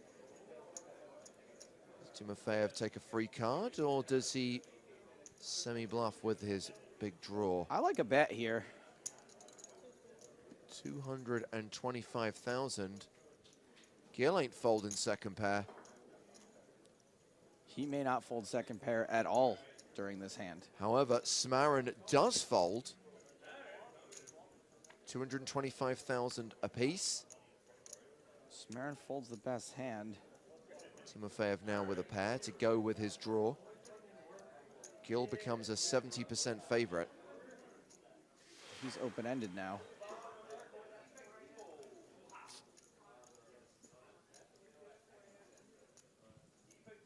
Hey, Gil, where's Bert and Sullivan? Huh? Where's Bert and Sullivan, Gil? Again, I feel bad for laughing. To be fair, you didn't actually have. Strictly speaking, you just grinned. I was laughing on the inside, Joe. It was a hearty chuckle That's what inside my comedians chest. want, inside laughter. Yeah, absolutely. That's what we're all aiming for. Second barrel from Timofeyev.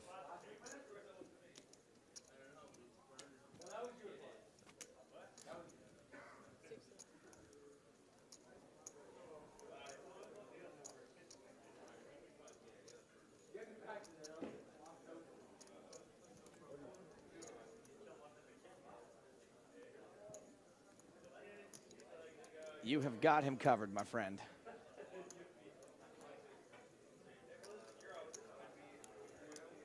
Boy, this is intense. This is a big bet, by the way. Yeah, 675,000 into a pot of 960,000. tell you what, if Gil calls this, it's going to be a big pot.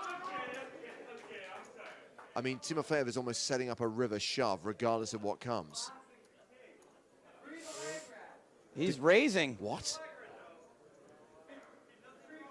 I mean, this could win him this pot without having to see a river. Wow, raises it to 2 million.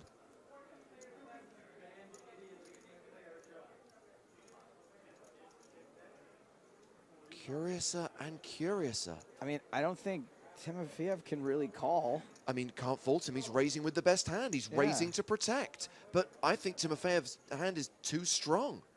He's got a pair. He's never ahead. Sure, but he must think it's got so many outs. For his tournament life, basically.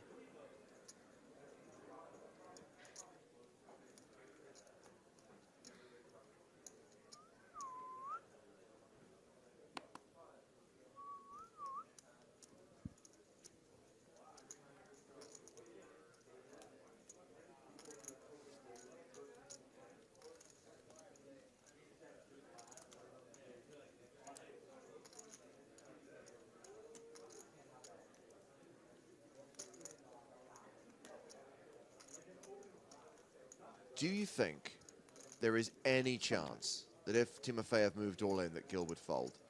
No. No, I can't say there's no chance. I do not think that Gil would fold, but I can't say there's no chance.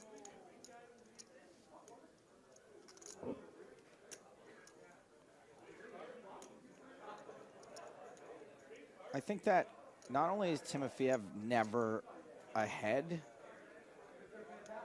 Oh, here we go. James Hart again, right once again. I think the few times he is ahead, he's going to be up against a bigger draw.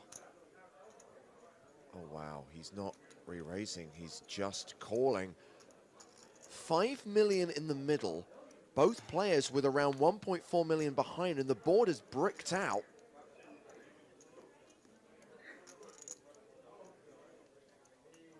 And they're nearly dead even in chips.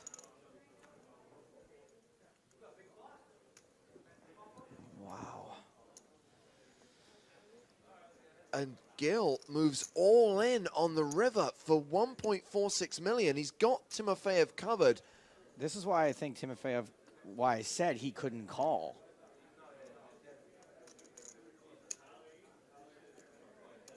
He's not actually considering calling with a 4, is he? I mean, he's put a lot of chips in this pot to just fold now. No.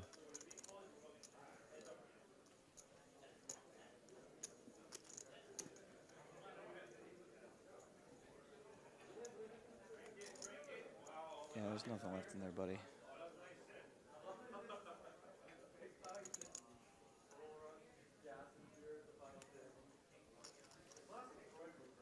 My heart's racing. This is such an insane hand. Did not expect the raise from Gil on the turn. Certainly didn't expect Timofeyev to call the raise. You never bluff me? Gil doesn't really bluff, does he? I mean, he may think he's bluffing here. We saw Timofeyev make a huge call towards the end of yesterday in a marginal spot, but this hand played out much differently. Much differently, and also this is not top pair. This is bottom pair. This is the opposite of top pair.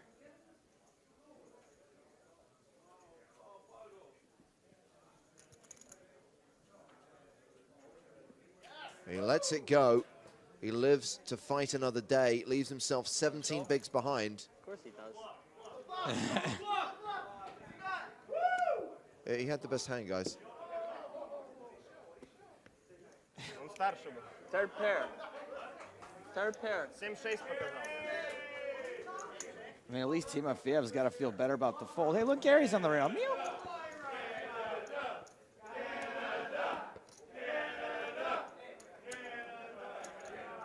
Oh, bless the Canadians. It's just not really in them, is it? Well, it reminds me. Oh, Jesus. No, why? Why? It's 1 minute. It's just that I don't know if some of our viewers, if anyone doesn't want me to tell the story of how Canada got its name, send me a tweet or a message on Twitch right now. I'll give you guys 5 minutes.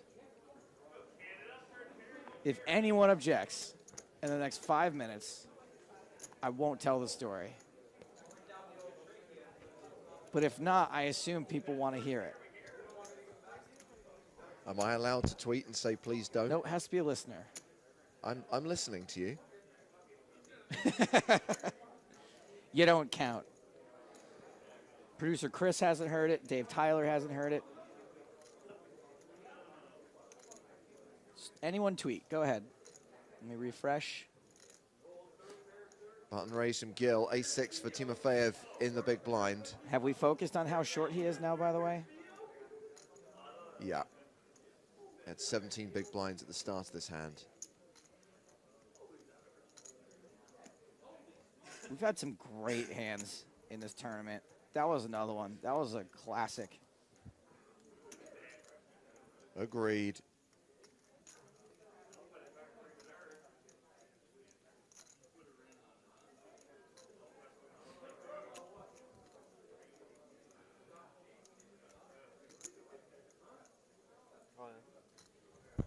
So if you have shoves. Oh, is he going to get called? Yeah, I don't think Gil folds this all the time. I agree.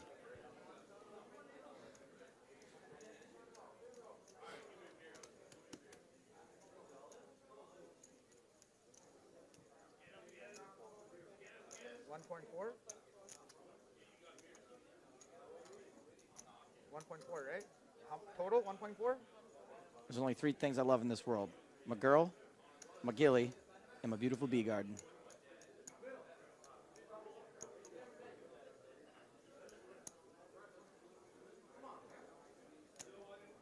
By gilly, I mean guillotine.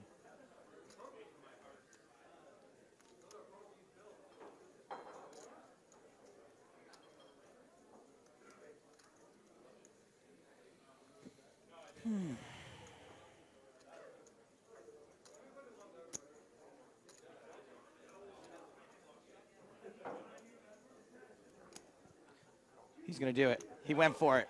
He calls, putting Timofeyev at risk. The start of day chip leader is all in and slightly ahead. Shadalov can't believe it. What is that, Queen Jack? If ace high holds here, he doubles got up. it in bad, but I knew I got it in bad. If Gil hits one of his 2 live cards, we're going heads up.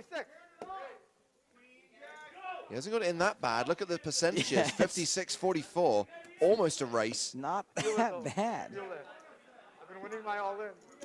Oh, man. He's riding the hot streak all the way to heads up, potentially. I've been winning my all-ins. That's some strat right there. It's an ace-high flop, but it's an open-ended straight draw for Gil. Timofeyev survives, unless a king or an 8 hits the turn or river.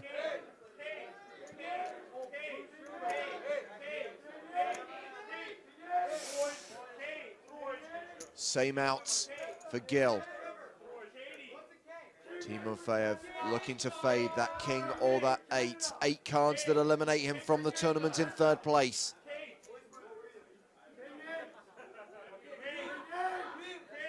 The river card is a 7. He is safe. He doubles up. And we play on 3-handed. Ace high does what ace high is supposed to do in that situation. Somehow holds up. I did not have a good feeling about that. I thought I was going to win that one. Clearly.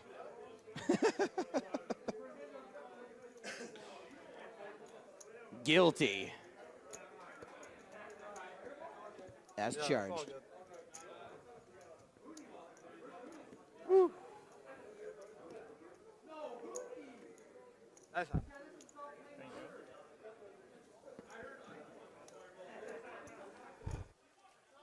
So Gil still the chip leader with 62 big blinds.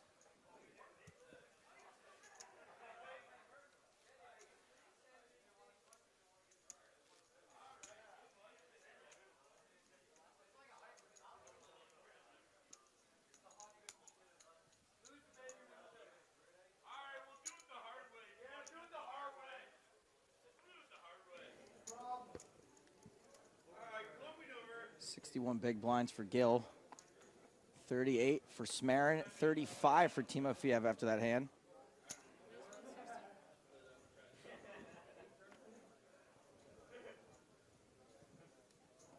Ace king for Smarin.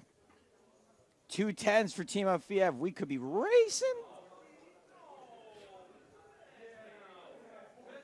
These guys have 35 big blinds each, so maybe it doesn't go all in before the flop, but whoo boy.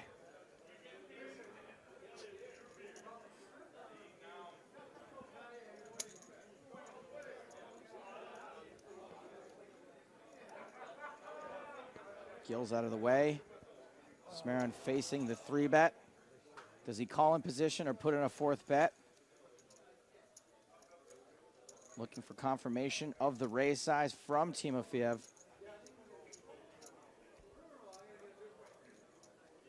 I think we know where this is going. I think we're going to get a 4-bet.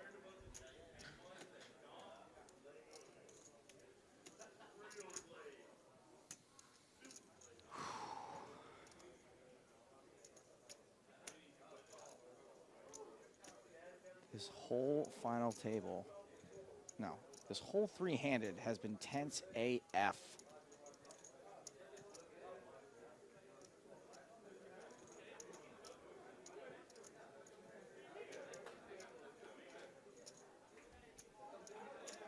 The open was to 160, the 3-bet 475.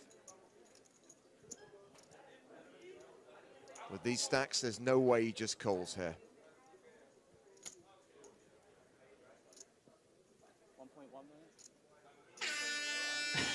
4-bet alert.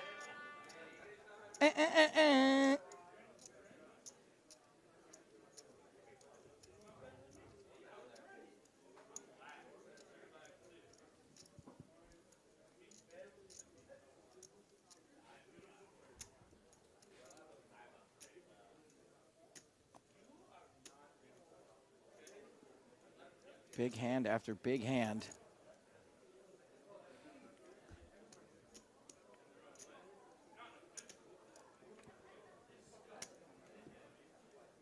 And Smarin's made it so that Timofeyev can't just call either. Yeah.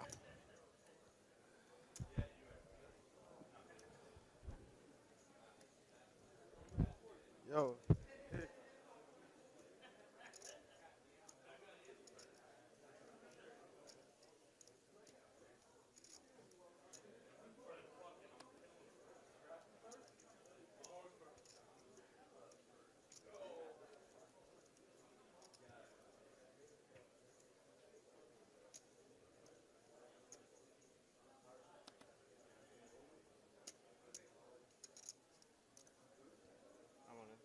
There's the shove and the call, and we're off to the races. Classic race underway at the final table. The 10s of Timofeyev racing against the ace-king of Smarin. Timofeyev officially at risk. Smarin will be left with just 200K if he loses this. If Timofeyev loses, we're down to 2. We're going heads up. This is a sick race. This is like beef versus chicken. Whoever wins this is going to be the chip leader. Gil's loving it a little bit too much.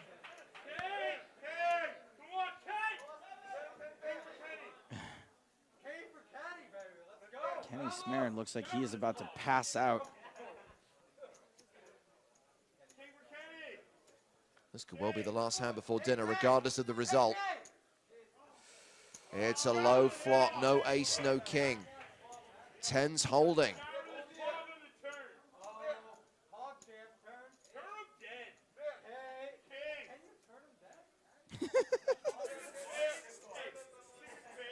Oh dear. The turn card is a deuce. Wheel draw alert. 10 outs now for Smarin. Aces, kings, and 3s eliminate Timofeyev.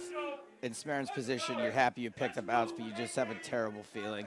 10 cards for Timofeyev to swerve on the river.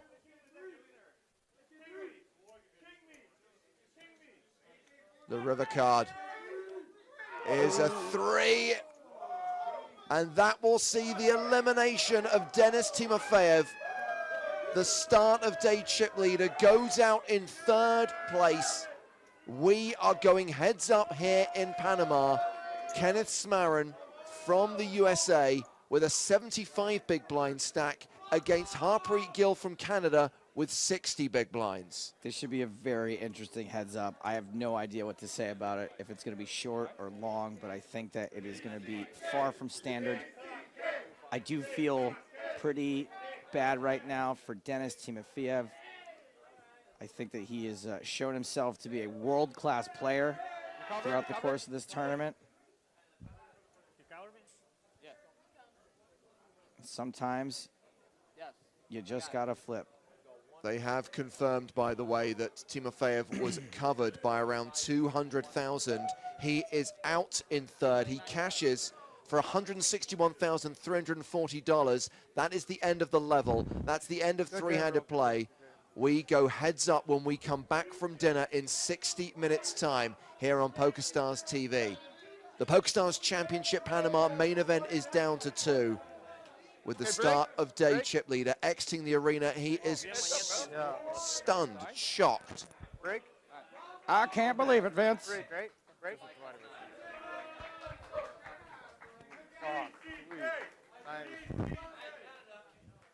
Man, oh man.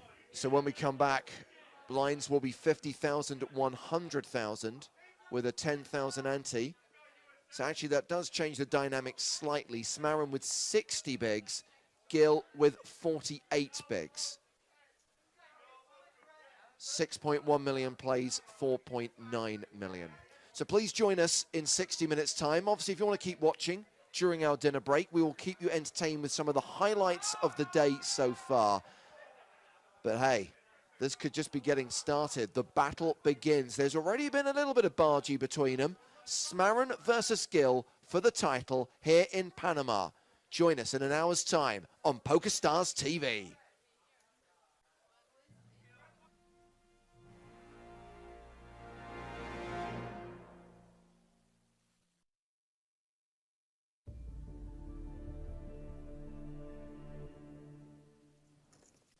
Nacho's got great position. He's right behind the chip leader. Check. Nacho checks.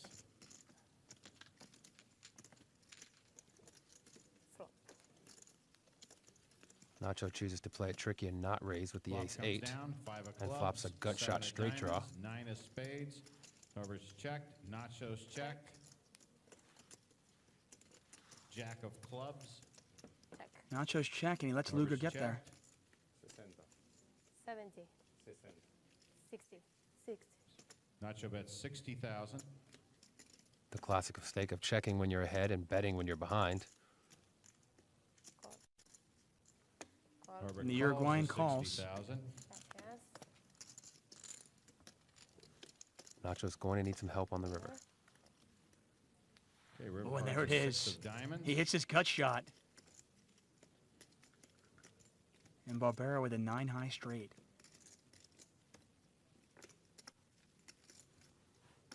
Action on the Uruguayan.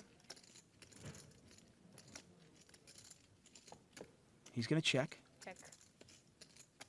Nacho has the second nuts here, so there's no way he's going to check behind. Nacho. Just trying to figure out how much he can get Luker to call. Now, Luker called on the turn, so Barbero knows Luker has something. Barbero bets 160,000. 100. Nacho bets 160,000.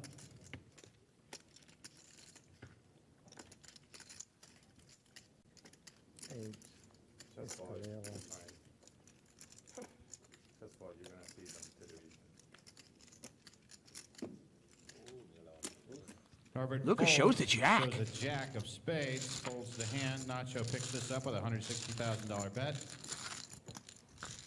Nice fold from the Uruguayan. I'm not sure I quite understand why you'd show somebody as experienced as Nacho Barbero what you folded, though. I think he just wants Nacho to know that he's capable of making a big laydown, hoping that it'll induce Nacho to bluff later on, and he'll be able to trap him with the big hand. Your turn. 4. On today's corn, queen 10. No, he's going to continue playing tight. It's folded around to Nicholas. Nicholas Cardine. Not going to play the jack 6. Daniela folds. And Marco Caicedo from Colombia. Haven't heard much from him at the final table. Right? Okay. Action on Suarez, the Argentinian, on the button.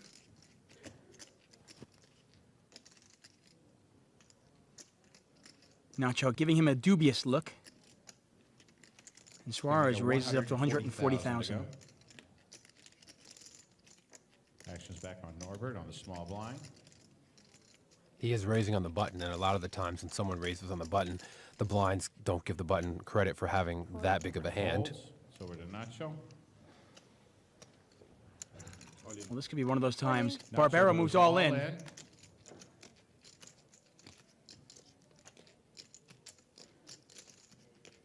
Now, Suarez has already put 140,000 chips in. Remember, he calls. He goes. Okay, we've got a call. And Suarez is at risk. Yeah, it's not really a call I would advocate making on the button with ace-5 when the big blind 3-bet you all in. But, you know, like I said, the stacks are short and people do panic and start to feel that they're running out of time, and maybe this was one of those instances where he felt that way. I mean, Suarez had just doubled up to 600,000. I mean, you have to wonder if he was going to call that all in. Why not just move all in? Nacho does have him covered. Yeah, when your stack size is under 20 big blinds, which his was, it's often better to just move all in if you're going to call it off. Anyway, it puts a lot more pressure on a hand like ace-7 to make a move, such as moving all in over the top of you. And there's still a pretty good chance that this could be a chop pot. Let's see how it goes. Well, not anymore. There's a 7. Jack, queen, 7, and Barbero has a pair of 7s. 7 of hearts. In this situation, Suarez is in a world of hurt. He's going to need running 5s to win this pot or king 10 to tie. Suarez still smiling. Still a glimmer of hope. All right, let's see the turn, please.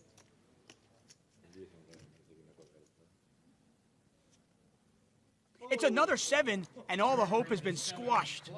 Ramon Suarez is out in 8th place. You play nearly perfect poker for 4 days, you make one mistake, and you are gone.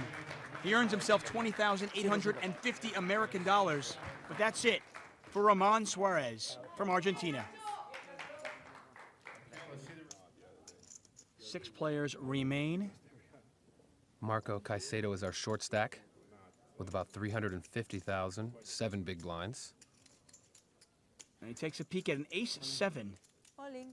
This is an easy all-in here, very standard. How much? King-queen is one of those difficult hands, huh? You know, it's difficult when the stacks are deeper, but in this situation, like I say, you know, the blinds are so big, it's not really that difficult to play. I mean, you just put your chips in and call. Okay, everybody's full. I mean, I guess Caicedo would be making the same move with king-jack, king-10, maybe even queen-jack. Right, I mean, Caicedo's range of hands he's going to be moving all in with 7 big blinds is enormous, and king-queen is likely to be winning most of the time. Well, this time he's not winning, but he's got live cards, and he's not far behind. Okay, let's see the flop. Caicedo at risk. Ooh, there's a queen. Flop Queen, comes jack, down. 9. Queen of spades, jack of diamonds. And 9 Nacho of takes a spades. huge Gives lead. Nacho a pair of queens. It's a great flop for Nacho. Caicedo's going to need an ace. See the turn? Okay. An ace or running cards. 6 of hearts on the turn. Well, a 6 eliminates all those running card outs. Caicedo needs an ace and only an ace.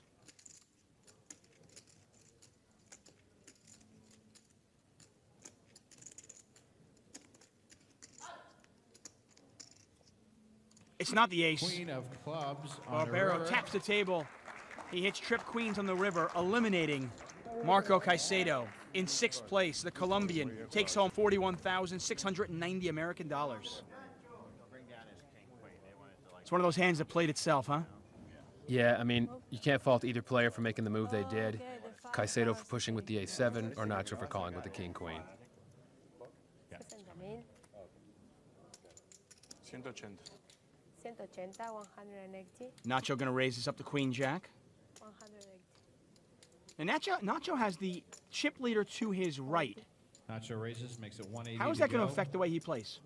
Well, it depends on the chip leader normally. If the chip leader was like most and was an aggressive, active player, you know, it would be good for him because he could come over the top and 3-bet him and make a lot of moves. But the chip leader is Lutger, who's been playing fairly tight, so whenever Lutger does something, he can just stay out of the way. And if not, then he can enter the pot. And Lutger only calls. By just calling, he gives Barbero a lot of information, really narrows down the range of hands he could have. Flop comes out ace, deuce, 5. Can Barbero represent the ace?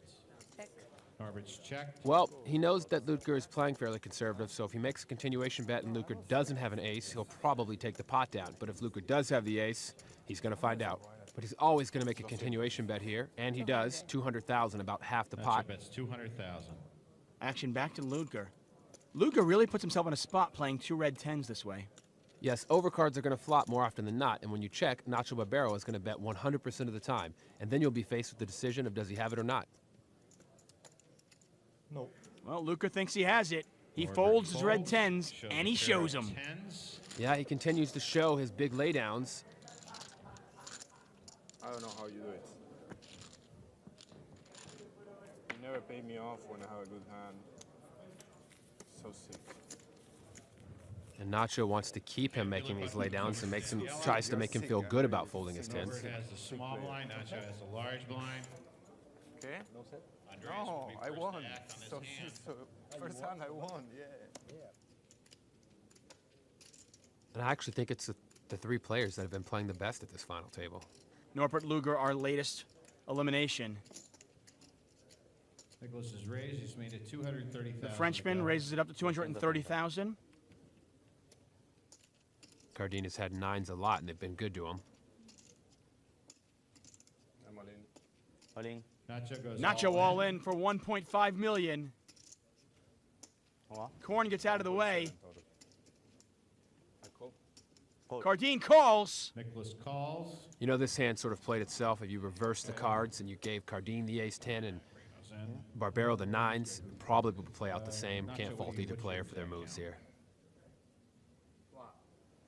Here's the flop. There's a 10. 10-3 jack. Barbero pairs his 10. And this pot, 3.17 million chips. And Nacho has a stranglehold on it.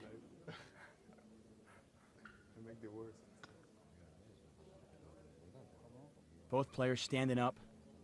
Cardin needs running cards or a 9. Let's go ahead and see the turn, please.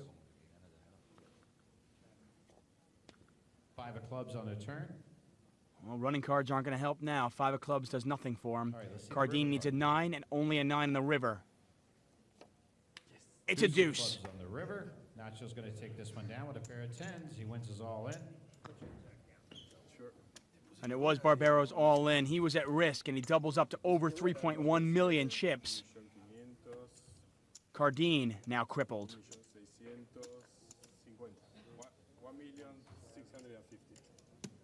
Yeah, so often at the end of these tournaments, it's not just who plays the best, it's also who's the luckiest who ends up winning. And the poker god's smiling on Nacho there. And if you're Nicholas Cardin, how do you regroup? Well, you stay composed and know that you've still got chips and you're still in the tournament. And it could be your day next. Just like Nacho won that hand, the next hand could be yours. Well, things change so fast in No Limit Hold'em. It's not unlike a kart race. Come on, team. Come on, team. So how much are we betting on this? Nombre. Nacho Barbero. Ángel Guillén. Alexandre Gómez. So who's going to win the race? Me, of course. I want to win this time, but I'm very bad. I'm not very fond of races. We bet some PokerStars money, a little transfer. We bet a dinner with my friends.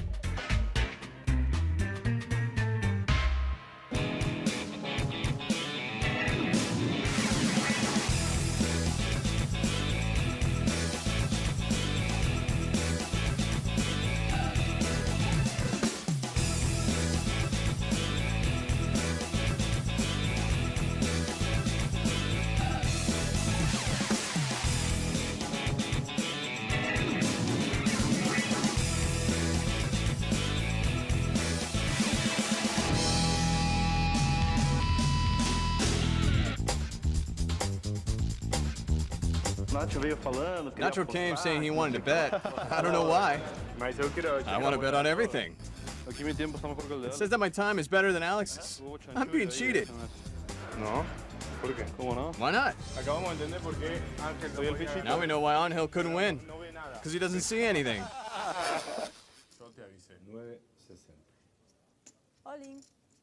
Andres Korn is all in for his last 940,000 chips.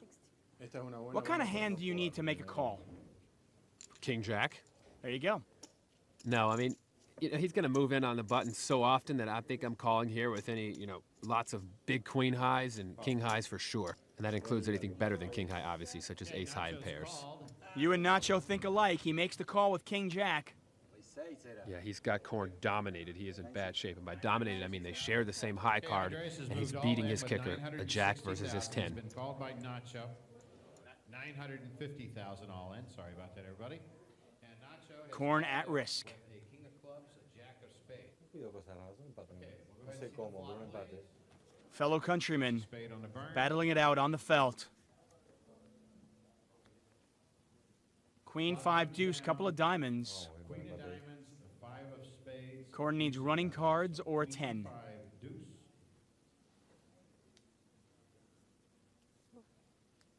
Six of hearts. 6 of hearts. No help for Korn. Needs a 10 and only a 10, or he will be eliminated in third place. That is not a 10. It's the 8 of hearts. And Andres Korn, the Argentinian, is eliminated in third place. Not a bad payday. He earns himself $99,020 American dollars. And with that hand, Nacho is going to have a large chip lead going heads up with Nicholas Cardine. Cardine now with less than 10 big blinds.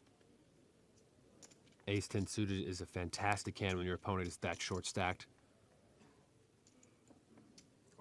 I was about to ask you, do you call and trap your opponent? It could go either way. Nacho's trying to get tricky and hope that Cardine doesn't wake. Well, the trapper becomes the trappee. Barbero thinks he's got him killed, but Cardine woke up with a monster. Yeah, I think Barbero's plan was that Cardine would not put him on such a strong hand and make that move with a vastly inferior hand to ace-10. But unfortunately for Nacho, his opponent woke up with a monster, ace-king, and he's got Nacho dominated. This is one of those hands that we're going to play out any way you look at it. Ace-10, ace-king, heads up. No way all the chips weren't going in the pot. Yeah, neither player's ever folding their hands, so whether he limps or he raises, all the money's going in. All right, let's take a look at the flop, please. Can Cardine come back? Has to avoid spades and a 10.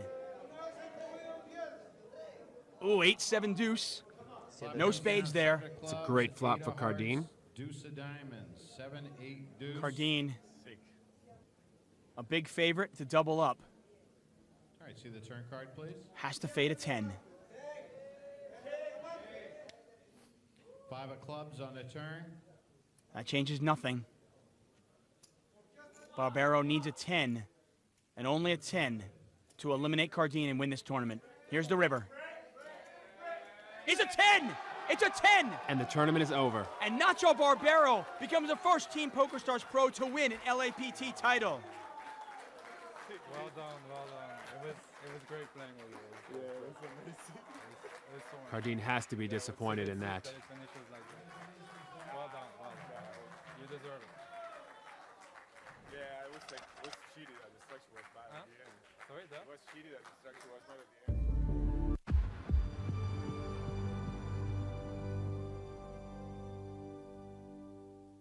And that means you're hearing us 45 minutes after we speak. So apologies if we're a bit late addressing any of your questions and comments that you tweet using the hashtag PokerStarsTV or anything relevant that gets typed into the Twitch chat, twitch.tv/PokerStars. Under the gun race here from Wozniacek, the German student who qualified online for this event. He's raising with deuces. It's round to the big blind, Anthony Diot.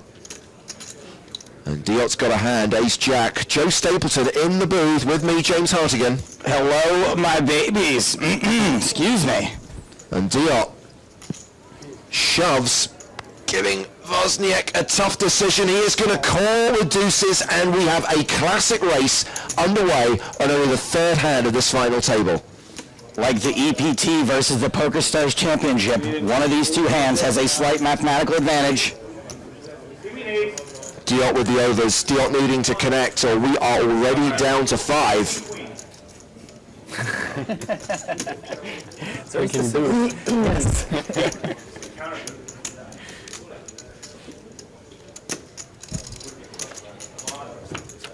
The flop. That's a deuce on it. And Diot is down to just 1% equity.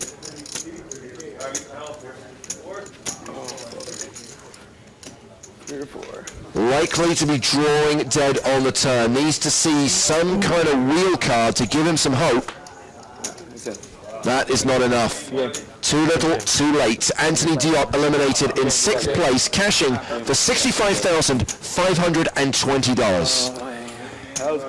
Spoke to him last night in the bar as he came by. He was very happy to have made it this far. Obviously, he would have been the favorite to go out before today, and he managed to just stay out of trouble for a little while and laddered up a few spots. I'm sure he's pretty disappointed right now, but certainly given this or where he was supposed to have finished yesterday, I'm sure he would gladly take this. Yeah, laddered up when James Salmon was eliminated last night in 7th place. And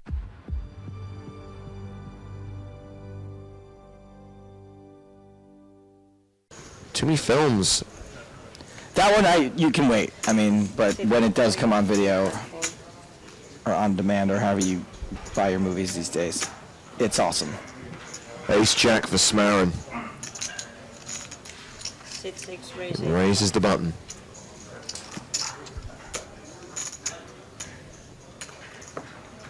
Wozniak is calling out of the small blind. He's got an ace, ace deuce. Uh-oh. Dennis has queen 5, and he's going to call as well. 3-way to the flop. Queen 5 is live.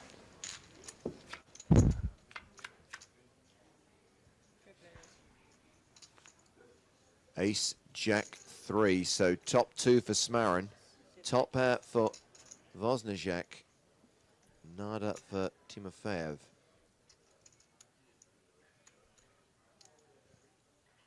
I imagine Smarin will continue here. 125,000.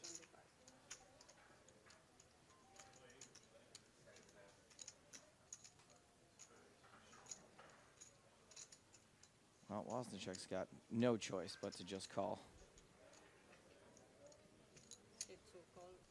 Timofeyev can fold, and we'll go heads up to the turn. Adios, muchacho.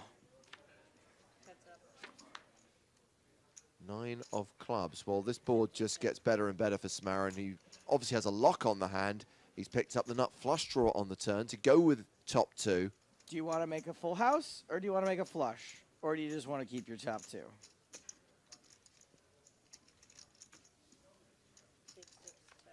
Check, check. Sneaky, sneaky. Both players now with 2 pairs. Suffice to say, Smarin significantly better than Wozniak's. Such a classic river, though. You've got a really strong hand. Pretty much any card. Oh, no, wait. Now you could be losing to a 9. Come on.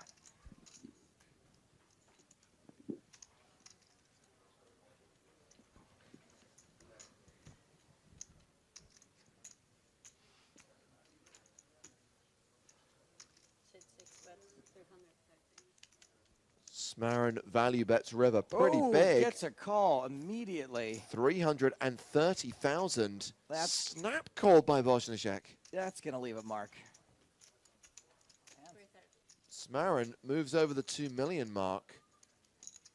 Wozniak is pretty much tied with Timofeyev now at the top of the leaderboard.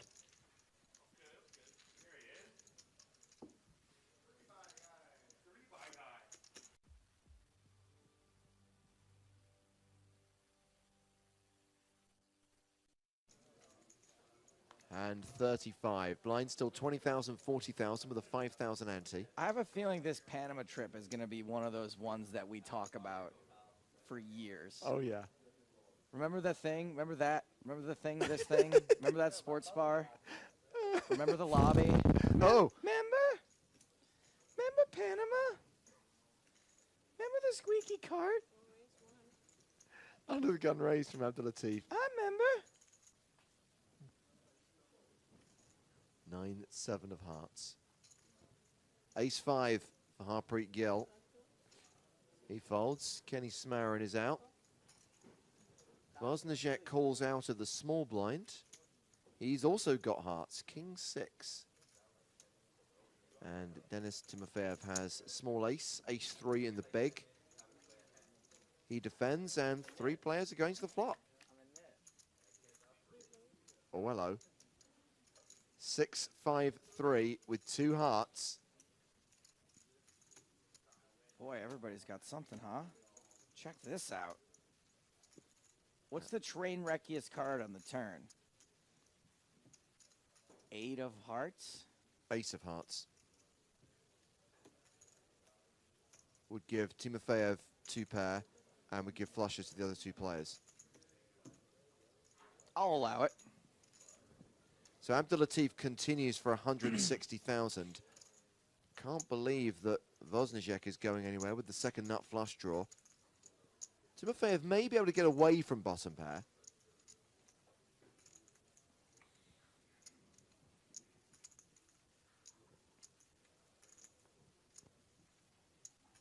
Vosnijek just confirming that they are both strawberries.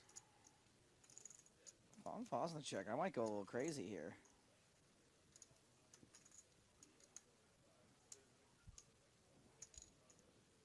Oh, yeah.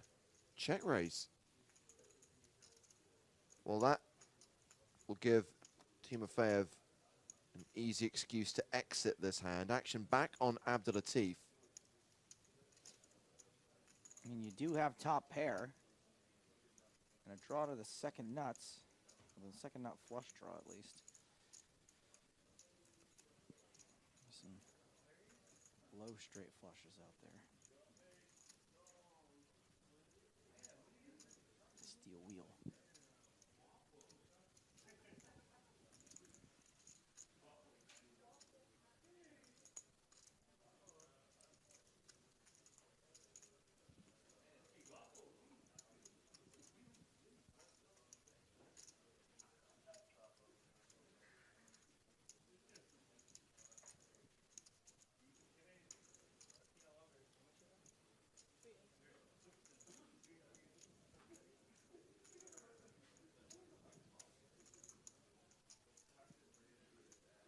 Abdulatif's hand just looks so juicy, though. How can he fold it? Yeah, I really don't know. Was that an all-in and a call? Yeah, it sure was. Wow, Abdulatif shoves, Vosnijek calls. And you kind of get that because if you call and you miss and you got 9 high, what do? Like, you just think you've got so much equity and maybe you can get a fold. Wow, it went in really quickly there, and we can see from the percentages that Vosnijek is the favorite here, but he is the player at risk. If his hand holds up, Abdulatif will be left with 170K. If Abdulatif gets lucky by hitting a 4, 7, 8, or 9. You'd think King-6 of hearts would be a bigger favorite here. And Vosnijek will be eliminated. Well, 12 outs with 2 cards to come. I know, but I wasn't trying to be rude. I was just in a state of shock when it seems that it's Well, I was pretty shocked when I saw his as well, but it's going to happen if you shove there, I guess. You guys, he's right there. Stop talking about him. Turn card is the Jack of clubs. Vosnijek now a 70% favorite. Still 12 outs for Abdulatif. A 4, 7, 8, or 9 would see him eliminate Robin Vosnijek in 5th place. The river card is a 4. He gets there, and that is the end of this German student's Panama main event journey. Wow. Just going to verify the stacks. Oh, wow, what a hit. Yeah, you got it. Nice hit. Nice river. Wow. What are you eating for breakfast? I'm interested. You better Vosna check yourself before you Vosna wreck yourself. He qualified online for $700. He cashes out in 5th place for $88,480. Celebrated his 22nd birthday here in Panama. And he leaves with a decent score And a bad beat.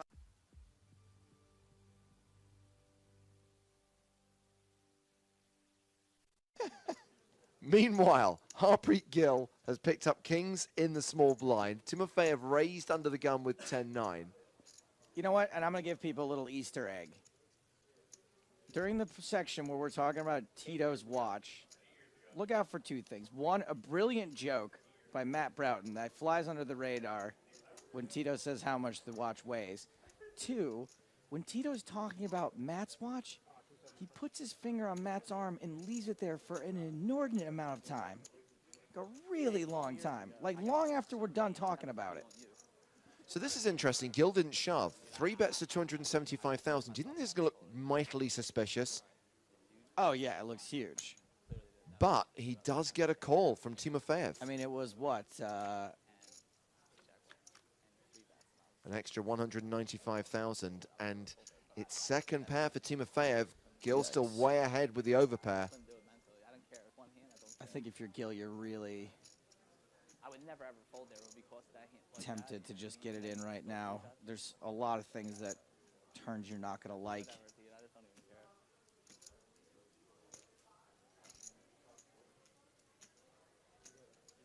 I have like 2.6.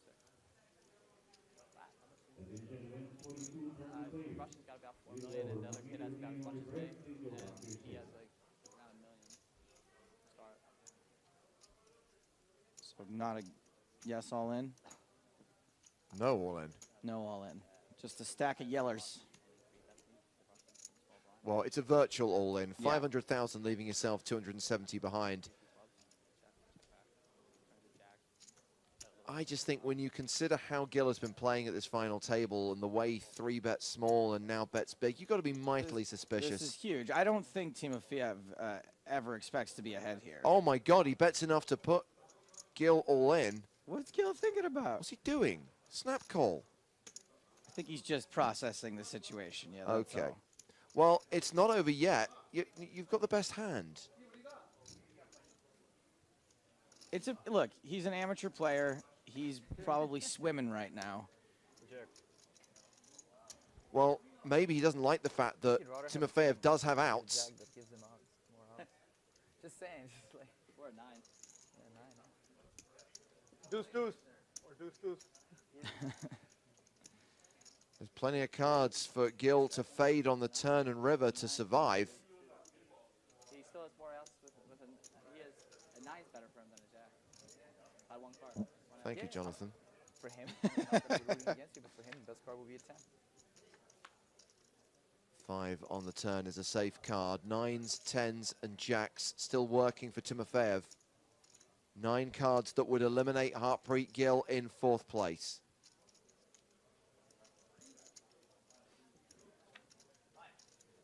The river is a queen, king's hold, and the short stack doubles up through the chip leader. The guillotine. And that's going to even things out substantially. Gill now playing 53 big blinds. Timofeyev down to 3.3 million, 83 big blinds. That might be the last hand of the level. It might be the last hand before the break. We got 4 healthy stacks right now. 70, 10 more.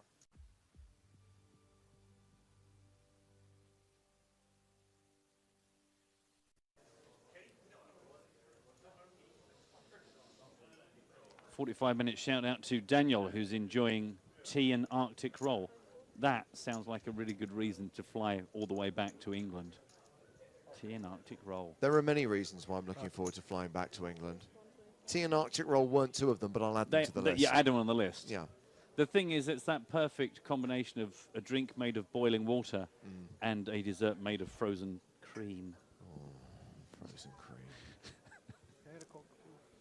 Yeah.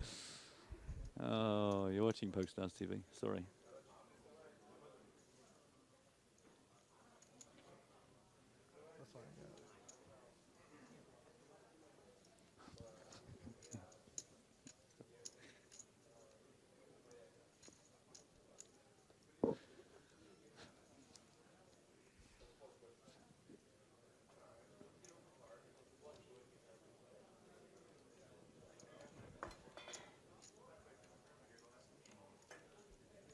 So Smarin has raised the button with ace-7.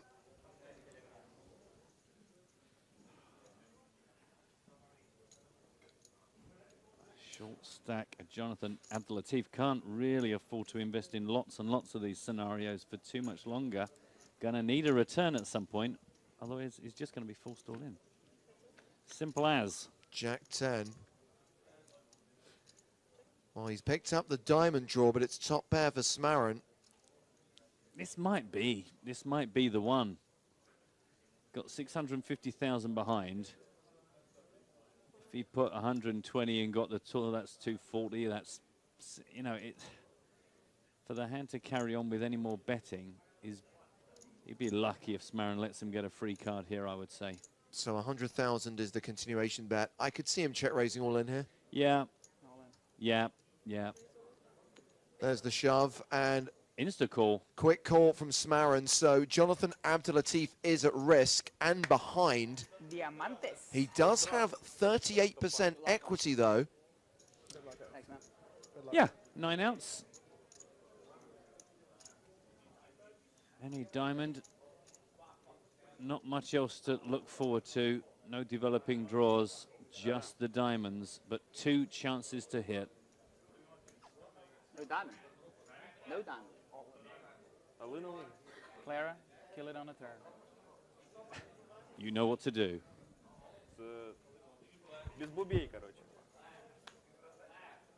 No help on the turn. Equity reduces to 20%. Same 9 outs. A diamond on the river needed, or we lose Jonathan Abdelatif in 4th place.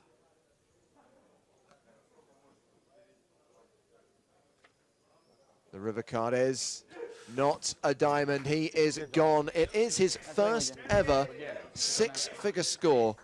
He cashes out for $119,480 as Kenneth Smarin consolidates his chip lead up to 6 million now. A 2-to-1 advantage over Denis Timofeyev, who's second in chips.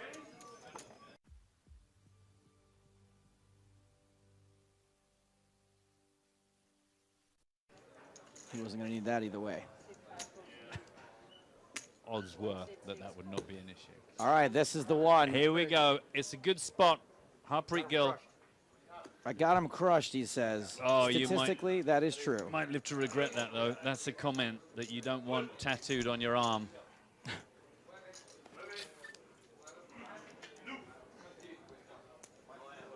So it's ace-queen off. Yeah. Dominating hand for Harpreet Gill. Ace-9 off for Smarin. I call it a good spot. I don't want to call it. I'd rather just take it down. Yeah. Wow. You're crushed, though. I get that. I like that. I like that. I like mine. Queen it. Put the queen out there. Yeah. 100%. Gill out. He's not. It was a chill out reference. He's not actually out. I was thinking, I think you might have been a bit premature there. I don't know if you know something from the delay. Didn't really think. Oh. Oh. Well, if you're going to Get get a 9, though. Gonna get a hit. I think it's going to go runner straight for a chop pot. Queen or club, I got it. Queen or a club to keep Gill in. Put a queen out. Canadian rail versus the Philadelphia rail. Okay, all right, one more. Come on. The dream may be over for the guillotine. Well, it is going to need to be a club or a queen, or we are going to heads up here on our final table. Can we save a Gill? King of diamonds. It's a club. Oh. Man. It's on now. The best hand wins. It's on. River. Like, not new NT's gonna say I got lucky, but I didn't.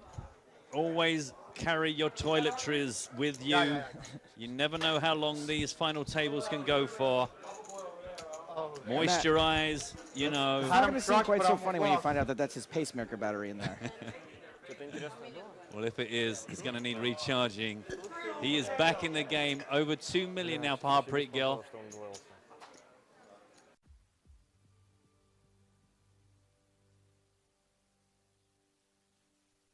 want to sit on the same cash table as we see Gil get called.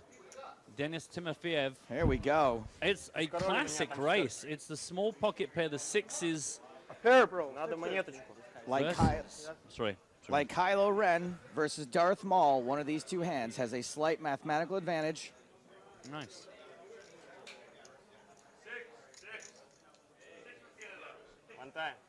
A gilly, a gilly, a gilly.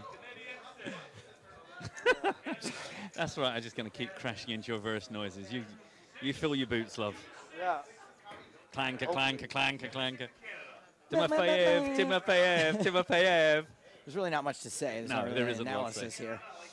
It's an ace-king versus a six, and another one. Sixes. Huge flip for this stage of the tournament. Third place finish on the line. Yep. It's 161,340 pounds. Solid. Sorry, dollars. Solid flop for sixes. Versus a second spot of $217,860. So it's a big deal.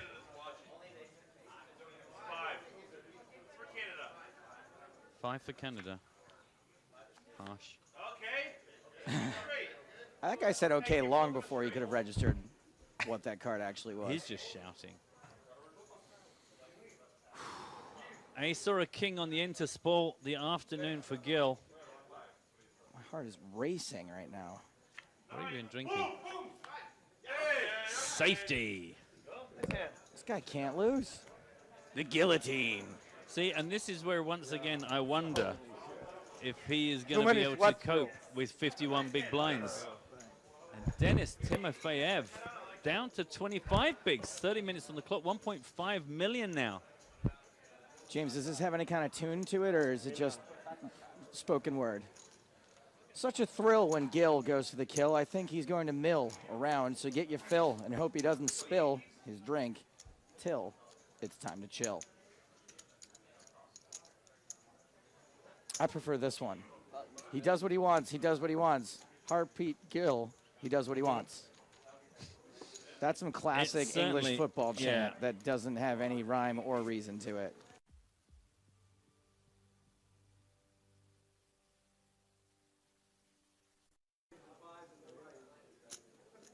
Anywho.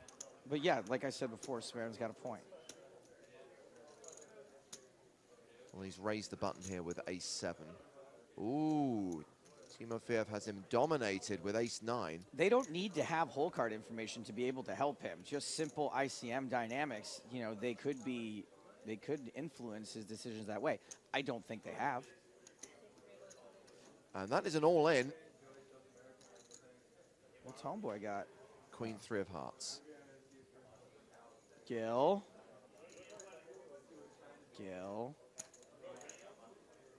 There you go. Count, please.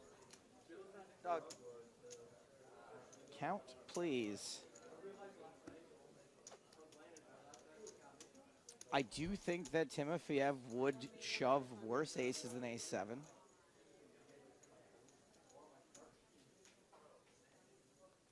$1,405,000.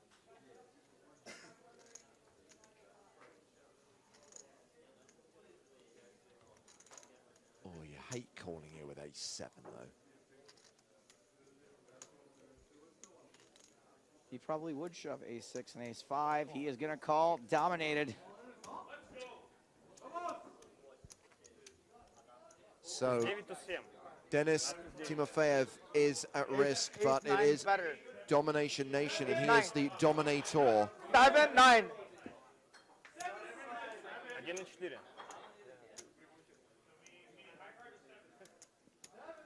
And once again, we find ourselves in a situation where if Smarin gets lucky, we are going heads up. It's been a while since we've seen a brutal, brutal suck out.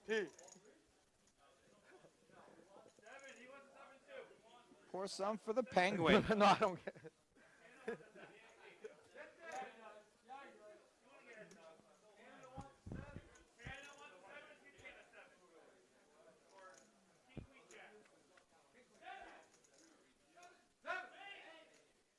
On this occasion, it is not coming 7, at least not yet.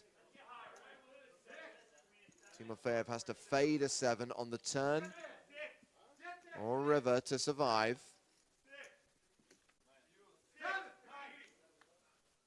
Turn card is another ace, so there are some opportunities now. A 40% chance of a split pot, but crucially, Timofeyev is only eliminated if one of the 3 7s in the deck hits the river.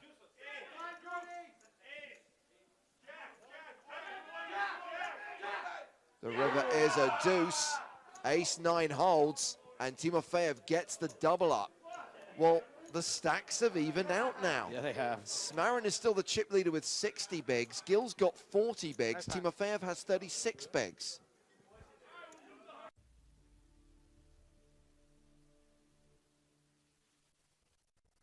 David, 24 players remaining.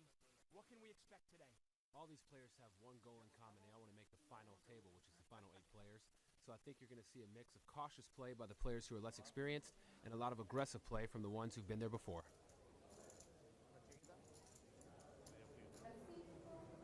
On the button, Nacho with the snowmen. He's going to raise this up to 40,000.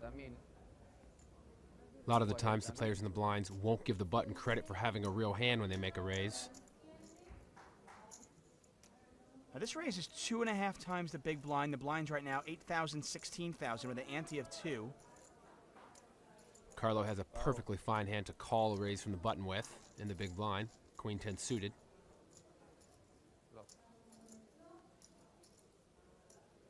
And it could be a dangerous flop for the magician. Carlo flops top pair. Barbero with middle set. Lopez checks. He's got top pair, but he's out of position against a very dangerous player. Jose makes a bet of 40,000 into a pot of about 100,000. I think he wants to give the impression that he's just making a continuation bet and doesn't necessarily have much. Lopez calls with top pair. To the turn, 5 of spades. Lopez cannot win this pot unless he gets Barbero to fold. Barbero has the second nuts, which is his second best possible hand at this moment, so I don't think he'll be folding anytime soon. 95. 95 la apuesta. Barbero trying to build up this pot. Nacho, such a competitor. We saw that in Punta del Este when he won the LAPT main event title there.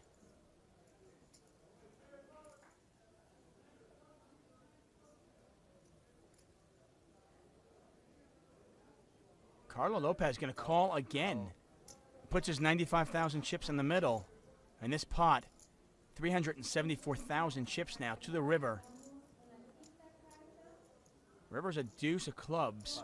I thought maybe if a heart fell on the river, it would slow Barbero down. 170. Barbero's certainly not going to slow down now. Lopez checks. Barbero bets 170,000.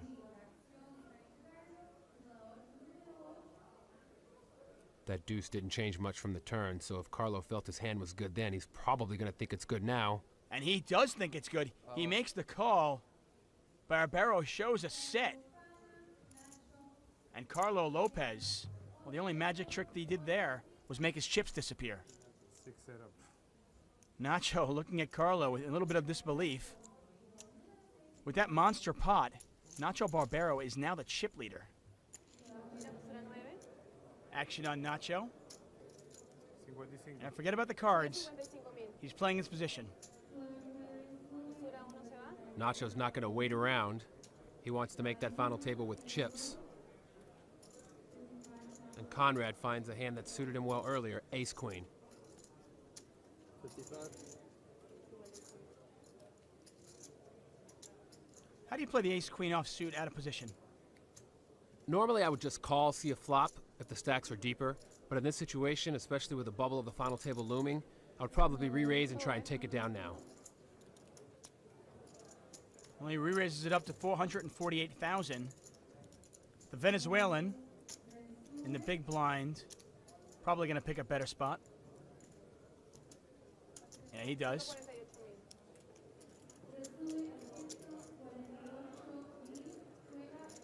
It's a big 3-bet from Conrad. Obviously wants to take it down before the flop. A few things are happening here. Nacho's definitely not thinking of calling. And Barbero's all in. Well, I was going to say he's thinking of either moving all in. And Conrad calls. Wow, what a call. This is sick. I was going to say Barbero's either just posturing so it doesn't look like he was raising with nothing, or he's thinking of making a big move. Oh, he makes the big move, and Conrad calls with ace-queen. And Barbero is all in. I think Barbero should have learned from the previous hand with Suleiman that Conrad's not one to make a big lay down. So there's not a lot of upside to making a move with 8-4.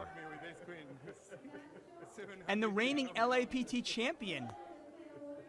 You can hear he's shocked that 700,000 was called by ace-queen. But Conrad showed before. Well, he's willing to gamble, that's for sure. 9-7 deuce, nothing there for Barbero yet, and he's a 3-1 dog. Once again, it is Barbero's tournament life on the line. And once again, though, Barbero finds himself not up against a big pair, but with 2 live cards. Needs an 8 or a 4 or running cards. Turns a deuce of hearts, and Barbero is 1 card from the exit. The dream of back-to-back just about over. This would be a sad way to go out holding an 8-4 offsuit on a pure bluff. Oh, it's the 8 of spades, unbelievable. Barbero catches a miracle and doubles up into the chip lead with 1.5 million chips. Oh, that's absolutely sick. Nacho makes the big move. He pushes all his chips in, willing to gamble, and gets lucky on the river. Are you really? Nacho Barbero, proving it's better to be lucky than good. That's one of the things about making a big move like that. Even if you are called, there's still 5 cards to come. Unbelievable turn of events right now, and Nacho Barbero in great shape as we get closer and closer to the final table. Queen Jack offsuit for Conrad, and he pushes all of his chips in. His chips are reluctant; they don't want to go in, but he goes in for 270,000. Only 9 big blinds. Valerio gets out of the way. Herrera's not going to call that.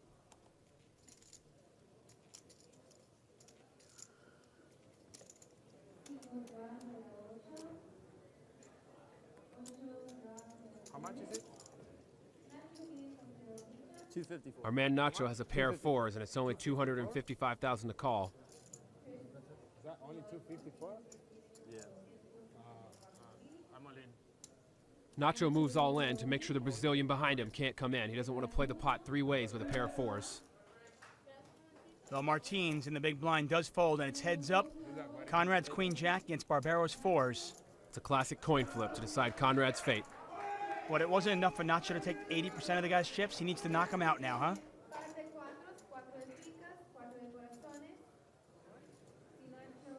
Nacho a slight favorite, but this was a virtual coin flip. And how quickly things change in No Limit Hold'em. It was just Barbero's tournament life on the line just a few moments ago. Now it's Conrad's. And there's a 4 on the window, and it is pretty much over. Conrad needs running cards to make a straight. If the turn is not an 8 or a 10 or a king, Conrad is going home. Well, that is not an 8, a 10, or a king. And Conrad indeed is going home. Irrelevant 7 of diamonds. And Nacho Barbero. The 1-2 punch, knocking out Conrad in 11th place. Haven't heard much from Ben Barrows. Ace-6, maybe something here? No, he's going to pick a better spot. Jack-10 for Nacho. You know he's going to play these, though. Nacho is on the button. Does like to play a lot of hands. He raises. And Cabrera is all in. Cabrera has Nacho dominated. And unfortunately for Nacho, Cabrera's a short stack, so he might be inclined to call because it may not be too much more for him. And he's going to get some bad news if he does.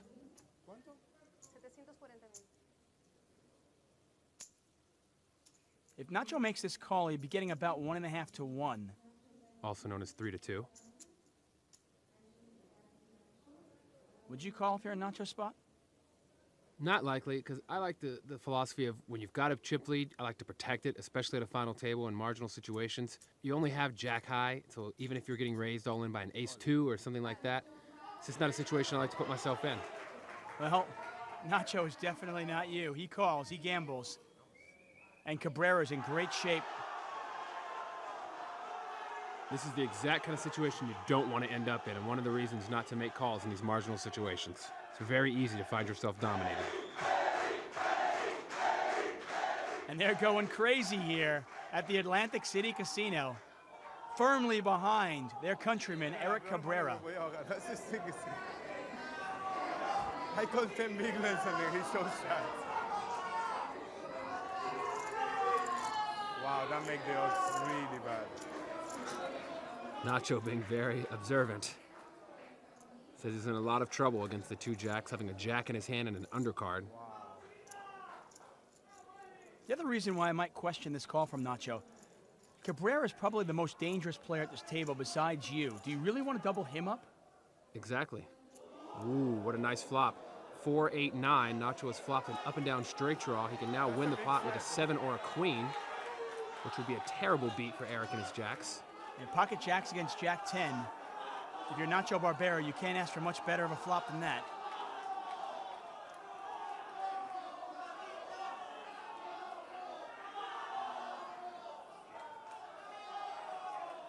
If Cabrera loses this, there might be a riot. Here's the turn. It's a 10. Now that takes away all the outs for Nacho to win, except for another 10. He can win with a 10, but his straight outs now would produce a tie.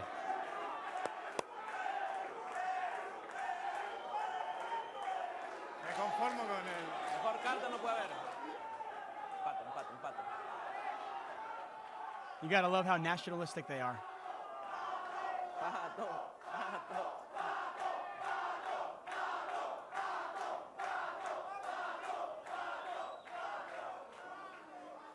To the river, 1 card remaining. A 10 and only a 10 will eliminate Cabrera. It's not a 10, but wow, oh.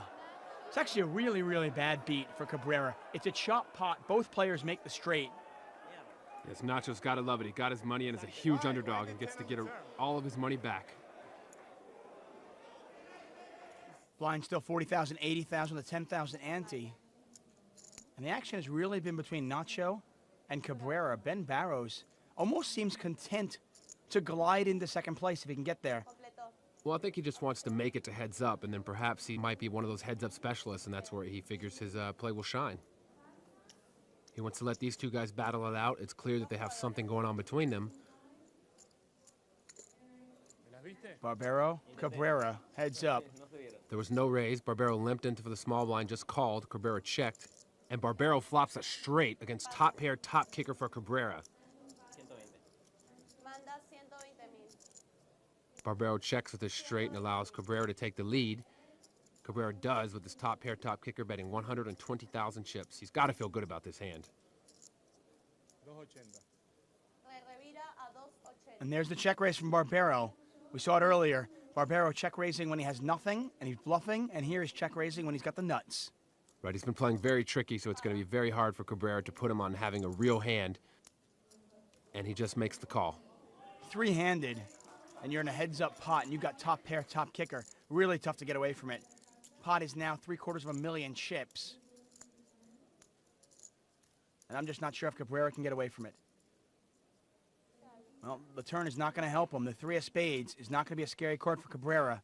Action on Barbero, and he checks. Barbero wisely figured out that Cabrera has a strong hand for him to be able to call his check raise. So when the 3 of spades doesn't change his hand at all, he checks to him, fakes weakness, and allows Cabrera to take the lead. Cabrera counts. Cabrera moves all in. He counts his chips. He moves all in. Barbero immediately calls. And Cabrera is drawing dead. He is out of this tournament. And Barbero is an overwhelming chip leader now. Cabrera moved in for 2 times the pot, likely thinking his top pair, top kicker was the winning hand, and found the bad news when Nacho quickly called. Unbelievable turn of events. This pot is nearly 5 million chips. And Cabrera is drawing dead. And the local Peruvian is out. I'm stunned. The river means nothing. And Cabrera, who's played so impressively throughout this tournament, is eliminated in 3rd place. Takes home $88,400. Pour a little salt on the wound. He hits an ace on the river, making 2 pair, but that means nothing. Action on Nacho on the button. Ace-7 offsuit. Heads up, it's a fairly strong hand. Any ace is usually a good ace. Barbero raises it up to 170,000. Over to Barrows, and Barrows picks up an ace as well. Being short stacked with an ace facing a raise, I'd be very surprised if he doesn't get all his chips in also.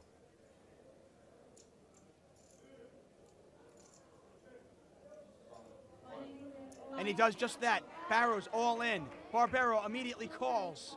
And this could be it. Pot over 2 million chips. Well, we knew if Barrows is going to win this tournament, he's going to have to get lucky a couple of times. This could be the first time he does it. Let's see. Nacho has got him out-kicked. Barrows is going to need some kind of diamonds, a straight, or a deuce to overtake Nacho's hand.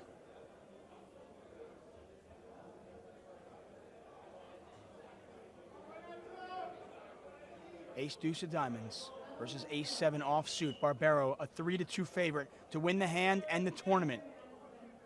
Here's the flop. There's a 7 out there, but there are 2 diamonds. Hold on there. King, queen, 7. 2 diamonds. Nacho saw the 7 right away and thought he had Barrows in horrible shape, but didn't realize he's got 2 diamonds, and Barrows is still about the same percentage he was pre-flop. The crowd got excited. Barbero got excited.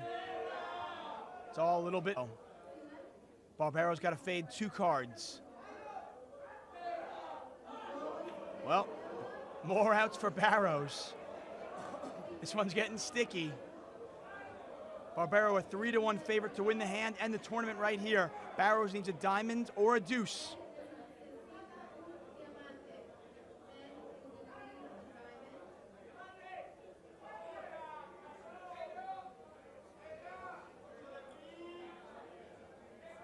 Barbero on his feet. Here's the river. It's a jack of hearts. And Barbero wins. He can't believe it. It's back-to-back Barbero. That's right, back-to-back Barbero. What an accomplishment. To win 1 tournament is an amazing feat. To win 2 tournaments on the PokerStars series is an amazing feat. But to win back-to-back, absolutely astonishing.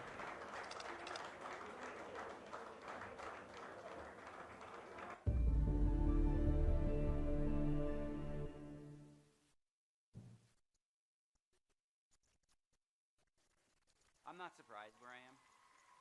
I always felt like I was going to be successful at whatever it was I did.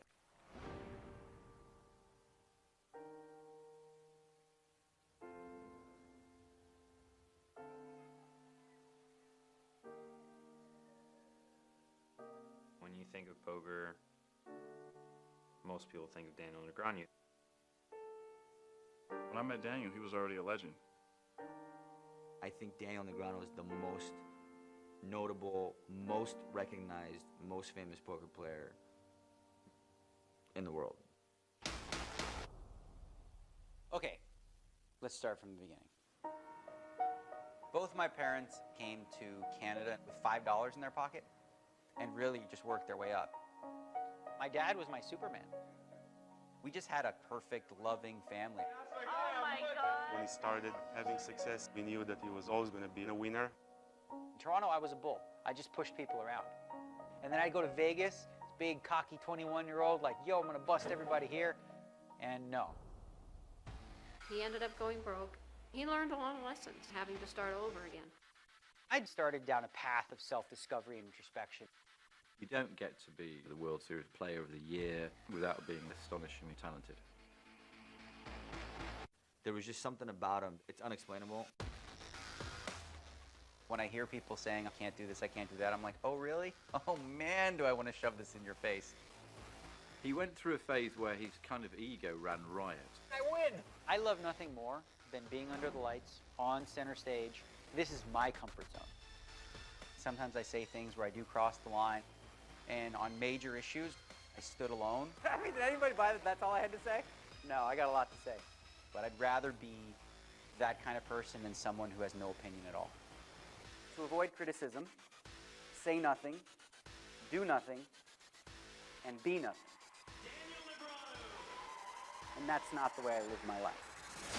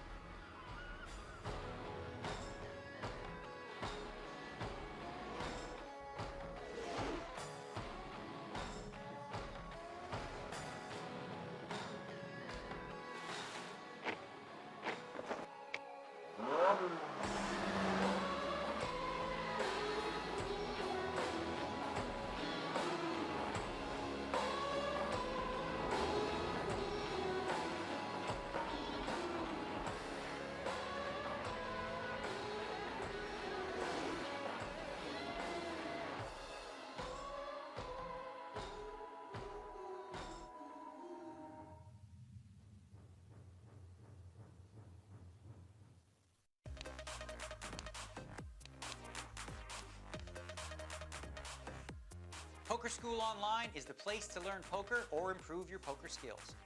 To join, simply log into the PokerStars client, visit the school section, and choose your school password. Poker School Online is packed full of free poker bonuses, allowing you to practice and play in real money games on us. Take part in our regular monthly promotions where you can win seats into bigger PokerStars tournaments. There are free scratch cards where you can win daily tournament tickets via scratch and match. Each day, you'll have 2 free cards. Just scratch off the cards and you could win a prize. Another popular challenge is our Beginner's Bankroll promotion, allowing you to work your way through our poker missions, improving your game, and earning your free poker tournament tickets along the way. And if that's not enough promotions for you, there are unlimited tournament tickets and $5,000 free roll tickets you can earn via our Refer a Friend promotion. Simply refer a friend and you'll both receive prizes. Once you've built your confidence, it's time to compete in the Poker School Online. Skill leagues with $44,000 in prize money up for grabs every month, with up to $5,000 going to the winner. And if improving your game is what you're looking for, we have poker courses from Hold'em to Omaha, cash, sit-and-goes and tournaments, along with quizzes to test your newfound knowledge. There's live poker training where you can watch pros play poker in real time, view their hole cards and ask questions directly. See the live training schedule for the next session. Our poker forums are always buzzing with questions, advice, and tips. You'll find all types of players from beginners to pros discussing all areas of poker. Now you've heard what's available, it's time to get involved. Simply join Poker School Online. You may even be eligible for our welcome bonuses full of tickets and cash. Welcome to Poker School Online.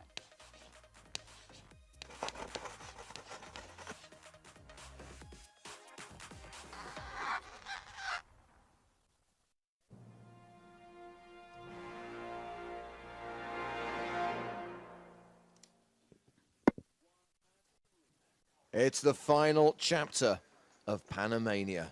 Heads up in the PokerStars Championship Panama main event here at the Sortis Hotel Spa and Casino in Panama City. We are down to the last 2 players. We saw Denis Timofeyev eliminated just before the dinner break, and now it comes down to Kenny Smarin from the US against Harpreet Gill from Canada. Smarin with the chip lead over Gill, 61 big blinds versus 48 big blinds, playing at 50,000, 100,000 with a 10,000 ante. I'm James Hartigan alongside Matt Broughton. Hello, everybody. How are you? Good. Distorting. Yes. I sound quite atrocious. I shall talk in my small voice. So we have played roughly 8 hours of poker. How much longer do you think this is going to go for, Matt? 217,000 for the runner-up, 293,000 for the winner, and still relatively deep, 60 versus roughly 50 bigs.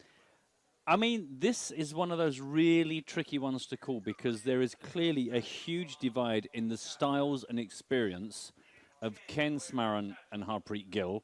Both obviously done incredibly well to get this far. But Gill, I think, is an unknown commodity, and that might work in his favor because Smarin perhaps won't really know how to play most optimally against him. But also it means that Harpreet might just pull something out of the bag that makes no sense and trips Kenneth up. So for once, I really can't say I have a favorite because it's the experience and all the chips versus the random element of Harpreet Gill. Now, those of you who are regular viewers of PokerStars TV know how we do things on final table days. We are cards up. Now, normally, and understandably, we're on a delay because we're showing the players' whole cards, but normally we would be seeing the video the same time you're seeing it. So we'd be commentating live on a delayed feed. Things running a little bit differently here in Panama, and this is a one-off. This is not the new norm, but due to certain technical restrictions, we've had to delay everything. So you're hearing us 45 minutes after we're speaking. Now, that does make interacting with you guys a little bit difficult, but you can still tweet along, hashtag PokerStarsTV. If you're watching at twitch.tv/PokerStars, you can, of course, talk to each other in the live chat. And the mods, don't forget, the mods are always there. They do a tremendous job. So, you know, keep yourselves company, shall we say. Yes, they do. So we will get to see the whole cards of both players as we go heads up here in Panama, starting the heads up battle at hand number 161, the American professional against the Canadian amateur. Should be an exciting battle, so let's get the next level, the 5100 level underway, cards in the air, heads up in the Panama main event. All right, let's try it again. Yeah, Good luck, bro. Good luck, good luck. A lot of support for both players here in the casino. Yeah, Joe said it in the last level. There's a really nice buzz, a good lot of atmosphere. I caught a whole bunch of guys all wandering in with plastic bags, one would assume full of booze. Could be wrong, drink responsibly, but probably just soft drinks and snacks. But yeah, hopefully the party atmosphere will continue. So Kenny Smarin plays on Stars as Kenny05. He relocated from Philadelphia after Black Friday. Big results both live and online. Whereas Harpreet Gill is a recreational player. He's 40 years old from Vancouver in Canada. Did get 16th and 12th in 2 different World Poker Tour main events in Montreal. Yeah, he kind of modestly calls himself recreational, but I think his results are the dreams of many recreational players, and here he is under the spotlights on the big table. So this is the first hand of heads up. Gill on the button in the small blind, calls with King 9, and Kenny Smarin checks his option with King Deuce. Let's have a King 9 Deuce flop. How about a 5-4-3 flop? No. So we'll draw for Smarin, who checks to Gill. I would love to know what Smarin went right. This is how I'm going to play against this guy. I am going to ... Is there one single overall plan, or is it make it up as you go along, or is it let's just see what the cards do? Smarin now with a flush draw as well as a straight draw. Gill still has the best hand, King 9 high. And he's going to bet the turn. See, these are the spots where what I'm interested in is, does Gill know he's got the best hand? Does he go, right, well, I think I've got the best hand now? Or is he just going, I think the only way to ever win is to bet? And when Smarin doesn't go away, does he hate it? Is it perfect? Is he getting paid off for his value? That's what I don't yet get a feel for Gill's actions. Board bricks out for Smarin. Action goes check, check. King 9 is going to win this. Took Gill a second to recognize that he actually had the best of it.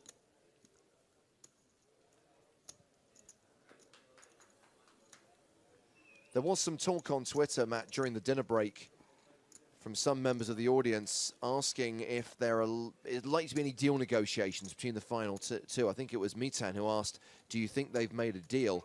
And it was Ben who replied, they won't make a deal in my opinion. Smarin knows he has the edge heads up versus Gill. Not just the chip advantage, but also the skill advantage. That said, stacks are pretty equal and variance is a huge factor.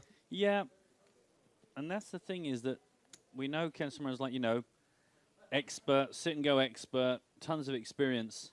But that's the thing, is somebody that plays a lot is probably used to playing against people with a similar skill level who have certain familiar traits, you know, follow certain patterns. And here's Harpreet Gill that we've already seen, because we've been seeing his cards all day long, let alone what he's done over the last few days. Yeah. He is not playing a standard game. A lot of what he does is pretty much by the book, but some folds we were expecting turned into calls. He's been right and wrong in equal measure. That's why he's still here. So King 8 of spades for Smarin raises. And Gill 3 bets out of the big blind with 7-5 off. I mean, the good news is he's looking kind of fearless.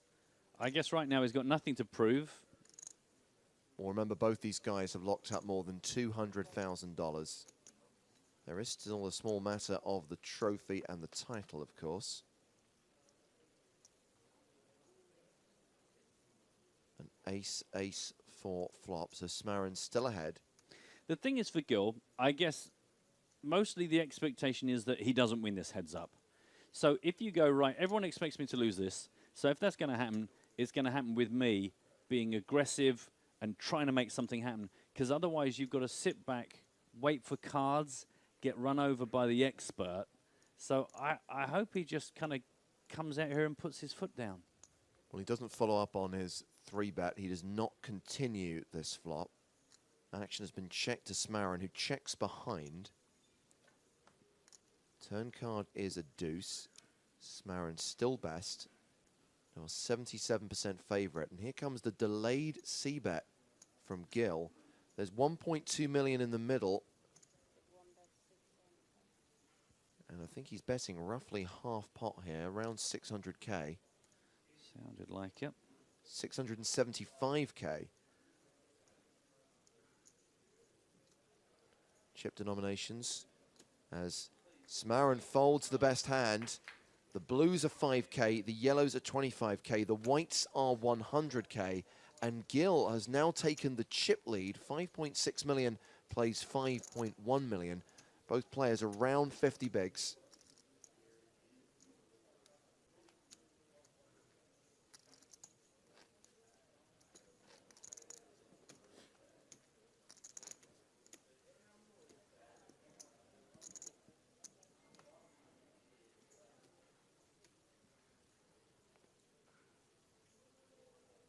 Third hand of heads-up play, hand 163 of this final table.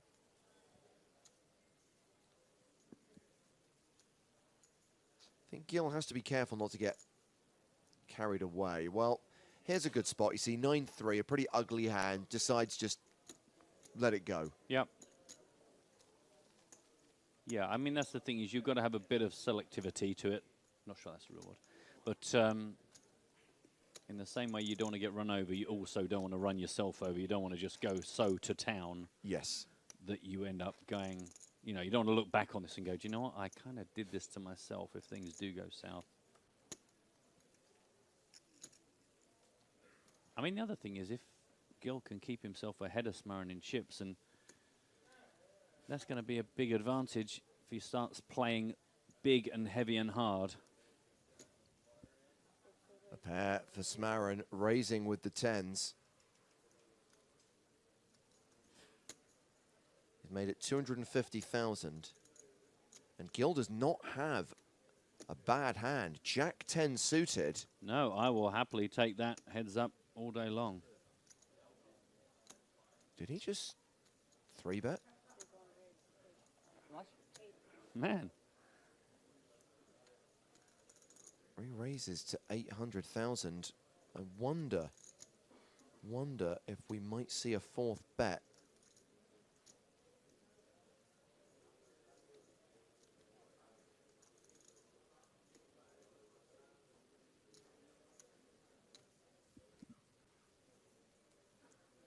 The thing is, but surely this is exactly the game Smarin does want to play against Gil, playing big pots pre-flop. Because we've said it's... Equally, how strong is... Well, 2 10s heads up? You're going to put in another bet here for sure. there it is. You've heard it. Official oral confirmation. The 4-bet in. I mean, the thing is, I don't know. Does Gil want to let this go, or is he of a mind to just take a flop and see how things develop? Little smile creeping on his face. 1.1 to call. Yep, he's going to call that. Wow. I mean, already now, whatever happens here, this is going to make a big old switcheroo anyway. Absolutely. I mean, this is a 4-bet pot. Gil playing out of position without the betting lead. And Smarin's going to love that. Yep. All low cards, all hearts, and he's got the 10 of hearts as insurance and as a blocker. And with the re-raise, the 3-bet before the 4-bet, Gil just checks. As you say, Smarin's going to love this.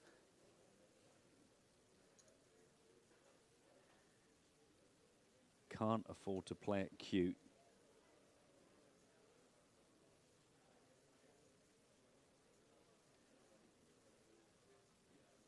I wonder if he ever expected that 4-bet to actually get called. I think he thought it would either get a fold or induce a shove. 1.4 million. Betting 1.4 million, and I imagine we'll see a fold pretty quickly. Well, I don't know about pretty quickly, but yeah, I mean, there's missing the flop, and then there is missing the flop. And that's missing the flop. And Well, yeah, I'm just going to say, regardless that there wasn't much action post-flop, a huge dynamics change to the stacks. Absolutely, it does change things significantly. We were talking about the players almost being level. Well, Smarin has now opened up a 2-to-1 chip advantage over Gill. 7.1 million playing 3.6 million. By the way, I'm sure you've seen it on Twitter already. If you haven't, or you weren't following the live updates, I can tell you there was a result in the high roller. Last time we checked in, Steve O'Dwyer and Sam Greenwood were discussing a deal. They did a deal, and the title has gone to Steve O'Dwyer. So just to be clear, if you look at our tour over the years, Steve O'Dwyer has won 2 10Ks, 2 50Ks, a 100K, and a main event. I think he's going to do very well for himself, and I think he has certainly got a talent at the game of poker. Yeah, it's incredible. Steve's score in financial terms today, $241,000. 9-4 against Ace Deuce, a King, King 8 flop. This hand unraised pre. Gill bets what is the best hand. Ace high gets a fold from Smarin. So they have played 5 hands of heads up, and those 5 hands have seen Kenny Smarin take the big chip lead over Gill.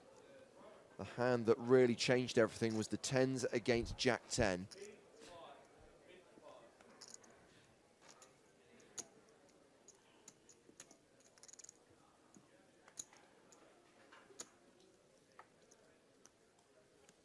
Very grateful to these players for the speed of play. Makes such a difference to get through a decent final table without real tanking, just chewing up the hours, chewing up the ability to play deep stacked. I think we really got our bang for buck, as it were, with these guys. Ace 8 suited for Smarin, Ace 9 for Gill.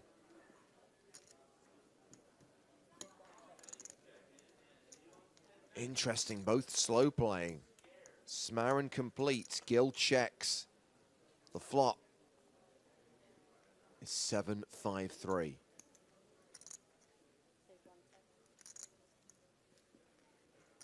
Action check to Smarin. He checks behind. Turn card is a deuce. Gill now an 84% favorite. Small chance of a chop because they both have the wheel draw.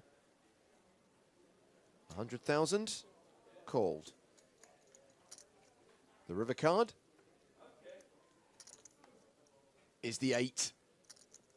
Smarin hits one of his 3 outs.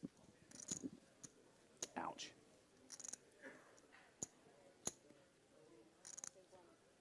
Gill checks. And I think that Gill is in check call mode. I think this value bet's going to get called by Ace High. Yeah, we've seen him make a couple of hero calls, not necessarily always right, but it does seem to be one of his habits. Smarin will be more than aware of that. 350,000 into a pot of 420,000, so he's bet pretty big. Wow, Gill gets away from it. Good fold, sir.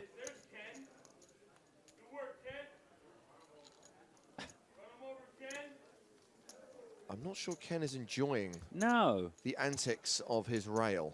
No, I noticed a bit earlier on, some while back now, but there was one big hand that Kenny won, and some guy came up and wanted to kind of high-five him at the table, and Kenny just blanked him completely, kept piling up his chips. So I think he's trying to stay focused. Yeah, staying in the zone. Yeah, it's nice to have support, but I think also it's like, well, you guys are having a party. I'm really playing the game of my life here, trying to stay focused.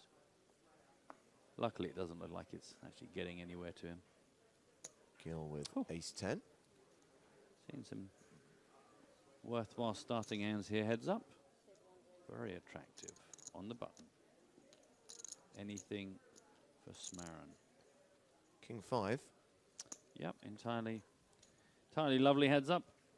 He defends. Hello. Yep, it's a king high flop. Fast check back to the aggressor, who does indeed continue. Gil raises big and he bets big. He opened to 300,000 pre. He continues for 450,000.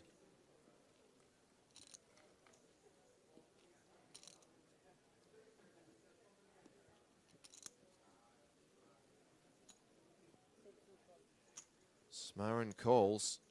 So now we've got a 1.5 million pot. Still 2 betting streets to come. Queen on the turn doesn't change anything. Gil has picked up a gut shot. Yeah, yeah, a little bit more reason that perhaps Smarin could get more action. He's actually decided to check, just throw out the rope, see if Gil wants to grab onto it again.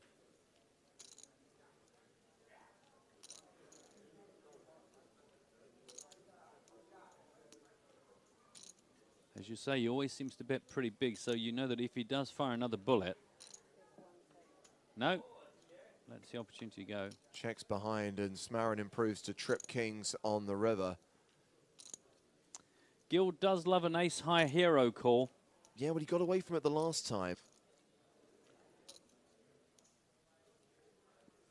Yeah, but he might see Smarin as being pretty passive through this. Well, I think Smarin has to lead here. He has to try and get some value. I think Gil's going to check back so much of the time. For sure. Is he going to make one of those polarizing monster bets? Maybe so. Maybe that's the way he has decided to go here, rather than actually make a standard value bet, just to always plump it up a bit more than normal. Gil, obviously, the effective stack here, 2.9 million. Smarin has bet over $1 million, and Gil gets away from it again. He's not heroing with ace-high anymore. Well, that is good news for Gil, but he is actually on the slide. He's down to 27 big blinds up against Kenneth's now dominating 80 big blinds. And this has all happened in the space of 7 hands. Yeah. 8 million playing 2.8 million. Well, I did suspect that Harpreet would certainly not shy away from playing big pots, because that might be his way to victory, but just in a short period of time, it's seeing him dwindling down, not exactly danger zone stuff, but pretty uncomfortable compared to where they started. No. And maybe mentally as well, the resilience won't last quite so well as somebody like Kenneth Smarin can muster. Kenny with ace-9 of spades. He raises it up, 250K. And Gil defends with 8-7 off. Let's play some cards. Fingers crossed. Shuffle up and deal. The flop is king 10-10. Ace-high still good.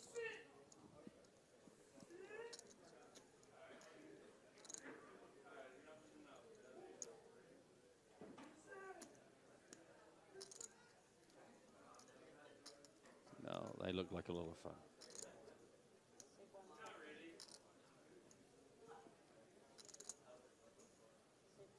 Action's gone check, check. Turn card is a deuce. Super. Smarin now an 86% favorite. Gil checks a second time. Is Smarin going to value bet with ace-high? Nope, he checks behind. The river is a 3.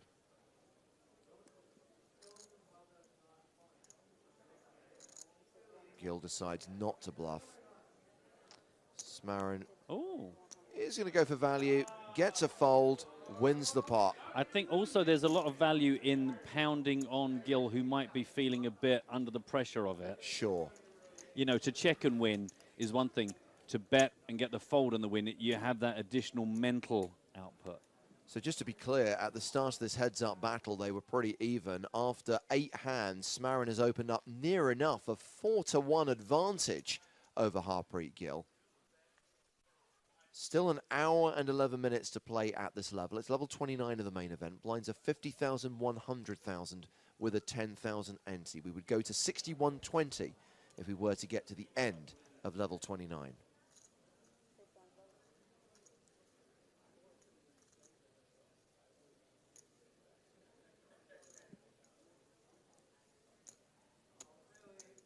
Gil has called. We've only seen one of his cards, an 8. A raise from Smarin and all in from Gill. Wow, speedy. Man, what a hand to not see both cards. Absolutely. We know Smarin has a jack. We know Gill has an 8. It went limp, raise, shove. Is it the ace or is it the 8? How strong is Smarin's jack? Aha. King jack, suited in clubs. How much? Well, he's either racing or he's 60-40.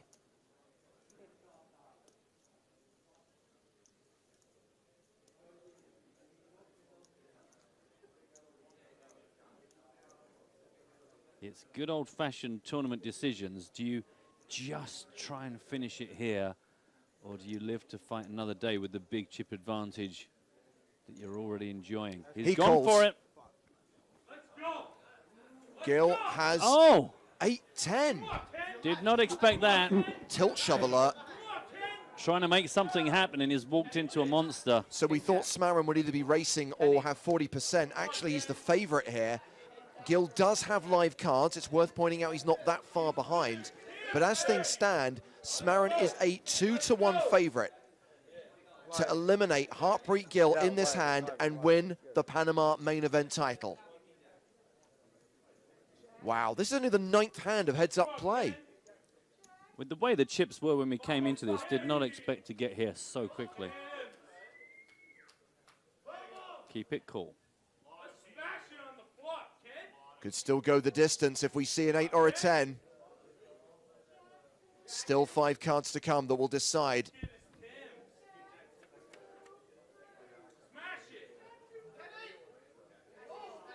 Well, that's an interesting flop. Never easy.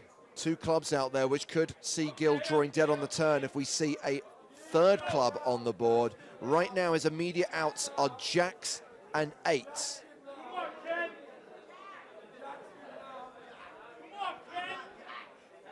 A 10 would obviously give Smarin Broadway.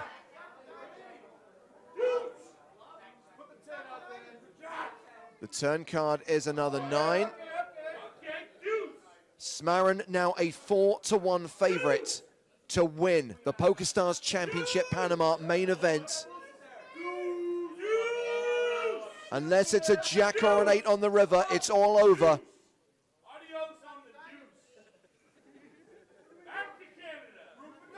The river card is a 5, and that is it. Heartbreak Gill is the runner-up, and Kenny Smarin from the USA has won the 2nd ever PokerStars Championship trophy. Wow, 169 hands, and only 9 of them heads up. Still a tremendous day's work, 217,000 for Heartbreak there. Who, let's be honest, at any point on the final table, you might not necessarily expect it to make it to the heads-up stage. Tremendous strategy from him to get right to this position. Congratulations to Kenny Smarin. He was the chip leader during the late stages of the penultimate day of this tournament. Played that big pot against Denis Timofeyev. Tried to bluff Timofeyev on the river. Timofeyev made an amazing hero call, and that saw him come into today, the final day as chip leader. He went out in 3rd. Smarin got heads up against Gill with the chip advantage, opened up a monster gap between them, and then called with the best hand, got it in good, best hand held, and he is our champion. Yeah, what a roller coaster of a final table day. The guys that came in chip leaders, the guys at the bottom of the table, it's switched backwards and forwards. So here's how it finished. Anthony Diot from Canada came into play as the short stack, $65,000 for his efforts. Robin Wozniak, the German student who qualified online, he was the next man out. We lost the charismatic Belgian, Jonathan Abtalif, in 4th place. He secured his first ever 6-figure score in an MTT. Starter day chip leader Denis Timofeyev went out in 3rd.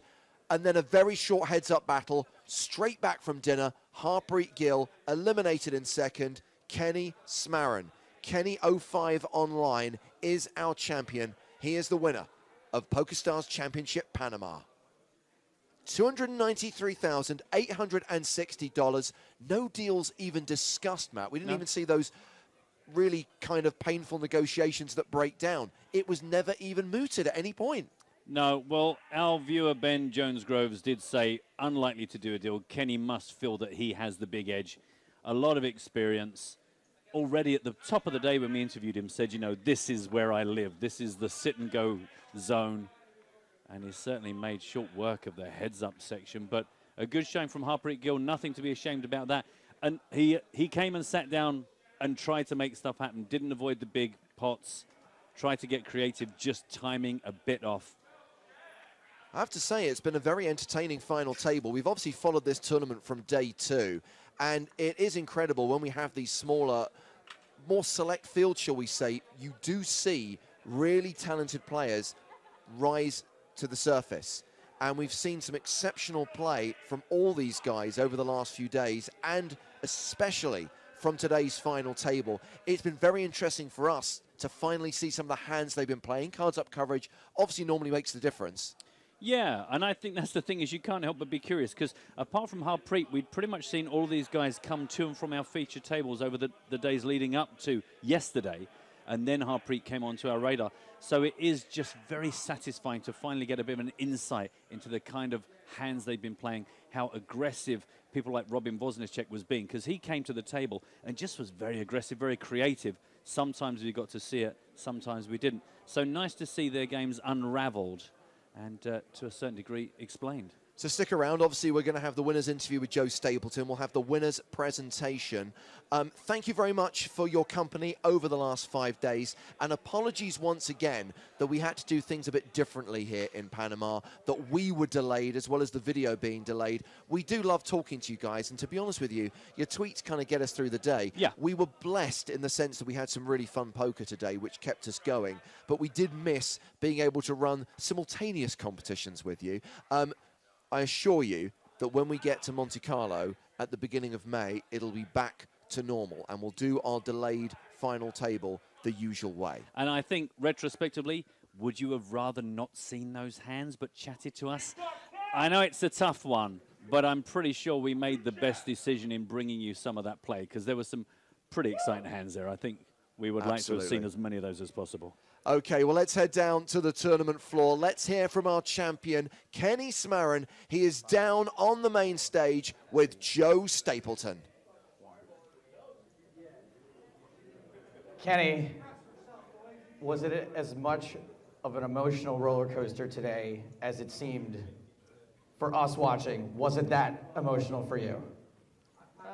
At times I got a little, I wouldn't say frustrated, but like maybe agitated, but I mean, I've been in a situation like this before. I've had success, I've won. That helped me get through it.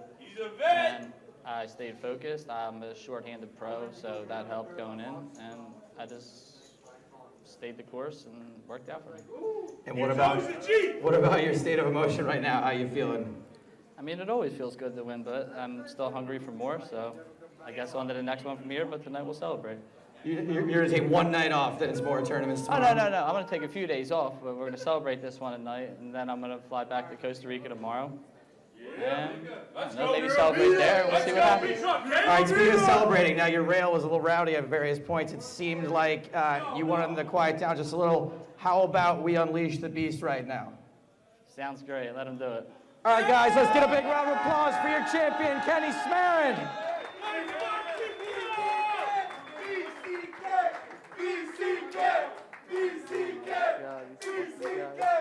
Congratulations once again to Kenny Smarin. Stick around for the winner's presentation, but where is the championship going to next, I hear you ask?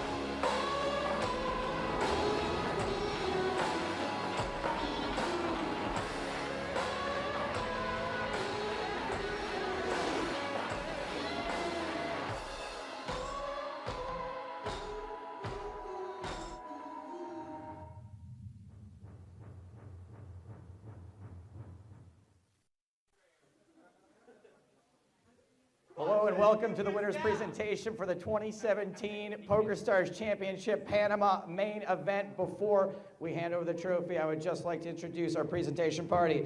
All the way on the right there, we have James White, who is the Senior Consultant Live Poker Operations for the Americas. Next to him, Edgar Stuckley, Director of Live Events. First and foremost, let's get a big round of applause right over here for our second place finisher, Harpreet Gill.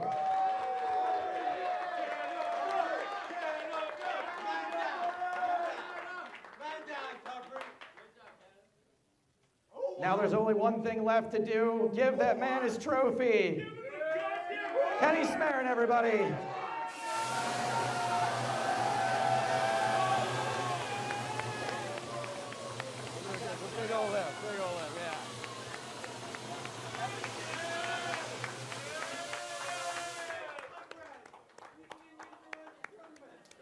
With more than 6,000 total tournament entries and more than $9 million awarded in the last 11 days, the first PokerStars Championship in Latin America was truly a success.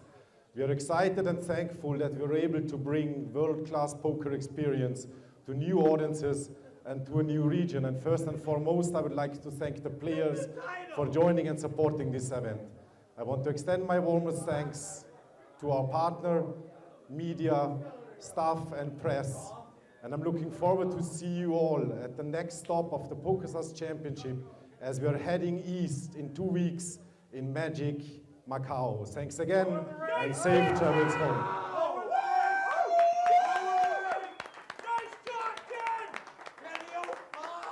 The closing words of Edgar Stuckley, bringing Panamania to an end. We will be departing Panama City tomorrow. So the tour moves on to Macau. Sadly, we will not be there. There will be no live stream from the next leg of the PokerStars Championship. The good news is there will be updates via the PokerStarsblog.com. And of course, if you want to read a full roundup of what's happened here in Panama, it's the best place to go. You can follow the guys on Twitter as well, at PokerStarsBlog. So for us, Matt, the next date in our calendars is Monte Carlo. Yes, looking forward to that. Really hope everyone that's been watching has enjoyed this window into Panama. It's been an amazing city, an amazing trip. We will tell you more about it in the podcast. But meanwhile, we don't get the chance now to thank you on the various mediums of Twitch and Twitter. So let me just say thanks ever so much for everyone that's kept us company this week, joined in with our competitions and all the silly stuff. Come and see us in Monte Carlo. Yes, that is the next event. You can qualify now. And our live streaming, the important dates you need to write down, 1st to the 5th of May. That is when we will be streaming on PokerStars.tv from the PokerStars Championship Monte Carlo. We'll see you then. But for now, from Matt Broughton, Joe Stapleton, me, James Hartigan, and the entire team, it's good night from Panama.